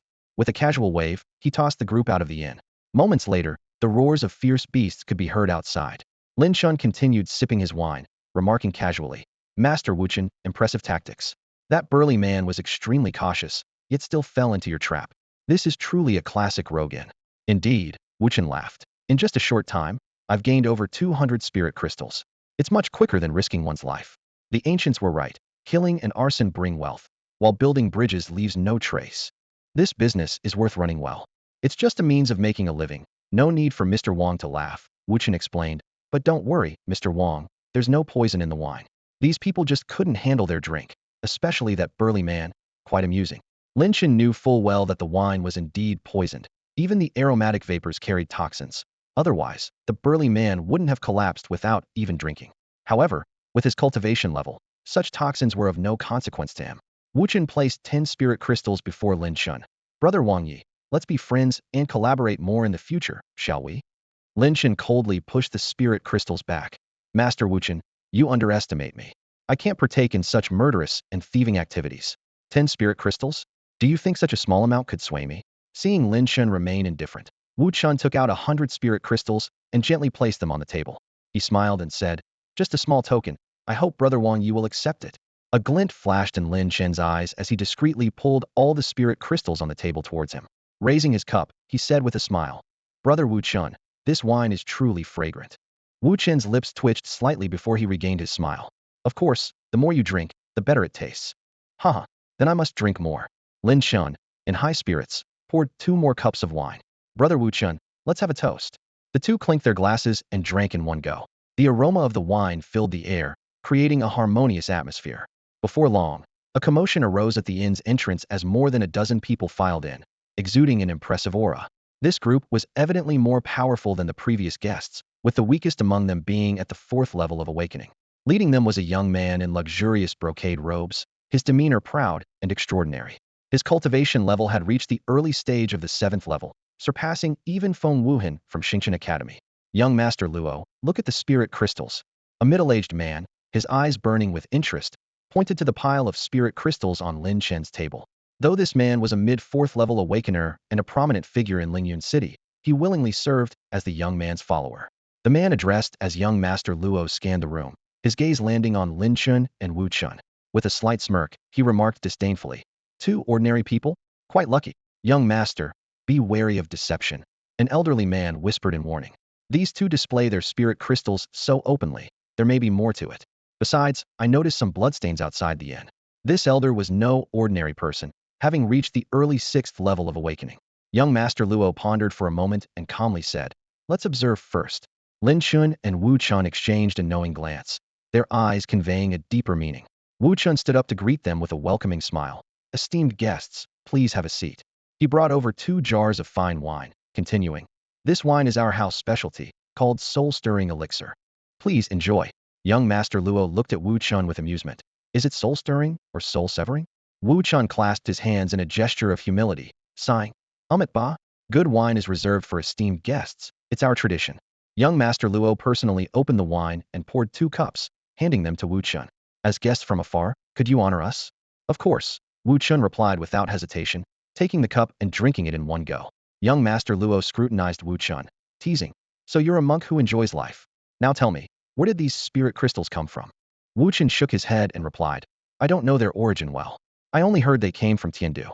One of them seemed to be called Luo Dongcheng, and he was very generous. They've gone up the mountain now. Luo Dongcheng. Young Master Luo's expression shifted slightly before he pointed at Lin Chen. Then how do you explain the spirit crystals in front of him? Wu Chen explained, he's the second manager of our inn. We split the daily earnings equally. The elder beside young Master Luo asked in a deep voice. And what about the bloodstains at the entrance? Wu Chen sighed lightly and said, that generous patron, Luo, attracted many covetous eyes. Some attempted to rob him, but were killed on the spot. It was through the exclamations of others that I came to know the renowned name of Luo. As for the bodies of those subdued, they were devoured by mutated beasts. Although there were some flaws in Monk Wu Chen's explanation, it was still plausible. The key was that the name Luo Dongcheng struck like a thunderbolt, intimidating Luo Xiao and his companions, making them overlook the details. Daring to rob King Wu Luo Dongcheng, they must be tired of living, Luo Xiao sneered, then waved his hand dismissively at Wu Chen. All right, you may go now. We'll call for you if needed. Very well, please enjoy your time. Wu Chen replied respectfully and withdrew. Inside the inn, the atmosphere subtly shifted. A burly middle-aged man, with eyes ablaze, spoke in a deep voice. It seems there's no major issue. However, an elder beside him furrowed his brows and spoke in a low tone, but I can't shake off a feeling that something is amiss. It's better to be cautious, young master. Wu Bo, don't be overly worried. Even if there's a problem, what is there to fear? Luo Xiao declared arrogantly. At the 7th level, I can suppress any conspiracy. In this small place, he was like a dragon crossing the river, unmatched by anyone. In fact, Luo Xiao secretly hoped the 2 in the shop would provoke trouble, giving him a legitimate reason to seize the spirit crystals. The elder sighed softly. It's hard to advise those courting death. He said no more. Thinking to himself that while the young master's talent and strength were commendable, his temperament left much to be desired, which might lead to significant losses in the long run. Drink up, Luo Xiao commanded, and everyone immediately raised their glasses to drink heartily. Time passed by, and after several rounds of drinks, the middle-aged man could no longer contain himself. Rubbing his hands greedily, he said, Luo Xiao, about those spirit crystals. Originally a fugitive from Tiandu, he followed Luo Xiao on this venture for personal gain, and with the spirit crystals so close, he could no longer hold back. Luo Xiao responded calmly, leave no survivors, you'll get one part, I'll take 9. All right, the middle-aged man grinned wickedly, while the others secretly regretted letting such a benefit fall to this burly man. They resolved to be more proactive in the future. Meanwhile, the elder remained vigilant, ready to act at any moment. The middle-aged man gripped a short blade and strode toward Lin Chen. Without a word, he lunged the blade like lightning at Lin Chen's throat. However, in that split second, a chopstick shot out like an arrow, piercing the man's forehead. The man's expression froze as he slowly collapsed. This sudden turn of events left everyone present stunned. Courting death. The elder's eyes flared with murderous intent as he rushed towards Lin Chen.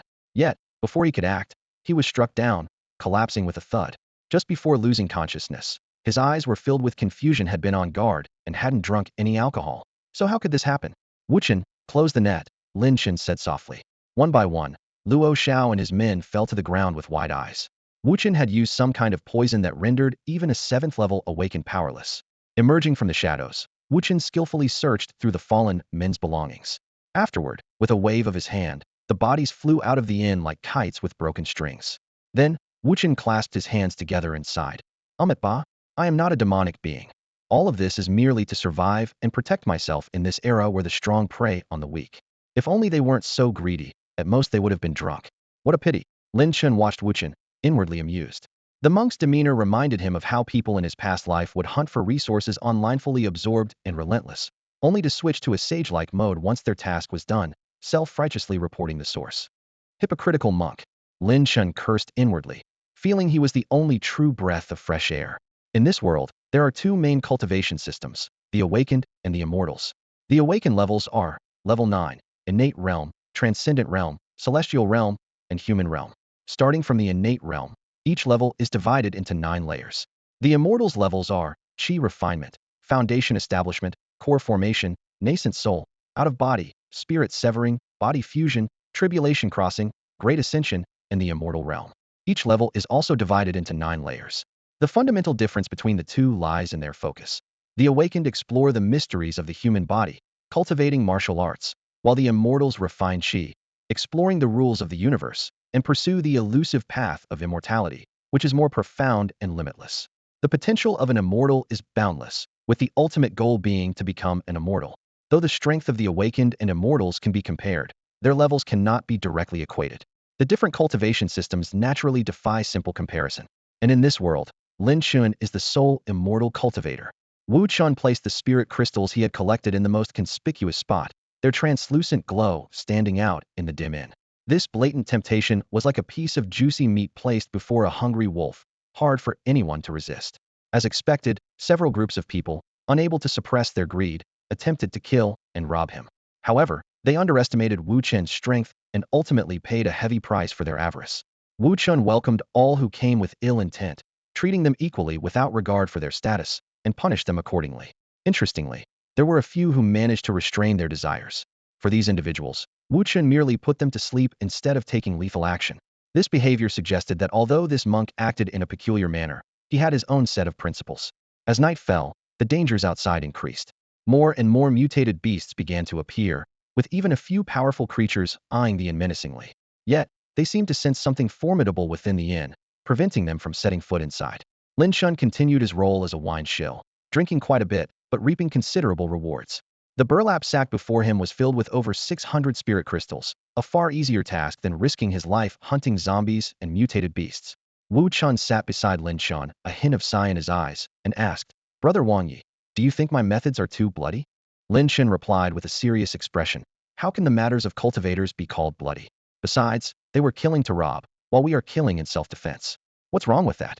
He thought to himself that the key point was, it was Wu Chen causing all the trouble from the start, while he was merely drinking. What did it have to do with him? If there was any wrongdoing, it was only that he ended up with some of the loot. No, it wasn't even loot. With this monk being so sinister, taking half of his spirit crystals was an act of justice, not looting. In this sense, he was truly a breath of fresh air. Amipa. Well said. Well said. Wu Chen praised. Listening to Brother Wang Ye's words is better than 10 years of meditation. He curled his lips into a wicked smile, but there was a trace of wariness in his eyes as he looked at Lin Chen. He considered himself a rogue monk, yet this Wang benefactor seemed even more like an unscrupulous cultivator, managing to justify murder and robbery so righteously, making others feel inadequate by comparison. As the night deepened, Wu Chen lit a stick of incense, its faint fragrance permeating the room. Several of the unconscious people slowly opened their eyes, checking their bodies with shock. Finding everything intact, they breathed a sigh of relief, though still deeply frightened. They realized they had fainted without even knowing it, confirming that this inn was indeed extraordinary. They had restrained their greed before because they knew this place was not simple and dared not act recklessly, yet they had still fallen into a trap. Fortunately, they were unharmed. Otherwise, they wouldn't have survived the night, let alone entered the Qingfeng Mountain secret realm. The crowd looked at Wu Chen and Lin Chen with eyes full of apprehension. Wu Chen casually explained, "Our inn's soul-soothing wine is a strong spirit. You all drank too much." He didn't care whether they believed him or not. His gaze already turned toward the outside of the inn. At this moment, several formidable figures arrived outside the inn. Luo Dongcheng, the unparalleled martial king in a white robe, was accompanied by Elder Chu and Yi Jinjia. Bai Yuechu, in a snow-white long dress and wearing a veil, was accompanied by 2 elders. Another mysterious figure wore a conical hat and gray raincoat, carrying a long sword with a chilling aura, clearly not someone to be trifled with. A handsome young gentleman with bright eyes and a gentle smile approached slowly, accompanied by 2 stunning beauties, Yu Li and Yun Hongyan, who were famously known from the renowned Ninefold Moon Tower. Yu Li was holding a mysterious long box, which seemed to contain something unusual. Outside the inn, 10 figures stood. The heavy scent of blood lingered in the air, indicating that many lives had been lost here. Yun Hongyan licked her lips seductively, revealing a meaningful smile. There are many powerful mutant beasts around, yet this inn remains intact, Elder Chu remarked solemnly. Perhaps, it is the people inside who are not ordinary, the young gentleman replied with a calm smile. Honored guests, since you're here, why not come inside? A voice from within the inn, belonging to Wu Chen, called out. When the host invites, how can we refuse? What do you think, Brother Luo? The young gentleman turned to the person beside him. Luo Dongqing merely cast a brief glance at the speaker and led Yi Jinjia and Elder Chu inside. The young gentleman was unbothered and followed with his entourage. As they stepped into the inn, a stir arose among the crowd. That's the unparalleled martial king Luo Dongqing, a congenital realm expert. Yu Li and Yun Hongyan from the Ninefold Moon Tower are here too. That must be Jin Gongzi from the Ninefold Moon Tower, rarely seen in action but quite renowned. And who is that cloaked swordsman? People from Tiandu whispered among themselves. Luo Dongqing and his companions focused their attention on Lin Chen and Wu Chen. Ordinary people? Congenital realm? No wonder the mutant beasts don't dare approach. Interesting, Jin Gongzi chuckled. Lin Chen showed no signs of being an awakened one, while Wu Chen was a genuine 9th-level congenital realm expert. Are you here to stay or to drink? Wu Chen asked with a smile. It's late, of course we'll stay, and some fine wine wouldn't hurt, Jin Gongzi said as he found a seat. Wu Chen quoted the prices: a first-class room for 100 spirit crystals, second class for 50, third class for 30, and fourth class for 10, with wine at 50 per jar. With the secret realm of Qingfeng Mountain about to open, it was a good opportunity to earn more. Everyone booked rooms, finding the prices steep but not daring to object to a profound congenital realm expert. In the dead of night, Lin Chen received the 3rd sacrificial task from the Hell Furnace, to slay the blue-faced ghost monk. Success would earn him 2 sword techniques, while failure would mean losing the Shadow Demon Mask. At 3 in the morning, Lin Chen and Wu Chen met in the courtyard. They talked about the drunken winemaker, whom Wu Chen claimed as his master. When Lin Chen mentioned the Qingshan Temple on Qingfeng Mountain, Wu Chen admitted he hailed from there. With the clouds obscuring the moon, there's no point in moon gazing, so I won't disturb you further, Brother Wu Chen, Lin Chen said before returning to his room. Wu Chen stood with his eyes closed, finding a strange sense of tranquility amidst the constant howls of mutant beasts around him. The next morning, outside the inn, Lin Chen gazed at Wu Chen, noticing his weary expression and the faint dark circles under his eyes. Brother Wu Chen, you look tired. Did you not sleep well last night? Wu Chen yawned, a hint of grievance flashing in his eyes. I didn't sleep well. I kept having nightmares about someone stealing my spirit crystals and woke up several times. He rubbed his sleepy eyes, his tone tinged with a bit of helplessness. Lin Chen chuckled softly. What you think about during the day, you dream about at night. After all, you earned a lot of spirit crystals yesterday, so it's normal to feel a bit uneasy. Wu Chen clasped his hands together, displaying a look of compassion, though a complex emotion flickered in his eyes. People often have desires and delusions. I haven't purified myself for a while, so it's easy for evil thoughts to arise. It seems I need to visit the mountain. At that moment, Bai Yuechu's clear voice rang out like a flowing spring. What a coincidence. We're also planning to go up the mountain. Master Wu Chen, could you take us along? She was still in her white dress, with skin like snow, long graceful legs, and a slender waist. Beneath her veil, a glimpse of her stunning beauty could be seen. Luo Dongqing and the others also emerged from the inn, their expressions showing a hint of anticipation. Qingfeng Mountain has many mutant beasts, and the terrain is complex. In the early morning, with the fog, it's easy to get lost. Having someone to guide us would save a lot of unnecessary trouble. Wu Chen softly replied, that's no problem at all. He thought to himself that after charging them heavily last night, offering a free favor today was no big deal. He then locked up the inn and led the group up the mountain path. Qingfeng Mountain stood tall and majestic, with an elevation of over 1,300 meters. It was the highest peak as far as the eye could see. Before the resurgence of spiritual energy, it was a popular tourist destination where visitors would climb the bluestone steps, enjoying the beautiful scenery along the way. Halfway up the mountain sat an ancient temple named Qingshan Temple, where visitors often burned incense and bathed, praying for peace and health. However, after the resurgence of spiritual energy, the Qingfeng Mountain scenic area became completely deserted. Many terrifying mutant beasts appeared, and various vines and thorns blocked the original climbing paths. Wu Chen led the group along a relatively wide trail, winding upwards. Along the way, they occasionally saw scattered corpses and mottled bloodstains, silently telling the tragic fate of previous climbers. Although they encountered powerful mutant beasts several times, the strong aura emanating from the group scared them away. An hour later, they finally reached the mountain's peak. Before them, clouds swirled, with countless towering mountains faintly visible in the distance, shrouded in mist. The mountain was adorned with robust green pines, oddly shaped boulders, and thorns and weeds clinging to the cliffs, creating a grand and mysterious landscape. Looking down, the rolling clouds resembled a deep abyss, where a single misstep would surely result in a fatal fall. Wu Chen softly spoke. I asked the Green Mountain when it will grow old, and the Green Mountain asks when I will be free. This Qingfeng Mountain towers into the clouds. Even though I've climbed it countless times and know it well, each ascent brings a different state of mind. Luo Dongchang, holding a long spear, gazed distantly with a calm expression and said, if you don't climb to the peak, how can you appreciate the breathtaking view of all the mountains or glimpse the vastness of heaven and earth? The towering peaks offer their thrill, the gentle hills their comfort. Forest trails invite exploration, and the vast plains invite galloping. Every landscape has its unique charm. It just depends on how people choose to experience it. Upon hearing this, Wu Chen appeared compassionate, as if about to say something. At that moment, Lin Chen gently cleared his throat. Ahem. His gaze shifted to something interesting in the distance. In the distance, a massive mountaintop plaza came into view, large enough to accommodate thousands of people. At the center of the plaza stood a weathered stone monument, with the faintly discernible characters, Qingfeng Mountain etched upon it. The edge of the plaza was bordered by sheer cliffs, guarded by rows of ancient, robust pine trees standing like sentinels amidst the swirling mist, creating an ethereal scene. At this moment, 300 to 400 people had already gathered on the plaza, with an atmosphere of tension and anticipation hanging in the air. Suddenly, a thunderous roar shattered the sky, causing the heavens to tremble violently. A colossal firebird soared through the air, its presence eclipsing the entire sky in an instant. But this was no ordinary firebird. It was a fiery red airship. Its specially crafted metallic hull emitted a subtle glow, exuding a sense of solidity and power, like a roaring steel beast. The airship was surrounded by energy bombs, radiating an aura of high-tech intimidation. Most strikingly, a large Qin character was prominently engraved on the airship. Wow, it's the Qin family's Crimson Flame airship. Everyone move aside. An exclamation erupted from the crowd, prompting people to quickly scatter. The Qin family, one of the 7 great families of Tiandu, was known for its formidable strength and unfathomable heritage, not to be provoked lightly. The mere price of this Crimson Flame airship, valued at a staggering 10,000 spiritual crystals, was testament to the Qin family's terrifying power. With a dull thud, the side door of the airship slowly opened.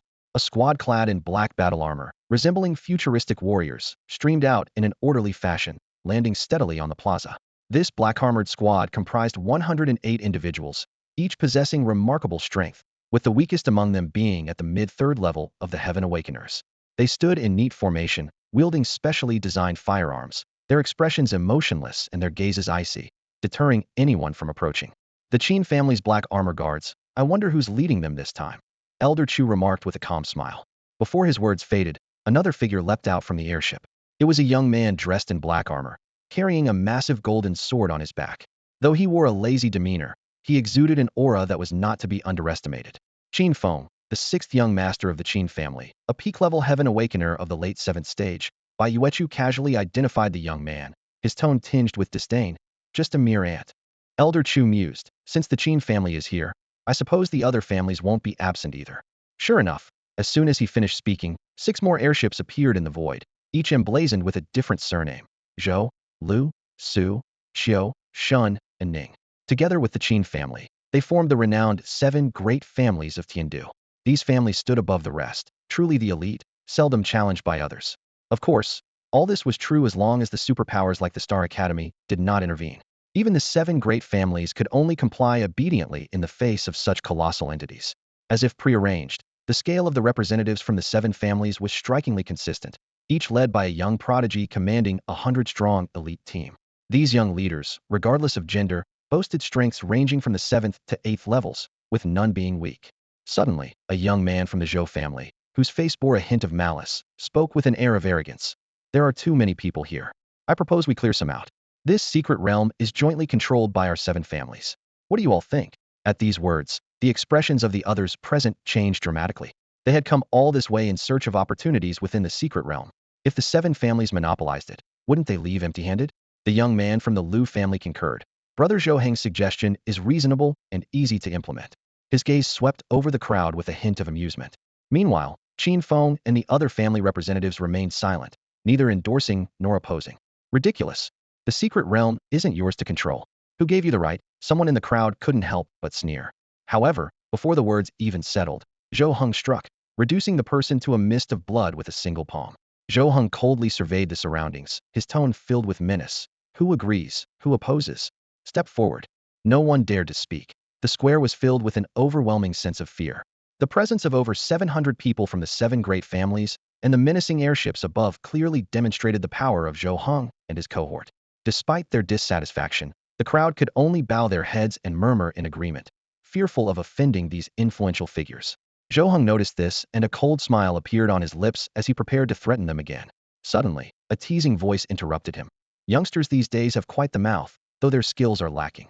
Who's looking for trouble? Zhou Heng's eyes turned icy, but before he could finish his sentence, a sharp slap echoed. He was sent flying backward like a kite with a broken string, a bright red handprint appearing on his face. Who? Zhou Heng clutched his burning cheek, a flicker of fear in his eyes. A strikingly handsome young man appeared in the center of the square, a playful smile on his face. It was none other than Jin Gongzi. You've got a death wish, kill him for me. Zhou Heng was furious and ordered his men to attack. However, before the Zhou family's men could make a move, screams of agony filled the air. In just 10 seconds, Zhou's elite forces lay lifeless on the ground. 2 stunning women suddenly appeared beside Jin Gongzi. They were Yu Li and Yun Hongyan from the renowned Yushang. Jiucheng Lu. Yun Hongyan spoke in a sweet voice. Just a bunch of ants, really boring. Her voice was filled with irresistible allure, yet no one dared to entertain any improper thoughts. The crowd gasped in shock. These were top-tier powerhouses from Yushang, Jiucheng Lu. And Jin Gongzi's status was evidently even higher than theirs. Zhou Heng's face turned pale, and he trembled all over. Though he didn't know who Jin Gongzi was, he was all too familiar with the fearsome reputation of Yu Li and Yun Hongyan. Faced with the threat of death, he quickly knelt and pleaded. I am Zhou Heng from the Zhou family. I was blind and offended Jin Gongzi just now. Please forgive me. Jin Gongzi smiled faintly. Don't worry, I won't kill you. Just as Zhou Heng was about to breathe a sigh of relief, he saw his own head flying through the air. Blood splattered as his head rolled on the ground, eyes wide open in death. It turned out Yu Li had acted, her moon blade gleaming with a chilling light. The crowd gasped again, shocked by this display of deadly force. Lu Mubai lowered his head, unable to meet anyone's gaze, his earlier composure completely gone. Jin Gongzi turned his gaze to the members of the remaining 6 great families and asked calmly, do you intend to take control here? A bunch of fools. Qin Feng and the others cursed silently, shaking their heads in disbelief. The secret realm was fraught with danger, and there was strength in numbers. Yet these people wanted to keep everything for themselves, a truly idiotic move. The gruesome scene of Zhou Heng's death was still vivid in their minds. Just moments ago, he had been alive, and now his head was gone, a bloody scene that left them thoroughly shaken. The usually arrogant scions of noble families were now too terrified to even breathe loudly in the presence of true power. Inside the Zhou family's airship, the atmosphere was tense. Damn it. The young master was killed by that woman. Fire the energy cannon at them. The middle-aged man in the co-pilot seat said, eyes bloodshot with rage. Look again. The person in the pilot seat said coldly. Not far from here are the unparalleled Martial King Luo Dongcheng, Elder Chu from the Star Academy, and Miss Bai Yuechu from the Hunters Guild. Fire the energy cannon? Are you trying to bury the entire Zhou family along with them? The middle-aged man finally came to his senses, his face turning pale. Then, what should we do? Zhou Hong was the young master of the Zhou family. If we just let him die like this, how can we explain ourselves when we return? Just tell the truth when we go back, the pilot replied indifferently. Even if the Zhou family knows about this, they wouldn't dare to trouble Mr. Jean and the others. As the airship slowly departed, Yun Hongyan's lips curled into a mocking smile. Arrogant and domineering, he got what he deserved. Compared to other prodigies from noble families, he was nothing but a brainless fool. Suddenly, a resonant bell toll echoed through the sky, as if coming from the void or from ancient times, sending a shiver through everyone's souls. It's finally here. Luo Dongqing's expression shifted, a hint of seriousness in his eyes. Though the secret realm contained treasures, it was also fraught with danger. Every time it opened, many perished within. Even someone as powerful as him couldn't guarantee he'd return alive. At the end of the mountain range, mist swirled as a golden sun slowly rose, casting rays of light over the world. A mysterious fairy island emerged, suspended in the clouds. The island was lush with trees, interspersed with swamps and plains, and a majestic mountain towered high. At its peak, a grand temple emanated an ethereal glow, a masterpiece of nature's craftsmanship. But everyone understood that the more beautiful a place was, the more deadly the dangers that lurked within. The island, shrouded in mist, seemed enigmatic and unpredictable. Faintly, the terrifying roars of mythical beasts could be heard from the island. Is this the secret realm? Someone exclaimed in awe. It looks like a fairy island, truly incredible. The wisdom of the ancients is astonishing. Secret realms are always strange and varied, an experienced person explained. Some might be a cave, others a tomb, while some could be a whole new world, or even a planet. That mysterious palace surely holds great treasures, people speculated excitedly. Suddenly, a rainbow bridge over 300 meters long appeared out of thin air, stretching from above the island to the edge of the plaza, grand and naturally formed. Ladies and gentlemen, the secret realm has appeared. If not now, then when? Someone shouted. Instantly, thousands surged toward the rainbow bridge. To their delight, it turned out to be solid, further bolstering their confidence. Charge! Fight! Kill! Came the roars from the crowd, eyes red with excitement, blood boiling as if they were a pack of starving beasts encountering a feast. Before long, only Lin Chen and a few others remained. Everyone, we'll go ahead, Mr. Jean said, jumping onto the rainbow bridge with Yu Li and Yun Hongyan. Luo Dongcheng, Bai Yuechu, the Straw Hat Swordsman, and others quickly followed. Only Lin Chen and Wu Chen were left. Brother Wang Yi, see you in the secret realm, Wu Chen said decisively, disappearing in the blink of an eye. Once Wu Chen was gone, Lin Chen calmly stepped onto the rainbow bridge. The 300-meter distance was nothing to him, covered in an instant. At the end of the rainbow bridge was an endless forest. Lin Chen surveyed his surroundings, chose a direction, and leaped forward without hesitation. In the forest, Lin Chen cautiously hid himself, keeping a vigilant eye on his surroundings. He thought to himself, this secret realm is no simple place. Better to stay low and avoid any unexpected dangers. As he concealed his presence, a gigantic creature suddenly came into view. It was an enormous elephant, towering over 10 meters tall, covered in hard scales, with eyes glowing red like torches. Its tusks were sharp as blades, glinting coldly. The giant elephant charged forward with incredible speed, toppling trees in its path, and leaving deep footprints in the ground. Holding his breath, Lin Chen hid atop a large tree. He quietly analyzed. This elephant's aura is strong, at least comparable to a practitioner at the 8th level of qi refining. Moreover, its aura seems different from that of a typical mutated beast. This encounter only reinforced Lin Chen's cautious approach. He felt relieved, thinking, being careful was the right choice. To encounter such a powerful beast right away means there could be even stronger ones ahead. I must not be careless. Lin Chen repeatedly reminded himself, staying low and cautious is always the best survival tactic. But when the time comes to act, there must be no hesitation, quick, precise, and ruthless. Indecision leads to change and danger. For the rest of the time, Lin Chen moved nimbly through the forest. Whenever he encountered a beast, regardless of its strength, he chose to avoid it. In his view, hunting these creatures was pointless, and unnecessary battles were not worth the risk. His goal was clear, to gain the maximum benefit from the secret realm. 10 minutes later, Lin Chen's attention was caught by a glint of gold. By a pool, he discovered a golden spiritual herb. This herb had 9 golden leaves, with distinct roots and a sturdy stem. Each leaf bore mysterious patterns, exuding a rich spiritual aura. Lin Chen immediately recognized the herb's uniqueness. However, he didn't act rashly and continued to stay hidden, wary of something in the pool that made him uneasy. Suddenly, an excited shout shattered the silence. A spiritual herb. A level 4 early-stage awakener appeared, eyes fixed intently on the golden herb. The awakener muttered with excitement. On Blue Star, spiritual herbs and exotic fruits are extremely rare, typically only found in the purple mist. Many functional potions are made from spiritual herbs, and they are expensive beyond the reach of most awakeners. Even if I can't use it, I can sell it for a good price. I'm so lucky. Without further thought, he rushed toward the golden herb. However, just as he was about to touch it, a cold light suddenly flashed. Before he could react, his head was severed, blood splattering and staining the pool red. A figure dressed in black emerged, sneering. A mere level 4 awakener daring to covet a spiritual herb? This level 6 early-stage expert had easily dealt with the level 4 awakener. The man in black smirked wickedly and reached for the herb, declaring, "The spiritual herb is mine." Lin Chen, watching from the shadows, displayed a hint of mockery, observing the scene unfold. Just as the man in black was about to touch the herb, a massive crocodile lunged from the pool, its jaws wide open. The man in black barely had time to exclaim, "What is this?" before he was swallowed whole, without a chance to resist. After devouring the man, the crocodile sank back into the water. Lin Chen remained alert, thinking, danger lurks everywhere. The moment you relax, death is most likely to strike. At that moment, a glint of determination flashed in Lin Chen's eyes. Seizing the opportunity, he swiftly appeared by the pool, deftly plucked the herb, and left in one smooth motion, without a moment's hesitation. Moments later, an enraged roar echoed through the forest, startling countless birds into flight. A terrifying force erupted, reducing everything within 100 meters of the pool to ruins. 500 meters away, Lin Chen appeared, holding a golden spiritual herb, cautiously scanning his surroundings.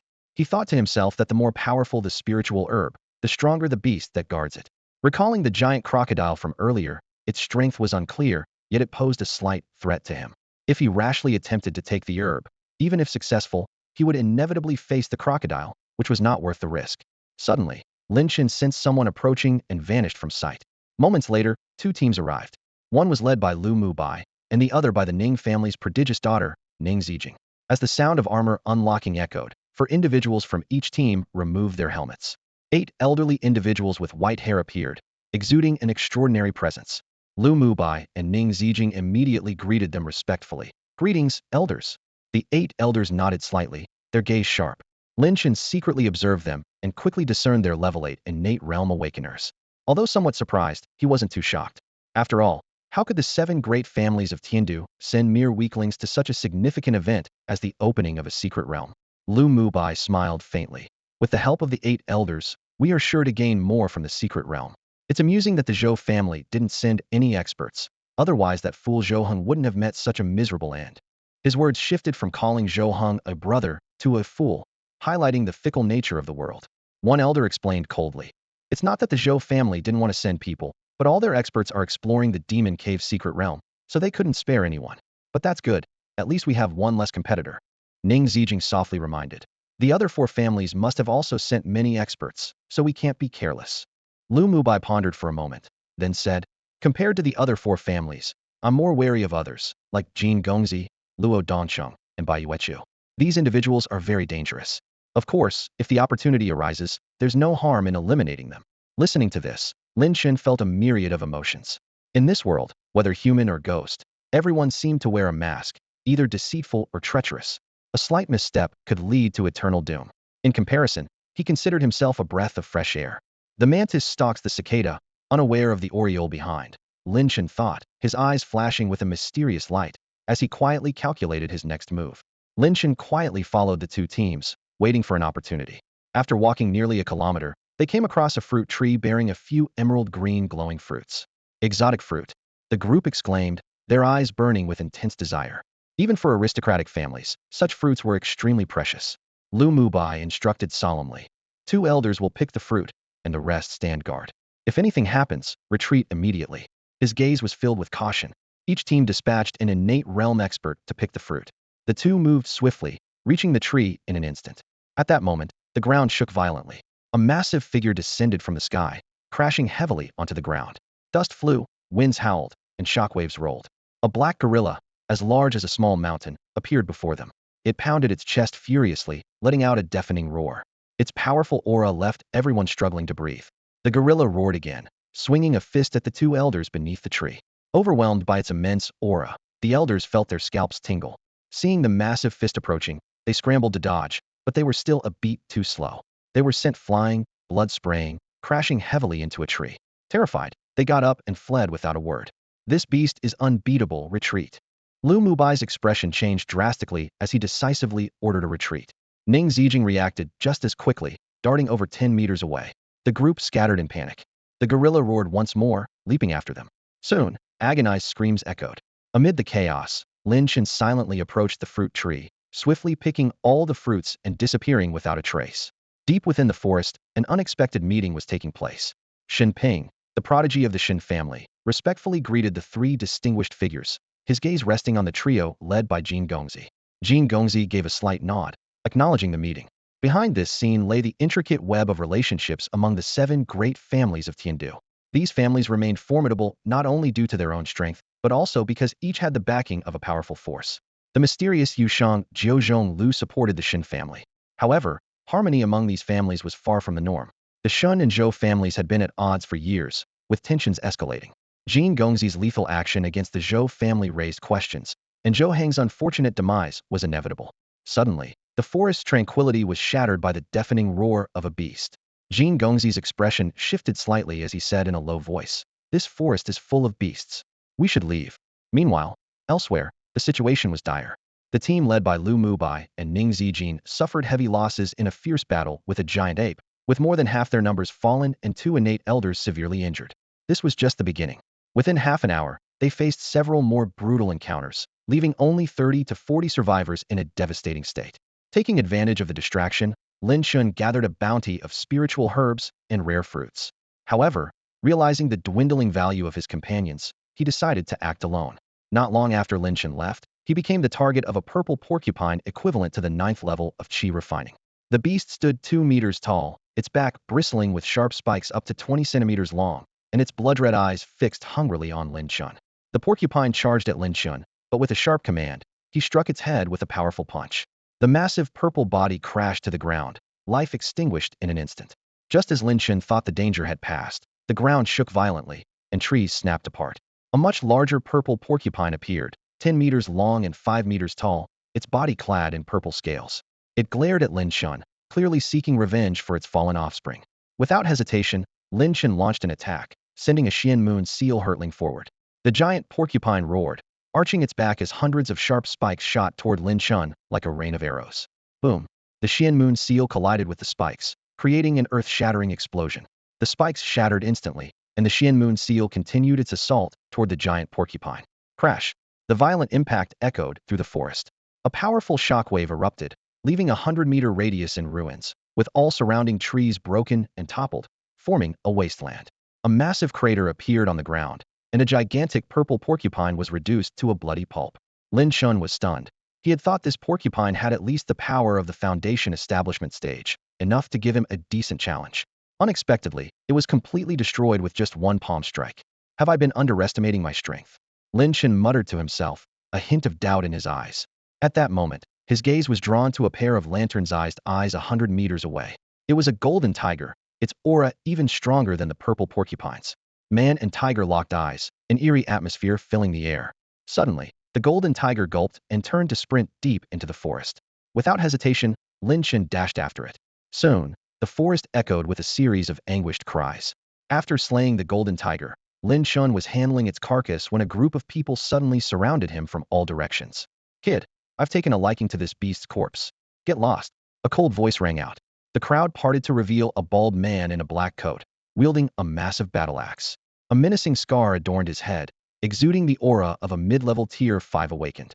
Lin Chen seemed oblivious, continuing to process the golden tiger's body. Courting death. Murderous intent flared in the bald man's eyes. With a wave of his hand, he swung the massive axe toward Lin Chen. Just as the axe was about to strike Lin Chen, a graceful figure appeared in front of him. She wielded a long sword, exuding an air of righteousness like a heroine. Clang! The sword clashed with the axe, sparks flying, and the axe was knocked aside.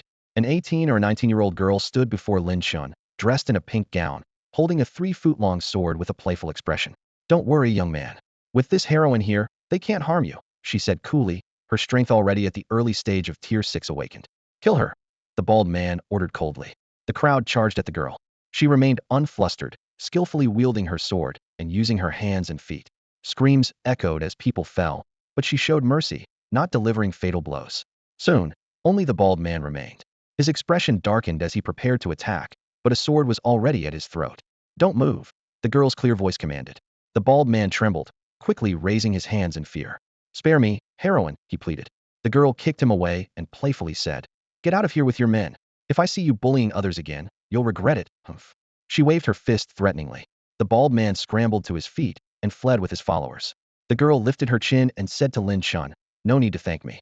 Just remember my name Yi Jianli, a heroine destined to become a master of the innate realm. With that, she sheathed her sword and left gracefully. Lin Chen watched Yi Jianli's departing figure, shaking his head. In that moment, she seemed a bit foolish. He turned and looked in the direction the bald man and his group had fled. 100 meters away, the bald man muttered venomously, Little wench, don't let me catch you, or I'll make you wish you were dead. You won't get the chance, a calm voice suddenly declared. The bald man was startled. As he looked up, a flurry of green leaves shot toward him. Blood splattered, and without even a scream, he and his men fell to the ground, each with a leaf embedded in their forehead. Suddenly, a panicked voice cried out, Young man, save me. No, run for your life. A two-headed blue serpent was furiously chasing a woman in their direction. Wasn't this the same girl who had just been claiming to be a righteous heroine? Now she was in a sorry state. Roar! The two-headed serpent moved with incredible speed, quickly catching up to Yi Jianli, its jaws opening wide to devour her. It's over. I'm done for, Yi Jianli said in terror. Lin Chen raised an eyebrow, turned around, and walked away without a hint of hesitation. The forest was fraught with danger. Lin Chen moved cautiously through it, not daring to linger. Just as he stepped out of the woodland's edge, an excited shout reached his ears. Wang Yi! What a coincidence! Master Wu Chen came running wildly, pursued closely by a massive, scale-covered azure python. Clutched tightly in Wu Chen's hand was a blood-red lotus, evidently a treasure he had just acquired. The moment he saw Lin Chen, his face lit up with joy, as if he had found a savior. Lin Chen frowned slightly, thinking to himself, what a coincidence indeed.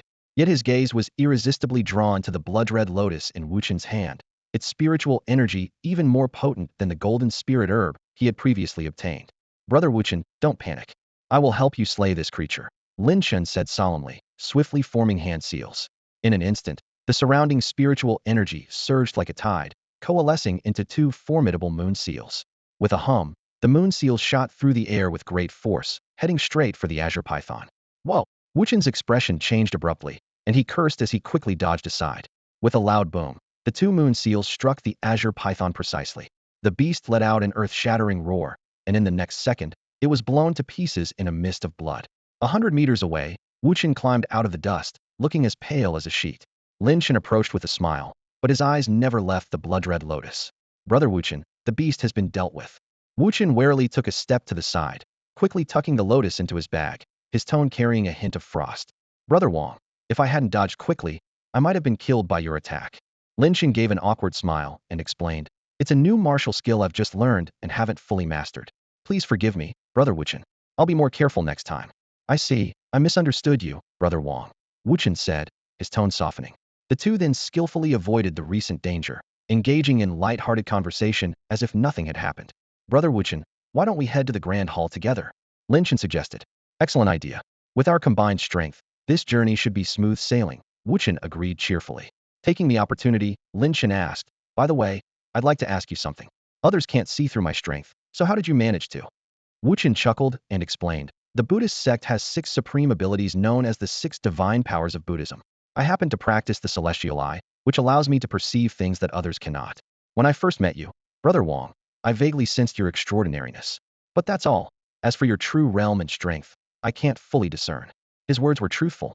Wu Chen had indeed sensed Lin Chen's danger upon first meeting him, but he couldn't determine his exact strength, likely due to his limited mastery of the celestial eye. Legend has it that when the celestial eye is perfected, it can comprehend the mysteries of the 3 realms, see through life and death, and dispel worldly illusions. However, Wu Chen found that this power was greatly exaggerated and far from reaching the legendary state. Lin Chen felt more confident and jokingly asked, This heavenly eye technique is so extraordinary, can it be shared with others? As an earthling and an archaeology graduate, Lin Chen was well-versed in the 6 supernatural powers of Buddhism: the heavenly eye, heavenly ear, mind reading, past lives, divine feet, and exhaustion. Each power was incredibly formidable. Lin Chen thought to himself that mastering even one of these would be immensely beneficial. To his surprise, Wu Chen earnestly replied, "It can be shared." Lin Chen narrowed his eyes and probed, "How about an exchange?" Wu Chen, not to be outdone, said, "The moon seal technique Brother Wang Yi used earlier was quite impressive. Why don't we exchange knowledge? You teach me the heavenly eye first," Lin Chen demanded bluntly. "Sure. We'll exchange as we walk," Wu Chen agreed readily. As they walked and shared their techniques, they unknowingly arrived at a marshy area. This profound moon seal is truly enigmatic. I can't make any sense of it, Wu Chen marveled. Lin Chen smiled faintly. Naturally, he had only shared 2 layers of the profound moon seal with Wu Chen, deliberately altering most of it, presenting a mix of truth and falsehood. If he could obtain the heavenly eye in return, it would be a worthwhile exchange. Lin Chen was secretly pleased, but also understood that Wu Chen had held back as well. He sensed the mysterious allure within the heavenly eye, only for it to abruptly end at a crucial point. Clearly, Wu Chen hadn't shared the complete heavenly eye technique with him. Both believed the other wouldn't comprehend the secret techniques they were exchanging. As for whether the other might suffer from backlash, neither was concerned. After all, if something went wrong in cultivation, it was the practitioner's own issue. Just then, a cold voice interrupted their thoughts. "You too, come over here." A 6th-level awakener in red and yellow armor was staring at them. With a wave of his hand, a dozen awakeners surrounded them. Wu Chen asked calmly, "What do you want from us?" The 6th-level awakener replied coldly, "This area is under the control of my Chiu family. You two will come with me to gather spiritual herbs. You won't be shortchanged by the Chiu family once the task is done." The threat in his words was unmistakable. Wu Chen responded tactfully, "It's our honor to associate with one of the 7 great families, the Chiu family. Please, lead the way." The 6th-level awakener smiled with satisfaction. "You're a sensible monk. Don't worry, you won't be mistreated once the task is completed." With that, he led them forward. Lin Chen and Wu Chen exchanged a meaningful glance, fully aware they were being used as expendable pawns. After walking several dozen meters, they saw a group of dozens ahead.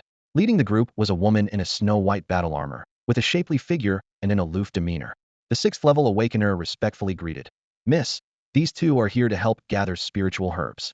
This woman, named Qiu Ningxuang, was the leader of the Qiu family group, possessing latest-stage 7th-level strength. Venturing 100 meters into the swamp, a blood-red area came into view. Hundreds of mystical herbs grew on this land that seemed corroded by lava, shrouded in toxic mists and a strong stench that filled the air.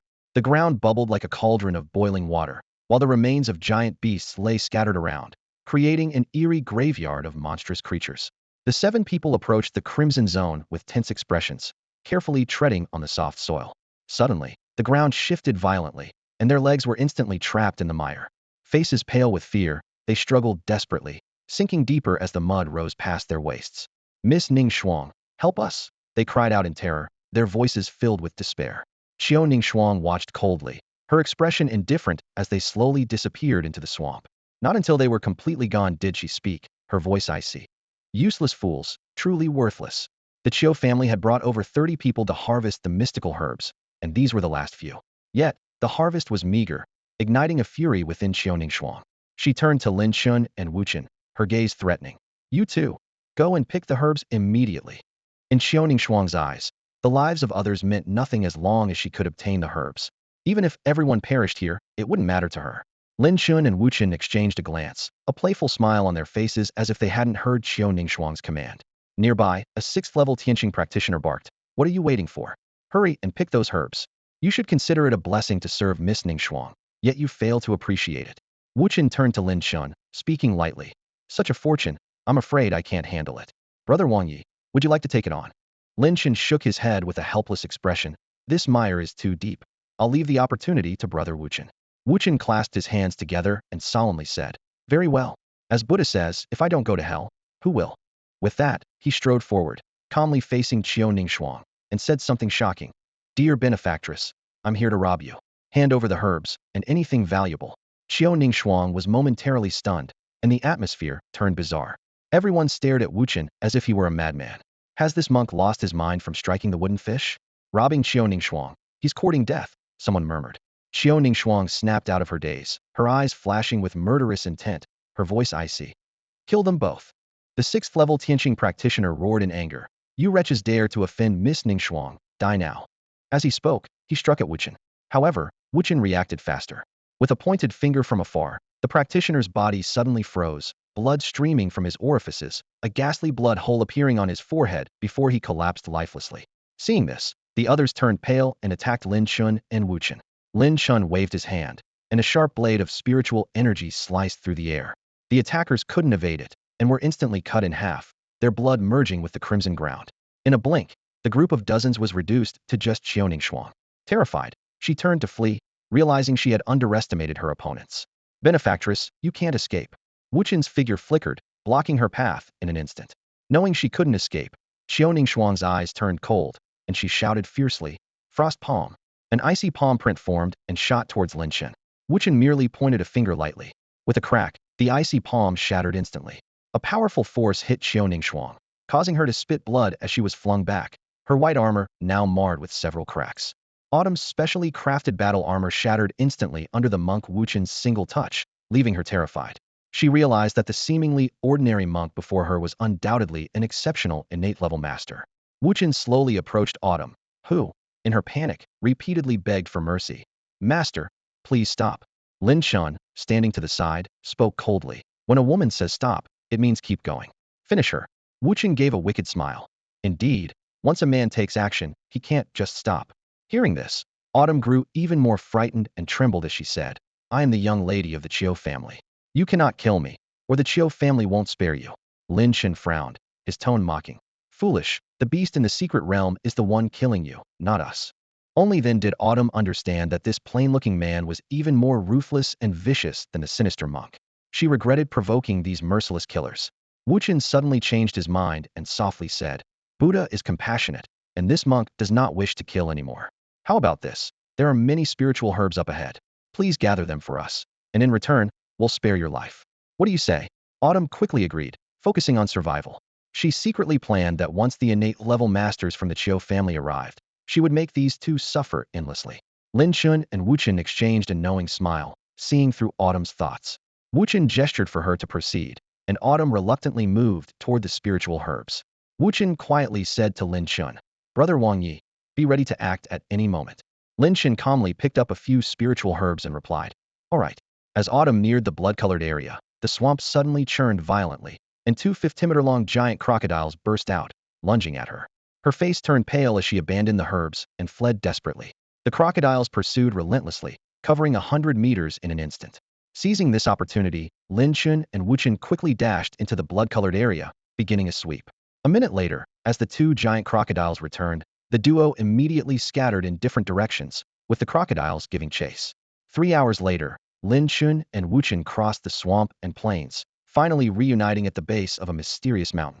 The 3,000-meter peak pierced the clouds, with the outline of a mysterious hull faintly visible through the mist, enticing exploration. Lin Chen eyed the pouch at Wu Chen's waist and teased, "Brother Wu Chen, your bag seems quite spacious." Wu Chen earnestly replied, "It's still far inferior to Brother Wang Ye's ring." They shared a knowing smile. By now, several people had gathered at the mountain's base, including Luo Dongqing, Prince Jin, and Bai Yueqiu. They appeared somewhat disheveled, evidently having faced difficulties in the secret realm. Upon seeing Lin Chen and Wu Chen arrive, they nodded slightly in acknowledgement. At that moment, a familiar voice rang in Lin Chen's ear.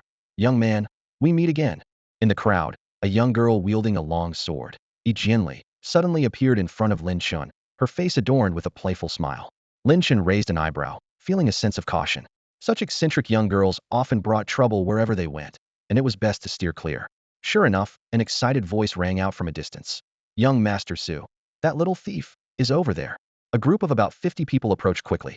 Leading them was Su Zi, a prodigy from one of the 7 great families, the Su family. He was a young man in his early 20s, already at the mid-stage of the 7th level in cultivation. Among the group were also 3 powerful Su family elders, each at the 6th innate level. Upon seeing Su Zi, Yi Jianli immediately waved to Lin Chen and said, "Young man, you did the right thing before. In the martial world, if you can't win, you have to run. I'm off now. See you around." With that, she turned to flee. "Stop her!" Su Zi shouted angrily. The crowd rushed forward and quickly surrounded Yi Jianli. Su Zi glared at Yi Jianli and demanded harshly, "Little thief, hand over the seed, and I'll spare your life." Earlier, he had discovered a mysterious seed in the forest and was contemplating whether it was guarded by a powerful beast. In a moment of inattention, the seed was snatched by the girl before him, which infuriated him. prompting him to lead a chase. He hadn't expected her to be quite strong, nearly escaping several times. Yi Jianli snorted. I found that seed on the ground. Why should I give it to you? She felt wronged, having narrowly escaped from a two-headed python, only to step on this beautiful seed shortly after. The moment she picked it up, she was pursued by a group. If not for her skills and a stroke of luck, she might have already met her end. Believe it or not, I picked up a seed on the ground, and now I'm being hunted throughout the secret realm. Is there anything more unjust? She explained helplessly. Won't hand it over? Then die. Su Zi waved his hand. Kill her. At his command, everyone attacked Yi Jianli. Do you really think I'm afraid of you? Yi Jianli snorted coldly, drawing her sword. With her early 6th level strength, ordinary people couldn't easily defeat her. As her sword flashed, people began to fall. Useless fools. Su Zi sneered, stepping forward and appearing in front of Yi Jianli in an instant, throwing a punch. Yi Jianli's expression shifted, and she quickly raised her sword to block. With a crisp clang, Su Zi's fist struck the sword, unleashing a violent force. Yi Jianli was sent flying 10 meters back, landing heavily. She gripped her sword with difficulty, her face pale, a trickle of blood at the corner of her mouth. Die! Su Zi leaped into the air, ready to strike again. Yi Jianli barely held onto her sword, knowing she couldn't withstand another blow.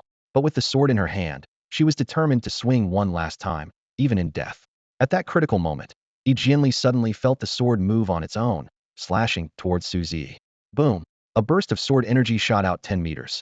Su Zi didn't have time to react before being engulfed by the sword energy. With a swoosh, blood splattered. As the sword energy dissipated, Su Zi's body crashed heavily to the ground. A gruesome 20-centimeter sword wound on his chest was alarming, as blood continuously gushed from the injury, staining the surrounding clothing. Su Zi's breathing was weak, and it seemed as though his life force could vanish at any moment. The crowd stared at Yi Jianli in shock, stunned by the dramatic scene before them. Jin Gongzi remarked in surprise, that sword strike was something. He was puzzled as to how a woman at the early stage of level 6 could seriously injure Su Zi, who was at the mid-stage of level 7, with just one sword strike. Yi Jianli was equally bewildered, feeling as though it wasn't her wielding the sword, but rather the sword was controlling her. This power filled her with fear and confusion. Z. An elder at the innate realm quickly rushed to Su Zi's side to examine his injuries. Moments later, the elder's eyes turned bloodshot with rage as he glared at Yi Jianli, roaring, "You little thief, I'll kill you." The elder's innate energy surged like a dragon emerging from the sea, terrifyingly intense. Those nearby retreated, afraid of being caught in the crossfire. Luo Dongchen glanced over indifferently and softly commented, "Innate level 6, then lost interest. Kill." The elder charged at Yi Jianli, his overwhelming aura making it difficult for her to breathe. In this critical moment, the sword in Yi Jianli's hand slashed out on its own once more. A shrill scream echoed as the Su family elder's arm was severed, blood gushing, creating a horrifying scene. I didn't mean to." Yi Jianli stammered in panic. However, the sword seemed to have a will of its own, slashing twice more with lightning speed. The Su family elder's other arm and a leg were cut off, leaving him writhing in agony on the ground like a human stick. The onlookers swallowed hard, their gazes filled with fear as they looked at Yi Jianli. Jin Gongzi, no longer composed, muttered gravely, "This woman, what's going on?" His gaze at Yi Jianli was now tinged with doubt. While it was shocking for a level 6 early stage to injure a level 7 mid-stage, it was still within the realm of possibility. However, for a level 6 early stage to nearly reduce an innate level 6 expert to a human stick with 3 strikes was beyond belief. Jin Gongzi frowned, filled with questions. Could it be the sword? But it doesn't look like a spiritual weapon. Luo Dongchen and others were similarly deep in thought. Wu Chen looked at Lin Chen, reflecting, this brother Wang Ye's methods are truly unfathomable. Big brother. The other two Su family elders, eyes bloodshot with grief and anger, dared not rashly attack Yi Jianli. The strange woman instilled fear in them. The fallen Su family elder, enduring excruciating pain, said in terror, "This demonic woman is too bizarre. Let's take Z and me away from here first." After the Su family left, Yi Jianli noticed everyone staring at her. She quickly explained, "It really wasn't me," but before she could finish, the crowd backed away like startled birds, eyes filled with apprehension. They feared Yi Jianli might accidentally strike them with her sword. To them, Yi Jianli had become an extremely dangerous presence. Lin Chen calmly approached Yi Jianli and straightforwardly asked, "Where's the seed?" "What seed?" Yi Jianli was momentarily confused, then instinctively retrieved a seed the size of a peach pit, emitting a rainbow glow. "What's the matter?" she asked Lin Chen in confusion. Lin Chen swiftly took the seed, saying calmly, "Now it's mine." You. Yi Jianli protested. "I saved your life, and now you're taking my stuff. You're not playing fair, give me back my seed." It was because of this seed that she had been relentlessly pursued. Although she didn't know its purpose, she sensed it was extraordinary. Lin Chen replied calmly, "Now that everyone knows you have an extraordinary seed, can you really keep it safe? Who dares to take my stuff? I'll cut them down with one sword." Yi Jianli brandished her sword again, startling those around her. Lin Chen gently patted Yi Jianli's shoulder, saying meaningfully, "You need to recognize your true strength." Yi Jianli felt a bit unsure. Lin Chen said softly, "I'll keep the seed for you until we leave the secret realm." Yi Jianli eyed Lin Chen suspiciously, clearly not trusting his words. "I might not handle it well, but you're even less capable, so why take my seed? Thief." Just then, the wind rose, clouds gathered, and the ground shook violently. A beam of light descended from the void, enveloping everyone at the foot of the mountain. The crowd suddenly snapped back to reality, finding themselves standing on a vast square in front of a magnificent hall. This square spanned about 20,000 square meters and was surrounded on three sides by 108 towering bronze pillars. Each pillar had a diameter of 2 meters and soared 30 meters high, reaching into the sky. The pillars were intricately carved with ancient, mysterious totems, resembling dragons and phoenixes, inspiring awe. The ground of the square was paved with white jade slabs, now tinged with a faint yellow from age, covered in a thick layer of dust. In the distance, a grand bronze hall came into view. The entire structure was forged from bronze, painstakingly crafted to form a seamless whole. It stood 4 stories tall, each level 25 meters high, breaking through the sky and standing majestically. Clouds and mist swirled around it, a purple aura enveloping the area, resembling a celestial palace. However, upon closer inspection, the splendor of the hall was marred by the ravages of time. The bronze walls were mottled, corners flaked with verdigris, and cobwebs filled the crevices, exuding a sense of desolation and solitude. Everyone present was awestruck by the imposing grandeur of the hall, falling into a momentary silence. Suddenly, a terrified shout shattered the silence. "Corpses, so many corpses!" The voice cut through the air like a thunderclap, pulling everyone back to reality. The square was littered with countless skeletons, ancient armor, decayed bodies, and rusted weapons scattered across the ground, adding an eerie touch to the already mysterious hall. The crowd's expressions turned grave as they realized this hall might be more perilous than they had imagined. Lin Chen remained vigilant, thinking that danger lurked at every step and caution was paramount. Just then, a voice rang out. "I didn't expect everyone to arrive so early. We haven't missed anything, have we?" With that, another group appeared on the square, comprising members of the prominent families Qin, Lu, Ning, and Xiao. The Qin family, originally 100 strong, now had only 30 members left, led by Qin Feng, including 4 innate realm experts. The Lu and Ning families, once 200, were reduced to a dozen, with 2 of their 8 innate experts fallen, suffering heavy losses. As for the Qiao family, only 3 innate elders remained. In contrast, the Shun family had fared the best, retaining over 90 members, thanks to following Jin Gongzi and avoiding numerous dangers. A Qin family elder looked at the 3 remaining innate elders of the Qiao family and mocked. 3 old fools. Is this all that's left of the Qiao family? The Qiao family's elders merely snorted coldly, filled with regret. Nearly everyone they brought had perished, including their leader Qiao Ningxuang, who was missing, marking a significant loss. They could only hope to find some treasures in the hall to compensate for their losses. As everyone surveyed their surroundings, an awakened one picked up a rusty long sword from the ground, muttering, "These weapons are rusty, but they seem decent." Those around him sneered. To them, no matter how good a weapon was, it had long lost its edge to time, nothing but scrap metal now. However, when the awakened one lightly tapped the long sword against his own short blade, an unexpected scene unfolded. With a crack, his short blade snapped in half. The crowd, once filled with ridicule, was momentarily stunned. The awakened one was initially taken aback, then shouted excitedly, "Whoa! This sword is sharp. I found a treasure."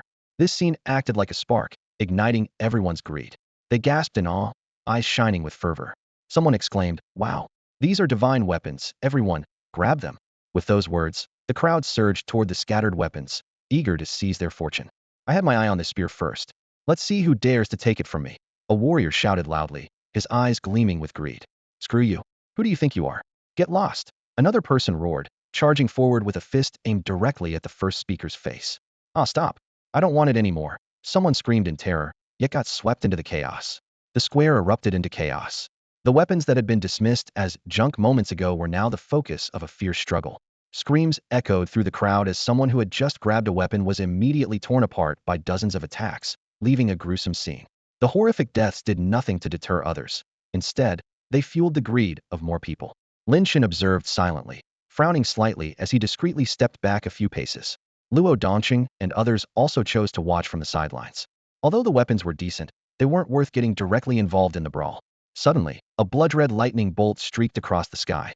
With a whoosh, a blood-red battle blade shot into the air, emanating an intimidating power. Before anyone could react, someone was already sliced in half by the blade. It's a spiritual weapon, shocked voices rang out. This spiritual weapon belongs to my Qin family. A Qin family expert, whose eyes shone brightly, dashed toward the blood-red blade like lightning. He was secretly delighted. The entire Qin family had only one spiritual weapon. If he could obtain this blade, his power would skyrocket several times over. Get lost, the blade belongs to my Chiu family. 3 Chiu family experts refused to back down, making their moves. They knew their family had suffered heavy losses, and acquiring this blade might compensate for them. And who do you think you are? The experts from the Lu and Ning families also joined the fray, their eyes filled with greed. The blood-red battle blade hovered in the center of the square, exuding a chilling aura. The Qin family expert reached it first, grabbing the blade and laughing excitedly. The spiritual weapon is mine, huh? However, before his laughter could fade, the blade suddenly unleashed a violent force. With a boom, the Qin family expert was sent flying like a kite with a broken string, landing 100 meters away. Others who rushed forward weren't spared, being pushed back by the force as well. Hiss! The Lu family's expert gasped. What terrifying power. This blade is definitely top-notch among spiritual weapons. His eyes burned with desire. Let's join forces to seize the blade, proposed the Ning family expert. Agreed. The 6 experts from the Lu and Ning families charged at the blade once more. Naturally, other family experts were unwilling to be outdone, attempting to block them. In an instant, a fierce battle erupted. The wind howled, and the power was overwhelming. Terrifying attacks exploded in the air like fireworks, with colorful forces sweeping across the square. The powerful shockwaves instilled fear in many weaker cultivators, who quickly retreated, afraid of being caught in the battle. Is this what a battle between innate experts looks like? It's terrifying. Hiss. Just the aura is enough to make me not dare to lift my head. Innate experts are truly fearsome. Below the innate realm, all are mere ants. I finally understand the true meaning of this saying. No wonder the 7 great families of Tiandu can stand strong. With these innate experts, who would dare provoke them lightly? Faces were pale, eyes filled with awe. Someone sighed. Innate battles are extremely rare. I never imagined I would witness such a fierce fight between so many innate experts today. It's been worth the trip. Nearby, Xin Ping glanced at Lord Jean, trying to hide his eagerness but failing completely. Lord Jean. He started but stopped. Lord Jean remained calm, saying indifferently, let them fight for now. Yet a cold glint flashed in his eyes as he thought to himself, Xin Ping actually dares to covet this blade. How ridiculous. Such a spiritual weapon should be mine. Whoever dares to block me shall be killed without mercy. With a mighty technique, the flame-devouring palm, a powerful member of the Qin family appeared like a god of fire.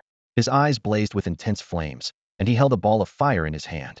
Facing 3 innate-level experts from the Chiu family alone, his aggressive attacks were like a storm, forcing his opponents to retreat step by step.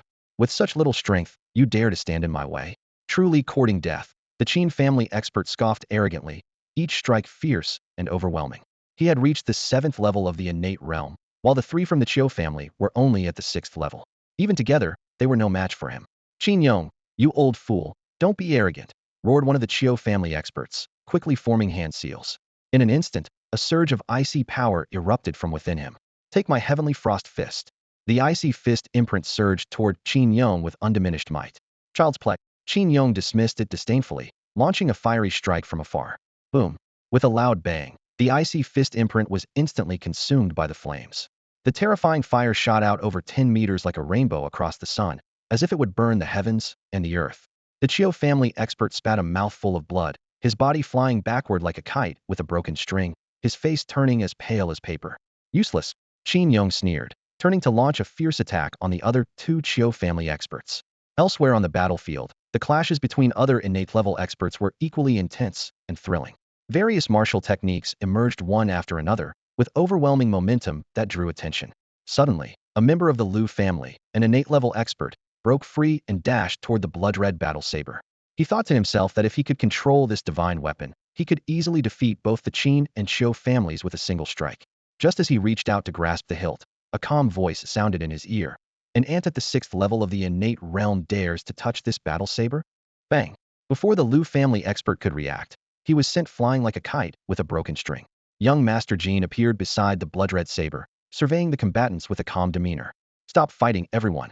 This blood-red saber is mine, he declared. His words incited anger among the innate experts present. You insolent brat. Qin Yong punched 2 men away and charged at young Master Jean like a ball of fire.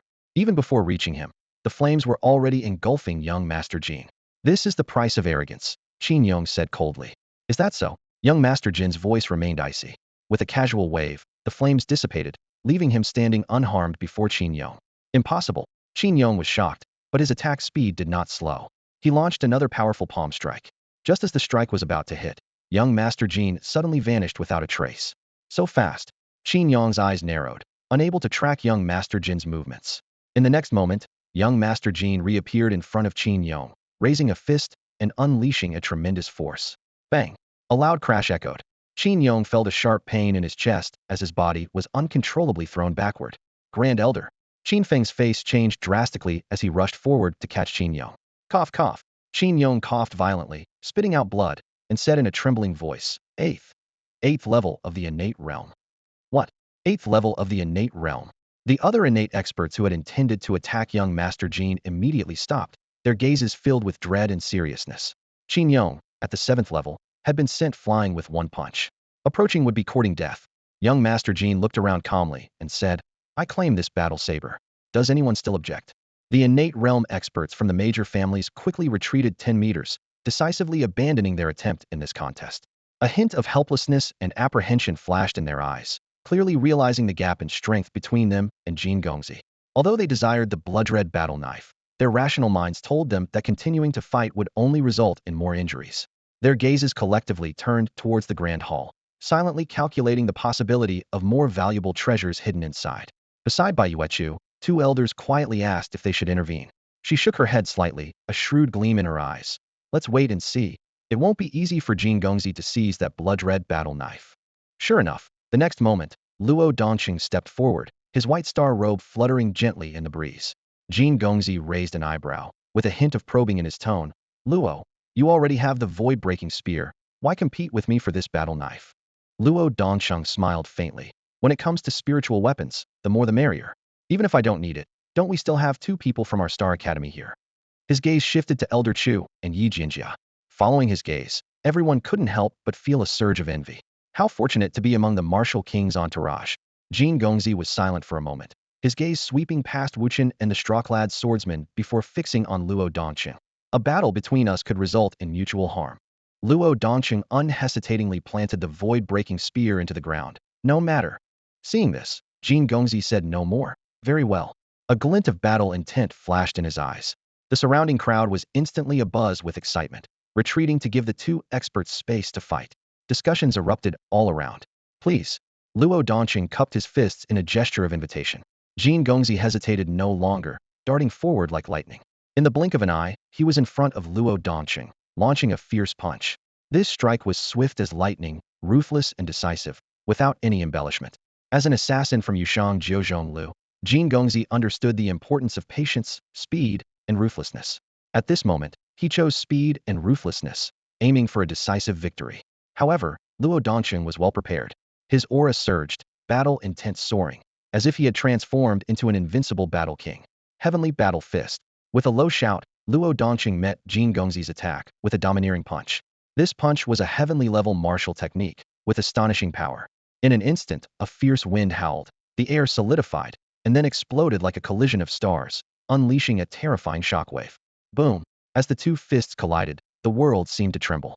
Centered around the 2 of them, 2 distinct forces swept out in all directions. The onlookers were knocked to the ground, their faces filled with fear. How terrifying! Is this the true strength of such prodigious talents? In front of them, I feel as insignificant as an ant.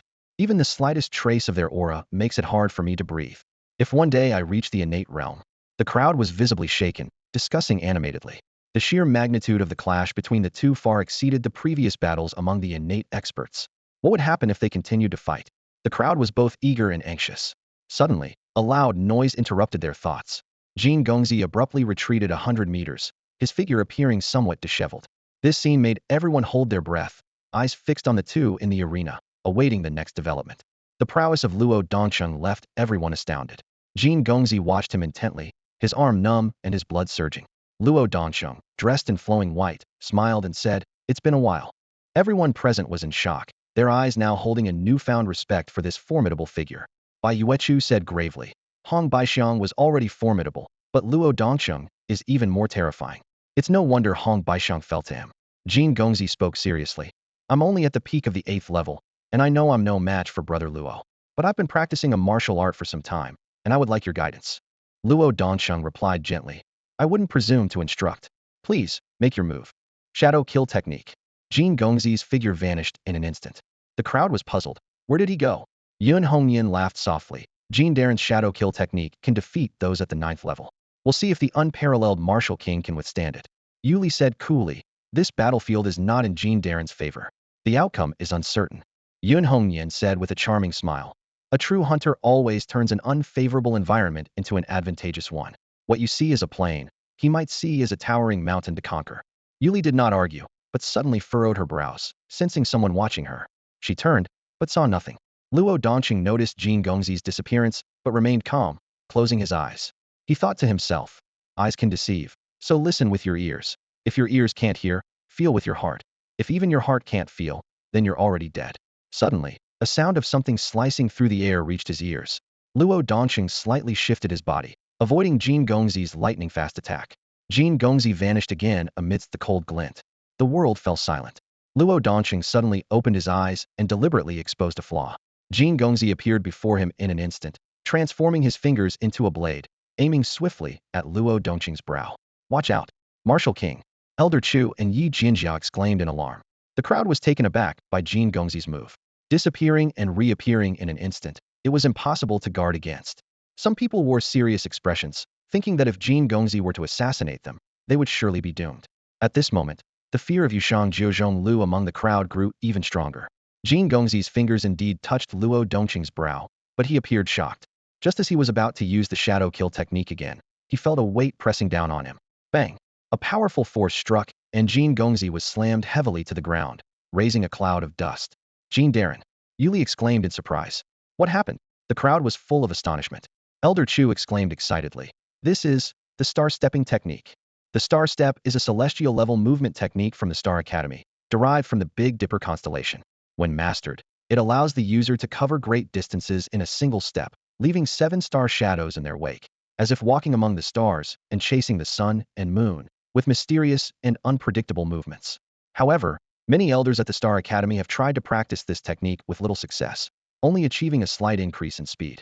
Worse still, it consumes a lot of energy, and few can sustain it, making it unpopular within the academy. You've lost. Luo Dongqing's voice thundered in Jin Gongzi's ear. The crowd focused their gaze and saw 2 Luo Dongqings in the square, one of which was gradually fading away, clearly an illusion. Jin Gongzi struggled to get up from the ground, his face pale, and gasped. I never expected Brother Luo to master the star step. I admit defeat. A fleeting trace of resentment passed through his eyes, unnoticed by anyone. Luo Dongqing said nothing more and walked straight towards the blood-red battle knife. The crowd held their breath, not daring to move. Lin Chen furrowed his brow, deep in thought. An illusion formed by sheer power? The 2 elders beside Bai Yuechu watched as Luo Dongqing approached the blood-red battle knife, their eyes narrowing. However, Bai Yuechu shook his head and said, Forget it, you're no match for him. The 2 elders remained silent. Despite being at the peak of the 8th level of innate cultivation, they feared they wouldn't escape death against Luo Dongqing, who was at the 9th level. After all, Luo Dongqing had defeated Jin Gongzi with just 2 moves, without even using the space-breaking spear. If he had used it, he would have been unstoppable. Luo Dongqing reached out and grasped the hilt of the blood-red battle knife. Suddenly, with a loud boom, the knife vibrated violently, slipping from Luo Dongqing's grasp. A 10-meter-long blood-red blade light shot out directly at Luo Dongqing. Without changing his expression, Luo Dongqing punched the blade light. With a crack, the blood-red blade light shattered. The battle knife was knocked away, flying in an unexpected direction. Huh! Yi Jianli exclaimed. That battle knife isn't a match for Luo Dongqing at all, and yet it was knocked away. Oh no! It's coming towards me. She reacted instinctively, reaching out and catching the blood-red battle knife securely. The crowd widened their eyes in shock. A divine weapon that even the peerless martial king couldn't hold was easily wielded by this seemingly ordinary girl. What the heck? How is she so amazing? Someone exclaimed. Luo Dongqing was also taken aback, but didn't move to seize it. The impressive sword-wielding display by Yi Jianli earlier was still fresh in his mind, making him wary. However, others from the major families were unaware. Seeing Luo Dongqing not making a move, they were delighted and eager to act. Umatba. Monk Wuchen suddenly spoke. Young lady, I see dark clouds over your brow, indicating a great calamity. Please hand over the knife to me, and I shall help eliminate your trouble. With that, he quickly reached for the battle knife in Yi Jianli's hand. Boom! The battle knife unleashed a fierce aura. Monk Wuchen felt a shock in his palm and quickly withdrew his hand. Umitba, the young lady's calamity is beyond my help. Take care. Wuchen clasped his hands together and retreated swiftly, holding the blood-red battle knife. Yi Jianli felt a surge of power coursing through her, as if she could split the heavens and the earth with a single swing. However, Lin Chen's indifferent voice interrupted her thoughts. Give me the knife. His gaze at Yi Jianli carried a hint of something peculiar. Why should I? Yi Jianli hugged the blood-red battle knife tightly, thinking to herself, this is a spiritual weapon. How dare this scoundrel, who took her seed, now try to take her spiritual weapon too? How despicable. Lin Chen glanced at the eager crowd and calmly said, can you fend them off? Yi Jianli's expression changed, and she hesitated. She realized that unless the battle knife unleashed its power, she indeed couldn't fend off everyone's attacks. Taking advantage of the moment, Lin Chen swiftly snatched the battle knife and said, the monk said you have dark clouds over your brow, facing impending disaster. I'll take on this calamity for you. Remember, you owe me one. Wu Chen's expression twitched, his brows furrowing tightly. He shouted sternly, I am ashamed to be associated with you. Return my battle blade at once. Yi Jianli immediately reacted to his words. Her pretty face was filled with anger, her eyes blazing with fury. She thought to herself that her misfortune was all due to this detestable guy who had stolen her seeds, leaving her utterly frustrated. Now, he had taken her spiritual weapon and made her owe him a favor, which was utterly shameless. Unable to hold back, Yi Jianli rebuked, I saved your life once, and this is how you repay your savior? Lin Chen's face remained calm as he replied in a deep voice, silence. At that moment, the blood-red battle blade suddenly began to struggle violently, as if trying to break free from Lin Chen's grasp. Lin Chen snorted coldly, and a surge of powerful spiritual energy flowed into the blade. The once resistant weapon instantly became as calm as a tamed beast. Everyone around was astonished. One person exclaimed, whoa, that seemingly ordinary guy can also hold the blood-red battle blade? What's going on? Another person sneered, do you think an ordinary person could make it here unscathed? Use some common sense. Someone else, unwilling to accept this, said defiantly, I suddenly feel like I could do it too. After all, it's just reaching out to grab it. I've been cultivating for over 20 years. I can handle even the thickest of blades and ensure it doesn't move. Someone mocked, oh, from the way you talk, can you hold several at once? Ridiculous. You dare challenge the sun? You don't know your limits, someone shouted angrily. Great mighty dragon. Everyone stared at Lin Chen in shock. It was one thing for Yi Jianli to wield a spiritual weapon after all. She had previously demonstrated her formidable strength. But for an average-looking person with no apparent signs of being a skilled practitioner to hold the blood-red battle blade was baffling. Members of several prominent families glared at Lin Chen, their eyes filled with murderous intent. One of them shouted menacingly, kid, put down the battle blade, and we might spare your life. Their tone suggested that if Lin Chen didn't comply, they would make him disappear without a trace. Wu Chen observed the scene with an amused smile. He couldn't gauge Lin Chen's true strength, nor was he certain if these people could force Lin Chen to reveal his abilities, but he looked on with anticipation. Lin Chen approached Wu Chen with the blood-red battle blade and sneered. My brother Wu Chen is a supreme innate realm expert. If you ants want to seize the blade, you'll have to get past him first. Wu Chen was taken aback and quickly tried to explain, but Lin Chen had already spoken. My brother doesn't wish to waste words on you. Come at us all at once. This provoked the crowd's fury, and they shouted, fine. Very well, then we'll kill you both. Their anger was palpable. They had accepted that they couldn't defeat a nobleman at the 8th level of the innate realm or provoke Luodong City at the 9th level. But now, a nobody and a bald monk dared to speak so arrogantly. Where did they get such confidence? Did they really think the great families were weak? As the crowd lunged toward them, Wu Chen lamented, Brother Wang Yi, you've really put this monk in a difficult spot. Calling each other brothers, they must be in cahoots. Attack. The crowd, more ruthless than ever, unleashed dozens of attacks towards Wu Chen. Wu Chen nearly stumbled, but realized he couldn't avoid the confrontation. He took a step forward and quickly formed a Buddhist hand seal. Unbounded finger of tribulation. Wu Chen intoned softly. A gigantic golden finger appeared in the void. With a resounding boom, it struck out. Boom, boom, boom. Explosions rang out as the crowd's attacks were instantly shattered. The powerful force sent everyone flying. Cough, cough. As they scrambled to stabilize themselves, their eyes were filled with shock and disbelief as they looked at Wu Chen, as if seeing this seemingly ordinary monk for the first time. The sudden appearance of a formidable master was like a heavy blow, shocking everyone present. The seemingly ordinary monk had managed to send many strong individuals flying with a single move. leaving everyone in awe of his immense power. People felt a lingering fear, secretly relieved they hadn't acted rashly. At least at the 8th level of the innate stage, someone murmured in awe, their eyes filled with respect. Members of the major families had grim expressions, repeatedly humiliated and losing face. Their proud family prestige had vanished, and others looked at them with doubt and disdain. Luo Dongsheng and the others looked at Wu Chen with apprehension in their eyes. That seemingly simple gesture contained such terrifying power, clearly a heavenly level martial skill. Only now did they realize they had underestimated the monk's strength. At this moment, Lin Chen glanced at everyone with disdain in his voice. My brother is a 9th level innate master, and you ants think you can shake a tree? The so-called 7 great families, are they self-proclaimed? How ridiculous. These words were like adding fuel to the fire, infuriating the members of the major families. Their proud identities and backgrounds were belittled by this seemingly ordinary young man, and while they burned with rage, a hint of doubt crept into their minds. Was this young man also a hidden master?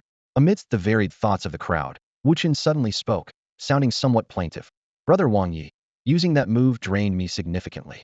Could you spare a spiritual herb to help me recover? Lin Chen readily agreed, then turned to the families and said calmly, my brother is exhausted and urgently needs a spiritual herb to replenish his energy. Hand it over immediately. These words were like a loud slap in the face, leaving everyone stunned and glaring at Lin Chen with anger. They were the ones injured, so why should they give up their spiritual herbs? Lu Mubai coldly said, don't push it too far. Lin Chen's eyes flashed coldly, and he sneered, too far? Your methods were so ruthless that if my brother wasn't strong, he'd have been crushed to a pulp by your attacks. And now you dare to talk about going too far? You came aggressively to seize something, failed, and lost. I'm merely asking for compensation, and you call it too much?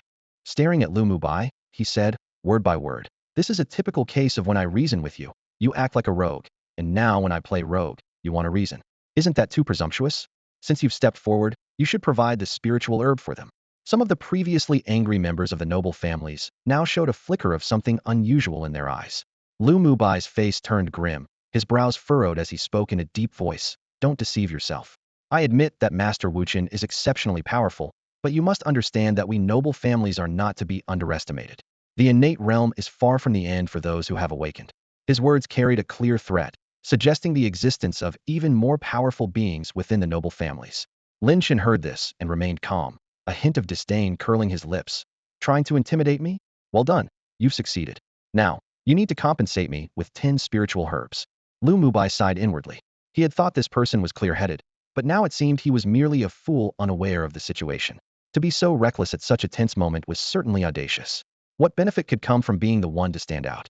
His gaze was sharp as a knife as he glared at Lin Chen. So, you truly refuse to show any respect to our 7 great families?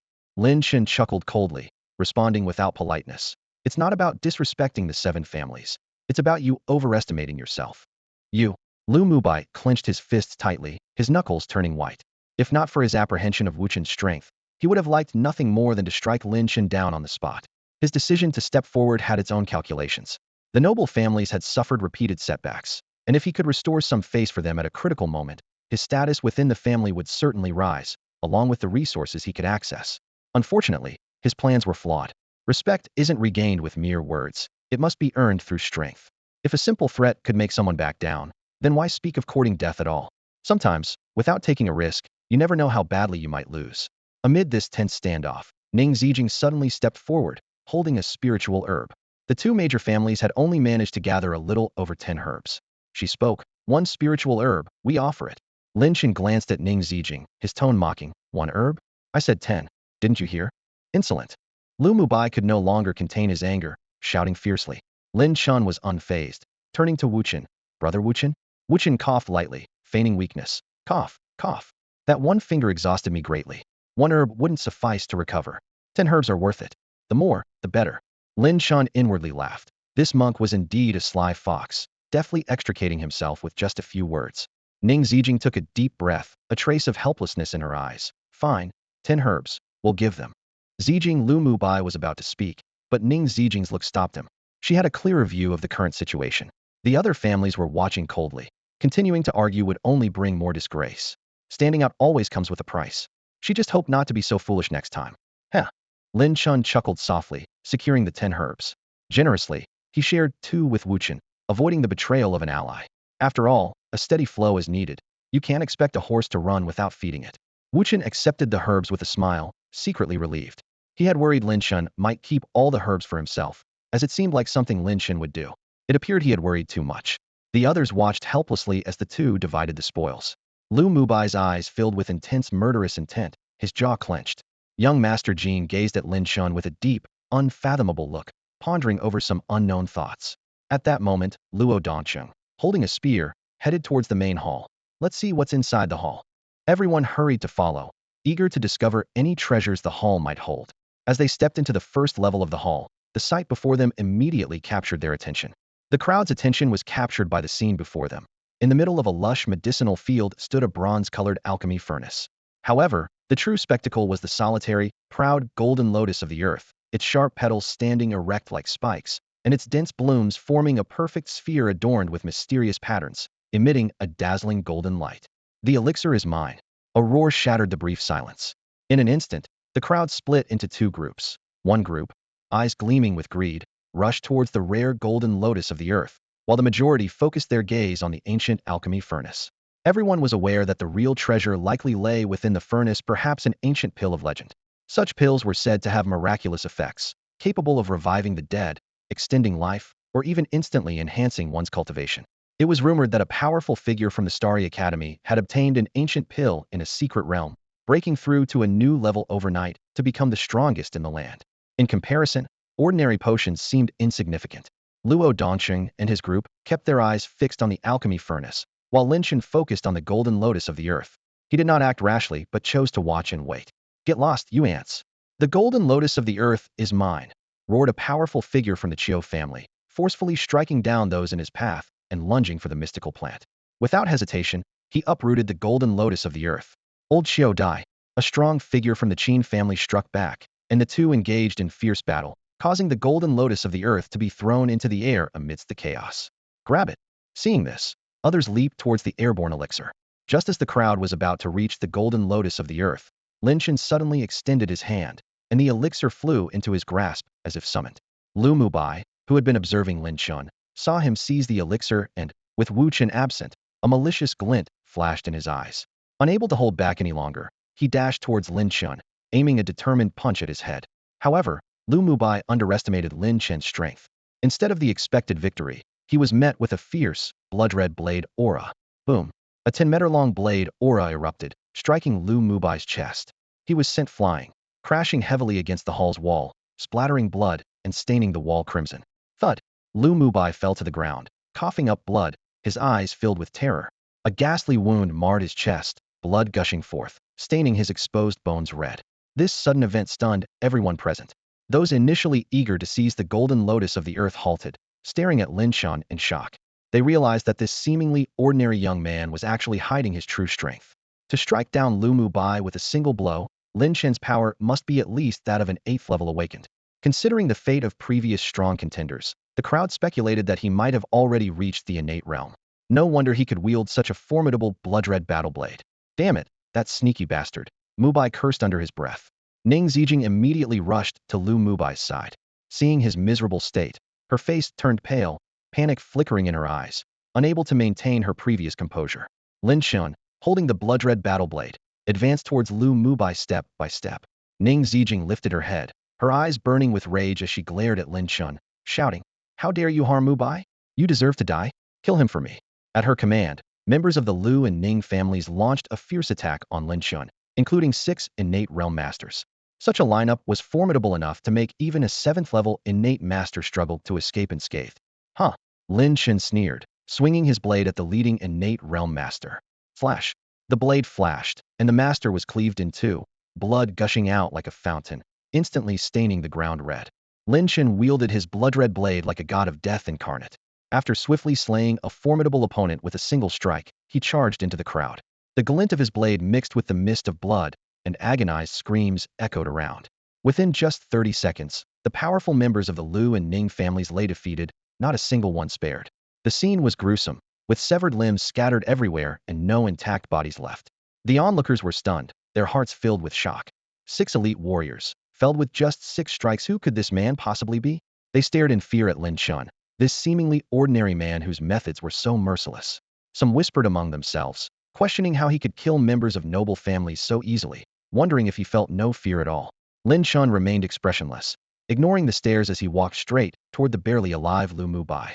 Lu Mubai struggled to raise his hand and pointed at Lin Chen, gasping, You! You are no ordinary man. Before he could finish, Lin Chen ended his life with a swift strike.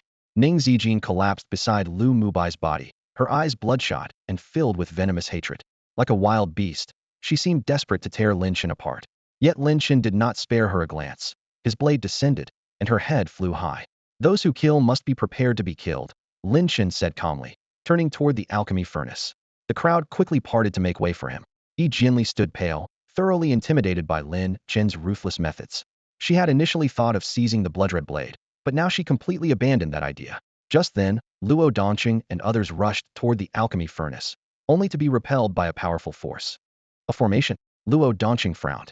Jin Gongzi suggested they join forces to break it, but Bai Yuechu warned, no. If there are pills inside, brute force might damage them. Monk Wuchen smiled and said, allow me to try. He used his Buddhist insight to examine the formation closely. After 3 minutes, Wuchen pointed to a specific spot, and the furnace trembled as the formation dissipated. A golden pill shot out from the furnace. Wuchen, quickest to react, caught it and swiftly left. As Luo Dongqing and the others moved to follow, 3 more pills flew out. Everyone scrambled to seize them, plunging the scene into chaos. One of the pills was closest to Luo Dongqing, and with quick reflexes, he snatched it up. Meanwhile, Mr. Jin, the 2 elders beside Bai Yuechu, and the straw raincoat swordsman vied for the remaining 2 pills. However, Lin Chen was even faster. With lightning speed, he seized the other 2 pills in an instant. Drop the pills. Mr. Jin and the others launched a fierce attack on Lin Chen. Slash! Lin Chen shouted coldly, swinging his blade. A burst of bloody sword energy erupted, and with just one strike, he forced them all back. If you want to die, feel free to continue, he said indifferently, a flash of murderous intent in his eyes. Innate level 9? Mr. Jin's face darkened.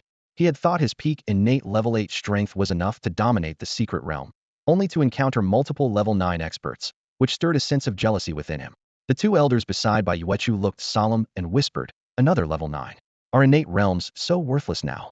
Sensing the unfavorable situation, the straw raincoat swordsman decisively turned towards the 2nd level of the secret realm. Mr. Jin took a deep breath, suppressing his reluctance, and said to Lin Chen, fellow Taoist Wang Yi, you have 2 pills. Could you spare one? Of course, I can exchange it for some spiritual herbs. Lin Chen looked at Mr. Jin expressionlessly, as if he were a fool. Spare a pill? Easier said than done. A few herbs for an ancient pill? Absurd. Seeing Lin Chen's silence, a subtle chill flashed in Mr. Jin's eyes. Since fellow Taoist Wang Yi isn't willing to exchange, forget it, he said, waving his hand as he headed to the 2nd level. Lin Chen watched Mr. Jin's retreating figure and then turned to Luo Dongqing, whispering, this person gives me an eerie feeling. Stay away from him. Luo Dongqing nodded and advised Elder Chu and Yi Jinjia, who silently agreed, wary of offending the formidable Wang Yi. Miss. The 2 elders beside Bai Yuechu hesitated. Bai Yuechu sighed. Let's look elsewhere. Staying with them might leave us empty-handed. The group moved to the 2nd level of the hall.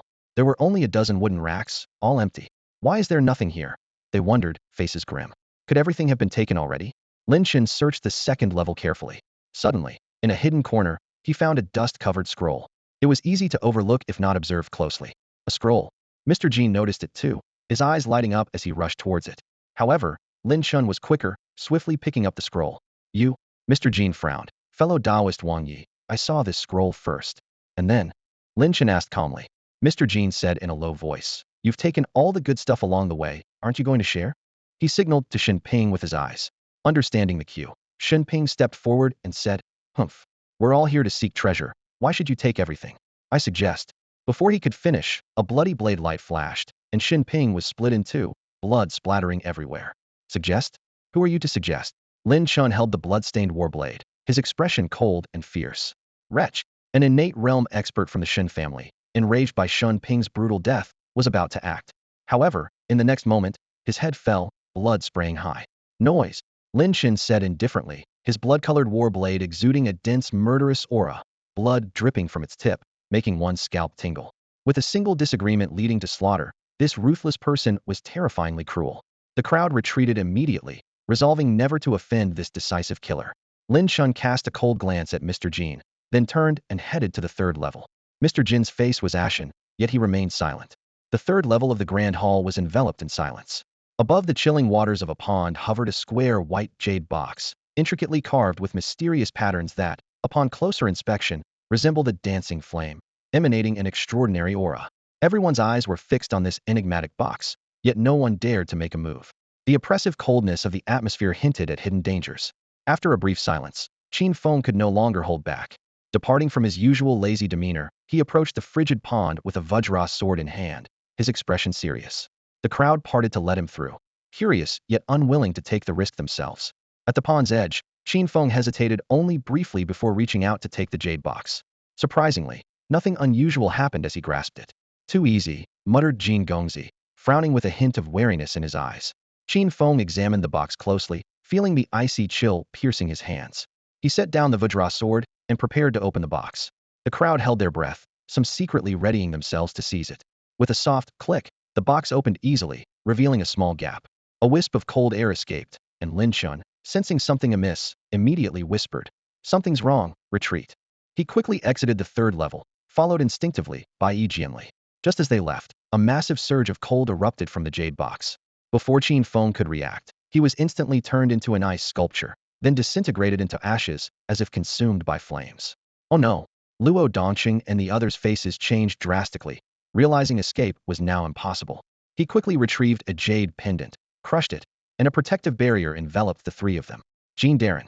Yuli decisively tossed a box to Jin Gongzi. Jin Gongzi swiftly performed a spell, and a golden flag flew out, hovering in the air. A beam of golden light shot from the flag, securely encasing Yu Li, Yun Hongyan, and Jin Gongzi. The others weren't as fortunate. Before they could react, they were turned into ice sculptures and then reduced to ashes. Of the original 200 people, only Luo Dongqing and 5 others remained. The cold surged, quickly covering the protective barrier around Luo Dongqing's group with thick ice crystals, as if being scorched by fire. Luo Dongqing frowned. This isn't good. The barrier won't hold much longer. As soon as he spoke, a crack appeared in the barrier. Luo Dongqing urgently infused it with energy, but it was a futile effort. The cracks multiplied, threatening to shatter it at any moment. In contrast, the golden flag above Jin Gongzi's group was completely unaffected by the cold, clearly an extraordinary treasure. A minute passed, and just as the barrier around Luo Dongqing's group was about to shatter, the jade box suddenly closed on its own, and the pervasive cold vanished instantly. That was close, Luo Dongqing thought, relieved yet shaken. The terrifying cold they had just faced would have likely meant certain death, even for him, had it engulfed them. Luo Dongqing's gaze fell on the mysterious, white, jade box, calculating silently. As long as the box remained unopened, the chilling aura within could not escape. In that fleeting moment, Mr. Jin also sensed the opportunity and dashed towards the box like an arrow released from a bow. With quick reflexes, Luo Dongqing hurled his sky-piercer spear, its cold glimmer slicing through the air with a piercing sound, aiming directly at Mr. Jin. The latter agilely dodged the lethal strike, reappearing 20 meters away. "Luo, why don't we settle this with a duel? Winner takes the box," Mr. Jin suggested provocatively. "All right," Luo Dongqing agreed succinctly. Both understood that fighting over the box could risk unleashing its chilling aura again. To ensure safety, defeating the opponent was the best strategy. Confidently, Mr. Jin said, "Luo, I admit your skills are exceptional, but the outcome is still undecided." As he spoke, a golden flag appeared out of thin air before him. The gold element flag. Luo Dongqing recognized it immediately as one of the 5 element flags obtained by Yu from the secret realm, renowned for its impenetrable defense, even against a 9th-level innate expert. Mr. Jin smiled smugly. That's right, it's indeed the 5 element flag. With this treasure in hand, he no longer feared Luo Dongqing's attacks. Then let me test if this gold element flag lives up to its reputation, Luo Dongqing remarked, charging at Mr. Jin with his spear like lightning. The spear swept across, but Mr. Jin remained composed, standing with his hands behind his back. Just as the spear was about to strike, the gold element flag erupted in dazzling golden light, blocking the spear firmly. The intense light generated a powerful rebound force, pushing Luo Dongqing back. Growing more confident, Mr. Jin taunted, "Luo, the sky-piercer spear might be strong, but breaking through the gold element flag's defense is beyond your reach." "Is that so?" Luo Dongqing replied calmly, lightly swinging his spear. "1/10 of my power may not be enough, but what about full force?" With that, he leaped into the air. Mr. Jin felt a twinge of apprehension and hurriedly infused all his strength into the gold element flag. The flag trembled violently, its golden light expanding several times, solidifying its defense. Sky Piercer 7 techniques. First technique, armor piercing. Luo Dongqing shouted coldly as his spear streaked across the night sky like a meteor. The spear clashed fiercely with the flag's defense, producing a deafening roar. Golden light and spear aura intertwined, causing the surrounding air to shake violently, emitting a sound like a howling gale. The flag's defense trembled intensely, showing signs of strain. Feeling immense pressure, Mr. Jean quickly consumed several vials of elixirs, continuing to channel power into the flag. He was secretly alarmed. Although the flag's defense was strong, it also demanded significant energy from its user. Second technique, annihilation. Luo Dongqing's voice was cold as the spear's power suddenly increased tenfold. With a sharp tearing sound, the Sky Piercer spear pierced through the gold element flag's defense with overwhelming force. The golden banner lost its luster and fell to the ground weakly. It wasn't the treasure's fault, but rather the user's lack of strength, unable to unleash even a tenth of its power. At that moment, a spearhead about 20 centimeters long glinted with a cold light and shot towards Jin Gongzi like lightning. Jin Gongzi's face changed drastically as he inwardly cursed, "Damn it," and hurriedly dodged. The spear grazed his ear, nearly piercing his head. Luo Dongqing seized this fleeting opportunity, moving with ghostly speed, and delivered a fierce kick aimed at Jin Gongzi's head. Instinctively, Jin Gongzi raised his arms to block, but Luo Dongqing's attack was far more powerful than he had anticipated. With a dull thud, Jin Gongzi was sent flying like a kite with a broken string, traveling over 10 meters. Fortunately, he reacted quickly, flipping in the air to dissipate most of the force, and landed steadily. In this moment of crisis, Jin Gongzi unhesitatingly employed his ultimate technique, the shadow kill. His figure vanished from the spot, reappearing like a phantom in various positions as he launched a fierce assault on Luo Dongqing. His movements were elusive and unpredictable, making it difficult for anyone else to withstand such a bizarre onslaught. However, faced with Jin Gongzi's relentless attacks, Luo Dongqing remained unfazed. After several exchanges, Jin Gongzi was once again struck and sent flying, this time towards the direction of the white jade box. Jin Gongzi knew he was outmatched, but giving up the white jade box was out of the question. Just then, a deadly intent flashed in Luo Dongqing's eyes as he prepared to pursue, but a blood-red blade suddenly slashed at Jin Gongzi from the side. "Wang Yi!" Jin Gongzi shouted angrily, but it was too late to dodge. The blade struck him hard, blood splattering, and he fell heavily to the ground. Lin Chen appeared beside the white jade box, holding the blood-red blade. With a smile, he said to Luo Dongqing, "Brother Luo, this fiend is ruthless. Let me help you take him down." Luo Dongqing felt a chill in his heart, sensing something amiss. Lying on the ground, Jin Gongzi coughed up a mouthful of blood, a hideous wound on his abdomen nearly slicing him in half. However, as an innate level awakened, his vitality was extraordinarily tenacious, and he didn't die immediately. Lin Chen walked slowly towards Jin Gongzi, thinking to himself that this man had been giving him secretive glances repeatedly, clearly harboring ulterior motives. Was he taking him for a fool? Not killing him would leave him uneasy. Jin Gongzi looked at the approaching Lin Chen, his eyes filled with terror. He knew begging for mercy was useless now, so he gritted his teeth and said, "Do you not fear the retribution of the moonlit pavilion for killing me?" Lin Chen chuckled lightly and replied, "The martial world is not just about fighting. It's also about human connections. I'm helping Brother Luo kill you, so I'm not afraid of the moonlit pavilion." Hearing this, Luo Dongqing couldn't help but twitch the corner of his mouth. It was clear Lin Chen was trying to drag him into this mess. Inwardly, he cursed, "Your actions have nothing to do with me, Luo." At that moment, he really wanted to leave this place of trouble immediately. Lin Chen was too unpredictable, and staying longer might bring disaster. Jin Gongzi weakly said, "I offer all my gains from the secret realm in exchange for my life." Lin Chen laughed softly. "If I kill you, the spoils are mine anyway. And also Brother Luo's." With that, he swung his blade down without hesitation. And so, Jin Gongzi's life came to an end. His eyes still held a look of confusion, as if even in death, he couldn't understand who the real villain of this game was. He had intended to find a chance to eliminate Lin Chen, but unexpectedly, the latter acted first. Isn't it usually the villains who make the first move, and then the heroes act from a position of justice? Why is the situation reversed this time? Has the world turned upside down? A trace of coldness flashed in Lin Chen's eyes, and a faint smile appeared on his lips. For him, sometimes the best way to deal with trouble is to prevent it from happening in the first place. He coldly remarked, "Why should I wait for you to make a move before I do?" As soon as he finished speaking, Lin Chen's sword flashed, and Jin Gongzi's head flew off, blood spurting out. Upon seeing this, Yu Li and Yun Hongnian turned pale with fear in their eyes. They couldn't believe Jin Gongzi was killed just like that. Lin Chen turned to Luo Dongqing and calmly said, "Brother Luo, when you cut the weeds, you must remove the roots.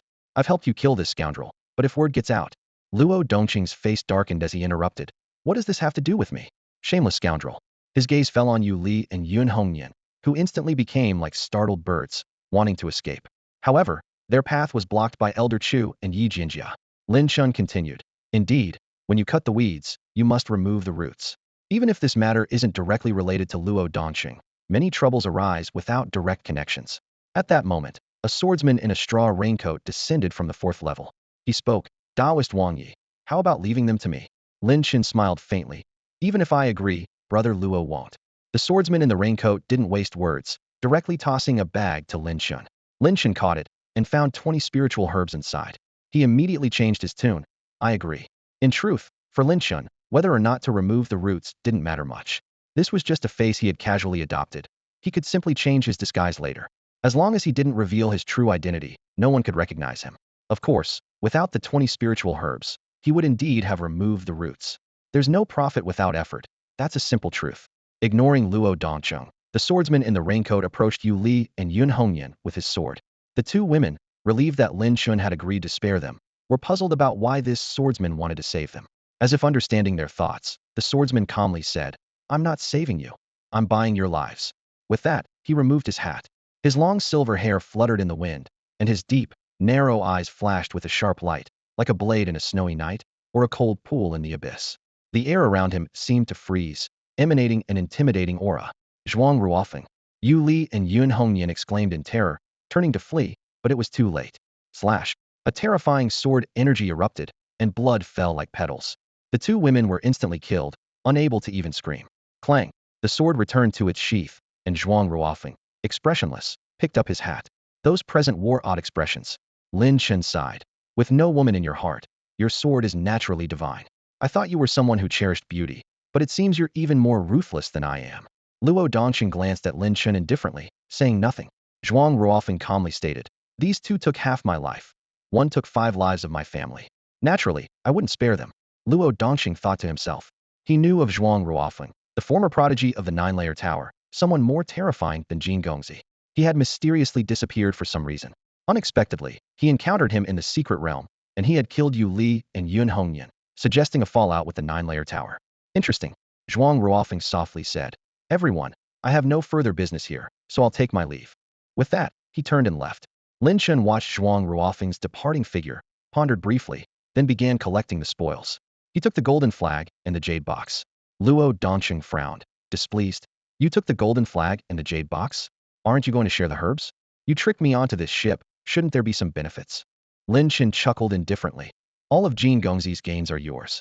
With that, he made his way to the 4th level, leaving Luo Dongxing gritting his teeth. Luo Dongxing gripped his spear tightly, and then ordered Elder Chu and Yi Jinjia, search. The 4th level of the Grand Hall was arranged in an eerie and mysterious manner. As far as the eye could see, hundreds of warrior statues were lined up neatly, reminiscent of the terracotta army, each holding stone weapons and exuding an imposing aura. Though inanimate, they emitted a sense of unsettling oppression. Behind the warriors stood 2 statues of women, majestic and untouched by the passage of time, their beauty undiminished and so lifelike that they seemed ready to speak at any moment. Further in, 4 stone pillars, each 9 meters tall, towered over the scene, their surfaces etched with mysterious runes and tightly bound by thick iron chains. Above the pillars, a white jade sarcophagus floated serenely, ancient and enigmatic. The intricate carvings on the coffin depicted altars, ancient people, bonfires, and prey, resembling the sacrificial rituals of early ancestors to their gods. As Lin Chen and his companions stepped into this strange space, they instinctively heightened their vigilance. Lin Chen's gaze was drawn to the 2 statues of women, sensing something extraordinary about them, too real, as if they might come to life at any moment.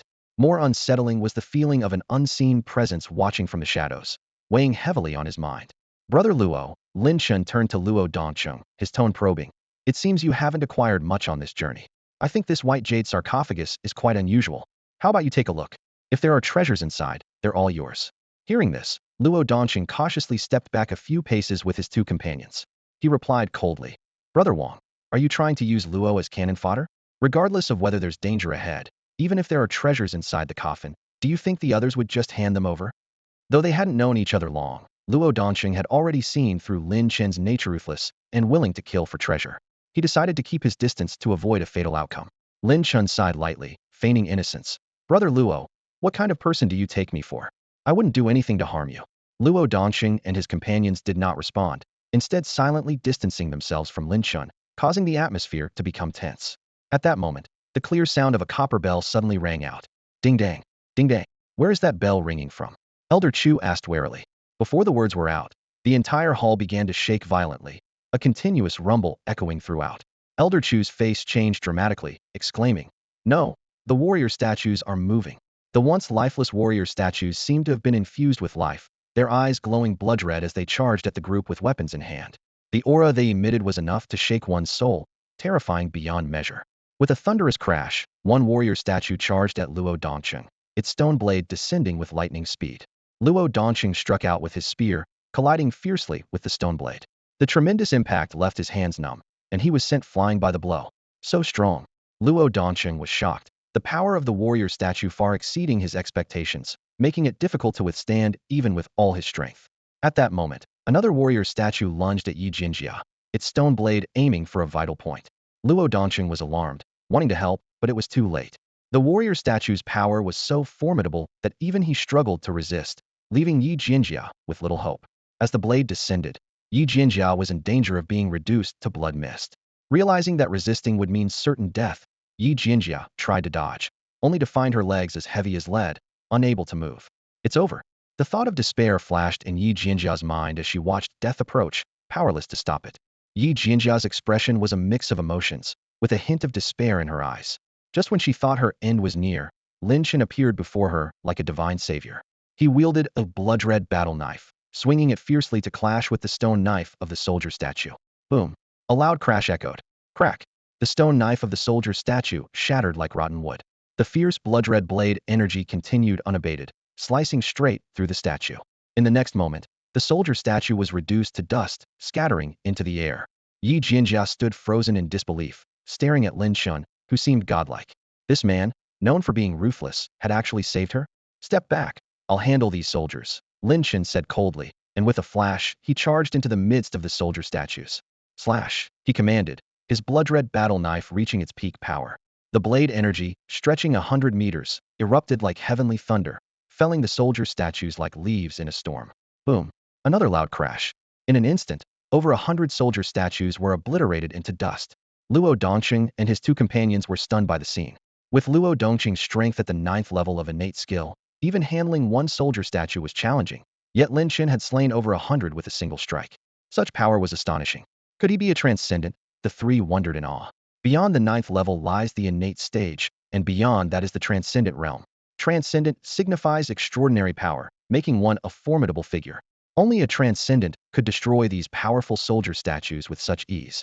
A gleam of determination flashed in Luo Dongqing's eyes as he resolved to quickly break through to the next level. Lin Chen's display of power inspired him, and he longed to reach the transcendent realm to explore a broader world. Unaware of their thoughts, Lin Chen smiled and said, "The soldiers are dealt with. I'll check what's inside the mysterious white jade coffin. If danger arises, escape immediately." Hearing this, the three felt a mix of emotions. Elder Chu murmured, "Have you noticed? This senior seems different towards us. While his methods are ruthless to others, he's gentle with us, especially since he saved Yi Jinjia. Why is that?" Luo Dongqing pondered, believing it was because they had never offended Lin Chen. Those who were struck down had all provoked him. If they had foolishly done the same, their fate might not have been different. With a swift leap, Lin Chen reached the white jade coffin. He noticed an ancient copper bell hanging on its back, likely the source of the previous sound. Instead of touching the bell, he gripped a corner of the coffin lid and lifted it with force. Boom! The heavy coffin lid creaked open. Open! Lin Chen exerted more strength. Bang! The coffin lid was thrown open halfway. Whoosh! A flash of white light suddenly shot out from the mysterious coffin, and Lin Chen instinctively dodged, feeling a sharp wind brush past his ear. The light sped directly towards Yi Jinjia with astonishing speed. Luo Dongqing and Elder Chu immediately acted to intercept it, but the force of the white light sent them flying. Unexpectedly, the white light stopped abruptly in front of Yi Jinjia. It revealed its true form, a mysterious jade pendant emitting a gentle glow. Yi Jinjia was momentarily stunned, but instinctively reached out to grasp it. The glow of the pendant faded, returning it to its ancient appearance. Luo Dongqing and Elder Chu exchanged a surprised glance, realizing this was Yi Jinjia's fortuitous encounter. However, they soon smiled wryly, knowing she might struggle to make the most of it. Lin Chen kept his eyes on the jade pendant, knowing it was no ordinary object. Sensing his gaze, Yi Jinjia didn't hesitate to offer the pendant to him, saying, "Senior Wang, this pendant is for you." She understood it was a rare opportunity, but without the life to enjoy it, even the greatest opportunity would be in vain. Lin Chen's eyes showed approval as he softly replied. This opportunity is yours. You should keep it. One shouldn't be too greedy, or it may lead to unexpected trouble. With that, he continued to examine the mysterious coffin, ignoring the expressions of the three. Yi Jianjiao was taken aback, not expecting his refusal. Luo Dongqing and Elder Chu also looked surprised, finding this senior Wang's character unpredictable. Lin Chen found the mysterious coffin empty except for the jade pendant. Only a copper bell remained. However, the bell gave him an eerie feeling, and he instinctively didn't want to touch it. Just then, a mysterious force emanated from the bell. Lin Chen's face changed dramatically. As he was about to retreat, he felt the world spinning around him. Huh? Where did Senior Wang go? Luo Dongqing and the others realized Lin Chen had vanished into thin air. Rumble. The fourth level of the Great Hall suddenly shook violently, and 4 pillars collapsed. The white jade mysterious coffin fell heavily to the ground, stirring up clouds of dust. 2 female statues developed cracks. Retreat quickly. Luo Dongqing commanded sternly. The 3 swiftly moved to the center of the square, their expressions grave. Yi Jianli asked in confusion, what happened inside? Where's that rascal? Elder Chu looked at Yi Jianli with admiration, wondering if she had always been this brave. Luo Dongqing frowned and replied, he vanished into thin air. What? Yi Jianli was momentarily stunned. Meanwhile, 2 crisp click sounds came from the 3rd level of the Great Hall. The previously lifeless Yu Li and Yun Hongyan suddenly opened their eyes. As the world turned upside down, Lin Chen found himself in a vast, deep blue, empty space. Where is this place? Lin Chen cautiously murmured to himself. A booming voice immediately responded. This is the world within my treasure. Suddenly, an elderly man with white hair appeared in the sky. He stood with his hands behind his back, facing away from Lin Chen, resembling a mysterious immortal. Lin Chen raised an eyebrow, a look of caution appearing on his face, and asked in a deep voice, may I ask who you are, elder? He remained on guard, knowing this person must be a formidable and unfathomable figure. The old man slowly turned around, his white beard gently swaying in the breeze, and his face bore a gentle smile amidst shallow wrinkles. I am Dan Chenzi, the master of this secret realm, he said, observing Lin Chen with a light chuckle. I've been watching you since you stepped into the Great Hall. You're quite impressive, which is why I brought you here. Lin Chen's heart tightened, and he respectfully asked, why did you bring me here, elder? Dan Chenzi sighed. I once was a supreme alchemist, but I couldn't escape the 5 decays of heaven and man. Before my end, I created this secret realm, leaving a trace of my consciousness here to find someone worthy of inheriting my alchemy skills. You are the one I'm most satisfied with. I'd like to teach you the art of alchemy. What do you think? Lin Chen was moved, but he showed gratitude on his face. Thank you for your kindness, elder, but what? Dan Chenzi asked in confusion. His response was a bloody blade aura that instantly sliced Dan Chenzi in half. Lin Chen gripped the blood-red war blade tightly, his tone grim. But I don't believe in free lunches, and you're not the master of this secret realm. Unexpectedly, you've seen through it. An eerie voice spoke after a moment of silence. The bisected Dan Chenzi instantly reformed, his smile replaced by a sinister greed. Kill. Lin Chen unleashed his full power, swinging his blade at Dan Chenzi. The 100-meter-long blood-red blade aura tore through the sky, its might terrifying. Dan Chenzi neither dodged nor evaded.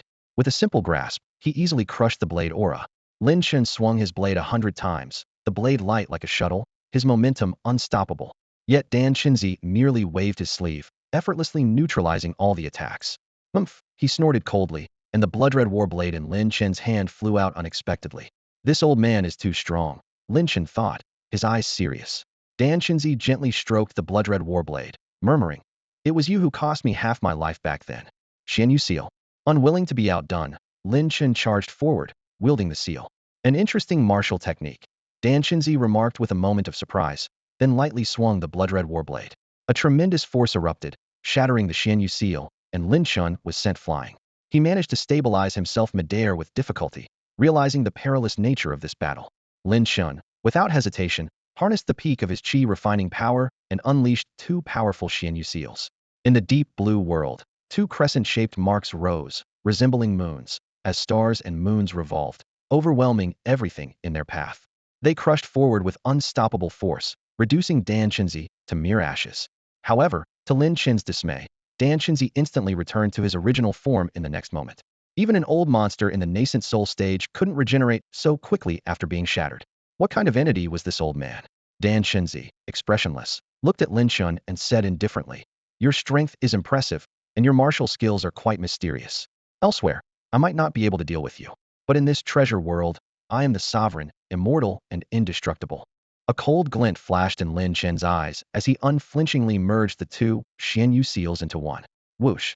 A full moon, with its power increased tenfold, roared forward, crushing towards Dan Chenzi. Break! Dan Chenzi's eyes flashed coldly as he raised his hand slightly. Instantly, the entire world trembled violently, and a force of great Tao erupted. The full moon shattered on impact, and white light filled the world. Bind! Dan Chenzi, like a deity, spoke, and his words became reality. A powerful star chain suddenly appeared, rushing towards Lin Chen. Lin Chen desperately tried to dodge, but this star chain could appear anywhere, making it impossible to evade. In no time, he was tightly bound. Shatter for me! Lin Chen roared, channeling all his spiritual energy to the extreme. Crack! He miraculously shattered the star chain. With murderous intent, Lin Chen swung his fist once more towards Dan Chenzi. Dan Chenzi raised an eyebrow, thinking to himself, this kid's cultivation technique is truly bizarre. Yet, his gaze remained calm and confident. In this dreamlike world, no matter how strong the opponent, they couldn't stir up much trouble. Suppress. Dan Chenzi lightly waved his hand, and countless blue lights descended, enveloping Lin Chen. Lin Chen immediately felt his body stiffen, unable to move. However, he did not panic. His eyes remained cold as he stared at Dan Chenzi. He still had a trump card. Though uncertain if it could kill the opponent, he needed to adapt to the situation. Dan Chenzi observed Lin Chen being subdued, a hint of indifference flickering in his eyes. He began to speak slowly, his voice hoarse and low. I haven't spoken for many years, so let me tell you my story. Although Lin Chen was suppressed, he remained vigilant, quietly listening to the narrative of the being who called himself Dan Chenzi. My name is indeed Dan Chenzi, and I am a cultivator of alchemy. However, I am not the master of this secret realm. Dan Chenzi's voice carried a sense of nostalgia, as if recalling distant memories. 10,000 years ago, I was chased here by enemies because of a rare celestial fire. We fought a great battle, and although I slew those foes, I disturbed a great evil here and was ultimately transformed into the spirit of a copper bell. Dan Chenzi's gaze fell upon Lin Chen, his eyes gleaming with a peculiar light. For years, I've longed to escape, and your arrival gives me hope. Such a vibrant life. Alarm bells rang in Lin Chen's mind, realizing that this old dog might be planning to take over his body. However, he feigned a dazed expression, remaining secretly on guard. Seeing the opportune moment, Dan Chenzi transformed into a wisp of black smoke, rushing towards Lin Chen. I've told you so much just to make you lower your guard. Lin Chen cursed inwardly. This cunning old fox. Just as the black smoke was about to reach Lin Chen, a cold gleam flashed in his eyes. Old fool, I've been waiting for you, he thought coldly. An ancient talisman suddenly appeared in front of Lin Chen. This talisman, from Hong Baixiang, contained a terrifying power capable of destruction. He hoped to use it to annihilate this old dog, immediately channeling his soul's power to activate the talisman. However, Dan Chenzi's voice rang out again, tinged with smugness. Young one, I've been wary of you all along. I didn't expect you to have a treasure talisman, but unfortunately, you still haven't grasped the meaning of, in this world of treasures, I reign supreme. Here, not only does your body not belong to you, but even your soul doesn't. Suppress the soul. With Dan Chenzi's mocking laughter, an even stronger force erupted. Lin Chen felt a dizzying sensation as his soul was instantly subdued, the talisman falling powerlessly to the ground. Even more alarming, the black smoke was furiously flooding into his body, rushing towards his soul. Lin Chen's head throbbed with unbearable pain, his consciousness gradually blurring. He bit down on his tongue, using the pain to barely stay conscious. Dan Chenzi's voice echoed in Lin Chen's mind, filled with ecstatic joy. Ha! Such a perfect body. Ah! Such a powerful soul, a natural alchemy physique. Once I've taken over your body, I shall rise to the pinnacle again, perhaps even breaking through my limits. Perfect. Truly perfect. Thank the heavens for sending me such a flawless vessel. Heaven has not forsaken me. Perseverance pays off. However, Dan Chenzi's laughter abruptly halted. What? There's a furnace. His voice was filled with panic and disbelief. A terrifying furnace hovered above Lin Chen's soul, emanating an aura that made Dan Chenzi's spirit tremble. Just one glance at this furnace caused cracks to appear in Dan Chenzi's spirit form. No, something's wrong with this body. Dan Chenzi cried out in terror, desperately trying to flee Lin Chen's mind. At that moment, the infernal furnace trembled slightly. Dan Chenzi had no chance to resist, and instantly shattered, transforming into golden particles that descended upon Lin Chen's soul. Lin Chen regained control over his body and soul. As these golden particles settled upon his soul, Lin Chen was astonished to find his soul growing stronger and more robust. Suddenly, he clearly heard a crisp sound from within his soul, as if something had broken. Immediately afterward, Lin Chen felt the shackles on his body completely vanish, an unprecedented sense of comfort sweeping through him. In the next moment, a deafening roar echoed within his body. After 3 years of stagnation, Lin Chen's cultivation realm suddenly loosened, as if a dam had burst, releasing a flood that swept away everything in its path. His face changed dramatically, and he immediately sat cross-legged, forming hand seals and circulating his cultivation technique. Instantly, the surrounding spiritual energy surged toward him like a tide, forming a massive vortex above his head, so dense it nearly became tangible. Boom, boom, boom. Thunderous sounds echoed from within Lin Chen's body, as if something was about to break free. He felt his power rapidly increasing, his realm rising like an arrow. Foundation establishment, first layer, second layer, third layer. Lin Chen counted silently, both delighted and cautious. 3 hours later, Lin Chen abruptly opened his eyes, a gleam flashing in his pupils. Fifth layer of foundation establishment, he muttered to himself, secretly grateful that he managed to suppress the surging power within him. Had he not forcibly controlled it, his realm might have soared to an even higher level. Lin Chen knew well the importance of the foundation establishment stage. As its name suggests, it lays the groundwork for the path of cultivation. This stage is crucial and should not be rushed. He began to reflect on the differences between the foundation establishment stage and the qi refinement stage. During the qi refinement stage, the power in the dantian was gaseous, allowing for the practice of only simple spells and martial arts. The nascent spiritual sense could enable brief sword flight, and the lifespan was limited to about 100 years. In the foundation establishment stage, however, the power in the dantian had liquefied, allowing cultivators to go without food and practice more complex spells and martial arts. The spiritual sense was greatly enhanced, enabling extended sword flight and even airwalking. Although airwalking consumed a lot of energy, most preferred sword flight or controlling objects, but the lifespan could extend to 200 years. Lin Chen understood that only by entering the foundation establishment stage could one be considered truly on the path of cultivation, as it required life dedication at every step. To prevent an unstable foundation, he decided to close his eyes again and consolidate his newly achieved realm. Time flew by, and a month passed in the blink of an eye. When Lin Chen opened his eyes again, he was a new person. His complexion was rosy, his energy abundant, and his eyes shone with wisdom, exuding a vibrant vitality. Rise, Lin Chen whispered to himself, slowly standing up. He recalled the breakthrough process, filled with emotion. Who would have thought that this chance encounter would lead to a breakthrough? Fortune favors the diligent. The heavens have not treated me poorly, gifting me with an old dog. But I mustn't be so reckless next time. I nearly stumbled. Lin Chen carefully analyzed the reasons for his breakthrough. First, the fragmentation of Dan Chenzi's soul, which he absorbed, significantly strengthened his own soul. Secondly, the crisp voice in his mind, which Lin Chen suspected was a fragment of the original owner's soul. Though the original owner had passed, his soul had not completely dissipated. This explained why Lin Chen could access the original owner's memories.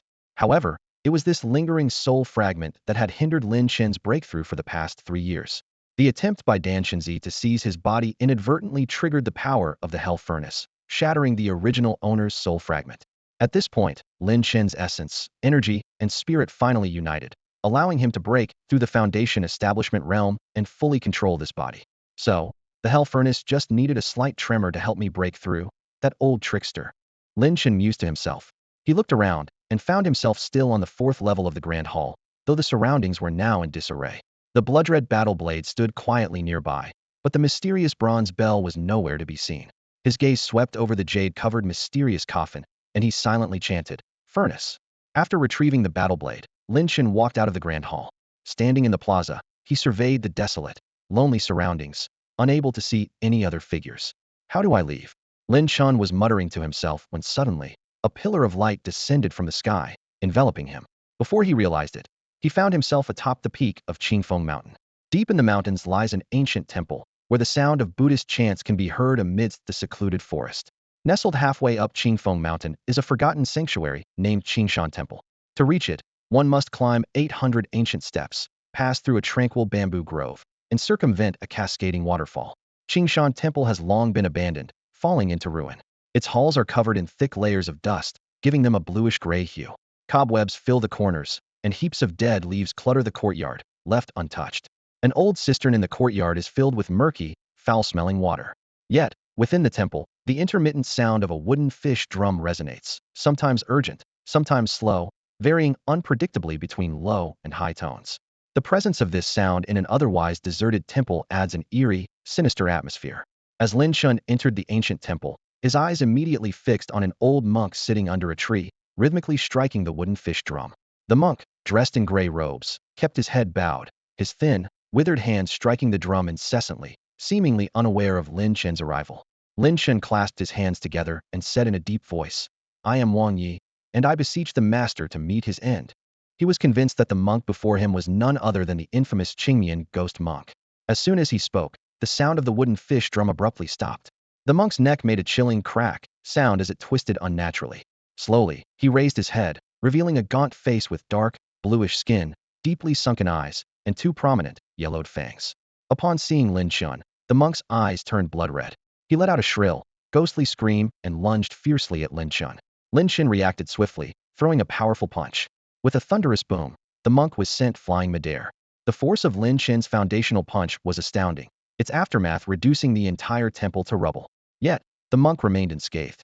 He quickly rose and charged at Lin Chen again, his speed and strength multiplied. In an instant, the monk was upon Lin Chen, his bony fist aiming directly for Lin Chen's head.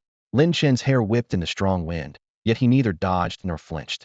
He swiftly seized the monk's wrist and snapped it with a sharp crack. The monk seemed impervious to pain, continuing his assault with his other hand aimed at Lin Chen's chest. Lin Chen easily sidestepped and grabbed the monk's shoulder, tearing it forcefully. With a ripping sound, black blood splattered as the monk's arm was torn off at the shoulder. The monk howled again, baring his menacing mouth and lunging to bite Lin Chen. Lin Chen casually discarded the monk's severed arm, gently grasping the monk's neck and slamming him to the ground with a resounding bang, creating a crater in the earth. Yet, the monk, like an indestructible cockroach, quickly rose again, relentlessly attacking Lin Chen. Lin Chen leapt back 10 meters, softly uttering, "Slash." A blood-red battle blade responded, cleaving the monk in two with a splattering of dark blood mist. After defeating the monk, Lin Chen remained vigilant, his eyes now carrying a hint of seriousness. He instinctively retreated a few more meters. Suddenly, a chilling wind swept through. From the monk's bisected body emerged two swirling black mists that rapidly merged into a ghostly Buddha. Its face was blue with fangs, its expression eerie, and its gaze fixated on Lin Chen. In the next moment, the ghostly Buddha's face twisted in fury as it lunged ferociously at Lin Chen. Lin Chen stood with an indifferent expression, a blood-red battle blade hovering by his side, exuding an overwhelming killing intent. He was about to grasp the blade to strike down the ghostly Buddha, when suddenly, a Buddha bone relic shot out from his ring, emitting a blinding golden light. The ghostly Buddha let out a piercing scream as the light hit it, reminiscent of a vampire encountering sunlight, its body emitting blue smoke and its aura quickly weakening. An ancient Buddhist chant resonated from the relic, Om Mani Padme Hum. The intensified golden light enveloped the ghostly Buddha, showing a look of terror as it struggled in vain. Minutes later, the ghostly Buddha transformed into a majestic statue of a Buddha. Lin Chen was taken aback. He had anticipated a fierce battle, but it ended so unexpectedly. He felt a twinge of annoyance, pondering whether to unleash the hell furnace to obliterate this Buddha that had disrupted his opportunity. However, the Buddha merely touched Lin Chen's forehead lightly, infusing a gentle light into his soul.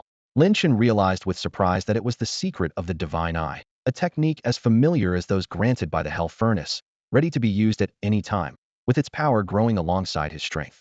The Buddha joined its hands in prayer, uttered Amit Ba, and then vanished into the air. Lin Chen, filled with emotion, bowed slightly, and said, "Well done." No longer harboring thoughts of destroying the Buddha, the Buddha bone relic lost its luster, turning to powder and drifting away on the wind, as if its purpose was fulfilled in that moment. The hell furnace suddenly flew out, incinerating the old monk's corpse to ashes. The system notified him that the task was completed, rewarding him with sword control technique and sky-slashing sword technique. Two sword techniques appeared in Lin Chen's mind. Sword control technique, which allows him to fly and attack with the sword, essential for any sword cultivator, and sky-slashing sword technique, a demonic sword style that demands blood with each draw, growing stronger with each kill. Lin Chen praised, "The furnace's creations are truly extraordinary. Where else could one find such a generous furnace? It's far better than that stingy, troublesome system." He chuckled as he put away the hell furnace, ready to return. As night fell, Lin Chen arrived back at the Lin family estate. The gatekeeper greeted him excitedly. "Second young master, you've finally returned." Lin Chen nodded, eager to see his dog. "The second young master is back. Go inform the master," the gatekeeper shouted. Lin Chen entered the house, finding it empty.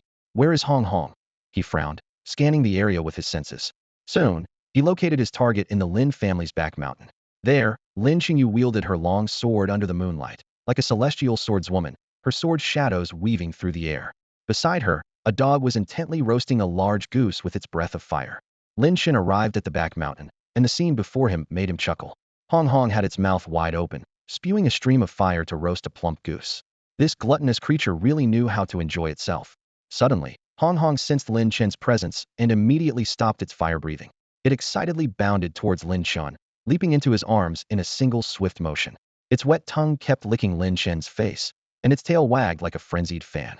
Lin Chen gently petted Hong Hong's head, a gentle smile unconsciously lifting the corners of his mouth. In the short time they hadn't seen each other, this little guy had gained quite a bit of weight. It seemed to be living well. Second brother. Lin Qingyu's voice came, and she paused slightly upon seeing Lin Chen. For the past month, there had been no news from Lin Chen, and even the Lin family patriarch had sent everyone searching far and wide, but to no avail. The entire Lin family was as anxious as ants on a hot pan, with Lin Sanqiong and Lin Qingzhou inquiring among families big and small in Lyun City. Lin Chen nodded slightly at Lin Qingyu, his expression calm. In truth, he didn't have much attachment to the Lin family. If not for the original owner's sake, he might not have returned at all. But some things are bound by cause and effect. Having taken over the original owner's body, he had to assume some of its responsibilities, which was unavoidable, or it would affect his future cultivation. My father's leg injury.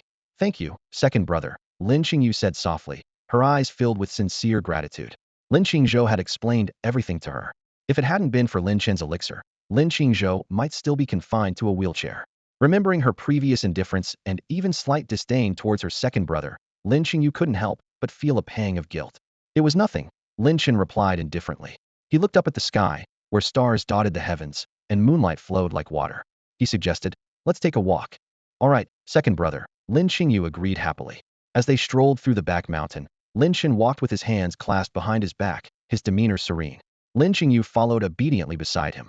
Meanwhile, Hong Hong, clutching the golden brown roasted goose in its mouth, ran around joyfully, drooling everywhere in its clumsy way. Watching Hong Hong's comical antics, a smile blossomed on Lin Qingyu's face.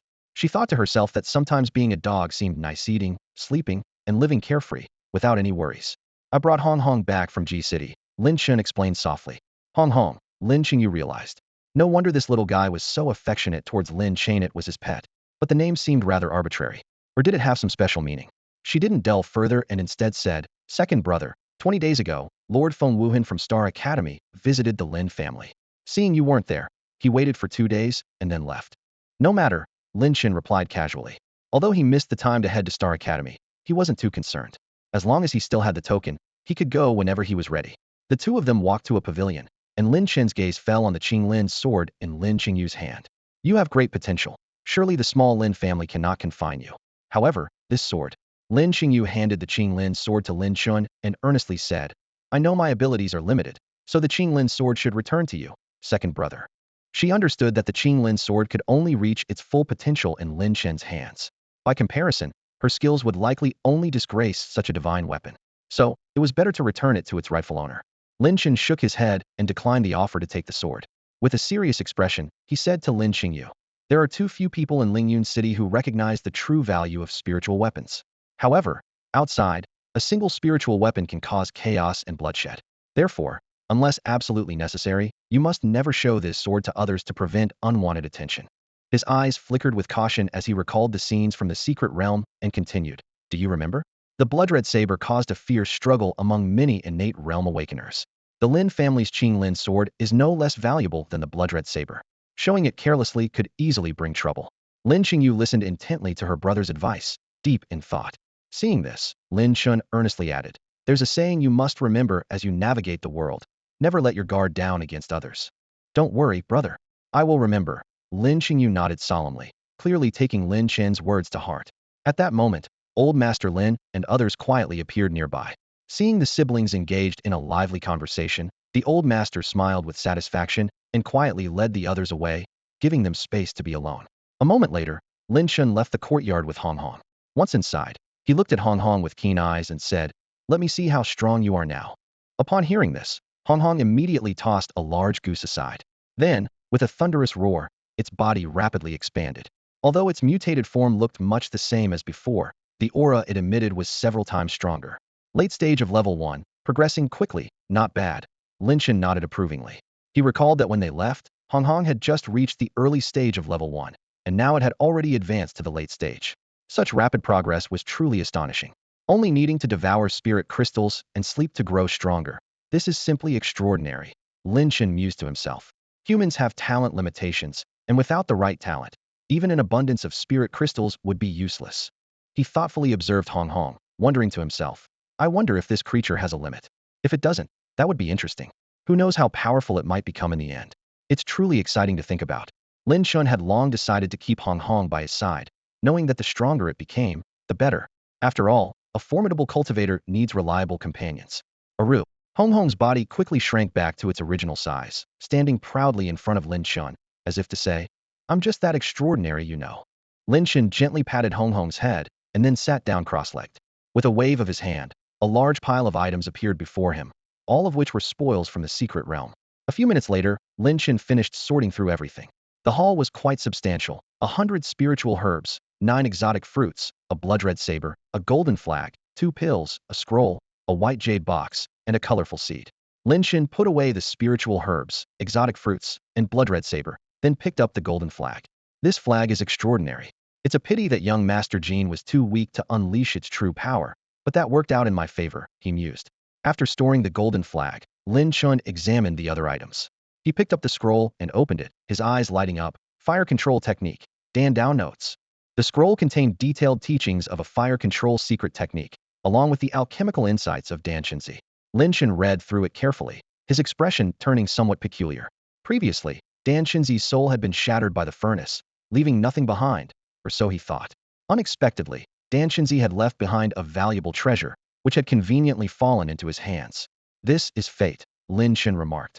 Truly, fortune favors the diligent, as the ancients wisely said.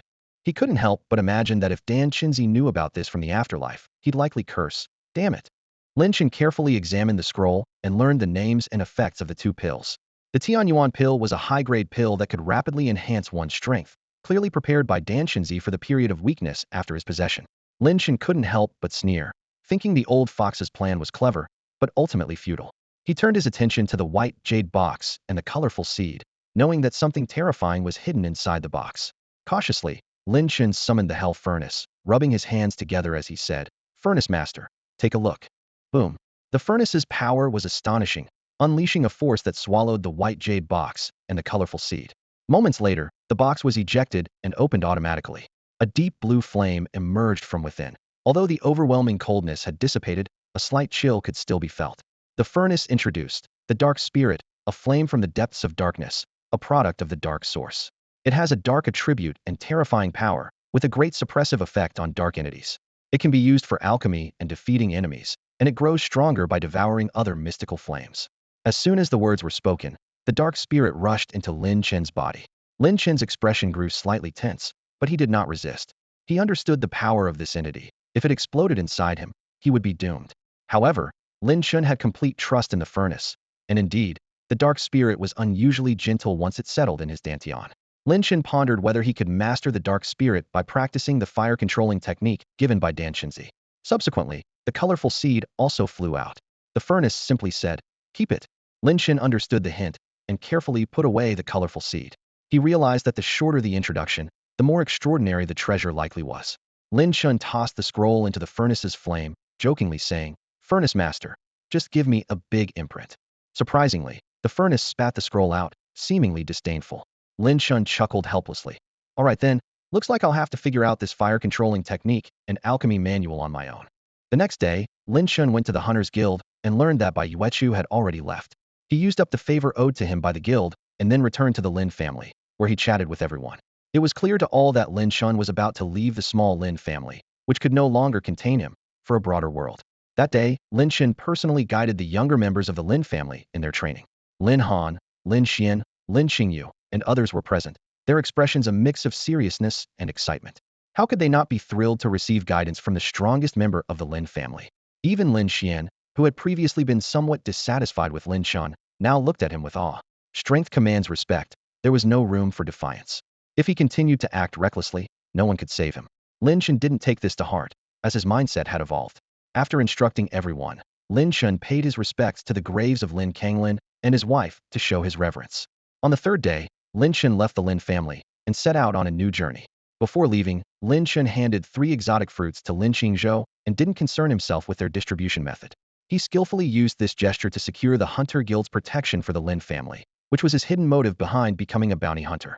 Initially, he intended to achieve this under the guise of innate sanxing, but he unexpectedly gained this favor, a fortunate twist of fate. Lin Chen had planned this all along. It was the last thing he would do for the original owner of his body. The path of the Tao is indifferent, and from now on, he owed nothing. He could fully devote himself to pursuing the immortal path. Before leaving Lyun City, there was one more person Lin Chen needed to meet. He went to Hongyan Tower, which used to be owned by the Feng family but now belonged to the Lin family, still bringing in significant daily income. Lin Chen raised his glass and drank heartily with Wang Yi. Cheers, Wang Yi shouted. They drank countless cups throughout the morning. That's enough, it's time to go, Lin Chen said with a light smile. Wang Yi stood up to see him off. The road ahead is long and arduous, take care. Take care, Lin Chen replied with a smile, turning to leave, with Hong Hong following closely behind. No more words were needed between men. Their bond was understood. Wang Yi watched Lin Chen's figure fade into the distance, poured himself a glass of wine, but couldn't bring himself to drink it. At that moment, Lin Chen's voice echoed in his mind. The box and the worn sack on the table are my gifts. Remember to open them in a secluded mountain. Without hesitation, Wang Yi picked up the gifts and left. At 1 p.m., a flying ship with the words Tian-Du Merchant Alliance landed at the Hunter Guild. Senior Zhou spoke to a middle-aged man in black armor. Lu, I'm counting on you for this. This flying ship was arranged for Lin Chen and was also heading to Tian-Du, where the Xingchen Academy was located. The middle-aged man was the manager of the ship and possessed the strength of the 5th innate level. The middle-aged man glanced at Lin Chen and said, "Come aboard." Lin Chen boarded the ship expressionlessly. The middle-aged man then said to Senior Zhou, "Until we meet again, Zhou." "Until we meet again," Senior Zhou replied with a respectful gesture. The flying ship roared to life and ascended swiftly. Lin Chen surveyed his surroundings, noticing that the ship had 2 levels. The first level held over 100 people, including fully armed guards, elegantly dressed young individuals, tea-serving maids, and some expressionless strong figures. Lin Chen's attention was drawn to 4 elderly men, all experts of the 7th innate level. They wore stern expressions, their gazes cold and intimidating. Between them lay a long box, clearly containing a treasure. As soon as Lin Chen boarded, the sharp eyes of the 4 elders fixed on him, but soon moved away. Others, seeing that Lin Chen lacked the aura of a Tian Xingzhe, lost interest in him. Lin Chen found a seat by the window and closed his eyes to rest. The flying ship continued its journey, with the scenery outside constantly changing. "Where did that dog come from? Don't you know I hate dogs? Kill it immediately." A sharp female voice pierced the tranquility, waking Lin Chen from his peaceful rest. He opened his eyes abruptly to find a young woman glaring angrily at Hong Hong, the little dog at his feet. The man next to her raised his foot, ready to kick the innocent creature. Hong Hong nimbly dodged and took refuge by Lin Chen's side. The man's kick missed, and his face darkened with anger. He strode over to Lin Chen, his voice low and threatening. "Is this your dog?" Lin Chen remained calm and answered coolly, "Yes." A glint of malice flashed in the man's eyes as he gritted his teeth. "Your dog has disturbed Miss Hongrui. Hand it over and apologize to her immediately." Lin Chen raised an eyebrow but stayed silent. The man, feeling humiliated, spoke more coldly. "I advise you to be sensible. Miss Hongrui has powerful connections, ones you shouldn't provoke." As he spoke, he reached out to grab Hong Hong. "Get lost," Lin Chen suddenly shouted, his voice icy and intimidating. The man was startled by the sudden outburst, anger boiling within him. Yet, when he met Lin Chen's cold, piercing gaze, a strange fear crept over him, leaving him speechless. "Useless," Hongrui snapped, displeasure written all over her face as she saw the man's failure. She stepped forward, raising her hand to slap Lin Chen, but he caught her wrist swiftly. "You're courting death." Hongrui's expression darkened as she summoned all her strength, revealing her latest stage level 6 power. To her frustration, Lin Chen's grip was like iron, and she couldn't break free. "You insect, let go of me, or I'll tear you to pieces," Hongrui threatened through gritted teeth. As a woman of high status, being held by a nobody disgusted her to the core, and she wished nothing more than to destroy him. Lin Chen remained indifferent, speaking slowly. "I'm usually patient, but don't try to provoke me, or else," he released her wrist. Hongrui clenched her fists, eyes filled with murderous intent. However, she realized that the man before her was formidable, as even her latest stage level 6 power couldn't shake him off. As she hesitated over her next move, a voice tinged with amusement interrupted. "Sir, using your strength to bully a lady seems rather inappropriate, doesn't it?" A man in a luxurious robe approached gracefully, holding a glass of red wine, a smirk on his lips and a touch of arrogance in his eyes. Yet, when his gaze fell on Hong Hong, a flicker of intrigue crossed his face. The surrounding crowd began to murmur. Young Master Su has stepped in, that guy's in trouble now. Su has been quite attentive to Miss Hongrui during this journey. Now that she's been wronged, he's naturally playing the hero. Miss Hongrui's aunt is Lady Qin, and she's childhood friends with Qin Wentian, the eldest of the Qin family. With those connections, Su doesn't stand much chance. I can't quite figure that guy out. I thought he was ordinary, but he seems to have some skill. Oomph. What good is skill? Offending Miss Hongrue and young Master Su will only lead to a dead end. Faces in the crowd lit up with anticipation, eager to see the drama unfold. After a long and tiring journey, a bit of drama to lighten the mood wasn't unwelcome. As for someone dying, well, wasn't that quite normal? Su Xiang, holding a wine glass, walked steadily towards Lin Chen. There was a hint of disdain in his eyes as he spoke indifferently. I am Su Xiang from the Su family in Tiandu. I'm giving you a chance now. Hand over this beast and apologize to Miss Hongrue. As he spoke, he released his aura, and the powerful presence of a mid-level 7th-tier heaven realm spread out, comparable to Su Zi's strength. However, his pretentious demeanor made him seem like a naive youth unaware of the ways of the world. Lin Chen always ignored such conceited individuals. He remained silent, his gaze calmly fixed on the distance, as if Su Xiang didn't exist at all. Seeing this, Su Xiang let out a cold laugh. Ha! Interesting, you dare ignore me? Who gave you the courage? His fist clenched instantly, muscles tensed, ready to strike Lin Chen. At this critical moment, a cold voice suddenly rang out. How dare you? Steward Lu strode over with an imposing presence. Su Xiang's expression changed slightly. He immediately withdrew his fist and bowed respectfully. Greetings, Steward Lu. Steward Lu merely glanced at Su Xiang, yet that look seemed to carry immense pressure. Su Xiang felt as if a mountain was pressing down on him, making it difficult to breathe, and cold sweat trickled from his forehead. Facing an innate realm as a 7th tier was like an ant facing an elephant, not even on the same level. Steward Liu's tone was calm but left no room for doubt. I advise you not to cause trouble here, or even the Su family won't be able to protect you. Understood, Su Xiang replied, his voice tinged with a slight tremor, head bowed. Steward Lu didn't spare Su Xiang another glance, instead turning to Lin Chen with a hint of warning in his voice. This might be your first time traveling far. For the sake of Brother Zhou, I'll give you a reminder. The world is vast with many strong individuals. Being too reckless can only bring trouble upon yourself. Take care. With that, he turned and left, clearly considering these young ones beneath notice. Lin Chen remained silent, yet he pondered inwardly. Steward Lu seemed a bit dismissive. What appeared as a well-intended reminder sounded more like a scolding. Hongrue snorted coldly and turned to leave. Umph. Consider yourself lucky. Su Xiang cast a cold glance at Lin Chen, then followed Hongrue, murmuring, we can't touch him here, but once we reach Tiandu, I have 1,000 ways to make him beg for mercy. A hint of malice flashed in Hongrue's eyes, her tone sinister. Beg for mercy? That's too easy on him. I want to chop off his hands, cut out his tongue, and as for that dog, it would be fun to stomp it to death. Su Xiang's lips curled into a faint smile. Don't worry, leave the dog to me. But deep down, a glint of greed flickered in his eyes. He had already noticed that the little dog wasn't ordinary. Its speed was unmatched by typical canines. It seemed more like a tamed mutant beast. In Tiandu, owning a mutant beast as a pet was extremely rare and prestigious. Taming such a beast required a great deal of effort, so this dog was something he was determined to have. Su Xiang felt smug, thinking Hongrue, this fool, hadn't noticed the dog's uniqueness, which worked to his advantage. Lin Chen looked up, his gaze lingering on Su Xiang. Dare to target Hong Hong? Then you cannot be spared. A glint of coldness flashed in his eyes, and he made up his mind. 6 hours later, Lin Chen opened his eyes, a faint glow of ruthlessness in them, as if they contained endless killing intent. At that moment, a commotion suddenly erupted around him. Look, Miss Qianqian is coming down, someone exclaimed excitedly. Miss Qianqian is the star of Huanin Pavilion, and her musical skills are unmatched. Hearing her play even once is worth dying for. The crowd instantly erupted, all eyes focused on the staircase leading to the 2nd floor. There, a beauty clad in a pale yellow gown descended gracefully. Her legs were long and slender, adorned with crystal shoes that revealed toes as fair as jade. Her eyes were like water, both misty and clear, her black hair flowing like a lotus emerging from water. A gentle smile graced her face, exuding an ethereal charm, delicate and lovely, evoking a desire to cherish and protect.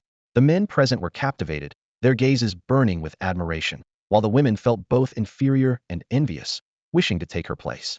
So beautiful, Su Xiang murmured, his eyes filled with infatuation. Though Hongrue was beautiful, compared to Qianqian, she was like a common bird next to a phoenix. Of course, when a phoenix was out of reach, even the common bird felt delightful. He calculated inwardly, his gaze shifting between Hongrue and Qianqian. Humph. Hongrue snorted coldly, a flicker of jealousy flashing in her eyes. Throughout the journey, Su Xiang had showered her with attention, yet she remained indifferent. However, seeing his fervent gaze directed at another woman stirred a discomfort within her, as if her devoted admirer was being taken away. Qianqian, with an elegant demeanor, carried an ancient zither. Beside her were the reticent manager Lu and a monk with hands clasped in prayer. The monk exuded a profound aura, suggesting unfathomable depth. As Qian and the monk appeared, the expressions of the four elders immediately grew serious, their eyes filled with heightened vigilance. Manager Lu spoke mechanically. Everyone must be tired from the journey. Miss Qian plans to play a piece for everyone to relax. Great. The crowd responded with excitement. As a renowned musician from the Illusion Sound Pavilion, Qian's performances were highly coveted. Even the affluent had to make appointments to hear her play, often without success. Now, with her offering to play voluntarily, the audience was thrilled, seeing it as a perfect opportunity to boast later.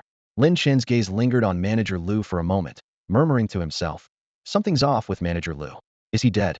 His eyes then shifted to the monk and Miss Qian, a hint of amusement flickering within them. Qian smiled gently at the crowd, gracefully finding a seat and setting up her zither. Her slender fingers lightly plucked the strings, and melodious music filled the air. The initial notes were like splashing spring water, crisp and short, interwoven with the sounds of birds in a secluded mountain. The melody then transformed, resembling a riot of blooming flowers in vivid colors. Gradually, the music grew somber, carrying a melancholic tone akin to the misty rain of Jiangnan, withering flowers in the drizzle, embodying a sorrowful spring. Moments later, the music surged with intensity, like a storm fiercely battering everything in its path. After the tempest, the melody transitioned into a radiant sun shining over the earth, with a rainbow arching across the sky. Soon, the music adopted a bleak atmosphere, symbolizing the fading of flowers and the withering of trees, with a golden hue enveloping the land, creating a chilling silence that sent shivers down the spine. Though the piece lasted only a few minutes, it encapsulated the changing seasons, showcasing Qian's remarkable skill. The audience was enraptured by the music, unable to extricate themselves from its spell. Even the four elders, each at the 7th level of innate power, appeared entranced, unable to regain their composure for a while. As the music ceased, Qian rose, her once gentle face now shrouded in frost, emanating a chilling intent to kill. She cast a cold glance at the monk, who nodded slightly before approaching the four elders, his murderous intent no longer concealed.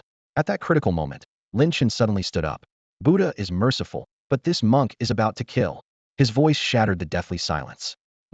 Qian and the monk's expressions darkened, exchanging looks filled with shock and gravity. Especially Qian, realizing her soul-enchanting melody should have entrapped anyone in its world, rendering them unable to awaken quickly. Yet, this person seemed unaffected, or rather, he was never ensnared by her music. Qian fixed her gaze on Lin Chen, then signaled to the monk. The monk stared intently at Lin Chen, his voice deep. "I see the benefactor has a kind face and strong will. Would you consider taking refuge in Buddha?" Lin Chen ignored the monk's words and walked directly to Hong Rui and Su Ziang. With a swift motion, a spray of blood erupted, and the two fell to the ground, the blood quickly staining the earth. Lin Chen looked calmly at the monk and asked, "Master, do I seem familiar to you now?" The monk's expression turned serious as he unleashed the aura of a 9th-level innate expert. "Umipa, your murderous intent is too strong, and you have fallen into the demonic path. Today, I must exorcise the demon and uphold the way." Lin Chen shook his head, his tone relaxed. "Master, you'd better check on those four people first. They might be waking up." With that, he sat down leisurely, displaying an expression as if watching a show. The monk frowned slightly, a hint of seriousness in his eyes. Facing someone so calm in front of a 9th-level innate expert, this person must have something to rely on, likely a formidable talent. Xian assessed Lin Chen for a moment and decisively said, "Kill those four first. This person isn't making a move yet. We'll deal with him later." The monk didn't hesitate, striking towards the four. At that moment, one of the elders suddenly awakened and met the strike heat. Bang! The two palms collided, and the elder was sent flying, spitting blood. Regaining his stance, he exclaimed in shock and anger, "We are from the Zhou family. Monk, do you not want to live?" The monk said nothing and attacked again. The elder's eyes glowed fiercely, unleashing the full aura of a 7th-level innate expert. "Kill! Great demon statue palm." The monk's body was shrouded in black energy as he launched a black palm strike. Boom! The elder's body exploded, blood splattering everywhere. A 7th-level innate expert stood no chance against a 9th-level one. The power of the strike was astonishing, awakening everyone present. They opened their eyes to see bloodstains all around, filled with panic. Young Master Su is dead. Miss Hong Rui is also dead. And that elder is dead too. It was the monk by Xianxian's side who did it. The crowd exclaimed, their voices trembling. Lin Chen remained calm, as if enjoying a spectacle. "Big brother." The other three elders, seeing their companion's tragic death, roared in fury. "You damn monk. You deserve to die." The three of them charged at the monk together.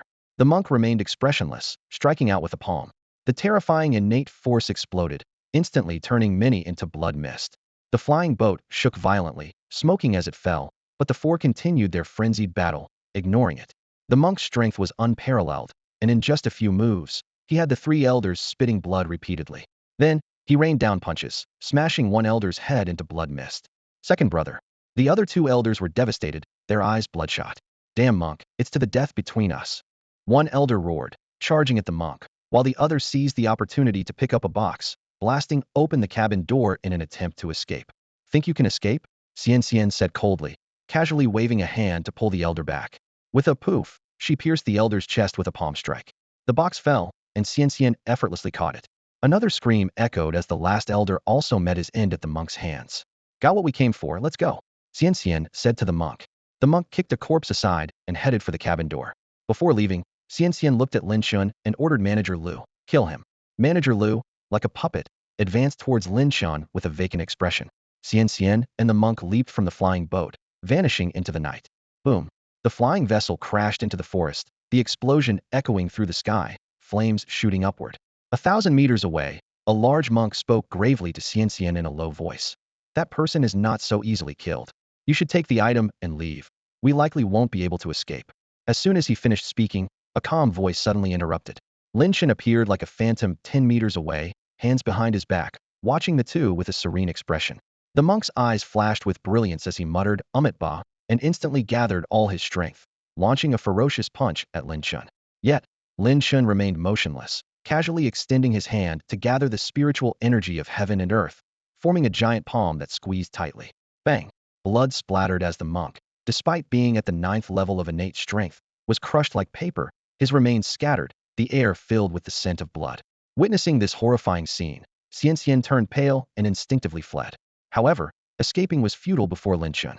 In a flash, Lin Chen appeared before Xian, gripping her white neck and tossing her aside. Bang! Xian's delicate body slammed into a large tree, blood spurting from her mouth, her face as pale as paper. The box in her hand fell to the ground. Lin Chen approached Xian with an expressionless face. Trembling, she hoarsely asked, "Who are you?" Both she and the monk were at the 9th level of innate strength, yet before this person, they were as insignificant as ants. Clearly, he was at least a transcendent powerhouse. Lin Chen did not respond. With a wave of his hand, the box flew into his grasp. He opened it to find a seemingly ordinary sword inside. The sheath and hilt were rusted, a tarnished bronze color, as if just unearthed, appearing no different from scrap metal.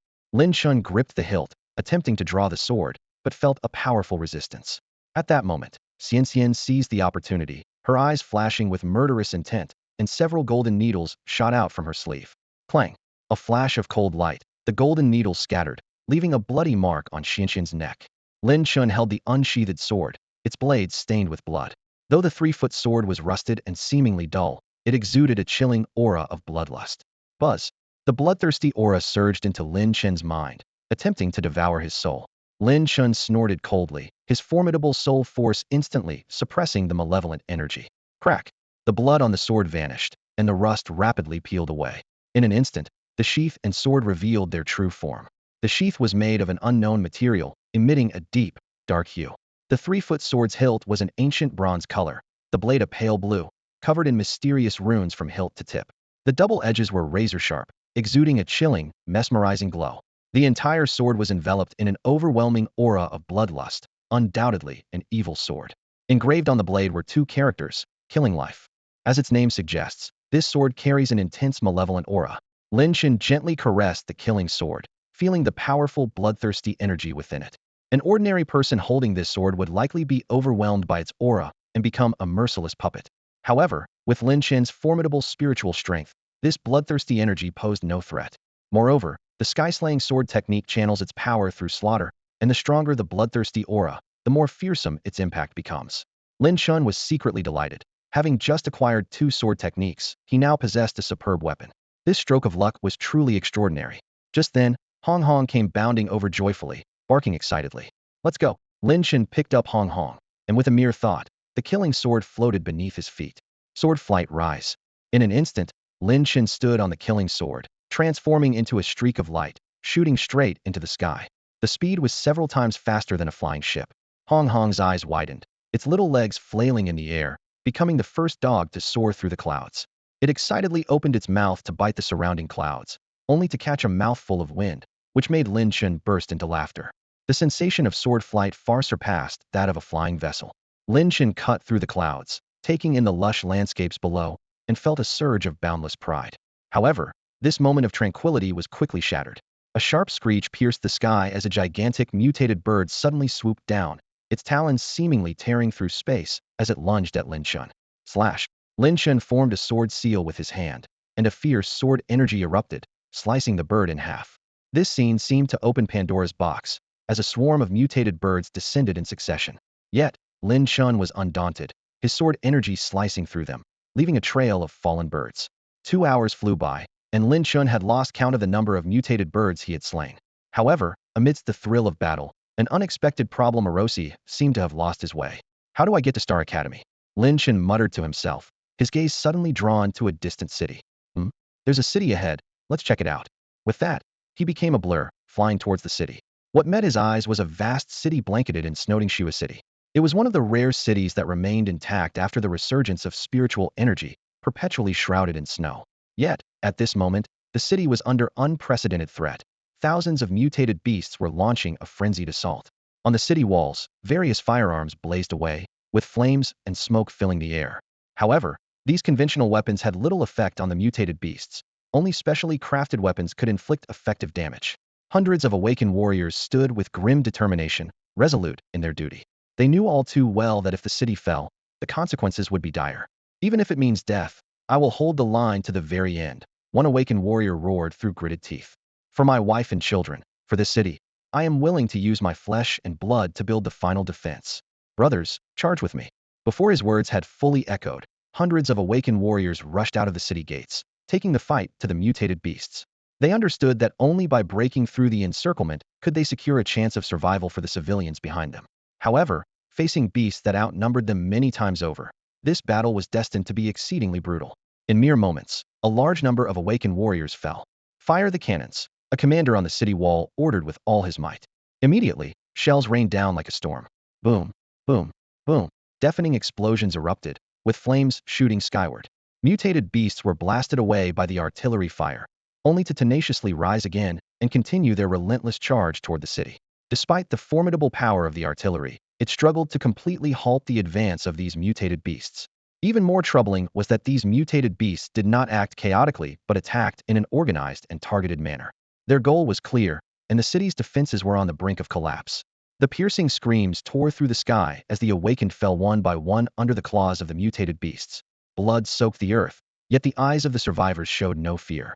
They had long accepted the possibility of death, pouring their all into every strike, determined to tear a piece of flesh from the beasts even if they fell.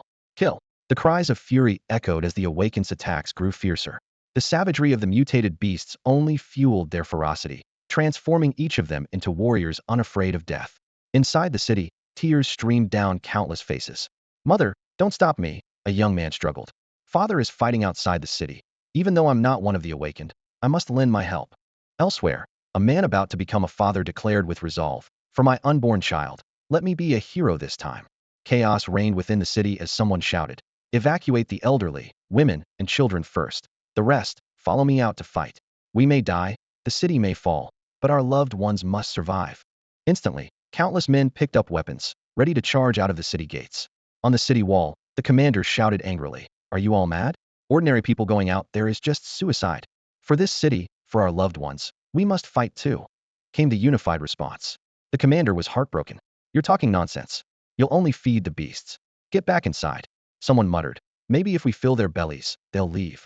Hearing this, the commander's heart ached. He gazed at the oncoming horde of mutated beasts and whispered, once the ammunition runs out, I'll fight alongside them.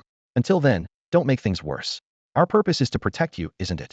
Silence fell over the crowd, but no one retreated. The commander sighed, gave no further orders, and signaled to fire the cannons once more. Yet the beast's assault did not relent. Suddenly, a mutated bird swooped down, landing on the city wall. The commander's expression darkened as he threw a punch. With a bang, he struck the bird's wing but was sent flying dozens of meters by its counterattack. The bird's blood-red eyes fixed on the defenseless civilians. Unexpectedly, the ordinary people did not retreat. Instead, they raised their weapons and charged. In the nick of time, a cold voice boomed from the sky, "Stand down." In an instant, a bolt of lightning descended, reducing the bird to ashes. The crowd looked up to see an airship hovering above the city wall. A unit of elite soldiers in black armor descended from the sky, led by a burly man in blue armor wielding a massive hammer.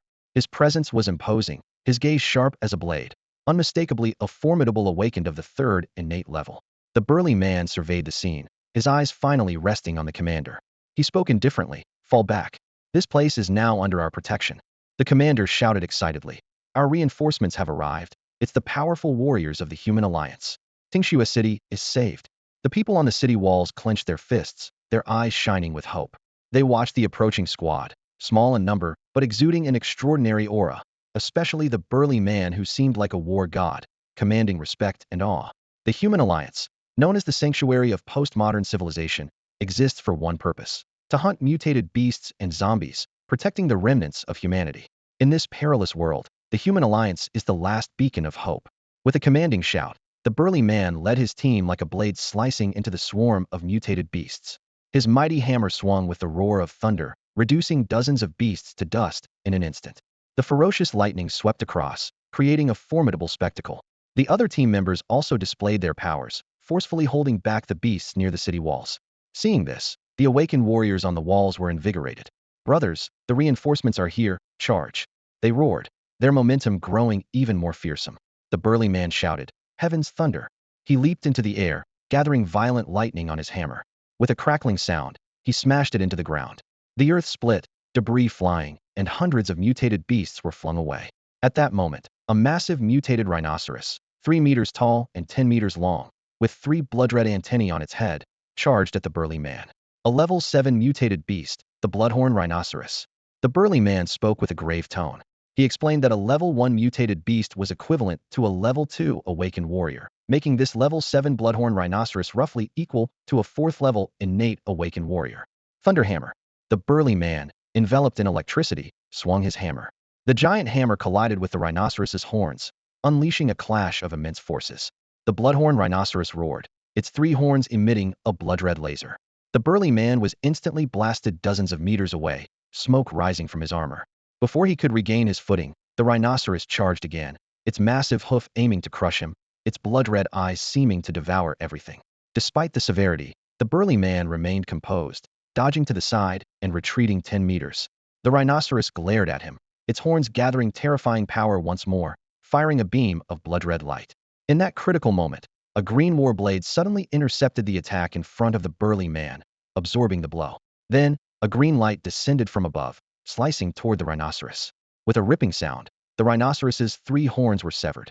A slender woman in green armor with flowing hair appeared beside the bloodhorn rhinoceros. Holding a green warblade, she unleashed a swift strike, the blade's light splitting the air as if tearing through space itself. Blood sprayed as the rhinoceros was cleaved in two. "Thank you, Lady Yu." The burly man expressed his gratitude. This woman was an innate 6th-level awakened warrior and the true leader of the team, possessing formidable strength. Lady Yu nodded lightly, with a wave of her hand. The warblade returned to her grip. With both blades in hand, she calmly stated, "There must be a leader commanding these mutated beasts. I'll take care of it. The rest is up to you." "Understood," the burly man replied solemnly. Lady Yu's figure blurred as she dashed into the distance. She quickly arrived at a large abandoned factory, her gaze sharp, exuding an intimidating aura. Suddenly, a massive roar echoed, and a giant scarlet python lunged from the factory, its enormous body crashing down toward Lady Yu. Rain gracefully leaped onto the 20-meter-high smokestack. Her gaze swept across the surroundings, revealing scattered building debris and swirling smoke. Suddenly, a massive crimson head emerged from the haze, its cold eyes locking onto Rain as if sizing up an insignificant ant. An 8th-level mutated beast, the Crimson Sky Python, Rain thought to herself, frowning slightly. Over the past month, the mist at the edge of the no man's land seemed to have undergone a dramatic change, with powerful mutated beasts emerging from it. This posed an unprecedented disaster for humanity. Rain's mind flashed with the terrifying power of the mutated beasts within the mist creatures, far more mysterious and terrifying than those of the outside world. In the outside world, 1 to 3-level mutated beasts were common, with 4th-level ones being rare. Yet within the mist, any beast was above level 4. If they all emerged, how could humanity possibly resist? Shaking her head, Rain decided to deal with the immediate threat first. She was merely a small innate warrior. Such significant matters should be left to those in control.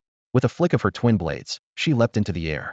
Two streaks of azure blade energy sliced through the void, aimed directly at the crimson sky python.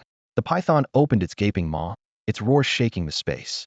The terrifying sound wave instantly dissipated the blade energy, and time itself seemed to pause. Rain halted momentarily, a fierce light flashing in her eyes. She stepped through the void, moving like a startled swan, appearing above the python's head in an instant, and swiftly plunged her twin blades down. With a slash, the sharp azure blade sunk into the python's head, causing blood to spurt out. The python writhed in pain, thrashing its head wildly in an attempt to throw Rain off.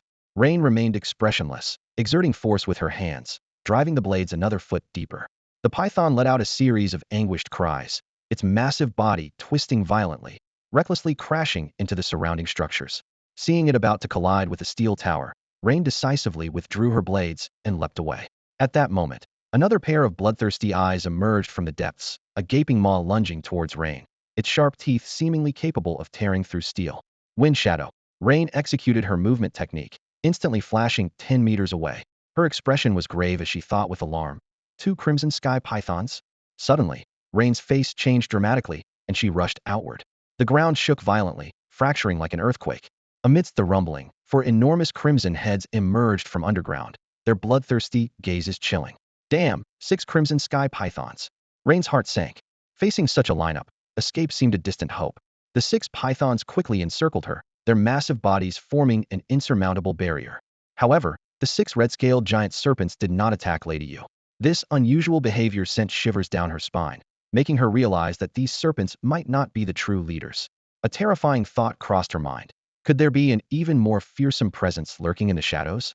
Sure enough, the ground suddenly cracked open, and 2 massive blood-red heads slowly emerged. Lady Yu's pupils contracted. It was a 2-headed red-scaled giant serpent. Her hands, gripping her dual blades, trembled slightly, knowing this creature was at least an 8th level, possibly even a 9th level mutated beast. The 2-headed serpent let out an earth-shattering roar, and the other 6 serpents immediately made way. The 2 terrifying heads advanced towards Lady Yu, their bloodthirsty eyes filled with a ravenous hunger for prey. Clenching her teeth, Lady Yu decided to take the initiative. She knew that waiting passively was not a wise choice. However, before she could act, the 2-headed serpent had already opened one of its enormous mouths. Boom! A scorching flame erupted, instantly melting the surrounding steel structures into molten liquid. Although Lady Yu dodged with all her might, the powerful shockwave still sent her flying. Her body, like a kite with a broken string, crashed through 2 abandoned buildings before landing heavily on the ground. Hundreds of meters away, Lady Yu struggled to stand, using her dual blades for support. Her armor was shattered, a trace of blood lingered at the corner of her mouth, and her face was as pale as paper. Before she could catch her breath, the 2-headed serpent attacked again, this time unleashing even more terrifying flames from both mouths. Lady Yu wanted to dodge, but was horrified to find herself unable to move. She could only watch helplessly as death approached. In this life-or-death moment, images of her parents unexpectedly surfaced in her mind. If they knew she was about to perish, their hearts would surely break. With a faint, tragic smile, Lady Yu lowered her blades and closed her eyes, awaiting the end. Just then, a strong gust suddenly swept her back several meters. Opening her eyes in disbelief, she saw an unsheathed sword embedded straight into the ground. Though still in its scabbard, the sword emitted a visible aura of bloodlust, effectively blocking the serpent's flames. A masked, mysterious figure appeared beside the sword, exuding an aura of extreme malevolence, akin to a supreme demon. With a gesture, the sword named Shashing flew into his hand. He gently caressed the hilt with his left hand, slowly turning it before gripping it firmly. In an instant, an overwhelming killing intent spread out. The sky turned blood-red, and a torrential blood aura enveloped the world. The ground shook violently, sand and dust rose around the mysterious figure, and the surrounding buildings groaned under the pressure. Even before the sword was drawn, its presence already shook the heavens and the earth. The higher the path, the greater the demon. The mysterious figure's hoarse voice rang out, his killing intent reaching its peak, his eyes as cold as eternal ice, devoid of any emotion.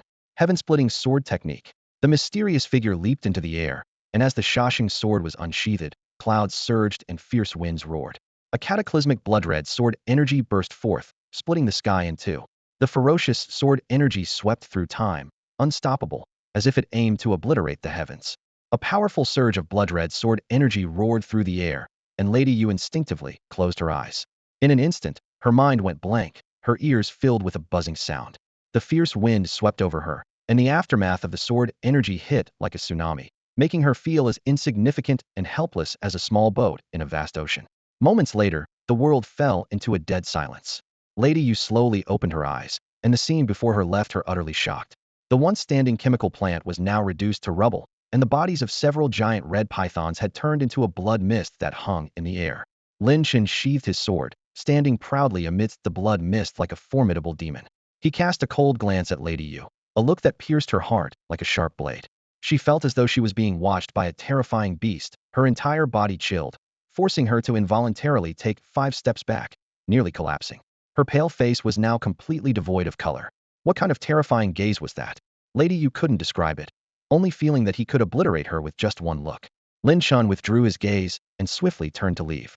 Lady Yu let out a long breath of relief, realizing her back was soaked with cold sweat. She murmured to herself, "Who exactly is he?" as the image of that enigmatic figure replayed in her mind. Even the extraordinary figures she had encountered before had never left such a profound impression on her. With the giant red pythons vanquished, the other attacking mutant beasts began to retreat. The surviving awakened were overjoyed, some shouted victory, others wept on their knees, and some thought of their loved ones. The battlefield was filled with the joy of having narrowly escaped death. Lady Yu, with her twin blades on her back, commanded, "Lei Kuang, assess the situation of the wounded in our ranks." The burly Lei Kuang quickly sprang into action and soon reported back, reporting to Lady Yu, "We have a total of 102 members, 8 seriously injured, 20 lightly injured, and no fatalities." Lady Yu nodded slightly, satisfied with the outcome. Lei Kuang smiled and praised. "It's all thanks to Lady Yu for slaying the mutant beast leader. Otherwise, our losses would have been much greater." However, Lady Yu shook her head in denial. "No, you're mistaken. I wasn't the one who killed the mutant beast leader." Lei Kuang was taken aback and asked in confusion, "Then why did these mutant beasts retreat?" Lady Yu explained solemnly. "A mysterious, powerful figure intervened. It was he who slew the mutant beast leader with a single strike. Without his help, I fear I would have met my end." Curious, Lei Kuang inquired further, "What was the strength of the mutant beast leader? From what you imply, it seemed even you weren't its match." Rainmaster spoke gravely. 6 8-level scarlet sky pythons, and 1 2-headed scarlet sky python, with power reaching at least level 9. Hearing this, Lei Kuang's pupils contracted sharply in shock. Doesn't that mean the person who did this is at least a transcendent realm expert? To slay 7 scarlet sky pythons with a single strike is a feat even a 9th-level Tianqing practitioner couldn't achieve. Rainmaster remained silent, her brow furrowed. Even among transcendent realm experts, one capable of such a feat must be exceptional. The impression left by the opponent was so overwhelming that she found it difficult to articulate. The Hunter Guild, a powerful organization spread across Blue Star, had a base in Listening Snow City. However, after the recent fierce battle, the guild suffered heavy losses, with many Tianqing practitioners severely injured. After all, the guild had been at the forefront during the crisis. Lin Chen, wearing a mask, walked steadily into the Hunter Guild. A well-dressed maid approached him with a professional smile. "Welcome, sir. How may I assist you today?" Without a word, Lin Chen produced his bounty hunter badge. The maid's expression changed instantly, becoming extremely respectful. "My authority is too low to assist you, sir. I'll notify the manager immediately. Please wait for a moment." Lin Chen nodded slightly. Soon, a middle-aged man hurried over, with traces of blood still on him, indicating he had just come from the battlefield. "Greetings, sir," the middle-aged man said respectfully. "Is there something important that brings you here?" Having been in Listening Snow City for many years, it was his first time seeing an grade bounty hunter, each one as elusive as a dragon. Lin Chen replied calmly, "Let's find a place to talk." "Of course, sir, please follow me." The middle-aged man led Lin Chen to an elegant reception room. After a brief conversation, the middle-aged man quickly understood Lin Chen's purpose. He respectfully said, "Sir, this is Listening Snow City, several thousand miles from Tiandu. Currently, the strongmen of the Human Alliance are here, and you can take their flying boat to Tiandu." He then handed Lin Chen a token. "Over the years, the Hunter Guild has closely collaborated with the Human Alliance. You can use this token to ride the flying boat for free." Lin Chen took the token and said softly, "Thank you." The middle-aged man quickly responded, "It's my honor to serve you, sir." The Mu family is the leading family in Listening Snow City. It is rumored that the eldest daughter, Mu Xueli, is exceptionally talented, having entered Star Academy at just 18.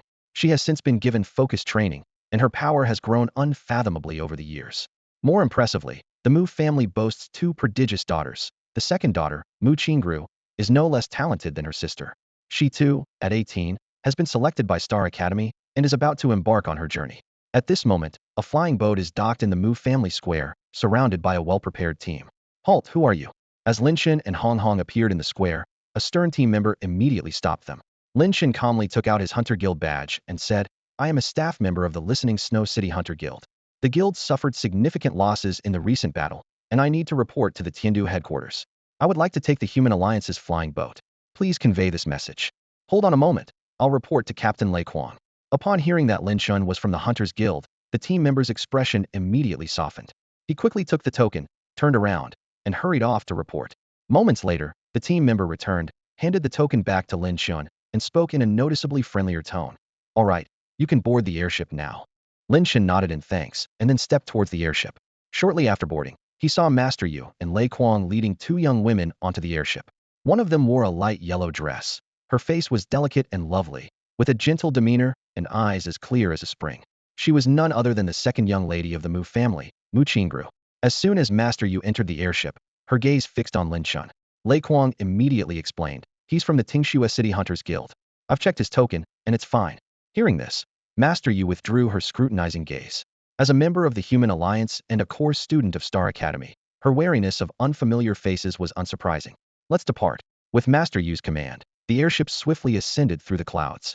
Beside Mu Qingru, a cute and lively girl named Bayer was quietly observing Lin Chen and whispered, Sister Qingru, look at that handsome guy. It's a pity he's just an ordinary person, so unfortunate. Mu Qingru gently admonished, Bayer, don't speak nonsense. Bayer stuck out her tongue and defended, but I'm telling the truth. Mu Qingru frowned. Bayer, you need to remember that this world is full of hidden talents. Never judge people with a biased view, or you'll easily suffer a big loss. All right, I won't talk about him anymore. Bayer said, feeling a bit embarrassed, but her attention quickly shifted to the puppy in Lin Chen's arms. The puppy in his arms is so cute. I really want to pet it. Mu Qingru showed a hint of helplessness in her eyes. Hong Hong noticed Bayer's gaze and immediately bared its teeth, curling up tightly in Lin Chen's arms, only its head sticking out, glaring fiercely at Bayer. Giggle. This puppy is so adorable. Bayer giggled. Hong Hong struggled internally. Oh no, she's calling me cute. It's hard to resist. Doesn't she know how impactful the word cute is to a dog? As a thank you, should I just swallow her whole? What a dilemma. As the sky darkened, the airship slowly descended over a massive city. We've arrived at Tiandu. Lin Chen exclaimed as he stepped off the airship with Hong Hong in his arms, awestruck by the sight before him. He was greeted by a modern city's microcosm, neon lights flashing, skyscrapers towering, luxury cars bustling about, and street vendors shouting their wares. This city seemed untouched by the calamities, with people wearing faint smiles, either busy or leisurely wandering, living seemingly fulfilling and peaceful lives. However, Lin Chen remained cautious. The brighter the lights, the deeper the shadows. Behind the beautiful neon lights might lurk unknown dangers. Staying vigilant was key to surviving longer in this bustling city. No wonder it's called Tiandu, Lin Chen murmured. The vibrant scenery before him gave him a sense of being back on Earth, stirring a vague sense of nostalgia. In his previous life as a working man, Lin Chen spent most of his time busy with work, neglecting the beauty around him. Now reborn, he chooses to look forward instead of being overly sentimental. As he raises his eyes, a massive mountain hidden among the city lights comes into view, piercing the clouds and appearing mysterious under the neon glow. Let's find a place to stay first, and head to Xingchen Academy tomorrow, Lin Chen murmured to himself, his gaze falling on the floating cloud tower nearby.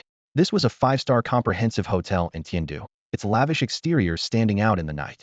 As soon as he stepped into the hotel, a sharply dressed waiter approached with a polite inquiry. Good evening, sir. Are you looking for accommodation or dining? I'll have something to eat first, Lin Chen replied softly. Certainly, please have a seat this way. The waiter led Lin Chen to an empty table and handed him a menu. We offer a variety of cuisines. Feel free to order whatever you'd like. Lin Chen quickly scanned the menu and ordered over a dozen dishes, thinking, Hong Hong has quite the appetite. A few dishes wouldn't be enough for it. The waiter noted the order and smiled. Please wait a moment. Your food will be served shortly. With that, he turned and left. The hotel was bustling with patrons, every seat filled. Lin Chen perked up his ears and inadvertently overheard conversations around him. Have you heard? The Qingfeng Mountain secret realm opened this time, and the 7 great families suffered heavy losses.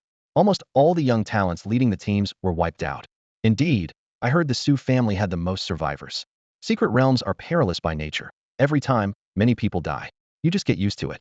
Don't forget the demonic cave secret realm. It wasn't much better there. I heard the Zhou family, in pursuit of a treasure, had only 4 elders make it out alive.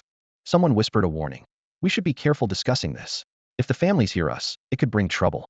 The conversation shifted as someone mentioned, let's talk about Xingchen Academy. Tomorrow is the annual student recruitment event. It should be quite lively. Unfortunately, my kid's not up to par. Otherwise, he could have tried. My kid's the same, always lazy. Makes you want to knock some sense into him. As Lin Chen listened to the chatter, he waited for his food.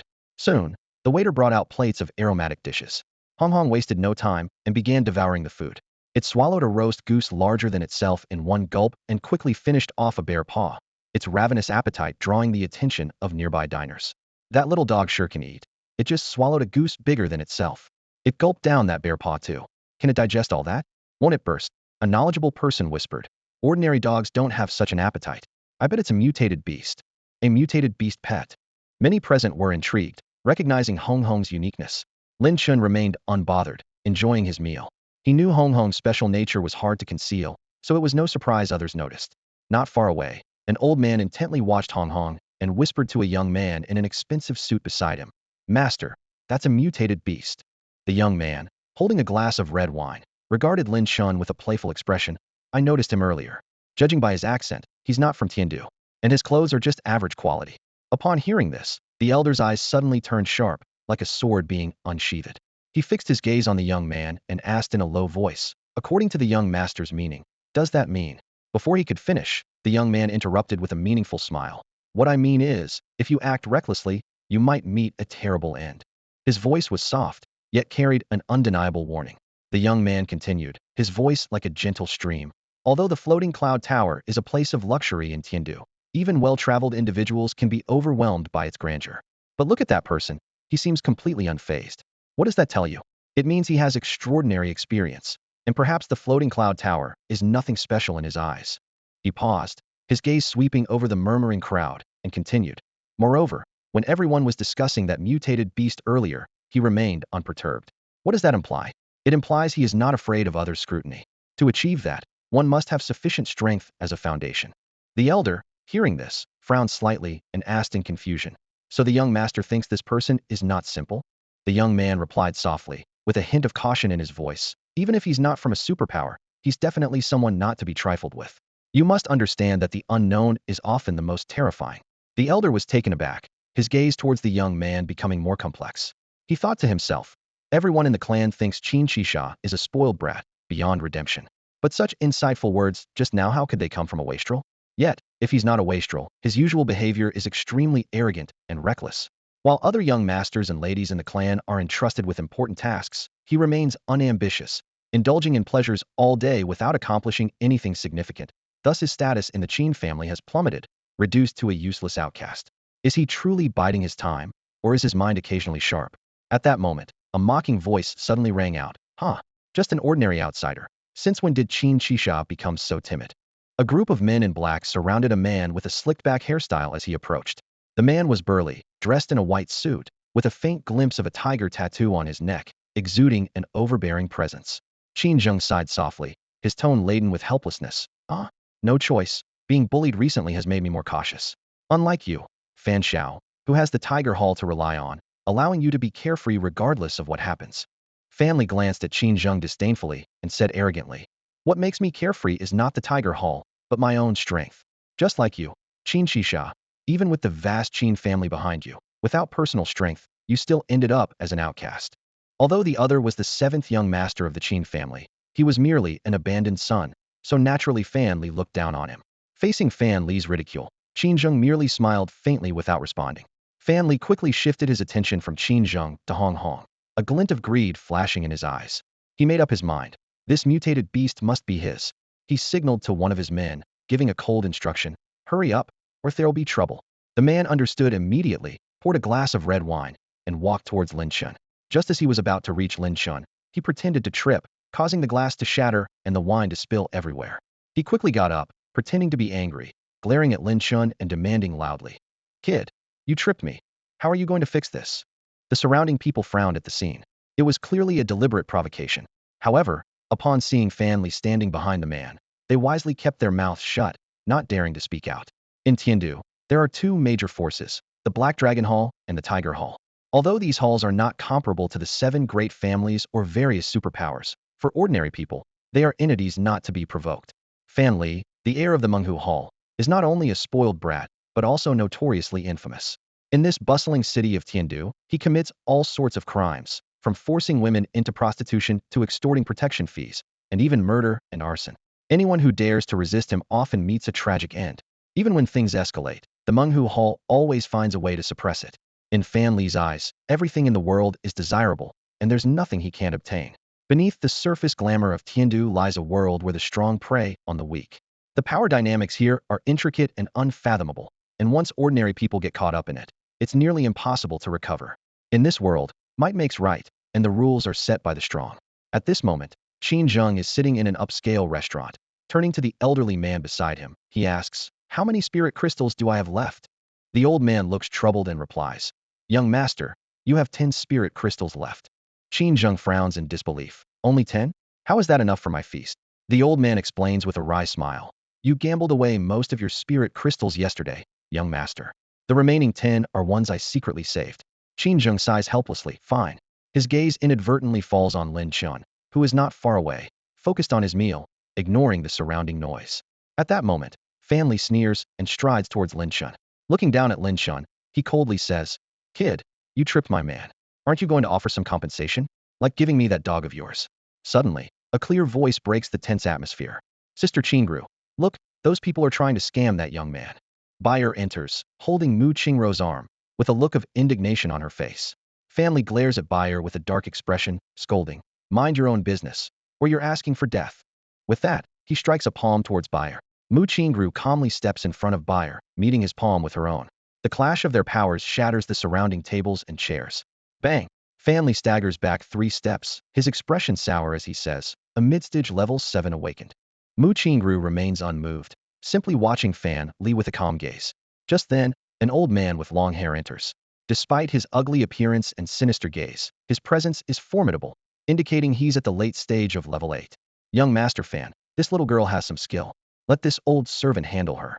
Fan Li sneers. "I'll leave it to you, Rongbo, but don't harm the beauty too much, or I won't be interested later." "Rest assured, young Master Fan, I know my limits," the old man responds with a sinister smile. Buyer whispers to Mu Qingru, "Sister Qingru, that old guy doesn't look easy to deal with." Mu Qingru doesn't reply, but her gaze on the old man becomes more serious. The old man tells Mu Qingru, "Little girl, I advise you not to resist. If you get hurt, I won't be able to explain it to young Master Fan."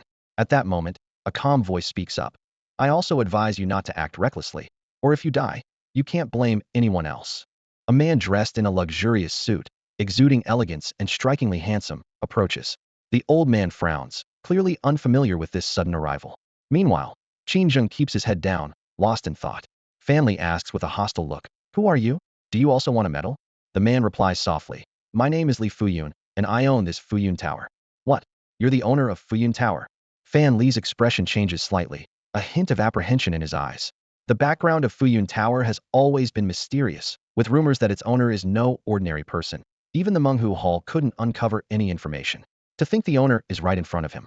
Few dare to cause trouble in Fuyun Tower, and Fan Li initially intended to seize the mutated beast quickly, but didn't expect to alert this person. He regrets acting here, realizing he shouldn't have made a move. Despite this, Fan Li is merely apprehensive, not truly afraid of the Fuyun Tower's owner. After all, the Menghu Hall isn't to be underestimated, and more importantly, there's a significant figure backing them. The guests around were stunned as they witnessed the mysterious owner of Fuyun Tower finally reveal himself. To their surprise, he was so young and handsome. Li Fuyun glanced at the mess of broken tables and chairs on the floor and said calmly, "These are made from high-quality pear wood, each worth 1,000 spirit crystals. You've destroyed 10, so pay 10,000 spirit crystals." Fan Li's face darkened at these words, and he retorted coldly, "It's true it was wrong of me to start a fight here, but 10,000 spirit crystals is too much. These tables and chairs together are worth at most 10 spirit crystals." Li Fuyun smirked slightly and replied indifferently, "What I say is what it is. No one can cause trouble in Fuyun Tower, not you, not even your father." "How dare you?" the elder shouted angrily. With a gentle wave of Li Fuyun's hand, the elder was instantly flung out of the door by an invisible force, the crisp sound echoing throughout the hall. Fan Li felt a chill in his heart, realizing this man was at least of the 9th level, capable of sending an 8th level latest-stage expert flying with a single move. Li Fuyun's smile vanished as he coldly said, "If you don't pay the spirit crystals, then leave your life behind. Your choice." Fan Li hesitated for a moment before finally conceding. I don't have that many spirit crystals on me. No problem, an IOU will do. Li Fuyun gestured, as if anticipating this, and a waiter promptly brought over paper and a pen. Fan Li gave Li Fuyun a long look, but obediently wrote the IOU. Whether he would actually pay in the future was another matter entirely. Li Fuyun glanced at the IOU and smiled faintly. All right, take your people and leave. Fan Li said nothing, only casting a cold glance at Lin Chen, silently vowing to capture that mutated beast. Wow, Sister Qingru, this Master Li is so handsome, Bayer exclaimed, her eyes sparkling. Mu Qingru met Li Fuyun's gaze and instinctively lowered her head. Li Fuyun chuckled as he approached the two women, his eyes resting on Mu Qingru. You look quite like someone I know. What kind of friend? Mu Qingru asked curiously. Her name is Mu Xueli, and you resemble her quite a bit, Li Fuyun replied with a smile, recalling the enchanting figure. Oh, Sister Qingru, he actually knows Sister Xueli, Bayer exclaimed in surprise. Li Fuyun's smile froze, and he fixed his gaze on Mu Qingru, asking, what is your relationship with Mu Xueli? She is my sister, Mu Qingru replied softly. Li Fuyun's heart skipped a beat, and he immediately called out to the departing Fan Li. Stop. Fan Li was startled and asked in a deep voice. Master Li, what else do you need? Li Fuyun struck with a palm from a distance, sending Fan Li flying back several meters, coughing up blood, his face turning as pale as a sheet. He stared at Li Fuyun, gritting his teeth. I've written the IO, Master Li, why this heavy hand? Do you want to go to war with the fierce Tiger Hall? Li Fuyun replied coldly. Fool, I'm saving you. You've provoked someone you shouldn't have. If she gets angry, she could obliterate the fierce Tiger Hall in an instant, and even those behind you would suffer greatly. Fan Li was stunned, but his gaze remained fixed on Mu Qingru. He was convinced that Li Fuyun's sudden action had something to do with this woman. Could her background really be that intimidating? Just then, a cold voice echoed as Master Yu and Lei Kuang strode into the room. Hiss! The crowd gasped. It's Master Yu and Captain Lei Kuang from the Human Alliance. Everyone present was shocked. Master Yu and Lei Kuang were well known in Tiandu, frequently seen in battles of all sizes. To many, they were akin to heroes. Li Fuyun seemed to know Master Yu. He chuckled lightly and explained, just a minor incident, now resolved. Minor? Master Yu coldly eyed Li Fuyun. Qingru is Mu Xueli's younger sister. If anything were to happen to her, not only would I have trouble explaining, but your floating cloud tower might as well shut down. Li Fuyun smiled wryly, not arguing back. Given that monster's style, such a thing was indeed possible. He hadn't expected Mu Qingru to be Mu Xueli's sister. Otherwise, he wouldn't have stood by just to extort Fan Li. Fan Li felt a chill all over. Of course, he knew Master Yu. No matter how arrogant he was usually, in front of Master Yu, he was nothing more than an ant, easily crushed. All under the innate realm are ants. Was no joke. What made Fan Li even more nervous was Master Yu's unusually respectful attitude toward the woman. Her background must truly be unfathomable, and he regretted provoking her. Li Fuyun looked at Fan Li coldly and barked. What are you standing there for? Get out. Or do you want to stay for the feast? A bunch of useless people. Hurry and help me out. Fan Li glared at those around him. They quickly helped him leave in haste.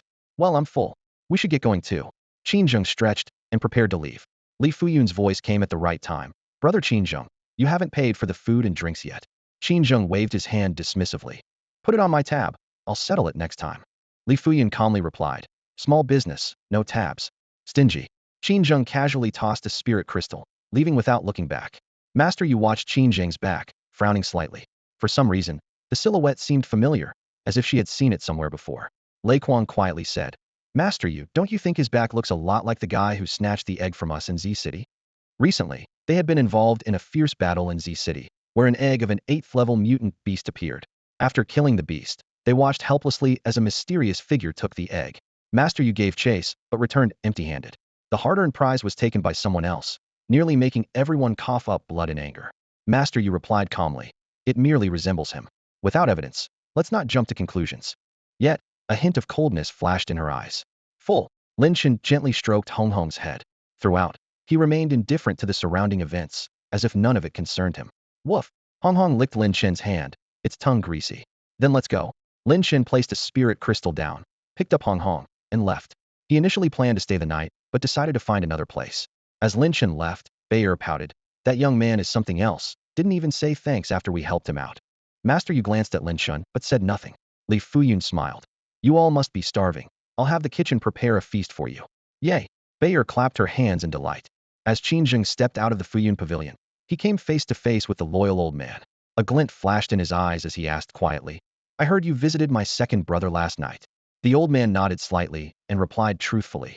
The second young master wanted to recruit me to manage his pharmacy business, but I declined. Qin Zheng chuckled, a hint of disdain in his eyes. I see my second brother does have quite the ambitions. He paused before continuing. Quietly follow Fan Li and his men. I have a feeling they'll make a move soon. The old man was taken aback and hesitated.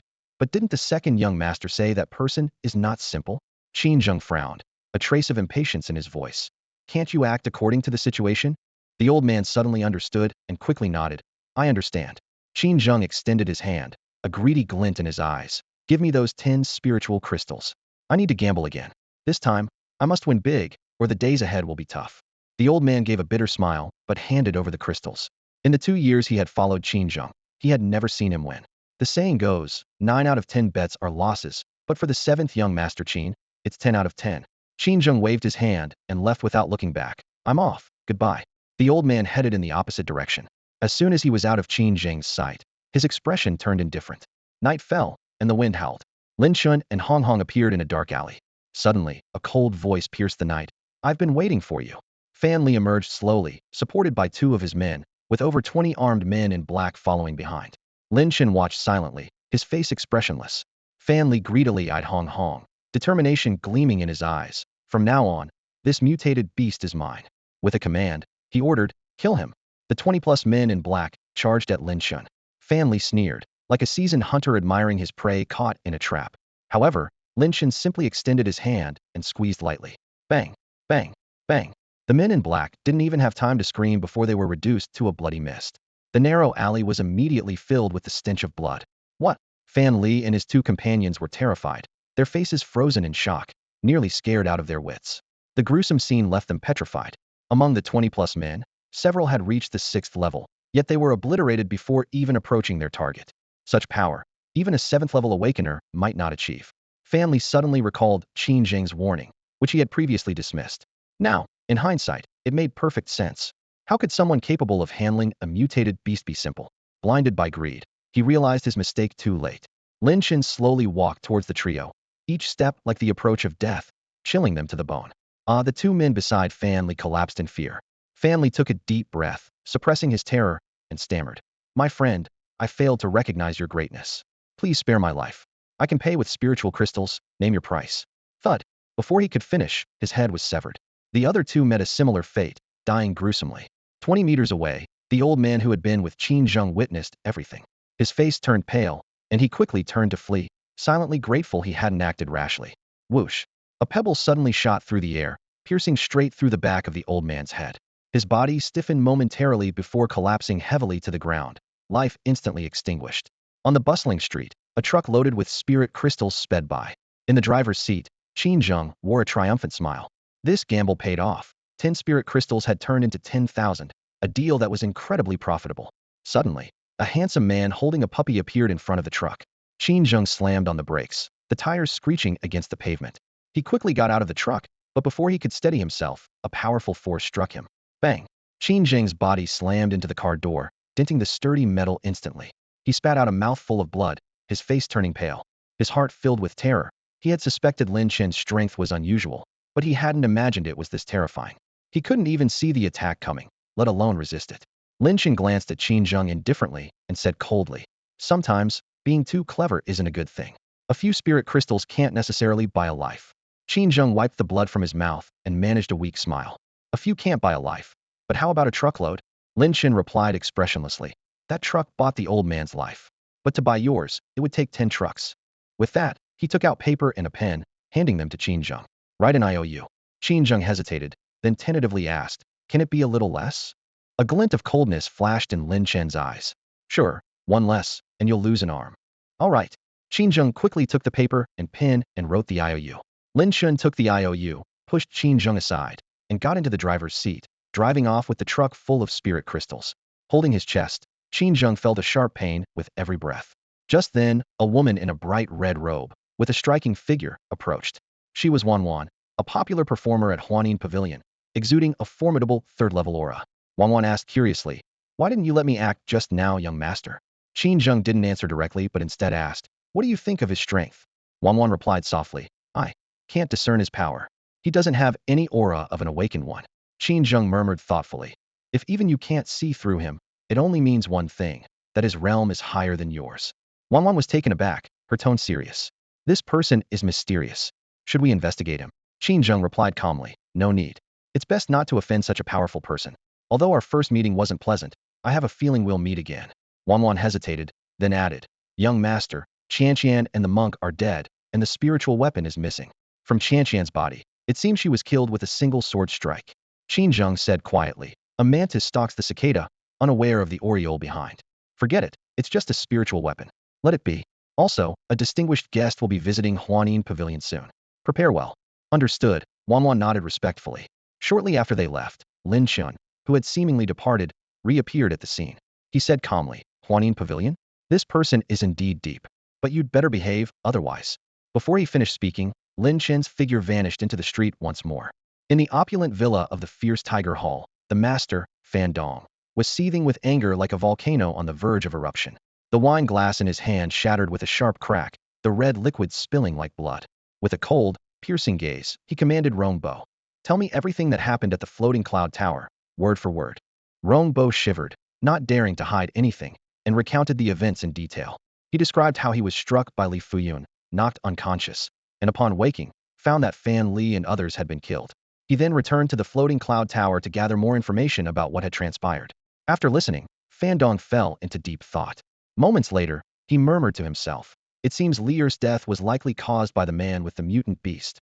He understood his son's character well, knowing that once Fan Li set his sights on the mutant beast, he would not give up easily. Fan Dong could almost envision what happened next. Fan Li led his men to ambush, only to be killed by the adversary. A person who carries a mutant beast with him is no ordinary individual. Fan Dong muttered with a hint of pain in his eyes. Lier, oh Lier, in the end, it was I who spoiled you. At that moment, the door was violently kicked open, and a middle-aged woman stormed in, her eyes burning with fury. She glared at Fan Dong and demanded, Fan Dong, you useless man, your son has been killed, and you remain indifferent. Do you even deserve to be a father? Rongbo quickly bowed and greeted, greetings, madam. However, he was met with a resounding slap. The woman berated him. You worthless fool. You were supposed to protect Lier, yet you let him die at the hands of others.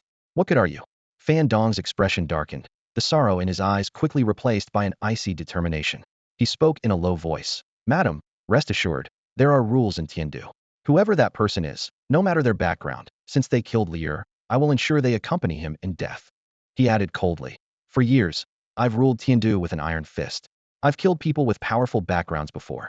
The woman urged venomously. Then why are you still standing here? Gather the men. Not only must you destroy the murderer, but also everyone involved in this. Flatten that damn floating cloud tower. Just then, a calm voice came from outside the door. Flattening? Not a bad suggestion. Fan Dong's eyes flashed with cold light as he waved his hand. A long knife flew through the air towards the door. However, the anticipated screams did not follow.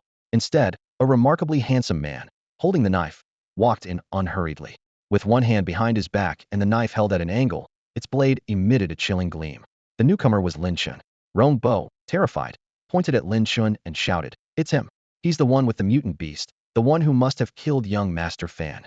Kill him, Fan Dong ordered in an icy tone, subtly pulling the woman back. Rongbo lunged at Lin Chen with a punch aimed at his head. Lin Chen stepped forward effortlessly, his left hand swiftly gripping Rongbo's throat, while his right hand wielded the long knife with lightning speed. With a tearing sound, blood splattered. The long blade pierced through Rongbo's body, causing blood to gush out like a fountain. Lin Chen applied more force, and the blade emerged from Rongbo's back, leaving a trail of blood mist. Rongbo's eyes widened in terror. Without a moment's hesitation, Lin Chen crushed his neck with a clear cracking sound. He tossed Rongbo's body aside, as if discarding a piece of trash. Lin Chen turned to Fan Dong and his wife, his eyes as cold as ice. It's time for you both to meet your end, he said, his voice chilling. Fan Dong's face changed dramatically as he pulled the middle-aged woman back with him. Trying to maintain composure, he said in a deep voice, are you really going to oppose the Menghu Hall? Before he could finish, Lin Chen's blade flashed with blinding light. Fan Dong and his wife didn't even have time to scream before their heads were severed. Their headless bodies collapsed, and the metal remote in Fan Dong's hand fell to the ground with a crisp sound. Lin Chen glanced indifferently at the bodies on the floor and turned to leave, his footsteps fading into the distance. Not long after, a stunning woman in deep blue armor appeared at the scene. This was Mushueli. Her gaze swept over the three bodies, and she frowned slightly. Dead? She murmured to herself. Suddenly, a group of Menghu Hall members rushed in. Seeing the bodies of Fan Dong and the others, Their expressions changed drastically. "Kill her and avenge our leader," they shouted, charging at Mushueli. Courting death. Mushueli's eyes turned icy as she waved her hand, unleashing a terrifying force. Before anyone could react, they were instantly obliterated, their blood staining the floor.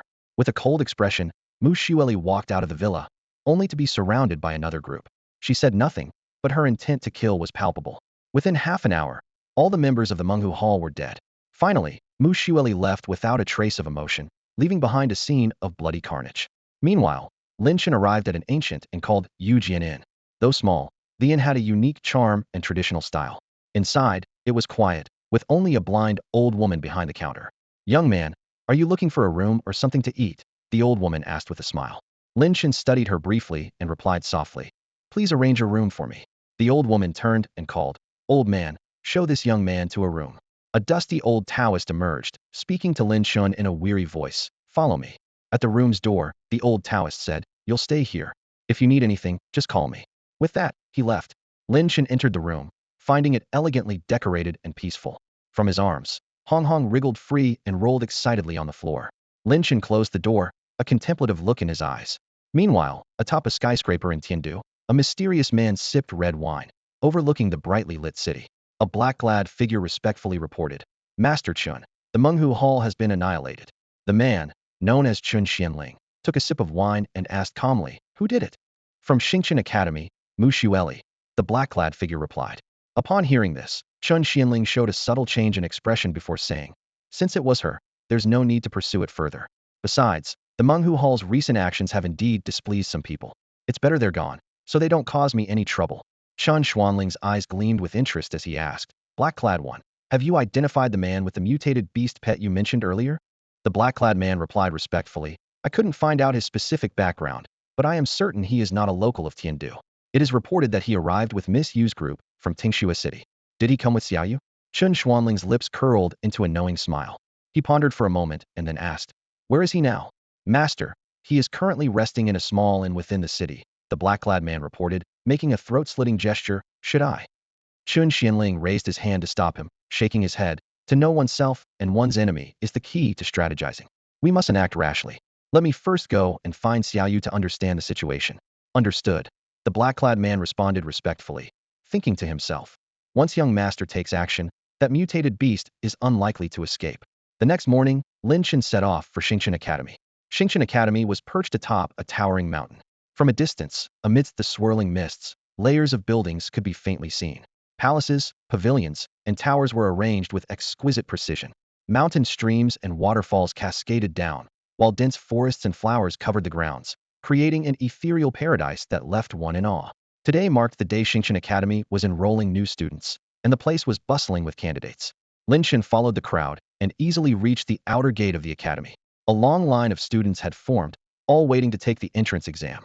As Lin Chen walked straight to the front, disgruntled voices immediately arose. "Stop! What's your problem? Don't cut in line. Everyone's been waiting here. Why are you jumping ahead?" "Humph, some people have no manners." Unfazed by the reprimands, Lin Chen calmly took out a token and handed it to a young staff member, saying, "I'm here to register." The staff member glanced at the token and smiled broadly. "Welcome, junior brother, to Xingqian Academy. Please wait a moment while I inform the person in charge." Soon, a scholarly-looking middle-aged man appeared, smiling as he approached Lin Chen. "Welcome to Xingqian Academy, junior brother. I'm Yin Yuan, and I'll be helping you register and explaining some details about the academy." "Thank you," Lin Chen replied softly, internally assessing. This man is quite powerful, having reached an extraordinary realm, truly a figure of Xingqian Academy.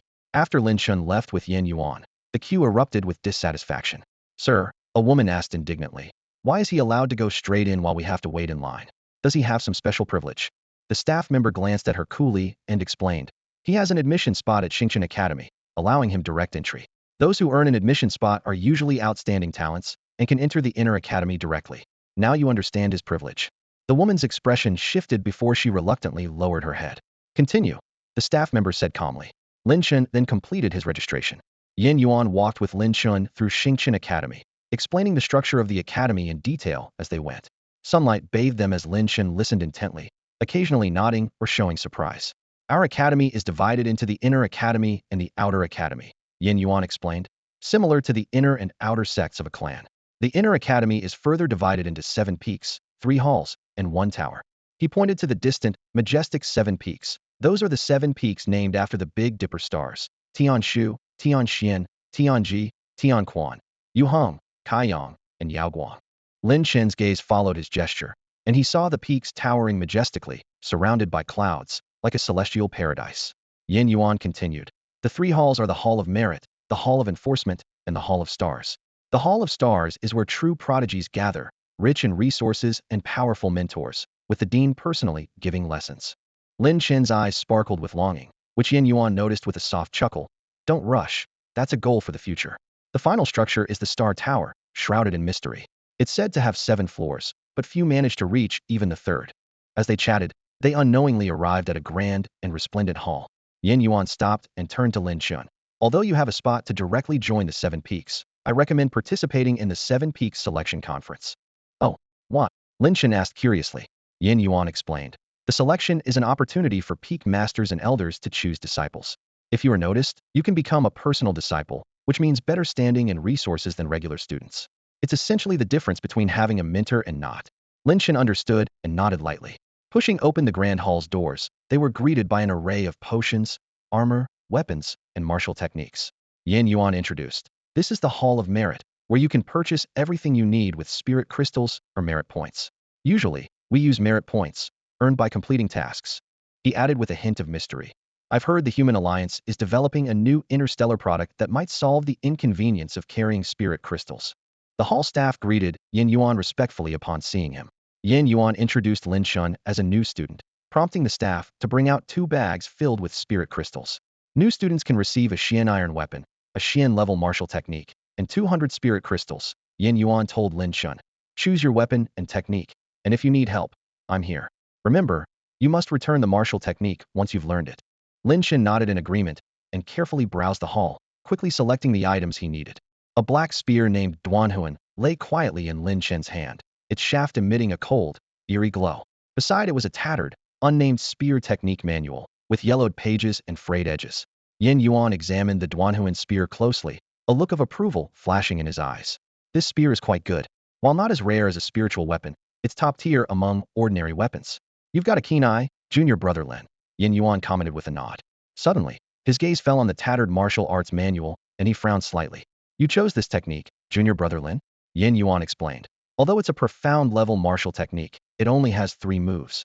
Many spear-wielding students have tried it, reporting that it consumes a lot of energy, has little power, and too few moves, making it rather useless. Some even prefer yellow-level techniques. Lin Chen was unfazed. No worries, I'll give it a try. Seeing Lin Chen's determination, Yin Yuan didn't press further, only saying softly, if you encounter any issues during practice, feel free to come to me. Lin Chen agreed and carefully stored away 200 spirit crystals. After wandering around for a bit longer, Yin Yuan went off to attend to his own matters. Lin Chen had no intention of participating in the 7 Peak selection and headed straight for Tianxian Peak. According to Yin Yuan, Tianxian Peak had the fewest people among the 7 peaks, with only the peak master, Tang Xuanzi, residing there. Rumor had it that Tang Xuanzi had an eccentric temperament, rarely involved in affairs, let alone guiding students, which is why few were willing to join. For most, joining the Star Academy was about gaining more resources and receiving guidance to grow stronger. If there was no guidance, naturally, few would choose it.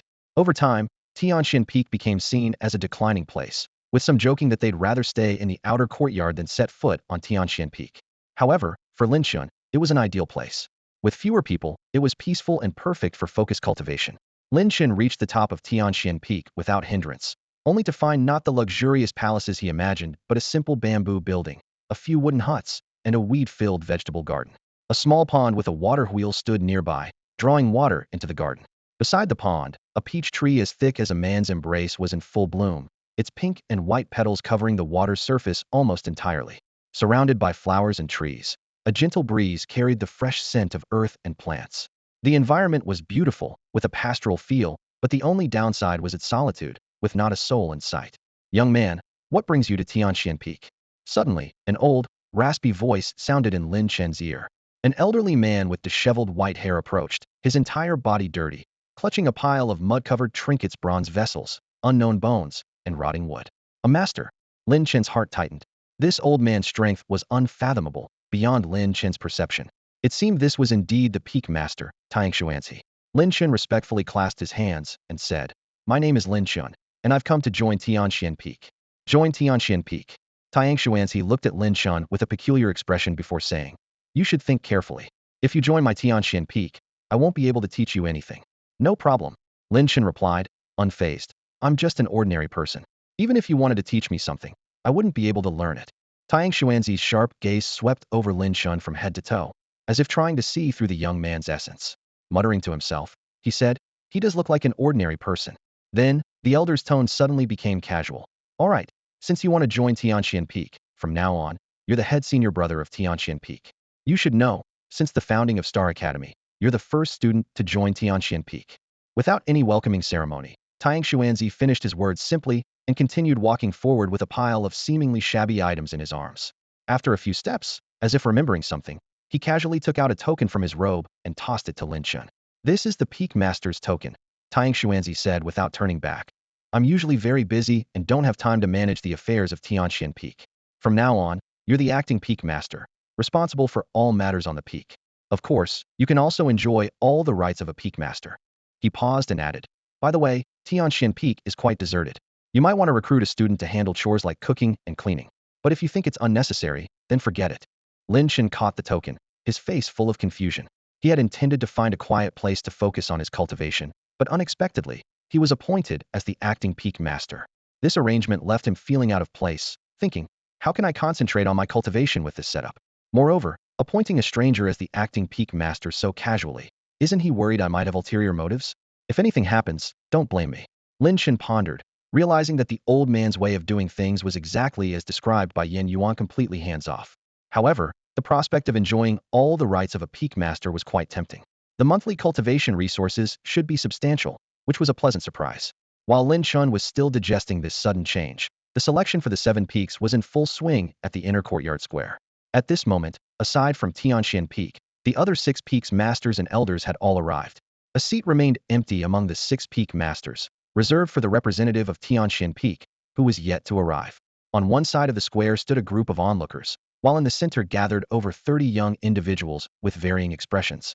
These young people all qualified for direct entry into the 7 peaks, but for them, the selection represented more a chance to find a powerful backing. Much like fresh graduates pursuing further studies, most students from ordinary families couldn't rely on connections or background. Everything depended on their efforts. Successfully entering graduate school meant having a professor-level mentor and, consequently, access to more resources faster. Of course, life is unpredictable. Some people rise to prominence right after graduation, while others may still be pursuing graduate studies. In such cases, success often comes down to fate. As the selection was about to begin, Dongfang Liang, the master of Kaiyang Peak, asked in confusion, "Why hasn't Brother Tianxian arrived yet?" Among the 6 peak masters, they were either elderly men with white hair or old women with wrinkles, including the master of Yuhing Peak, who appeared to be an aged lady. Tai, the master of Tianshu Peak, sighed softly. "You know Brother Tianxuan's temperament. He doesn't bother with major affairs of Star Academy, let alone a minor event like the 7 peak selection." Hearing this, the others couldn't help but smile wryly. Indeed, given Tang Xuanzi's character, he wouldn't pay attention to such trivial matters. Among the 7 peak masters, Tang Xuanzi was the oldest and most mysterious. If he didn't come, there was nothing the others could do. "Forget it." Heng Yun, the master of Yuhing Peak, said in her raspy voice, "Since Brother Tianxian isn't coming, let's start." Just then, a young voice suddenly rang out. "Sorry, I'm late." All eyes turned toward the source of the voice, where Lin Chen was walking toward them with a slightly apologetic smile on his face. Everyone was momentarily stunned, casting puzzled glances at Lin Chen. However, when they saw the token in his hand, their expressions froze. Lin Chen remained calm, casually explaining, "I am the senior disciple of Tianxian Peak and will be acting as Peak Master from now on. All matters concerning Tianxian Peak will be my responsibility." The crowd scrutinized Lin Chen, exchanging meaningful glances and a hint of a wry smile. They thought to themselves, as expected of Brother Tang Xuanzi, he's even appointed an acting Peak Master. Does this mean he finally cares about the development of Star Academy? Could it signify that Tianxian Peak is about to recruit disciples again? Is Tianxian Peak on the verge of revival? This thought struck everyone like a bolt of lightning, instantly igniting their hopes. This was indeed great news. Tang Xuanzi's strength was undoubtedly unmatched among them. If he were willing to personally mentor students, the development of Tianxian Peak could potentially double the strength of Star Academy. They recalled the efforts they had made over the years to persuade Tianxian Peak to recruit students, trying every possible means. Unfortunately, they were always met with a flat refusal from Tang Xuanzi, who claimed that Tianxian Peak sought tranquility and that bringing a bunch of misfits would only waste the air. As a result, Tianxian Peak gradually became seen as a place in decline, rarely chosen by students. Even those who did choose it were not qualified to set foot there. Once again, all eyes fell on Lin Chen. This seemingly ordinary young man, who showed no sign of being a celestial awakener, had somehow gained Brother Tang Xuanzi's approval, indicating he must possess extraordinary qualities. What's more surprising was his composure in front of the Peak Masters, highlighting his remarkable nature. Even the prodigies of the Star Hall couldn't remain so calm in such a situation. True to Brother Tianxuan's reputation, when he acts, it's always extraordinary. The revival of Tianxian Peak seems imminent. Everyone silently admired. Tai awkwardly looked at Lin Chen and tentatively asked, Master Lin, did Brother Tianxian ask you to recruit students? Lin Chen nodded lightly, responding simply and firmly. A collective gasp arose from the crowd, followed by smiles of joy. Indeed, Brother Tang Xuanzi still cared about the development of Star Academy, a positive sign. Excitement filled their hearts as if witnessing the dawn of a brilliant new era. A star, exuding radiant brilliance, was rising in their hearts. Master Lin, please have a seat. They courteously invited Lin Chen to sit. At this moment, Lin Chen had become the embodiment of hope in their eyes. Whether Tianxian Peak would recruit students depended on him. Offending him might lead to Brother Tang Xuanzi's displeasure, delaying the revival of Tianxian Peak indefinitely.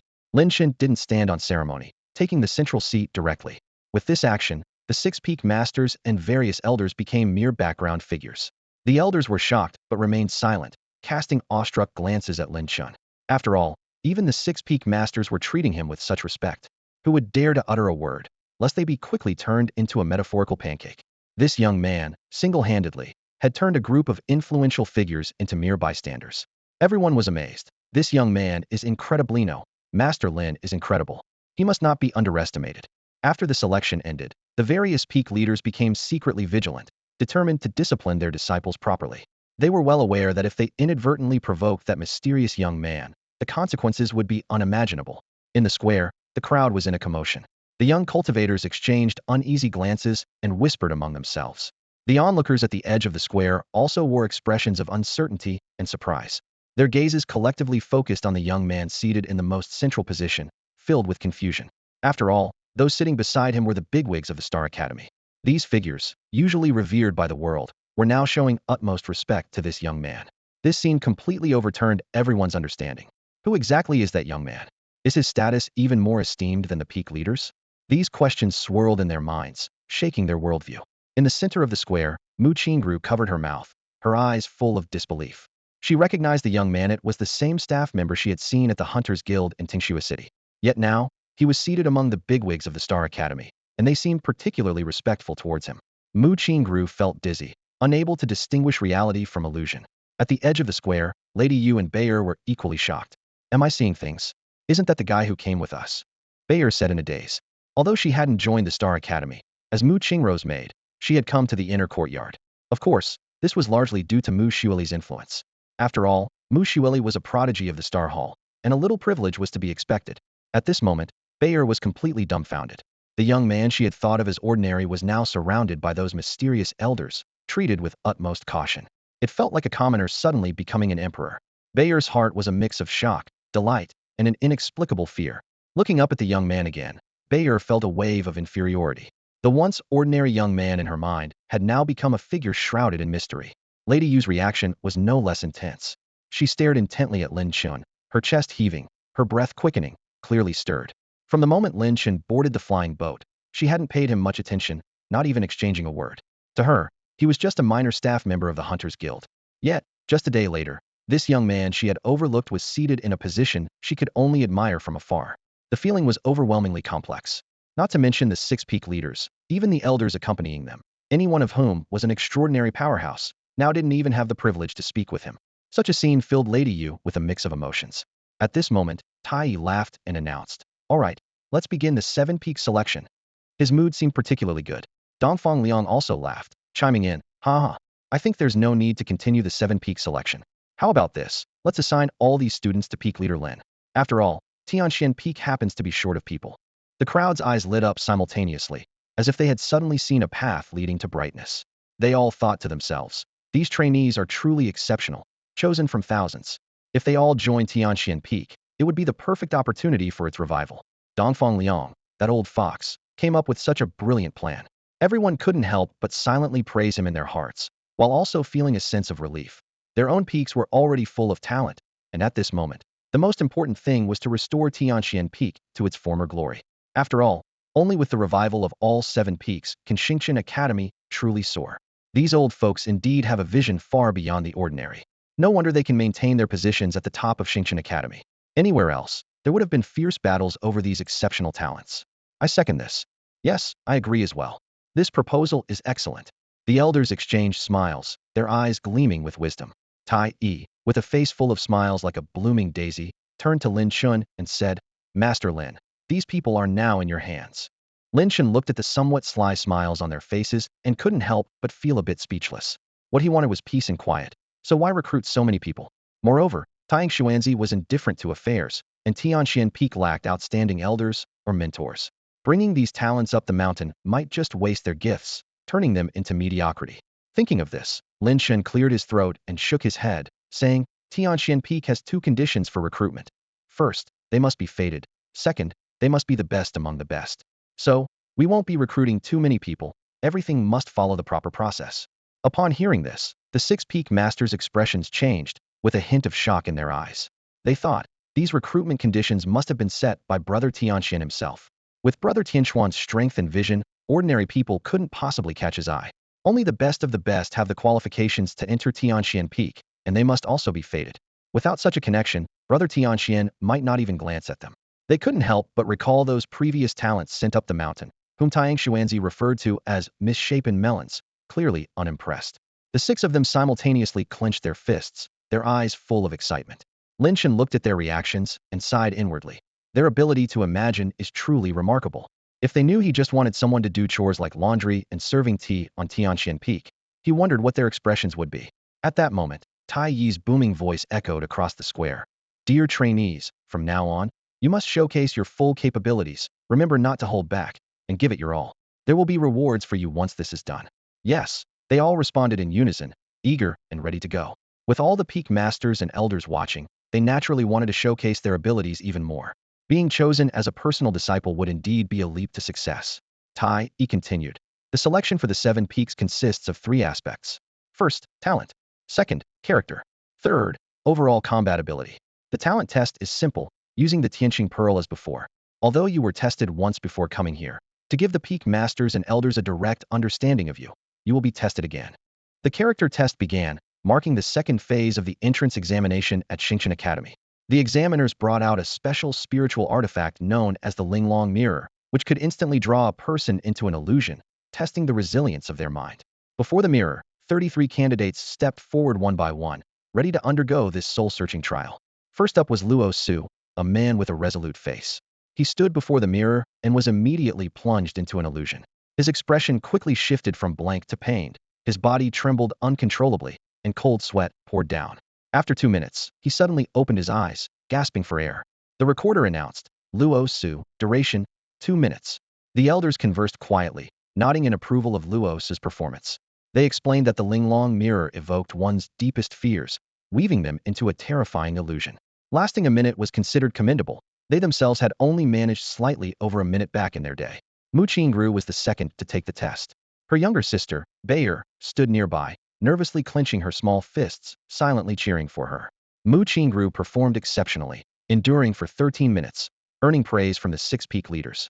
They recalled that Mu Qingru's sister, Mu Xueli, had only lasted 10 minutes, and they couldn't help but feel hopeful about Mu Qingru's future. Next was Xiang Liao, followed by the other candidates. 2 hours flew by, and finally, it was the last candidate's turn. This was a woman carrying a 7-string guqin, and half an hour had passed since she began her test. Her performance had thoroughly astonished everyone present, including the 6 peak leaders. The woman possessed stunning beauty. Her long, dark hair was as smooth and silky as ink, gently swaying in the breeze. Her face was like that of a beauty from the water towns of Jiangnan, elegant and graceful, with a delicate and refined air. Her slender willow-like eyebrows were as picturesque as green hills, and her high, straight nose resembled a white lotus atop a snowy mountain. Her ears were translucent, unadorned yet as beautiful as meticulously carved jade. Her small, exquisite lips needed no makeup, surpassing all worldly allure. However, the most captivating feature was her eyes. They seemed to hold the misty allure of spring rain, akin to a brilliant starry sky, yet deep within, they were filled with profound sorrow. Her gaze seemed to carry endless sadness, determination, desolation, and confusion, as if telling an untold story. Beneath those beautiful eyes was a tear stain, adding an extra layer of mystery and poignant beauty to her presence. This woman, despite only having a mid-level talent, managed to endure under the Linglong mirror for half an hour. It's truly astonishing, an elder exclaimed, his eyes filled with disbelief. At the test site, 33 exceptionally talented young individuals were undergoing assessment. Among them, 32 possessed top-tier talent, except for a woman named Mu Qingxue, who only had mid-level talent. However, her resolve was as unyielding as steel, completely surpassing other participants. Elder Tai stood by, his expression calm as he explained, talent is important as it indicates the potential heights one might reach. But determination and perseverance are what truly determine how far a person can go. The world is never short of geniuses. What it truly lacks are those who can endure to the end. The other elders nodded in agreement. Having seen countless individuals, they understood the significance of resolve for a cultivator. The limitations of talent are not absolute. These so-called standards are merely rough estimates based on norms. In common understanding, talent levels correspond to the number of unlocked genetic gates. 1 for yellow talent, 3 for mystic, 5 for earth, and 6 or more for heaven. However, this classification is not precise, as the world is vast and exceptions abound. Even those at the pinnacle of the world cannot fully comprehend the mysteries of talent, let alone establish a perfect standard. Tai continued, talent is not the only path to becoming strong. Resolve, perseverance, and effort are the indispensable elements on the path to greatness. His gaze deepened. In our Star Academy, there is such a person. His talent was unremarkable, yet with astonishing progress, he surpassed countless geniuses and achieved heights that others look up to. Lin Chen should have met him. That person is Yin Yuan. An elder nearby softly added, with mystic-level talent, he has reached an extraordinary realm. As for this young woman, Mu Qingxue, she hails from Nanjiang. Although she is only a latest-stage level 3 awakener, her overall combat strength has reached early-stage level 5, making her the top in the Nanjiang region assessment. Sadly, her background is quite tragic.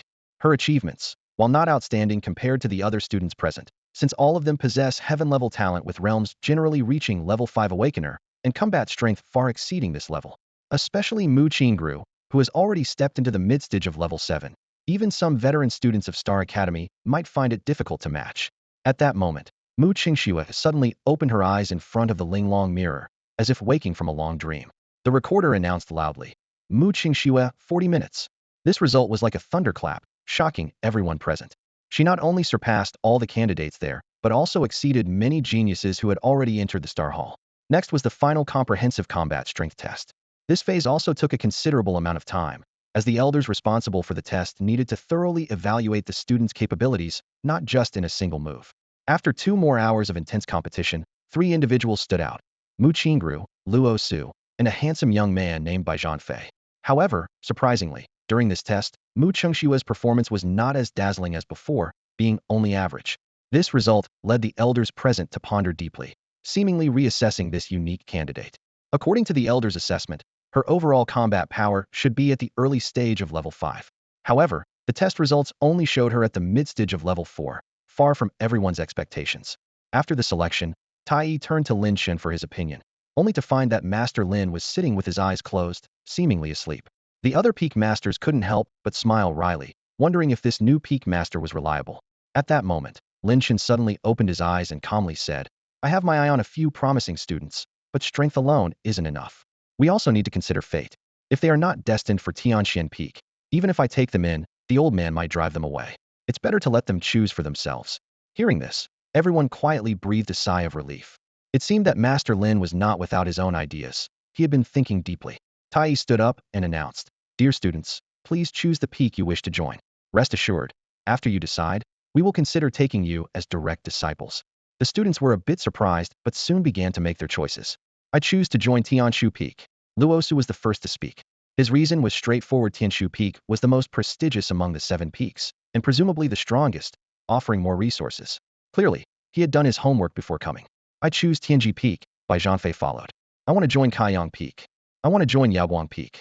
Over 30 students quickly made their choices, yet none chose Tianxian Peak. This caused the expressions of the peak masters to change slightly as they looked helplessly at Lin Chen. Lin Chen remained nonchalant. No worries, it depends on fate. A few peak masters sighed and secretly decided that if Tianxian Peak could not recruit anyone, they would recruit another group. Besides, the Outer Academy was conducting student assessments, so they could always select another batch of talented individuals. With this thought, they felt somewhat relieved. Finally, only Mu Qingru and Mu Qingxue had not made a choice. Tai Yi said meaningfully, "You two girls, which peak do you want to join? I must tell you, there is a great opportunity before you, so seize it well." Although he didn't say it directly, the implication was clear. After all, if it's about fate, saying it too plainly wouldn't count as fate, would it? Mu Qingru thought for a moment and stepped forward. "I choose Yuhing Peak." She had previously received instructions from Mu Xueli to join Yuhing Peak, as Mu Xueli was a direct disciple there, and Mu Qingru would receive more care by joining. Master Heng Yun of Yuhing Peak sighed lightly.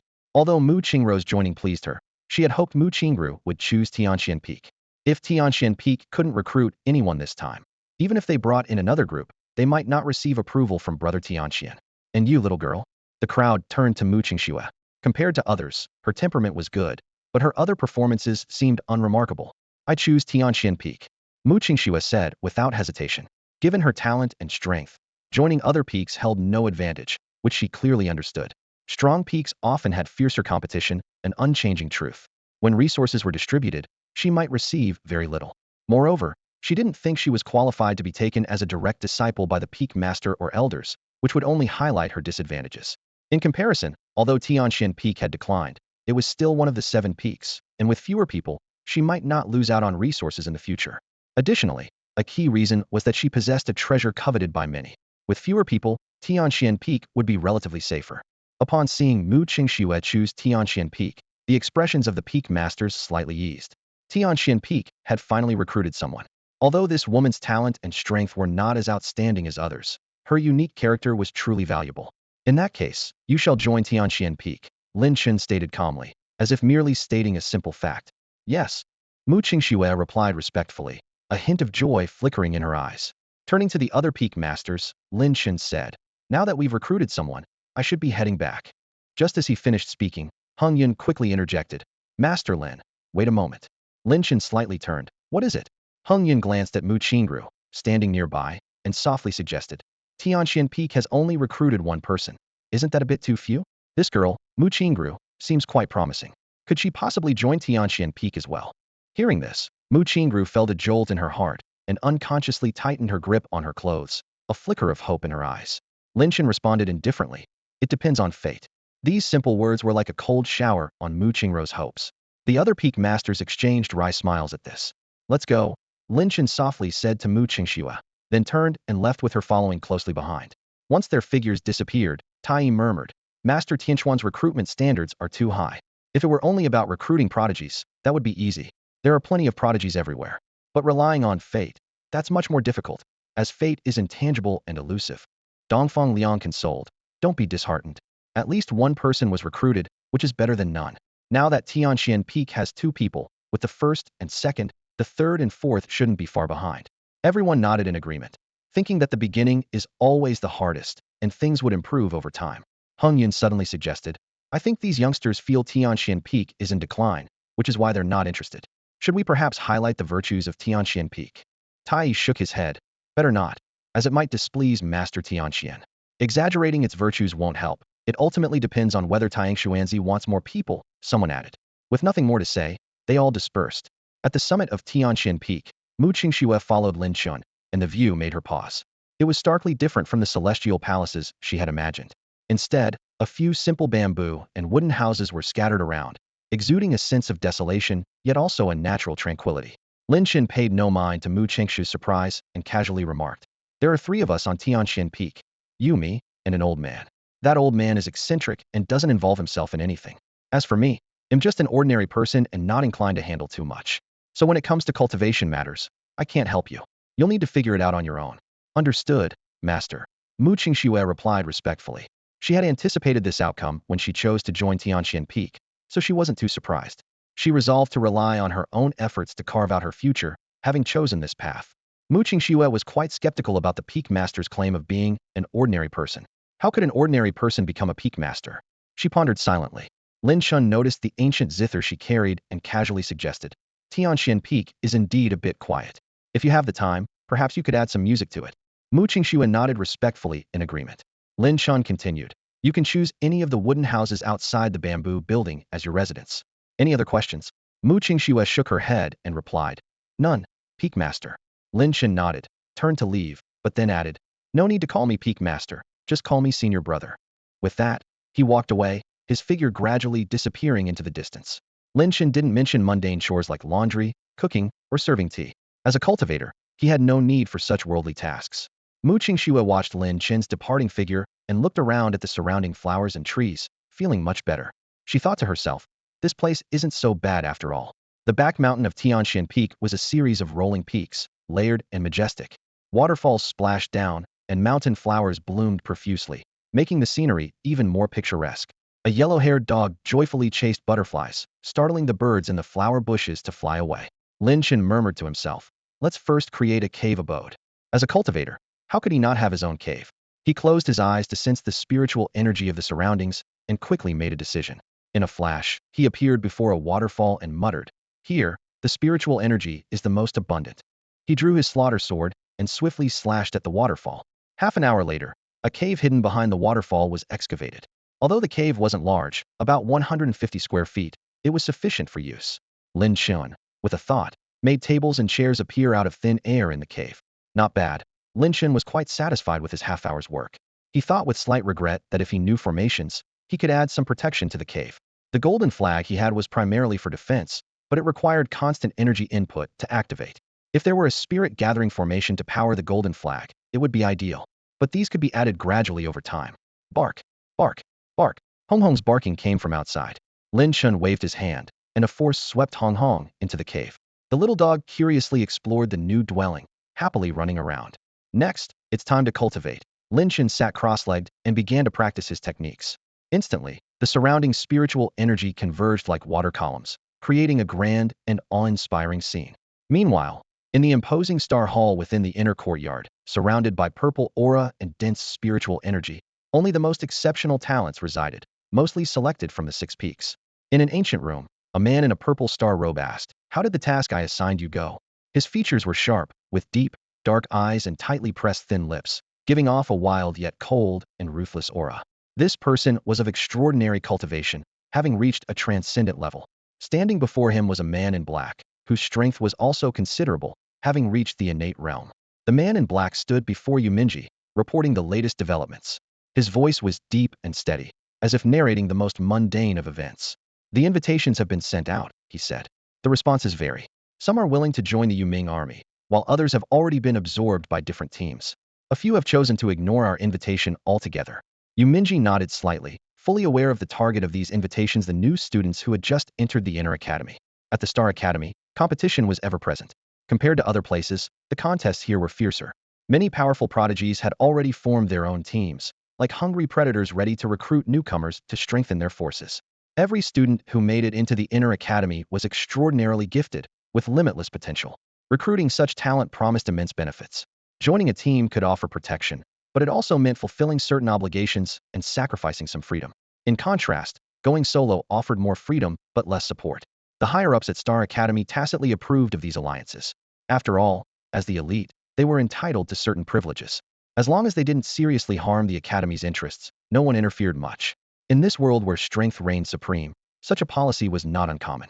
Within Star Academy, there were many teams, but only 4 were the strongest: the Xiantian Alliance, Fengshui Camp, Black Dragon Guards, and Yuming Army. These teams were formed by a few of the most extraordinary talents in the Academy, with foundations so deep they even surpassed some powerful families. Of course, there were also lone wolves, unaffiliated with any faction, whose formidable strength made them intimidating, and few dared to provoke them. Yuminji casually asked, are there any particularly outstanding newcomers this time? The man in black immediately replied, there are 3 worth noting. One is named Luo Su, who is willing to join the Yuming army. Another, by Zhang Fei, has been taken by the Xiantian Alliance. As for the last one, named Mu Qingru, both her talent and strength are remarkable. Unfortunately, she is the younger sister of Mu Xueli. Upon hearing this, Yuminji simply shook his head lightly. The man in black hesitated for a moment before adding, actually, there's another girl worth mentioning. Although her talent is only of the earth grade, and her strength is at the late 3rd level. She managed to endure 40 minutes in front of the Linglong mirror. 40 minutes? Yu Minji's gaze sharpened instantly. He recalled his own experience when he joined Star Academy, barely lasting a few minutes before the Linglong mirror. He knew all too well the terror of the Linglong mirror, which magnified even the slightest darkness in one's heart. Lasting a few minutes was already impressive, but 40 minutes was unimaginable, requiring an extraordinary mindset. Which peak did she join? Yu Minji inquired. Tianxian Peak, the man in black replied. Yu Minji frowned slightly. Tianxian Peak has already declined. Why would anyone choose there? The man in black speculated.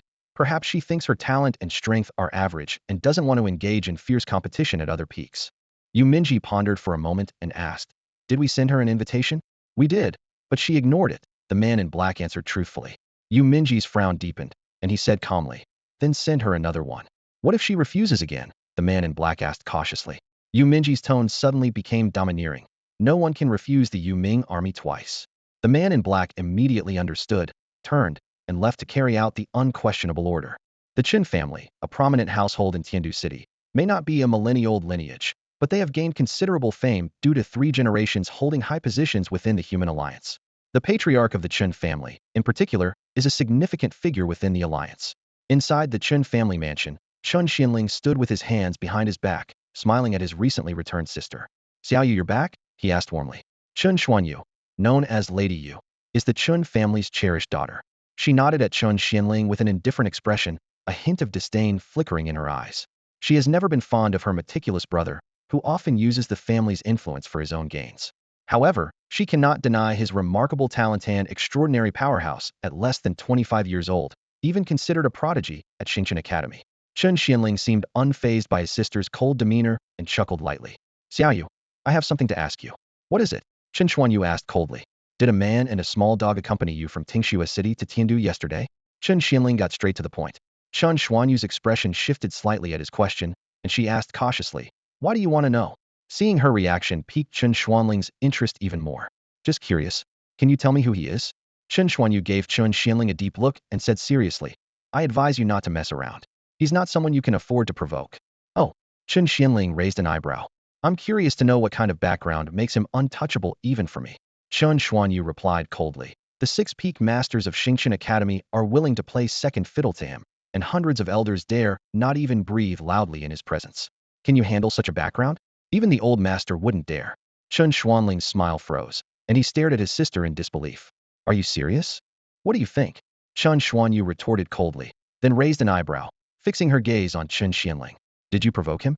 After a moment of silence, Chen Xianling shook his head. No. You'd better not. Chen Xuanyu snorted. Otherwise, I can't predict what might happen. She knew Chen Xuanling's character well, and suspected he was up to no good.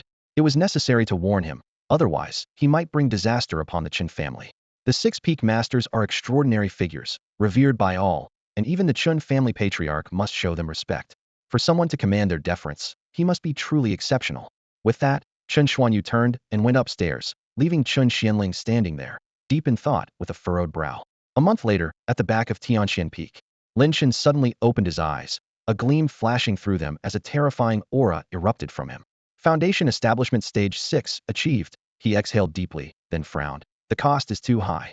Just breaking through one level had depleted over 10,000 spirit crystals, leaving him penniless once more. The massive consumption shocked even him. As his power increased, he increasingly felt that the energy within the spirit crystals was too scarce to meet his cultivation needs. Is it because most of these crystals come from ordinary zombies? Lin Chen pondered.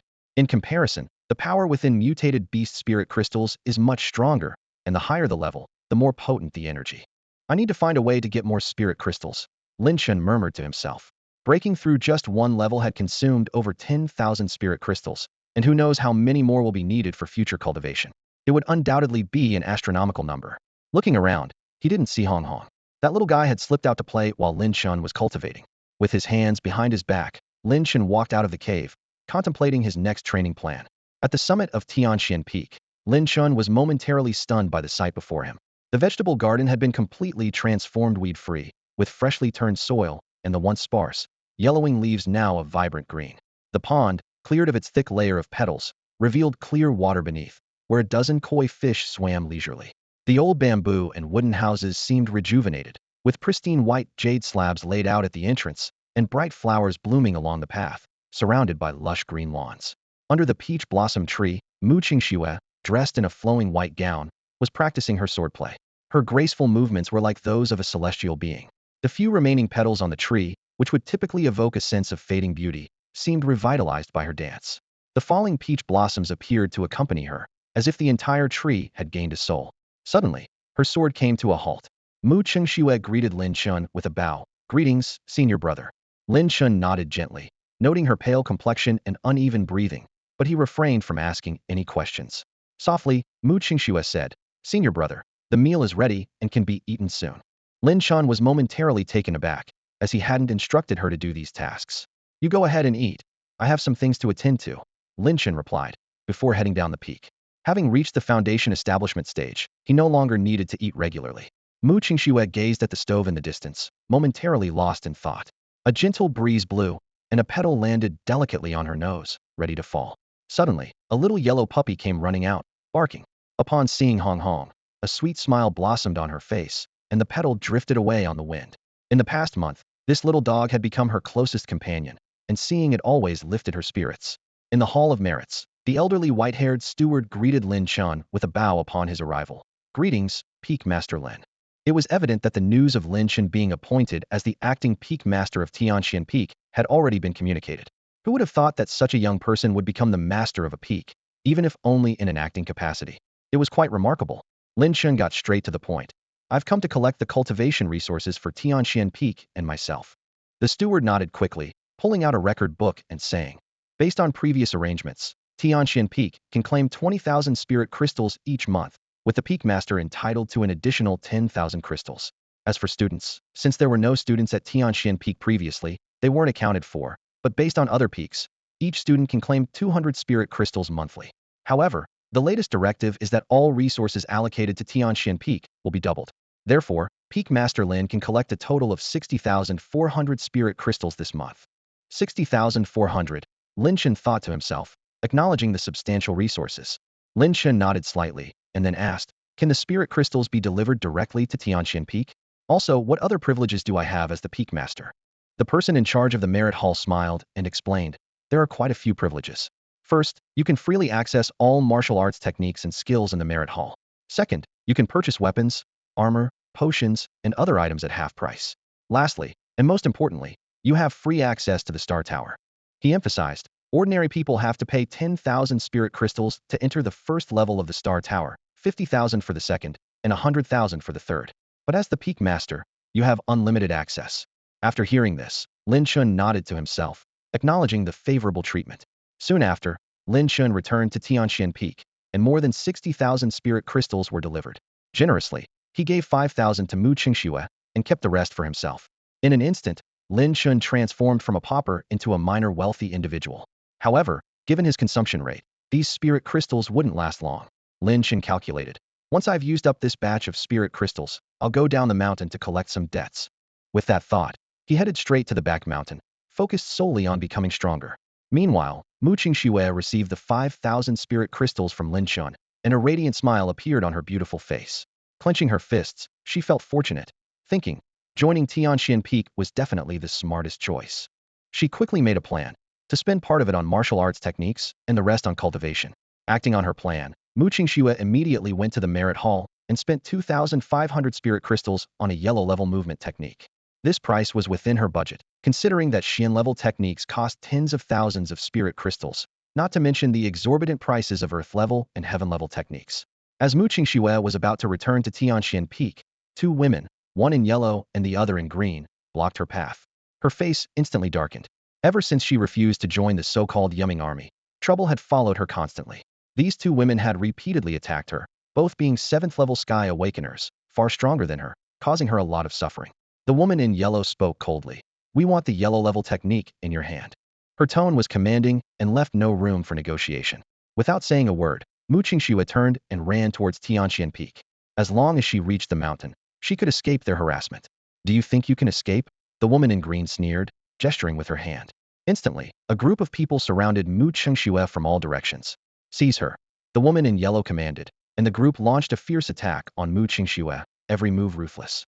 Despite fighting with all her might, Mu Qingxue was only at the late stage of the 3rd level, while her weakest opponent was a 6th level Sky Awakener. It wasn't long before she was covered in wounds, blood trickling from her mouth, her face as pale as paper. The woman in yellow snorted, her figure flickering as she appeared behind Mu Qingxue. She struck mercilessly with her palm. Ugh! Mu Qingxue spat out a mouthful of blood, her white dress instantly stained with a glaring red. She fell heavily to the ground, her eyes filled with despair. The woman in green watched the scene and let out a piercing laugh. Huh! How pathetic. The woman in green approached with a graceful step and snatched the yellow-grade martial arts technique from Mu Qingxue's hand. She looked down at Mu Qingxue with a cold smile on her lips. This is what happens when you offend the Yuming army. Do you regret it now? Her voice was full of mockery. Too bad. It's too late for regrets. Offending the Yuming army means you can't stay at Xingqian Academy. And this is just the beginning. More interesting things await you. Look forward to it. With that, the woman in green turned and left without another glance at Mu Qingxue. The others followed her and left as well. Once everyone had gone, Mu Qingxue struggled to get up and slowly moved towards Tianxian Peak.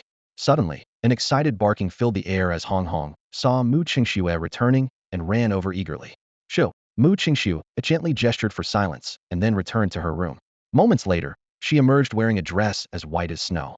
Despite her pale complexion, a faint smile graced her face, as if nothing had happened. Perhaps she simply wished to keep all her grievances to herself, unwilling to trouble anyone else. In the blink of an eye, another month passed. At the back of Tianxian Peak, a sudden roar echoed. Lin Chen slightly clenched his fists, feeling the power coursing through him. Foundation establishment, 7th level, he murmured to himself. Each level he advanced brought about a transformation in his strength. However, this time the cost was more than he had anticipated. Over 50,000 spirit crystals were completely depleted, far exceeding his expectations. Lin Chen calculated silently.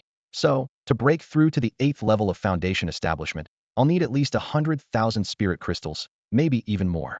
He couldn't help but sigh. Indeed, resources are crucial for cultivators. Without them, progress is impossible. After a moment of contemplation, he resolved, it's time to go down the mountain and collect some debts. Returning to the courtyard of Tianxian Peak, Lin Chen was met with a different scene. Compared to a month ago, the peach blossoms had completely withered, replaced by delicate, small peaches. Under the peach tree, Mu Qingxue, in a white dress, was playing a guqin. The 7-stringed instrument had a glass-like sheen, mesmerizing in its beauty. A gentle breeze stirred, playing with Mu Qingxue's hair and making her white dress dance lightly. The melodious sound of the guqin spread across Tianxian Peak. Not far away, Hong Hong lay lazily on the ground, like a leisurely official. Lin Chen immediately discerned Mu Qingxue's level 5th level peak. In just a month, she had advanced from late 3rd level to 5th level peak, a truly astonishing pace.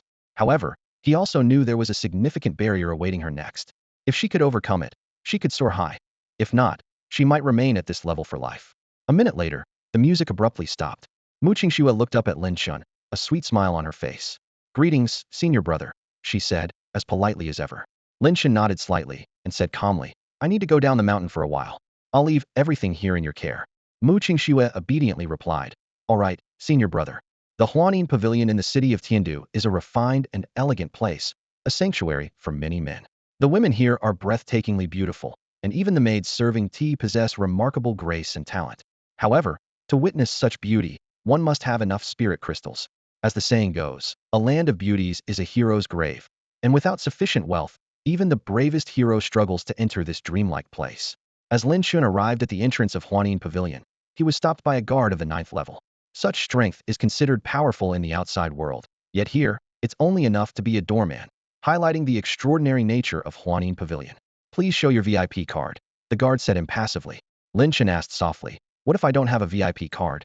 I'm here to collect a debt, and yet need a VIP card. How amusing. The guard shook his head and explained, without a VIP card, you cannot enter. Unless you can prove you have a strong enough background. Simply put, Huanin Pavilion does not entertain ordinary people. You must be wealthy and influential. As Lin Chen pondered how to prove his identity, a mocking voice interrupted. A man in luxurious brocade robes, with sharp eyes and a slightly effeminate face, approached with his entourage. Greetings, young Master Lu. The guard greeted with a slight bow. The newcomer was Lu Chang'e, the 3rd young master of the Lu family. Though his strength was only at the late 6th level awakener stage, few dared to provoke him.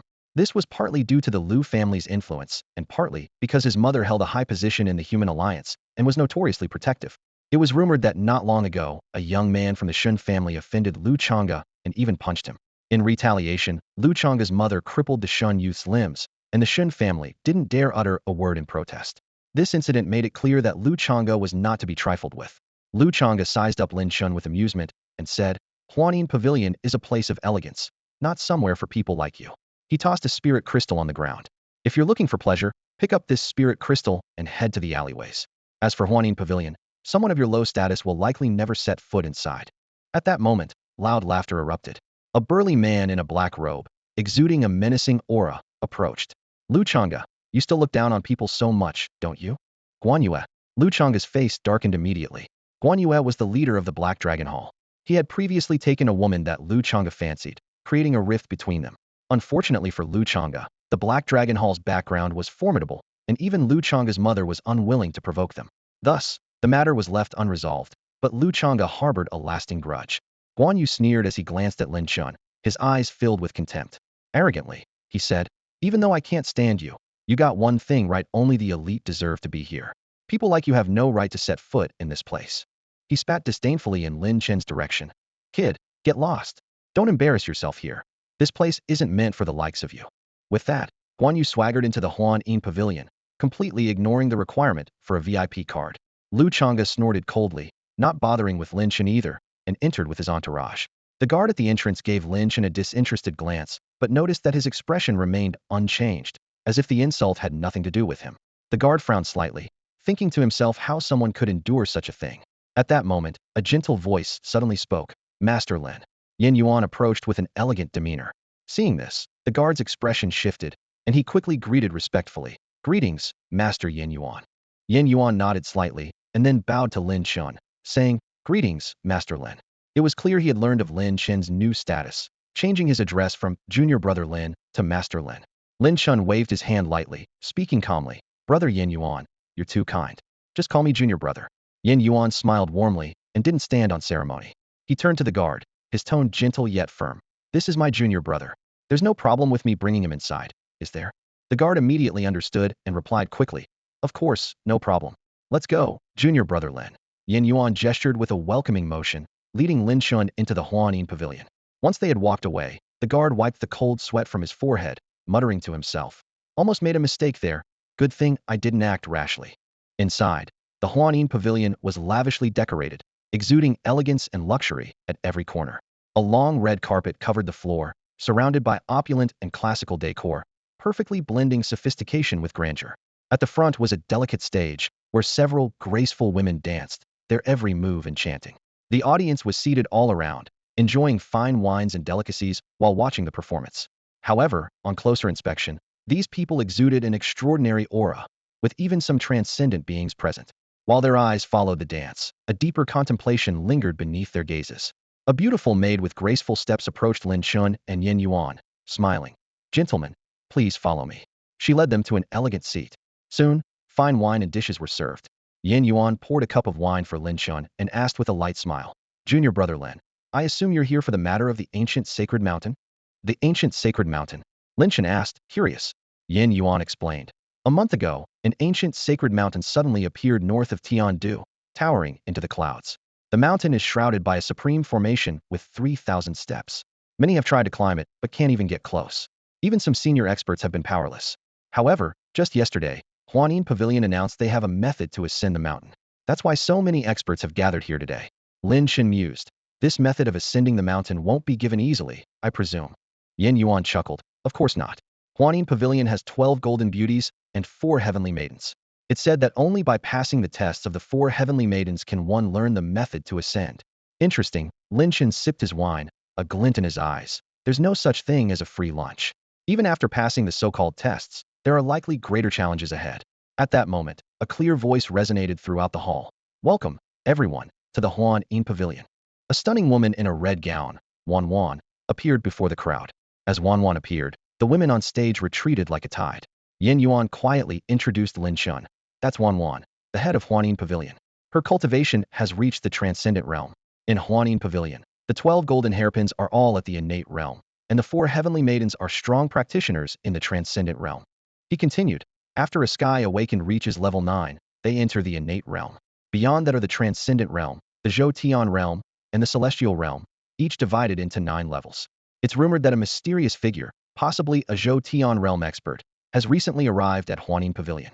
At our Star Academy, those at the Zhoutian realm are usually core elders of the various peaks. Lin Chen nodded slightly and asked, what kind of existence is the celestial realm? Surely, there are even higher realms beyond that. Although Lin Chen was well-versed in the realms of cultivators, he knew little about the classification of sky awakened levels. Even in the original owner's memories, there was scant information. After all, Lyun City was just a remote town, without even a single level 9 sky awakened, let alone information on higher realms. Yin Yuan replied, the 6 peak masters of Star Academy are all celestial realm experts. There must be higher realms beyond the celestial realm. It said that the peak master Tian Xuanzi has already surpassed the celestial realm. However, the exact divisions beyond the celestial realm are currently undecided among the major powers. He added, Sky Awakened is a term used by later generations. Apart from the division from 1 to 9 levels, the other levels are based on ancient secret realm texts. Lin Chen nodded thoughtfully. Since the revival of spiritual energy, the world has been constantly changing, with various secret realms appearing frequently. The owners of those realms must be formidable beings, likely possessing a complete cultivation level system. From the innate realm onward, the current system is part of that ancient structure. Wanwan softly spoke. I assume many of you are here today for the method to ascend the mountain. In that case, I won't say much and will proceed with today's assessment. She clapped her hands, and 4 tables and chairs were set up on the stage. Soon, 4 stunning beauties dressed in orange, green, blue, and purple appeared on stage. The maiden in orange held a guqin and a music score. The maiden in green carried a chessboard with pieces already placed. The maiden in blue held a board with peculiar blocks, and the maiden in purple carried a painting. They placed the items on the tables and stood silently to the side. A guqin, chess, a puzzle board, and a painting? What kind of assessment is this? The crowd looked puzzled, having initially thought they would have to physically compete with the 4 maidens for the method to ascend the mountain. Clearly, that was not the case. Wanwan smiled charmingly and announced, today's assessment consists of 4 parts. First, perform a piece based on the music score. Second, play a game of chess with the white pieces. Third, solve a puzzle. And fourth, compose a poem inspired by the painting. What? The crowd was stunned, feeling as if they had been played with. In this era, there must be very few people indulging in such refined pursuits. Inside Huan Yin Fong, a group of powerful individuals gathered, their faces filled with impatience and confusion. We came all the way to your Huan Yin Fong, and this is what you show us, a burly man grumbled, his voice rough, his hands still bearing the marks of battle. Miss Wanwan, these 4 assessments seem meaningless to us. Can we change them? Displaying my strength is no problem at all. Another martial artist chimed in, disdain flickering in his eyes. But asking me to engage in things only scholars enjoy? That's impossible for me. It's like asking a warrior who wields a great saber to suddenly coo like a dove. How am I supposed to do that? Guan Yu downed his drink in one gulp, his expression dark. Indeed, these assessments are truly dull. As a pure martial artist, he didn't even qualify to participate, which naturally left him displeased. Wanwan seemed to have anticipated the crowd's reaction. She smiled gently, a mischievous glint in her eyes. Actually, this assessment is not meant to mock you. Her voice was soft, yet carried undeniable authority. Because these 4 assessments involve elements from ancient sacred mountains. Oh, at the mention of ancient sacred mountains, the crowd's interest was piqued, and a tense atmosphere filled the air. A distinguished man in black attire spoke softly. From what Miss Wanwan says, it seems Huan Yin Fong knows quite a bit about the ancient sacred mountains. His words carried a hint of probing, reflecting the curiosity everyone felt. Yin Yuan leaned closer to Lin Chen, whispering, that man in black is Qin Wentian, the eldest of the Qin family among the 7 great families, a prodigy in the transcendent realm, and quite prominent in the Tiandu families. Lin Chen's gaze lingered on Qin Wentian for a moment, easily discerning his strength's 2nd level of the transcendent realm. He thought to himself that the younger generation of the Qin family was impressive, first with Qin Zheng, and now Qin Wentian. Wanwan gave Qin Wentian a slight smile, a hint of approval in her eyes. Good question, young Master Qin. Indeed, Huan Yin Fong knows much about the ancient sacred mountains, even what resides upon them. The crowd erupted in astonishment. Huan Yin Fong even knew what was on the ancient sacred mountains. How long had these mountains been in existence? Doubts arose, wondering if it was all just talk. Could Miss Wanwan elaborate? Another voice broke the brief silence. This time it was Chun Xianling, his eyes gleaming with ambition. Yin Yuan whispered again to Lin Chen. That person is Chun Xianling, also in the transcendent realm. Although not from a great family, his background is strong. 3 generations of the Chun family have been high-ranking in the Human Alliance, and his grandfather is a leader there. Over the years, he has used his family's influence to do some unsavory things. I believe the person behind the Menghu Hall is him. Chun Xianling. Lin Chen's lips curled slightly, a meaningful glint in his eyes. Wanwan did not reply immediately, but instead turned her gaze towards a specific room. With a soft creak, the door slowly opened. A striking beauty with red lips and white teeth, holding a jade folding fan and dressed in men's attire, stepped out. Her demeanor was ethereal, elegant, and strikingly handsome, with a mischievous smile that seemed to captivate all. "What a stunning beauty," Yin Yuan exclaimed. "Is this the prominent figure recently appearing in Huanin Fong?" His eyes couldn't look away from the newcomer. Lin Chen softly agreed. "Truly handsome." He noted that despite her masculine attire, she appeared neither rigid nor awkward, instead exuding a comfortable and natural aura. Her extraordinary presence was especially remarkable. The men present were all captivated by her charm and beauty, their eyes collectively drawn to her. Lin Chen silently compared her to others he had seen, concluding that only one person matched her, Wu Chun, the monk. Both in appearance and demeanor, they were equally impressive. He couldn't help but wonder what a magnificent sight it would be if the two of them walked together. Wu Zhao's voice was as sweet as honey, carrying an indescribable charm that was both elegant and alluring, yet utterly natural, drawing people in irresistibly. Her aura and voice seemed to emanate from her very bones and soul, so naturally captivating that it was hard not to be enchanted. "My name is Wu Zhao," she began. "I can tell you all about the ancient sacred mountain." Upon hearing the name, Lin Chen was intrigued. Wu Zhao? Sun and moon illuminate the sky. What a coincidence, he thought to himself. Without waiting for questions, Wu Zhao continued. "Years ago, I read about the sacred mountain in an ancient text. It is said that a sword master named Tai Xian left his legacy at the mountain's peak, along with 4 challenges. Only by solving these challenges can the legacy be revealed." She paused before continuing. Tai Xian was not only unparalleled in swordsmanship, but also exceptionally talented. The 4 challenges he left are not about martial prowess, but about talent. Qin Wentian, curious, asked, "Are these 4 challenges related to the 4 assessments we face now?" Wu Zhao nodded gently, her voice as soft as the wind. "Exactly. The 4 assessments before you are indeed the 4 challenges left on the sacred mountain. This assessment is not arbitrary." Hearing this, everyone realized the gravity of the situation. It was clear that these assessments needed to be taken seriously. Guan Yu, with a hint of skepticism and arrogance, asked, "I'm curious, how did you come by these 4 assessments? It's one thing for the ancient texts to mention them, but these assessments are tangible. How did they come to be here? Surely they weren't recorded in the texts." He sneered. "There's only one possibility: someone reached the sacred mountain and either replicated or directly brought down the 4 challenges." Wu Zhao remained unfazed, calmly replying, "Because half a month ago, I, along with 4 celestial maidens, ascended the sacred mountain. The assessments before you are replicas of those 4 challenges." "You've been to the sacred mountain?" Everyone exclaimed in disbelief, looking at Wu Zhao. Wu Zhao smiled slightly. "What's so surprising about that? Since Huanin Pavilion could provide the means to climb the mountain, it seems quite normal for us to have ascended it earlier." Faced with her reasoning, everyone had to concede she made sense.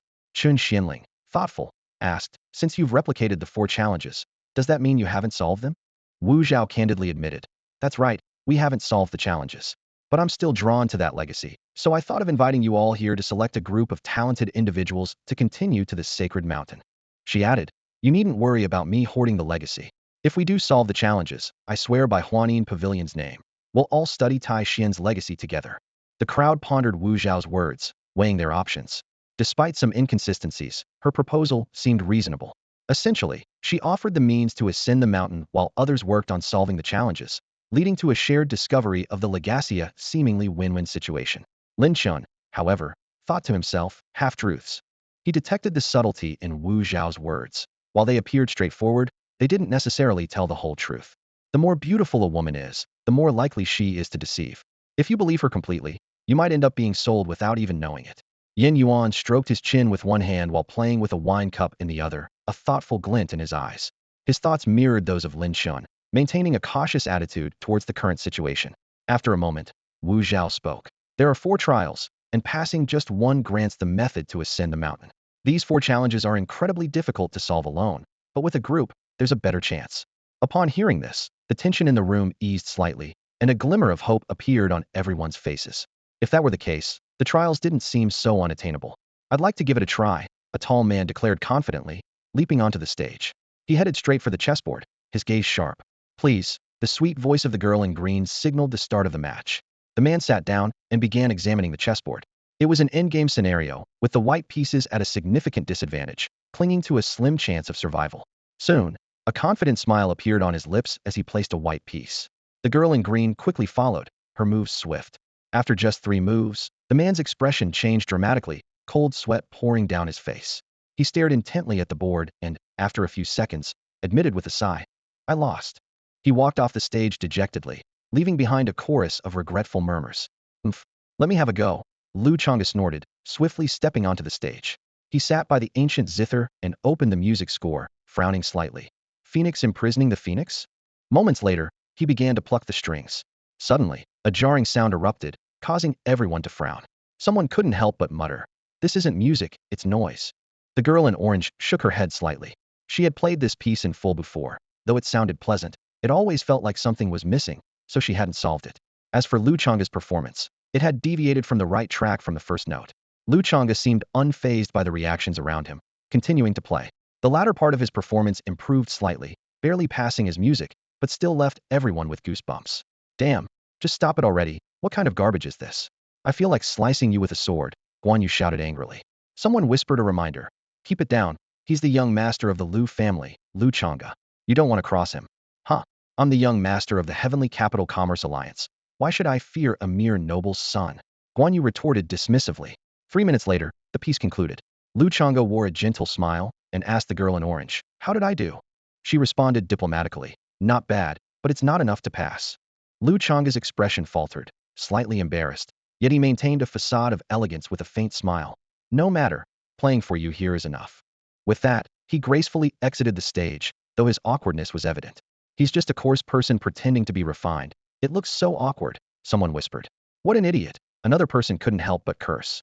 Subsequently, many others took the stage, and in half an hour, attempts had been made at the music score, chessboard, puzzle, and poetry, yet no one succeeded. This outcome left many feeling helpless and frustrated. However, Wu Zhao found this result unsurprising. The 4 celestial maidens of the Illusion Sound Pavilion were all exceptionally talented, and even they struggled with the trials, so it was unlikely anyone else could pass. Setting up these 4 trials was a Spuro-Femin idea, holding on to the slim chance that someone might succeed. Amidst the growing despair, a voice broke the silence. "Let Qin try." Qin Wentian leaped onto the stage, walking towards the final painting with determination. All eyes followed him, hoping for a miracle. In the painting, there is a towering mountain, the ancient sacred mountain north of Tiandu. At its peak stands a formidable figure, dignified and unwavering, with a sword in his right hand and a wine jug in his left, gazing intently at the heavens. The surrounding mist adds an aura of mystery to this powerful presence. Though the artwork bears no signature or inscription, it exudes a faint scent of fresh ink. The challenge required participants to compose a poem based on the painting. Qin Wentian focused intently, his mind swirling with thoughts. He pondered silently. What state of mind does this unparalleled sword master possess as he stands alone at the mountain's summit, gazing calmly at the sky? Is it solitude, longing, disdain, or the bold spirit of looking down on the world? Wu Zhao softly explained. "The final piece at the summit of the sacred mountain is this painting. I suspect the 4th challenge is to create a poem based on its content. The painting is incredibly lifelike. I could only capture about 50 to 60% of its essence." Qin Wentian furrowed his brow, contemplated for a moment, then quickly wrote, "Only the sky above, no mountain is high. Lift my head to see the sun near, look back to find the clouds low." After finishing, he felt unsatisfied. Although the poem was elegant, it seemed to lack the grandeur befitting the sword master's solitary spirit. Yet, he couldn't think of better lines at the moment. The woman in purple scrutinized for a moment and softly said, "Pass." She explained that the test had no exact standard, and as long as she found it acceptable, it would be considered a pass. As for whether it would pass at the actual sacred mountain summit, she couldn't say, as she hadn't solved the 4th challenge herself. Qin Wentian nodded and stepped back, only to hear a brash voice. "Humph. Writing a poem is no big deal. Look at mine. Today I climbed the sacred peak, raising my cup to question the heavens. All mortal ties severed, wielding my sword among the clouds." The crowd turned to see a nonchalant man munching on peanuts and drinking, his eyes full of disdain. Someone quietly revealed his identity, the young master of the Tiandu Commerce Alliance, Gu Fengming. Gu Fengming arrogantly asked the woman in purple, "How is my poem?" She shook her head and replied, "Young Master Gu's poem is amusing, but it's still not enough." Gu Fengming froze for a moment, then snorted and ignored her. He was inwardly dissatisfied. His poem was clearly more imposing than Qin Wentian's, so why wasn't it accepted? Wu Zhao gently asked, "I know there are others here with great talent. Would anyone like to try?" A man in a fur coat with a lazy smile stepped onto the stage and said, "I'm more interested in puzzles. Let me give it a try." Yin Yuan watched him and quietly introduced, "His name is Zhao Shunan, from Lingsong Academy, and his strength is unfathomable. He further explained, Tiandu has 8 major powers: Star Academy, Vientiane Academy, Kyushu Academy, Lingsong Academy, Moon top 9 floors, the Hunters Guild, Tiandu Commerce Alliance, and the People's Alliance. Lin Chen observed Zhao Shunan, sensing his extraordinary 5th-level strength, and couldn't help but remain vigilant. At that moment, Zhao Shunan's gaze suddenly sharpened, fixing directly on Lin Chen. He nodded slightly, a flicker of surprise in his eyes. For an instant, Zhao Shunan felt as if he had been completely seen through, thinking to himself, who is this person? How can he make me feel like I have no secrets? He couldn't help but feel a bit solemn, but quickly composed himself and focused on the diagram in front of him. Zhao Shunan examined it carefully for a moment, then swiftly moved his hands. 10 minutes later, he smiled easily and announced he was finished. He held up the diagram, which revealed a fiery red phoenix. A phoenix? The crowd gasped in amazement and surprise. They hadn't expected the puzzle to ultimately form a phoenix. Feng Qiu Huang.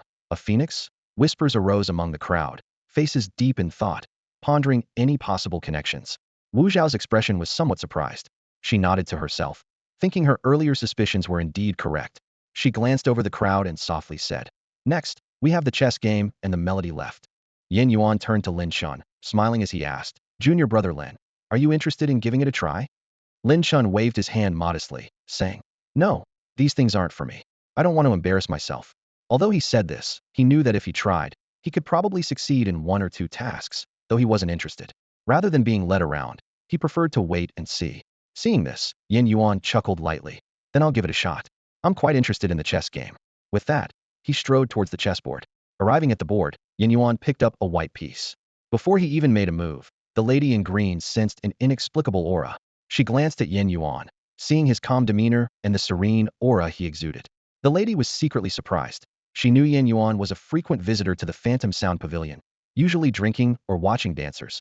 But this was the first time she had seen him play chess. A master, she thought to herself. Although she was skilled at chess and had simulated this game countless times, facing Yin Yuan, she felt no certainty. Yin Yuan placed the first piece, a white stone, in a seemingly disadvantaged position. The lady in green frowned slightly, as it appeared to have little effect. Yet, she didn't underestimate her opponent and placed a piece in response. Half an hour passed, and the situation gradually changed. The white pieces broke through the encirclement, gaining a faint chance of victory. At this point, the lady in green paused and softly announced, Master Yin Yuan has passed. Although the game wasn't over, the moment the white pieces broke through, it was considered a pass.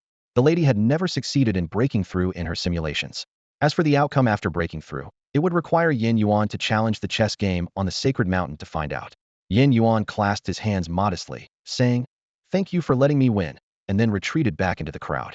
Though the game was unpredictable, it was within his capabilities. Yet, he sensed that the game on the sacred mountain would likely be far more challenging. Wanwan looked around and softly asked, there's just one melody left. Is anyone else willing to try? The crowd remained silent. Those with some ability had already failed, and the rest dared not attempt it. Suddenly, Wanwan's gaze fell on Lin Chen. She smiled slightly. How about you, my friend? Would you like to give it a shot? Wanwan couldn't quite see through Lin Chen, and Qin Zheng held him in high regard. Now, she was curious to see what this mysterious person was capable of. The eyes of the crowd pierced toward Lin Chen like arrows, a mix of curiosity and confusion in their gaze. Wanwan's direct mention made this seemingly ordinary young man the center of attention instantly. Lu Chang'e and Guan Yu's faces were dark as ink.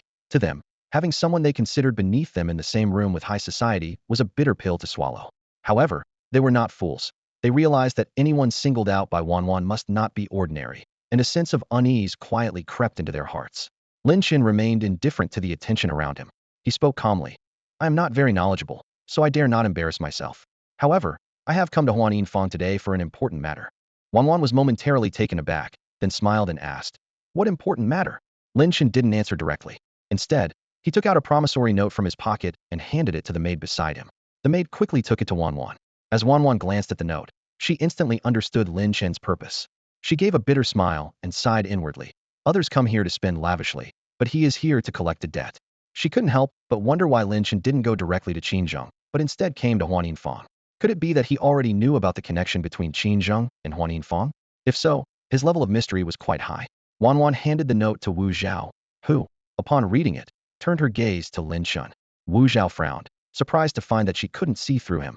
Lin Chen had no aura of a cultivator, appearing like an ordinary person, but his demeanor was anything but ordinary. Wanwan whispered, I saw it with my own eyes. He is definitely not an ordinary person. Wu Zhao's heart stirred. If he hadn't cultivated a technique to conceal his aura, then his strength must far exceed her own. As a strong practitioner of the Zhoutian realm, Wu Zhao leaned toward the latter. She became deeply interested in Lin Chen's background. Lin Chen softly said, "I'm a bit short on funds lately. I hope Miss Wanwan understands." This statement was like a bomb exploding in the hearts of the crowd. Someone exclaimed, "No way. Did I hear that right? This guy came to ask Wanwan for spirit crystals." Another joked, "Short on funds? Sounds like a gambler who lost it all and came to ask a girlfriend for money." An astute observer analyzed, "Don't jump to conclusions. Judging by his words, it seems Wanwan owes him spirit crystals, and he's here to collect the debt." To collect a debt at Huan Yinfang, who would believe that? The crowd looked at Lin Chen with strange expressions, filled with both doubt and admiration. After all, who would have thought someone would come to Huan Yinfang not to spend extravagantly for a beauty smile, but to collect a debt? Wanwan's expression remained unchanged despite the surrounding chatter. Wu Zhao turned to Wanwan and said calmly, "Wanwan, please take this gentleman to retrieve the spirit crystals." 10,000 spirit crystals were nothing but a drop in the ocean for Huan Yinfang. Wanwan softly spoke to Lin Chen, "Please follow me." Lin Chen followed Wanwan to collect the 10,000 spirit crystals, inadvertently revealing his storage ring in the process. He paid it no mind, thinking it might not be as rare as he had imagined. After obtaining the spirit crystals, Lin Chen planned to leave. He bid a simple farewell to Yin Yuan, and then turned to depart. Over the next half hour, others also gradually left Huan Yinfang. No one had been able to play the mysterious melody. Nonetheless, Huan Yinfang shared the method to climb the mountain with the participants. They even made the sheet music public, apparently eager to see if anyone in the entire capital could master the piece. After acquiring the climbing method, the group agreed to climb the mountain together in a week. Regardless of whether anyone succeeded in playing the melody, they intended to investigate in person. The scene shifts to the Chen family mansion. When Chen Xianling returned home, he was startled to find a masked stranger sitting on the sofa in the hall. This mysterious person exuded an eerie aura, like a demon from hell, sending a chill down his spine. The visitor was none other than Lin Chen. Chen Xianling furrowed his brow and asked gravely, "Who are you?" He was secretly astonished. The Chen family mansion was always well guarded. How had this person slipped in unnoticed? Lin Chen slowly stood up. Suddenly, he transformed into a blur, rushing toward Chen Xianling with lightning speed. Before Chen Xianling could react, he was struck by a powerful force, sent flying over 10 meters, and slammed heavily against the wall, sustaining severe injuries. Ugh! Chen Xianling spat out a mouthful of blood, his face filled with shock. As a high-level practitioner, he hadn't even seen how the attack was executed. Struggling to get up, he wiped the blood from his mouth and asked, trying to maintain his composure, "Do I have a grudge against you?" Lin Chen did not answer, merely flicking his hand. An invisible force instantly gripped Chen Xuanling's throat. With a casual flick, Lin Chen sent Chen Xianling flying again, another mouthful of blood spewing forth. At that moment, an angry shout erupted. "How dare you!" An elder rushed out, throwing a punch at Lin Chen. This elder possessed the formidable power of a high-level practitioner. However, Lin Chen didn't even glance at him, simply delivering a punch from a distance. Boom! The two punches collided, and the elder was sent flying like a kite with a broken string, crashing heavily into the wall. "Uncle Hu!" Chen Xianling cried out in alarm. He hadn't expected even the powerful Uncle Hu to be sent flying with a single punch, a wave of despair washing over him. How strong was this mysterious man? Lin Chen looked at Uncle Hu coldly, thinking to himself, "So what if you're a high-level practitioner? As a cultivator, defeating you martial artists is a trivial matter." Uncle Hu coughed violently, struggling to stand. He stared at Lin Chen with a grave expression and said, "I don't know how the Chen family has offended you, but please enlighten us. Even if we're to die, let us understand why." He knew full well that this person was beyond their ability to contend with. Killing them would likely be as easy as lifting a finger for him. It was very likely that this mysterious person had reached an unimaginable level of power. Even the strongest member of the Chen family, the old master, was only at that level. And right now, the old master was away, unable to return in time to prevent this disaster. Lin Chen's gaze shifted from Uncle Hu to Chen Xianling, and he said indifferently, "There's no harm in telling you. Someone paid 10,000 spirit crystals for your life." Chen Xianling was shocked, immediately thinking of the mysterious man with the mutated beast. Although he had offended many people, most couldn't cause much trouble. Only that man, whom he hadn't directly offended, was still provoked. Whether it was due to the Tiger Hall incident or his covetous thoughts about the mutated beast, Chen Xianling tentatively asked, "Is that person from Xingqian Academy?" At that moment, he finally understood what Chen Xuanyu meant by "that person is not to be trifled with." To casually hire a powerful cultivator to act on his behalf, such a feat could only be accomplished by that man. "Time to go," Lin Chen said, his hand gathering a terrifying force. In a panic, Chen Xianling hurriedly shouted, "Please wait." I am willing to pay 20,000 spirit crystals for my life. Lin Chen remained expressionless, coldly saying, I'm a killer. I only do business for spirit crystals. Do you think a mere 20,000 is enough to make me abandon my target? 300,000. I'll pay 300,000 spirit crystals to save my life, Chen Xianling shouted, his voice trembling as he felt the shadow of death looming over him. His face was pale, cold sweat trickling down his forehead, eyes filled with fear and despair. For an assassin, exchanging spirit crystals for life was his only hope at this moment.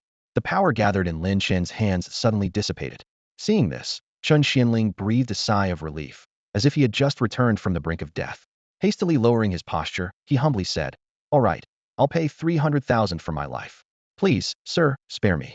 As the eldest son of the Chen family, he had never been in such a dire situation, but with his life at stake, he had no choice but to humble himself to avoid imminent death. Lin Chen coldly replied, 300,000 for your life is worth considering, but that old man must die. Chen Xianling was startled and quickly proposed, how about 500,000 for both of our lives? A flash of anger crossed Lin Chen's eyes, and his aura suddenly intensified. Chen Xianling was forced back several meters by the powerful presence, hurriedly saying, No, I dare not. 60,000 spirit crystals for both of your lives, Lin Chen said indifferently. Deal. Chen Xianling agreed immediately.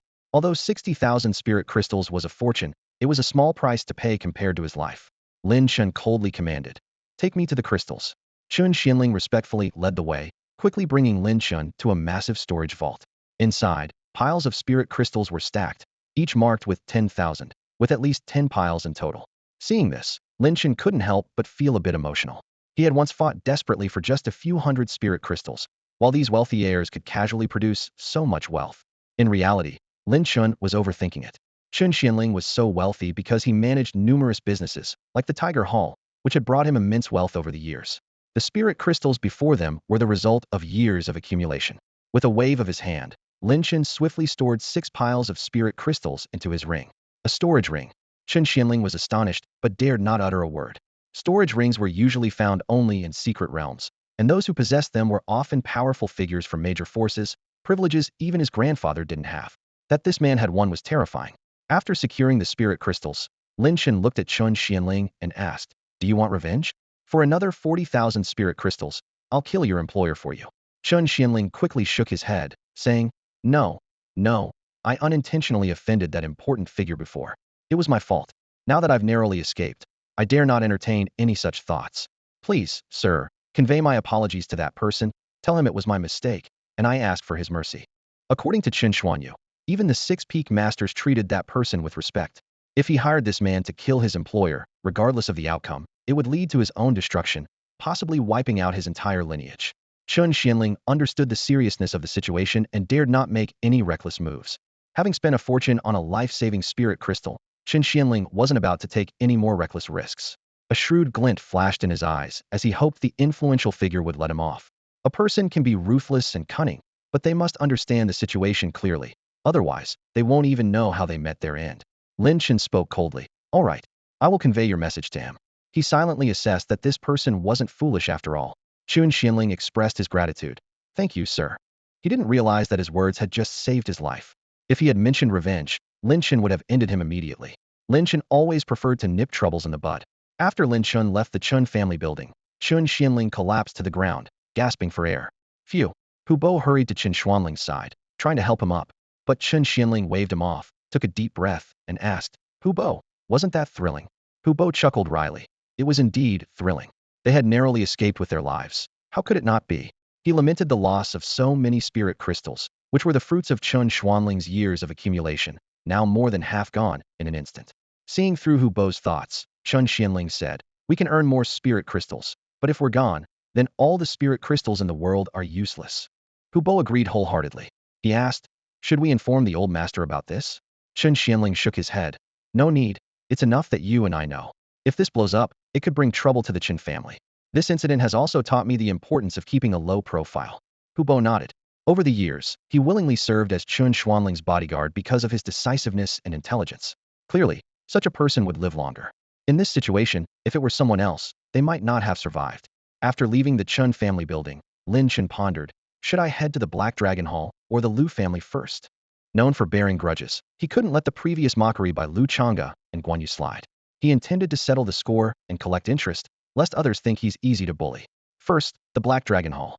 Lin Chen decided without hesitation, waving his hand. An off-road vehicle stopped beside him. "Where to, sir?" the seasoned driver asked, smiling broadly. Lin Chen opened the car door, sat down, and calmly said, "To the Black Dragon Hall." At the mention of Black Dragon Hall, the driver's smile vanished instantly, replaced by a wry grin. "Sir, perhaps you should take another car? I'm really too scared to go there." Lin Chen casually pulled out 10 spirit crystals, saying nonchalantly, "How about now?" The driver immediately beamed, quickly pocketing the crystals, and said, "Please sit tight, sir. I'll make sure you get to your destination." All fears vanish when the price is right. The car started, and 20 minutes later, they arrived at a secluded alley. At the end of the alley stood a massive, luxurious villa, complete with a baseball field and swimming pool. Not a soul was in sight within 50 meters, as everyone clearly avoided this place deliberately. Suddenly, a scream pierced the air. 2 men were dragging a woman into the depths of the alley, her terrified, helpless cries echoing out. "Those damned bastards," the driver cursed through gritted teeth, his expression grim, yet he felt powerless. The Black Dragon Hall was notorious for its heinous acts, with its members committing all sorts of crimes. The hall master, Guan Yu, was especially ruthless, killing anyone who displeased him. Mentioning the Black Dragon Hall sent chills down people's spines, yet no one dared intervene. Even the influential figures turned a blind eye, for the Black Dragon Hall's backing was intimidating enough to deter even them. In many ways, the Black Dragon Hall was more brutal and despicable than the Menghu Hall. Lin Chen got out of the car, his expression unchanged. The driver quickly cautioned, "Sir, the Black Dragon Hall is a very dangerous place. Please be careful." Lin Chen seemed not to hear, walking into the depths of the alley with his hands behind his back. In a narrow alley, a chilling act of violence was unfolding. A woman was cornered by 2 menacing figures, her clothes torn to shreds and a vivid red slap mark on her face. "Please, let me go," she pleaded, her voice trembling as tears streamed from her terrified eyes. Her pleas only invited more cruelty. One of the men barked, "Cry all you want, but if you make another sound, I'll drag you to the Black Dragon Hall and let hundreds of people have their way with you." Just as despair was about to consume her, a masked figure appeared at the alley's entrance. Seeing a glimmer of hope, she desperately called out for help. "Please, save me." Lin Chen surveyed the nauseating scene with an impassive gaze. Sensing the threat, one of the men glared at Lin Chen and threatened, "What are you looking at? This is Black Dragon Hall territory. I suggest you mind your business." Unmoved, Lin Chen stepped forward. He usually avoided getting involved in others' affairs but despised being threatened, especially by such thugs. "You're asking for it." The man sneered, but before he could finish, Lin Chen was next to him like a phantom. He grabbed the man's throat and delivered a thunderous punch to his face. With a dull thud, the man's head was blown open, blood splattering everywhere, leaving him in a gruesome state. Lin Chen casually discarded the body and turned to the other man, now trembling on the ground. "This is Black Dragon Hall's territory. I advise you not to mess around." The man stammered, but Lin Chen was already upon him. He grabbed him and slammed him into the ground. With a thud, the ground caved in, leaving the man a mangled heap. After dispatching the 2 thugs, Lin Chen walked towards a villa in the distance, as if the previous events were nothing more than a minor distraction. The woman, still shaken, got to her feet and stumbled towards the alley's exit. She paused to express her gratitude, but found her mysterious savior had vanished without a trace. The scene shifted to a baseball field. Guan Yu was shirtless, wielding a spiked bat, a cigar clenched between his teeth as he practiced his daily baseball routine. Suddenly, a black-clad figure appeared, tossing a bloody head in his direction. With a swift swing of his bat, Guan Yu sent the head exploding like a watermelon. He took a deep drag from his cigar, closing his eyes as if savoring the macabre thrill. "What a wonderful feeling. Bring me another head," Guan Yu said nonchalantly. But after a few seconds with no response, he frowned and opened his eyes to see the black-clad figure lying motionless on the ground. Unbeknownst to him, a masked stranger had appeared on the field. Guan Yu's expression darkened as he cautiously stepped back, asking warily, "Who are you?" "The person who managed to arrive here silently and incapacitate his subordinates without a sound is clearly not ordinary." Lin Chen stared at Guan Yu with a blank expression, his gaze sharp as a knife, causing Guan Yu's scalp to tingle. Suppressing the unease in his heart, Guan Yu waved his hand and shouted, "Men!" In an instant, over 800 people surged from all directions, encircling Lin Chen completely. The group wore sinister smiles, their eyes gleaming with a bloodthirsty light, as if they were already envisioning the impending carnage. "Kill him," Guan Yu ordered coldly. "Kill!" The 800 people shouted in unison, rushing towards Lin Chen like a tide. Lin Chen remained expressionless, casually waving his hand. A terrifying force swept out in all directions. Boom! A deafening explosion echoed throughout the entire stadium. The The 800 people didn't even have a chance to resist before they were instantly turned into a mist of blood. The dense blood mist enveloped the entire area, filling the air with a strong stench of blood. With his hands behind his back, Lin Chen slowly walked out of the blood mist. His figure appeared and disappeared within it, like a demon emerging from hell, exuding an aura that made one's heart tremble. How is this possible? Guan Yu gasped, his face full of terror. He wanted to run for his life, but found his legs felt like they were filled with lead, completely unable to move.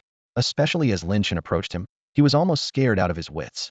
Guan Yu, who considered himself a ruthless killer, only realized what true bloodthirsty ferocity was after witnessing Lin Chen's methods. 800 people, annihilated in an instant. This was no human, but a devil. I have no quarrel with you. Why would you? Guan Yu's words were cut off as Lin Chen slapped him, sending him flying. He landed heavily on the ground, one side of his face instantly swelling and reddening, not knowing how many teeth he had lost. Lin Chen stepped on Guan Yu's arm. Guan Yu let out a miserable scream, cold sweat pouring down from the pain. After a while, the arm under Lin Chen's foot lost all feeling. Guan Yu pleaded in a trembling voice, I don't know how I offended you, sir. Please spare my life. Lin Chen coldly replied, 1,000,000 spirit crystals can buy your life. You have 3 seconds to consider. I don't have that many spirit crystals, Guan Yu said in terror. Lin Chen raised an eyebrow, pressing down harder on Guan Yu's chest. Guan Yu quickly explained, the Black Dragon Hall has indeed made a lot of spirit crystals over the years, but they all go to the higher-ups. Just yesterday, Lord Evil Dragon took them away. I truly don't have that many spirit crystals now. Lord Evil Dragon. Lin Chen looked at Guan Yu indifferently. Guan Yu hurried to explain, the real backing of Black Dragon Hall is the Black Dragon Guard of Star Academy, and Lord Evil Dragon is one of the leaders of the Black Dragon Guard. Bringing up Star Academy and the Black Dragon Guard to intimidate me? Lin Chen's tone remained indifferent. I wouldn't dare, Guan Yu said, more terrified as his thoughts were seen through. How many spirit crystals do you have now? Lin Chen asked directly. 20,000? No, 30,000. If you give me a little more time, I promise to gather the spirit crystals for you, Guan Yu pleaded. However, in his heart, he was secretly planning to report to the Black Dragon Guard as soon as he had a chance, determined to make Lin Chen's life a living hell. Bang! Lin Chen suddenly exerted force with his foot, crushing Guan Yu. Blood and flesh splattered everywhere, creating an extremely gruesome scene. Lin Chen sneered, thinking to himself, give a little time? He probably wanted revenge, not to gather spirit crystals. Such a shallow trick can't fool me. That's all for today. Thank you so much for watching. I hope you guys enjoyed. If you wish to have another part of this recap, please give us at least 1,000 likes. Please don't forget to comment and subscribe to our channel for more content like this. Until next time.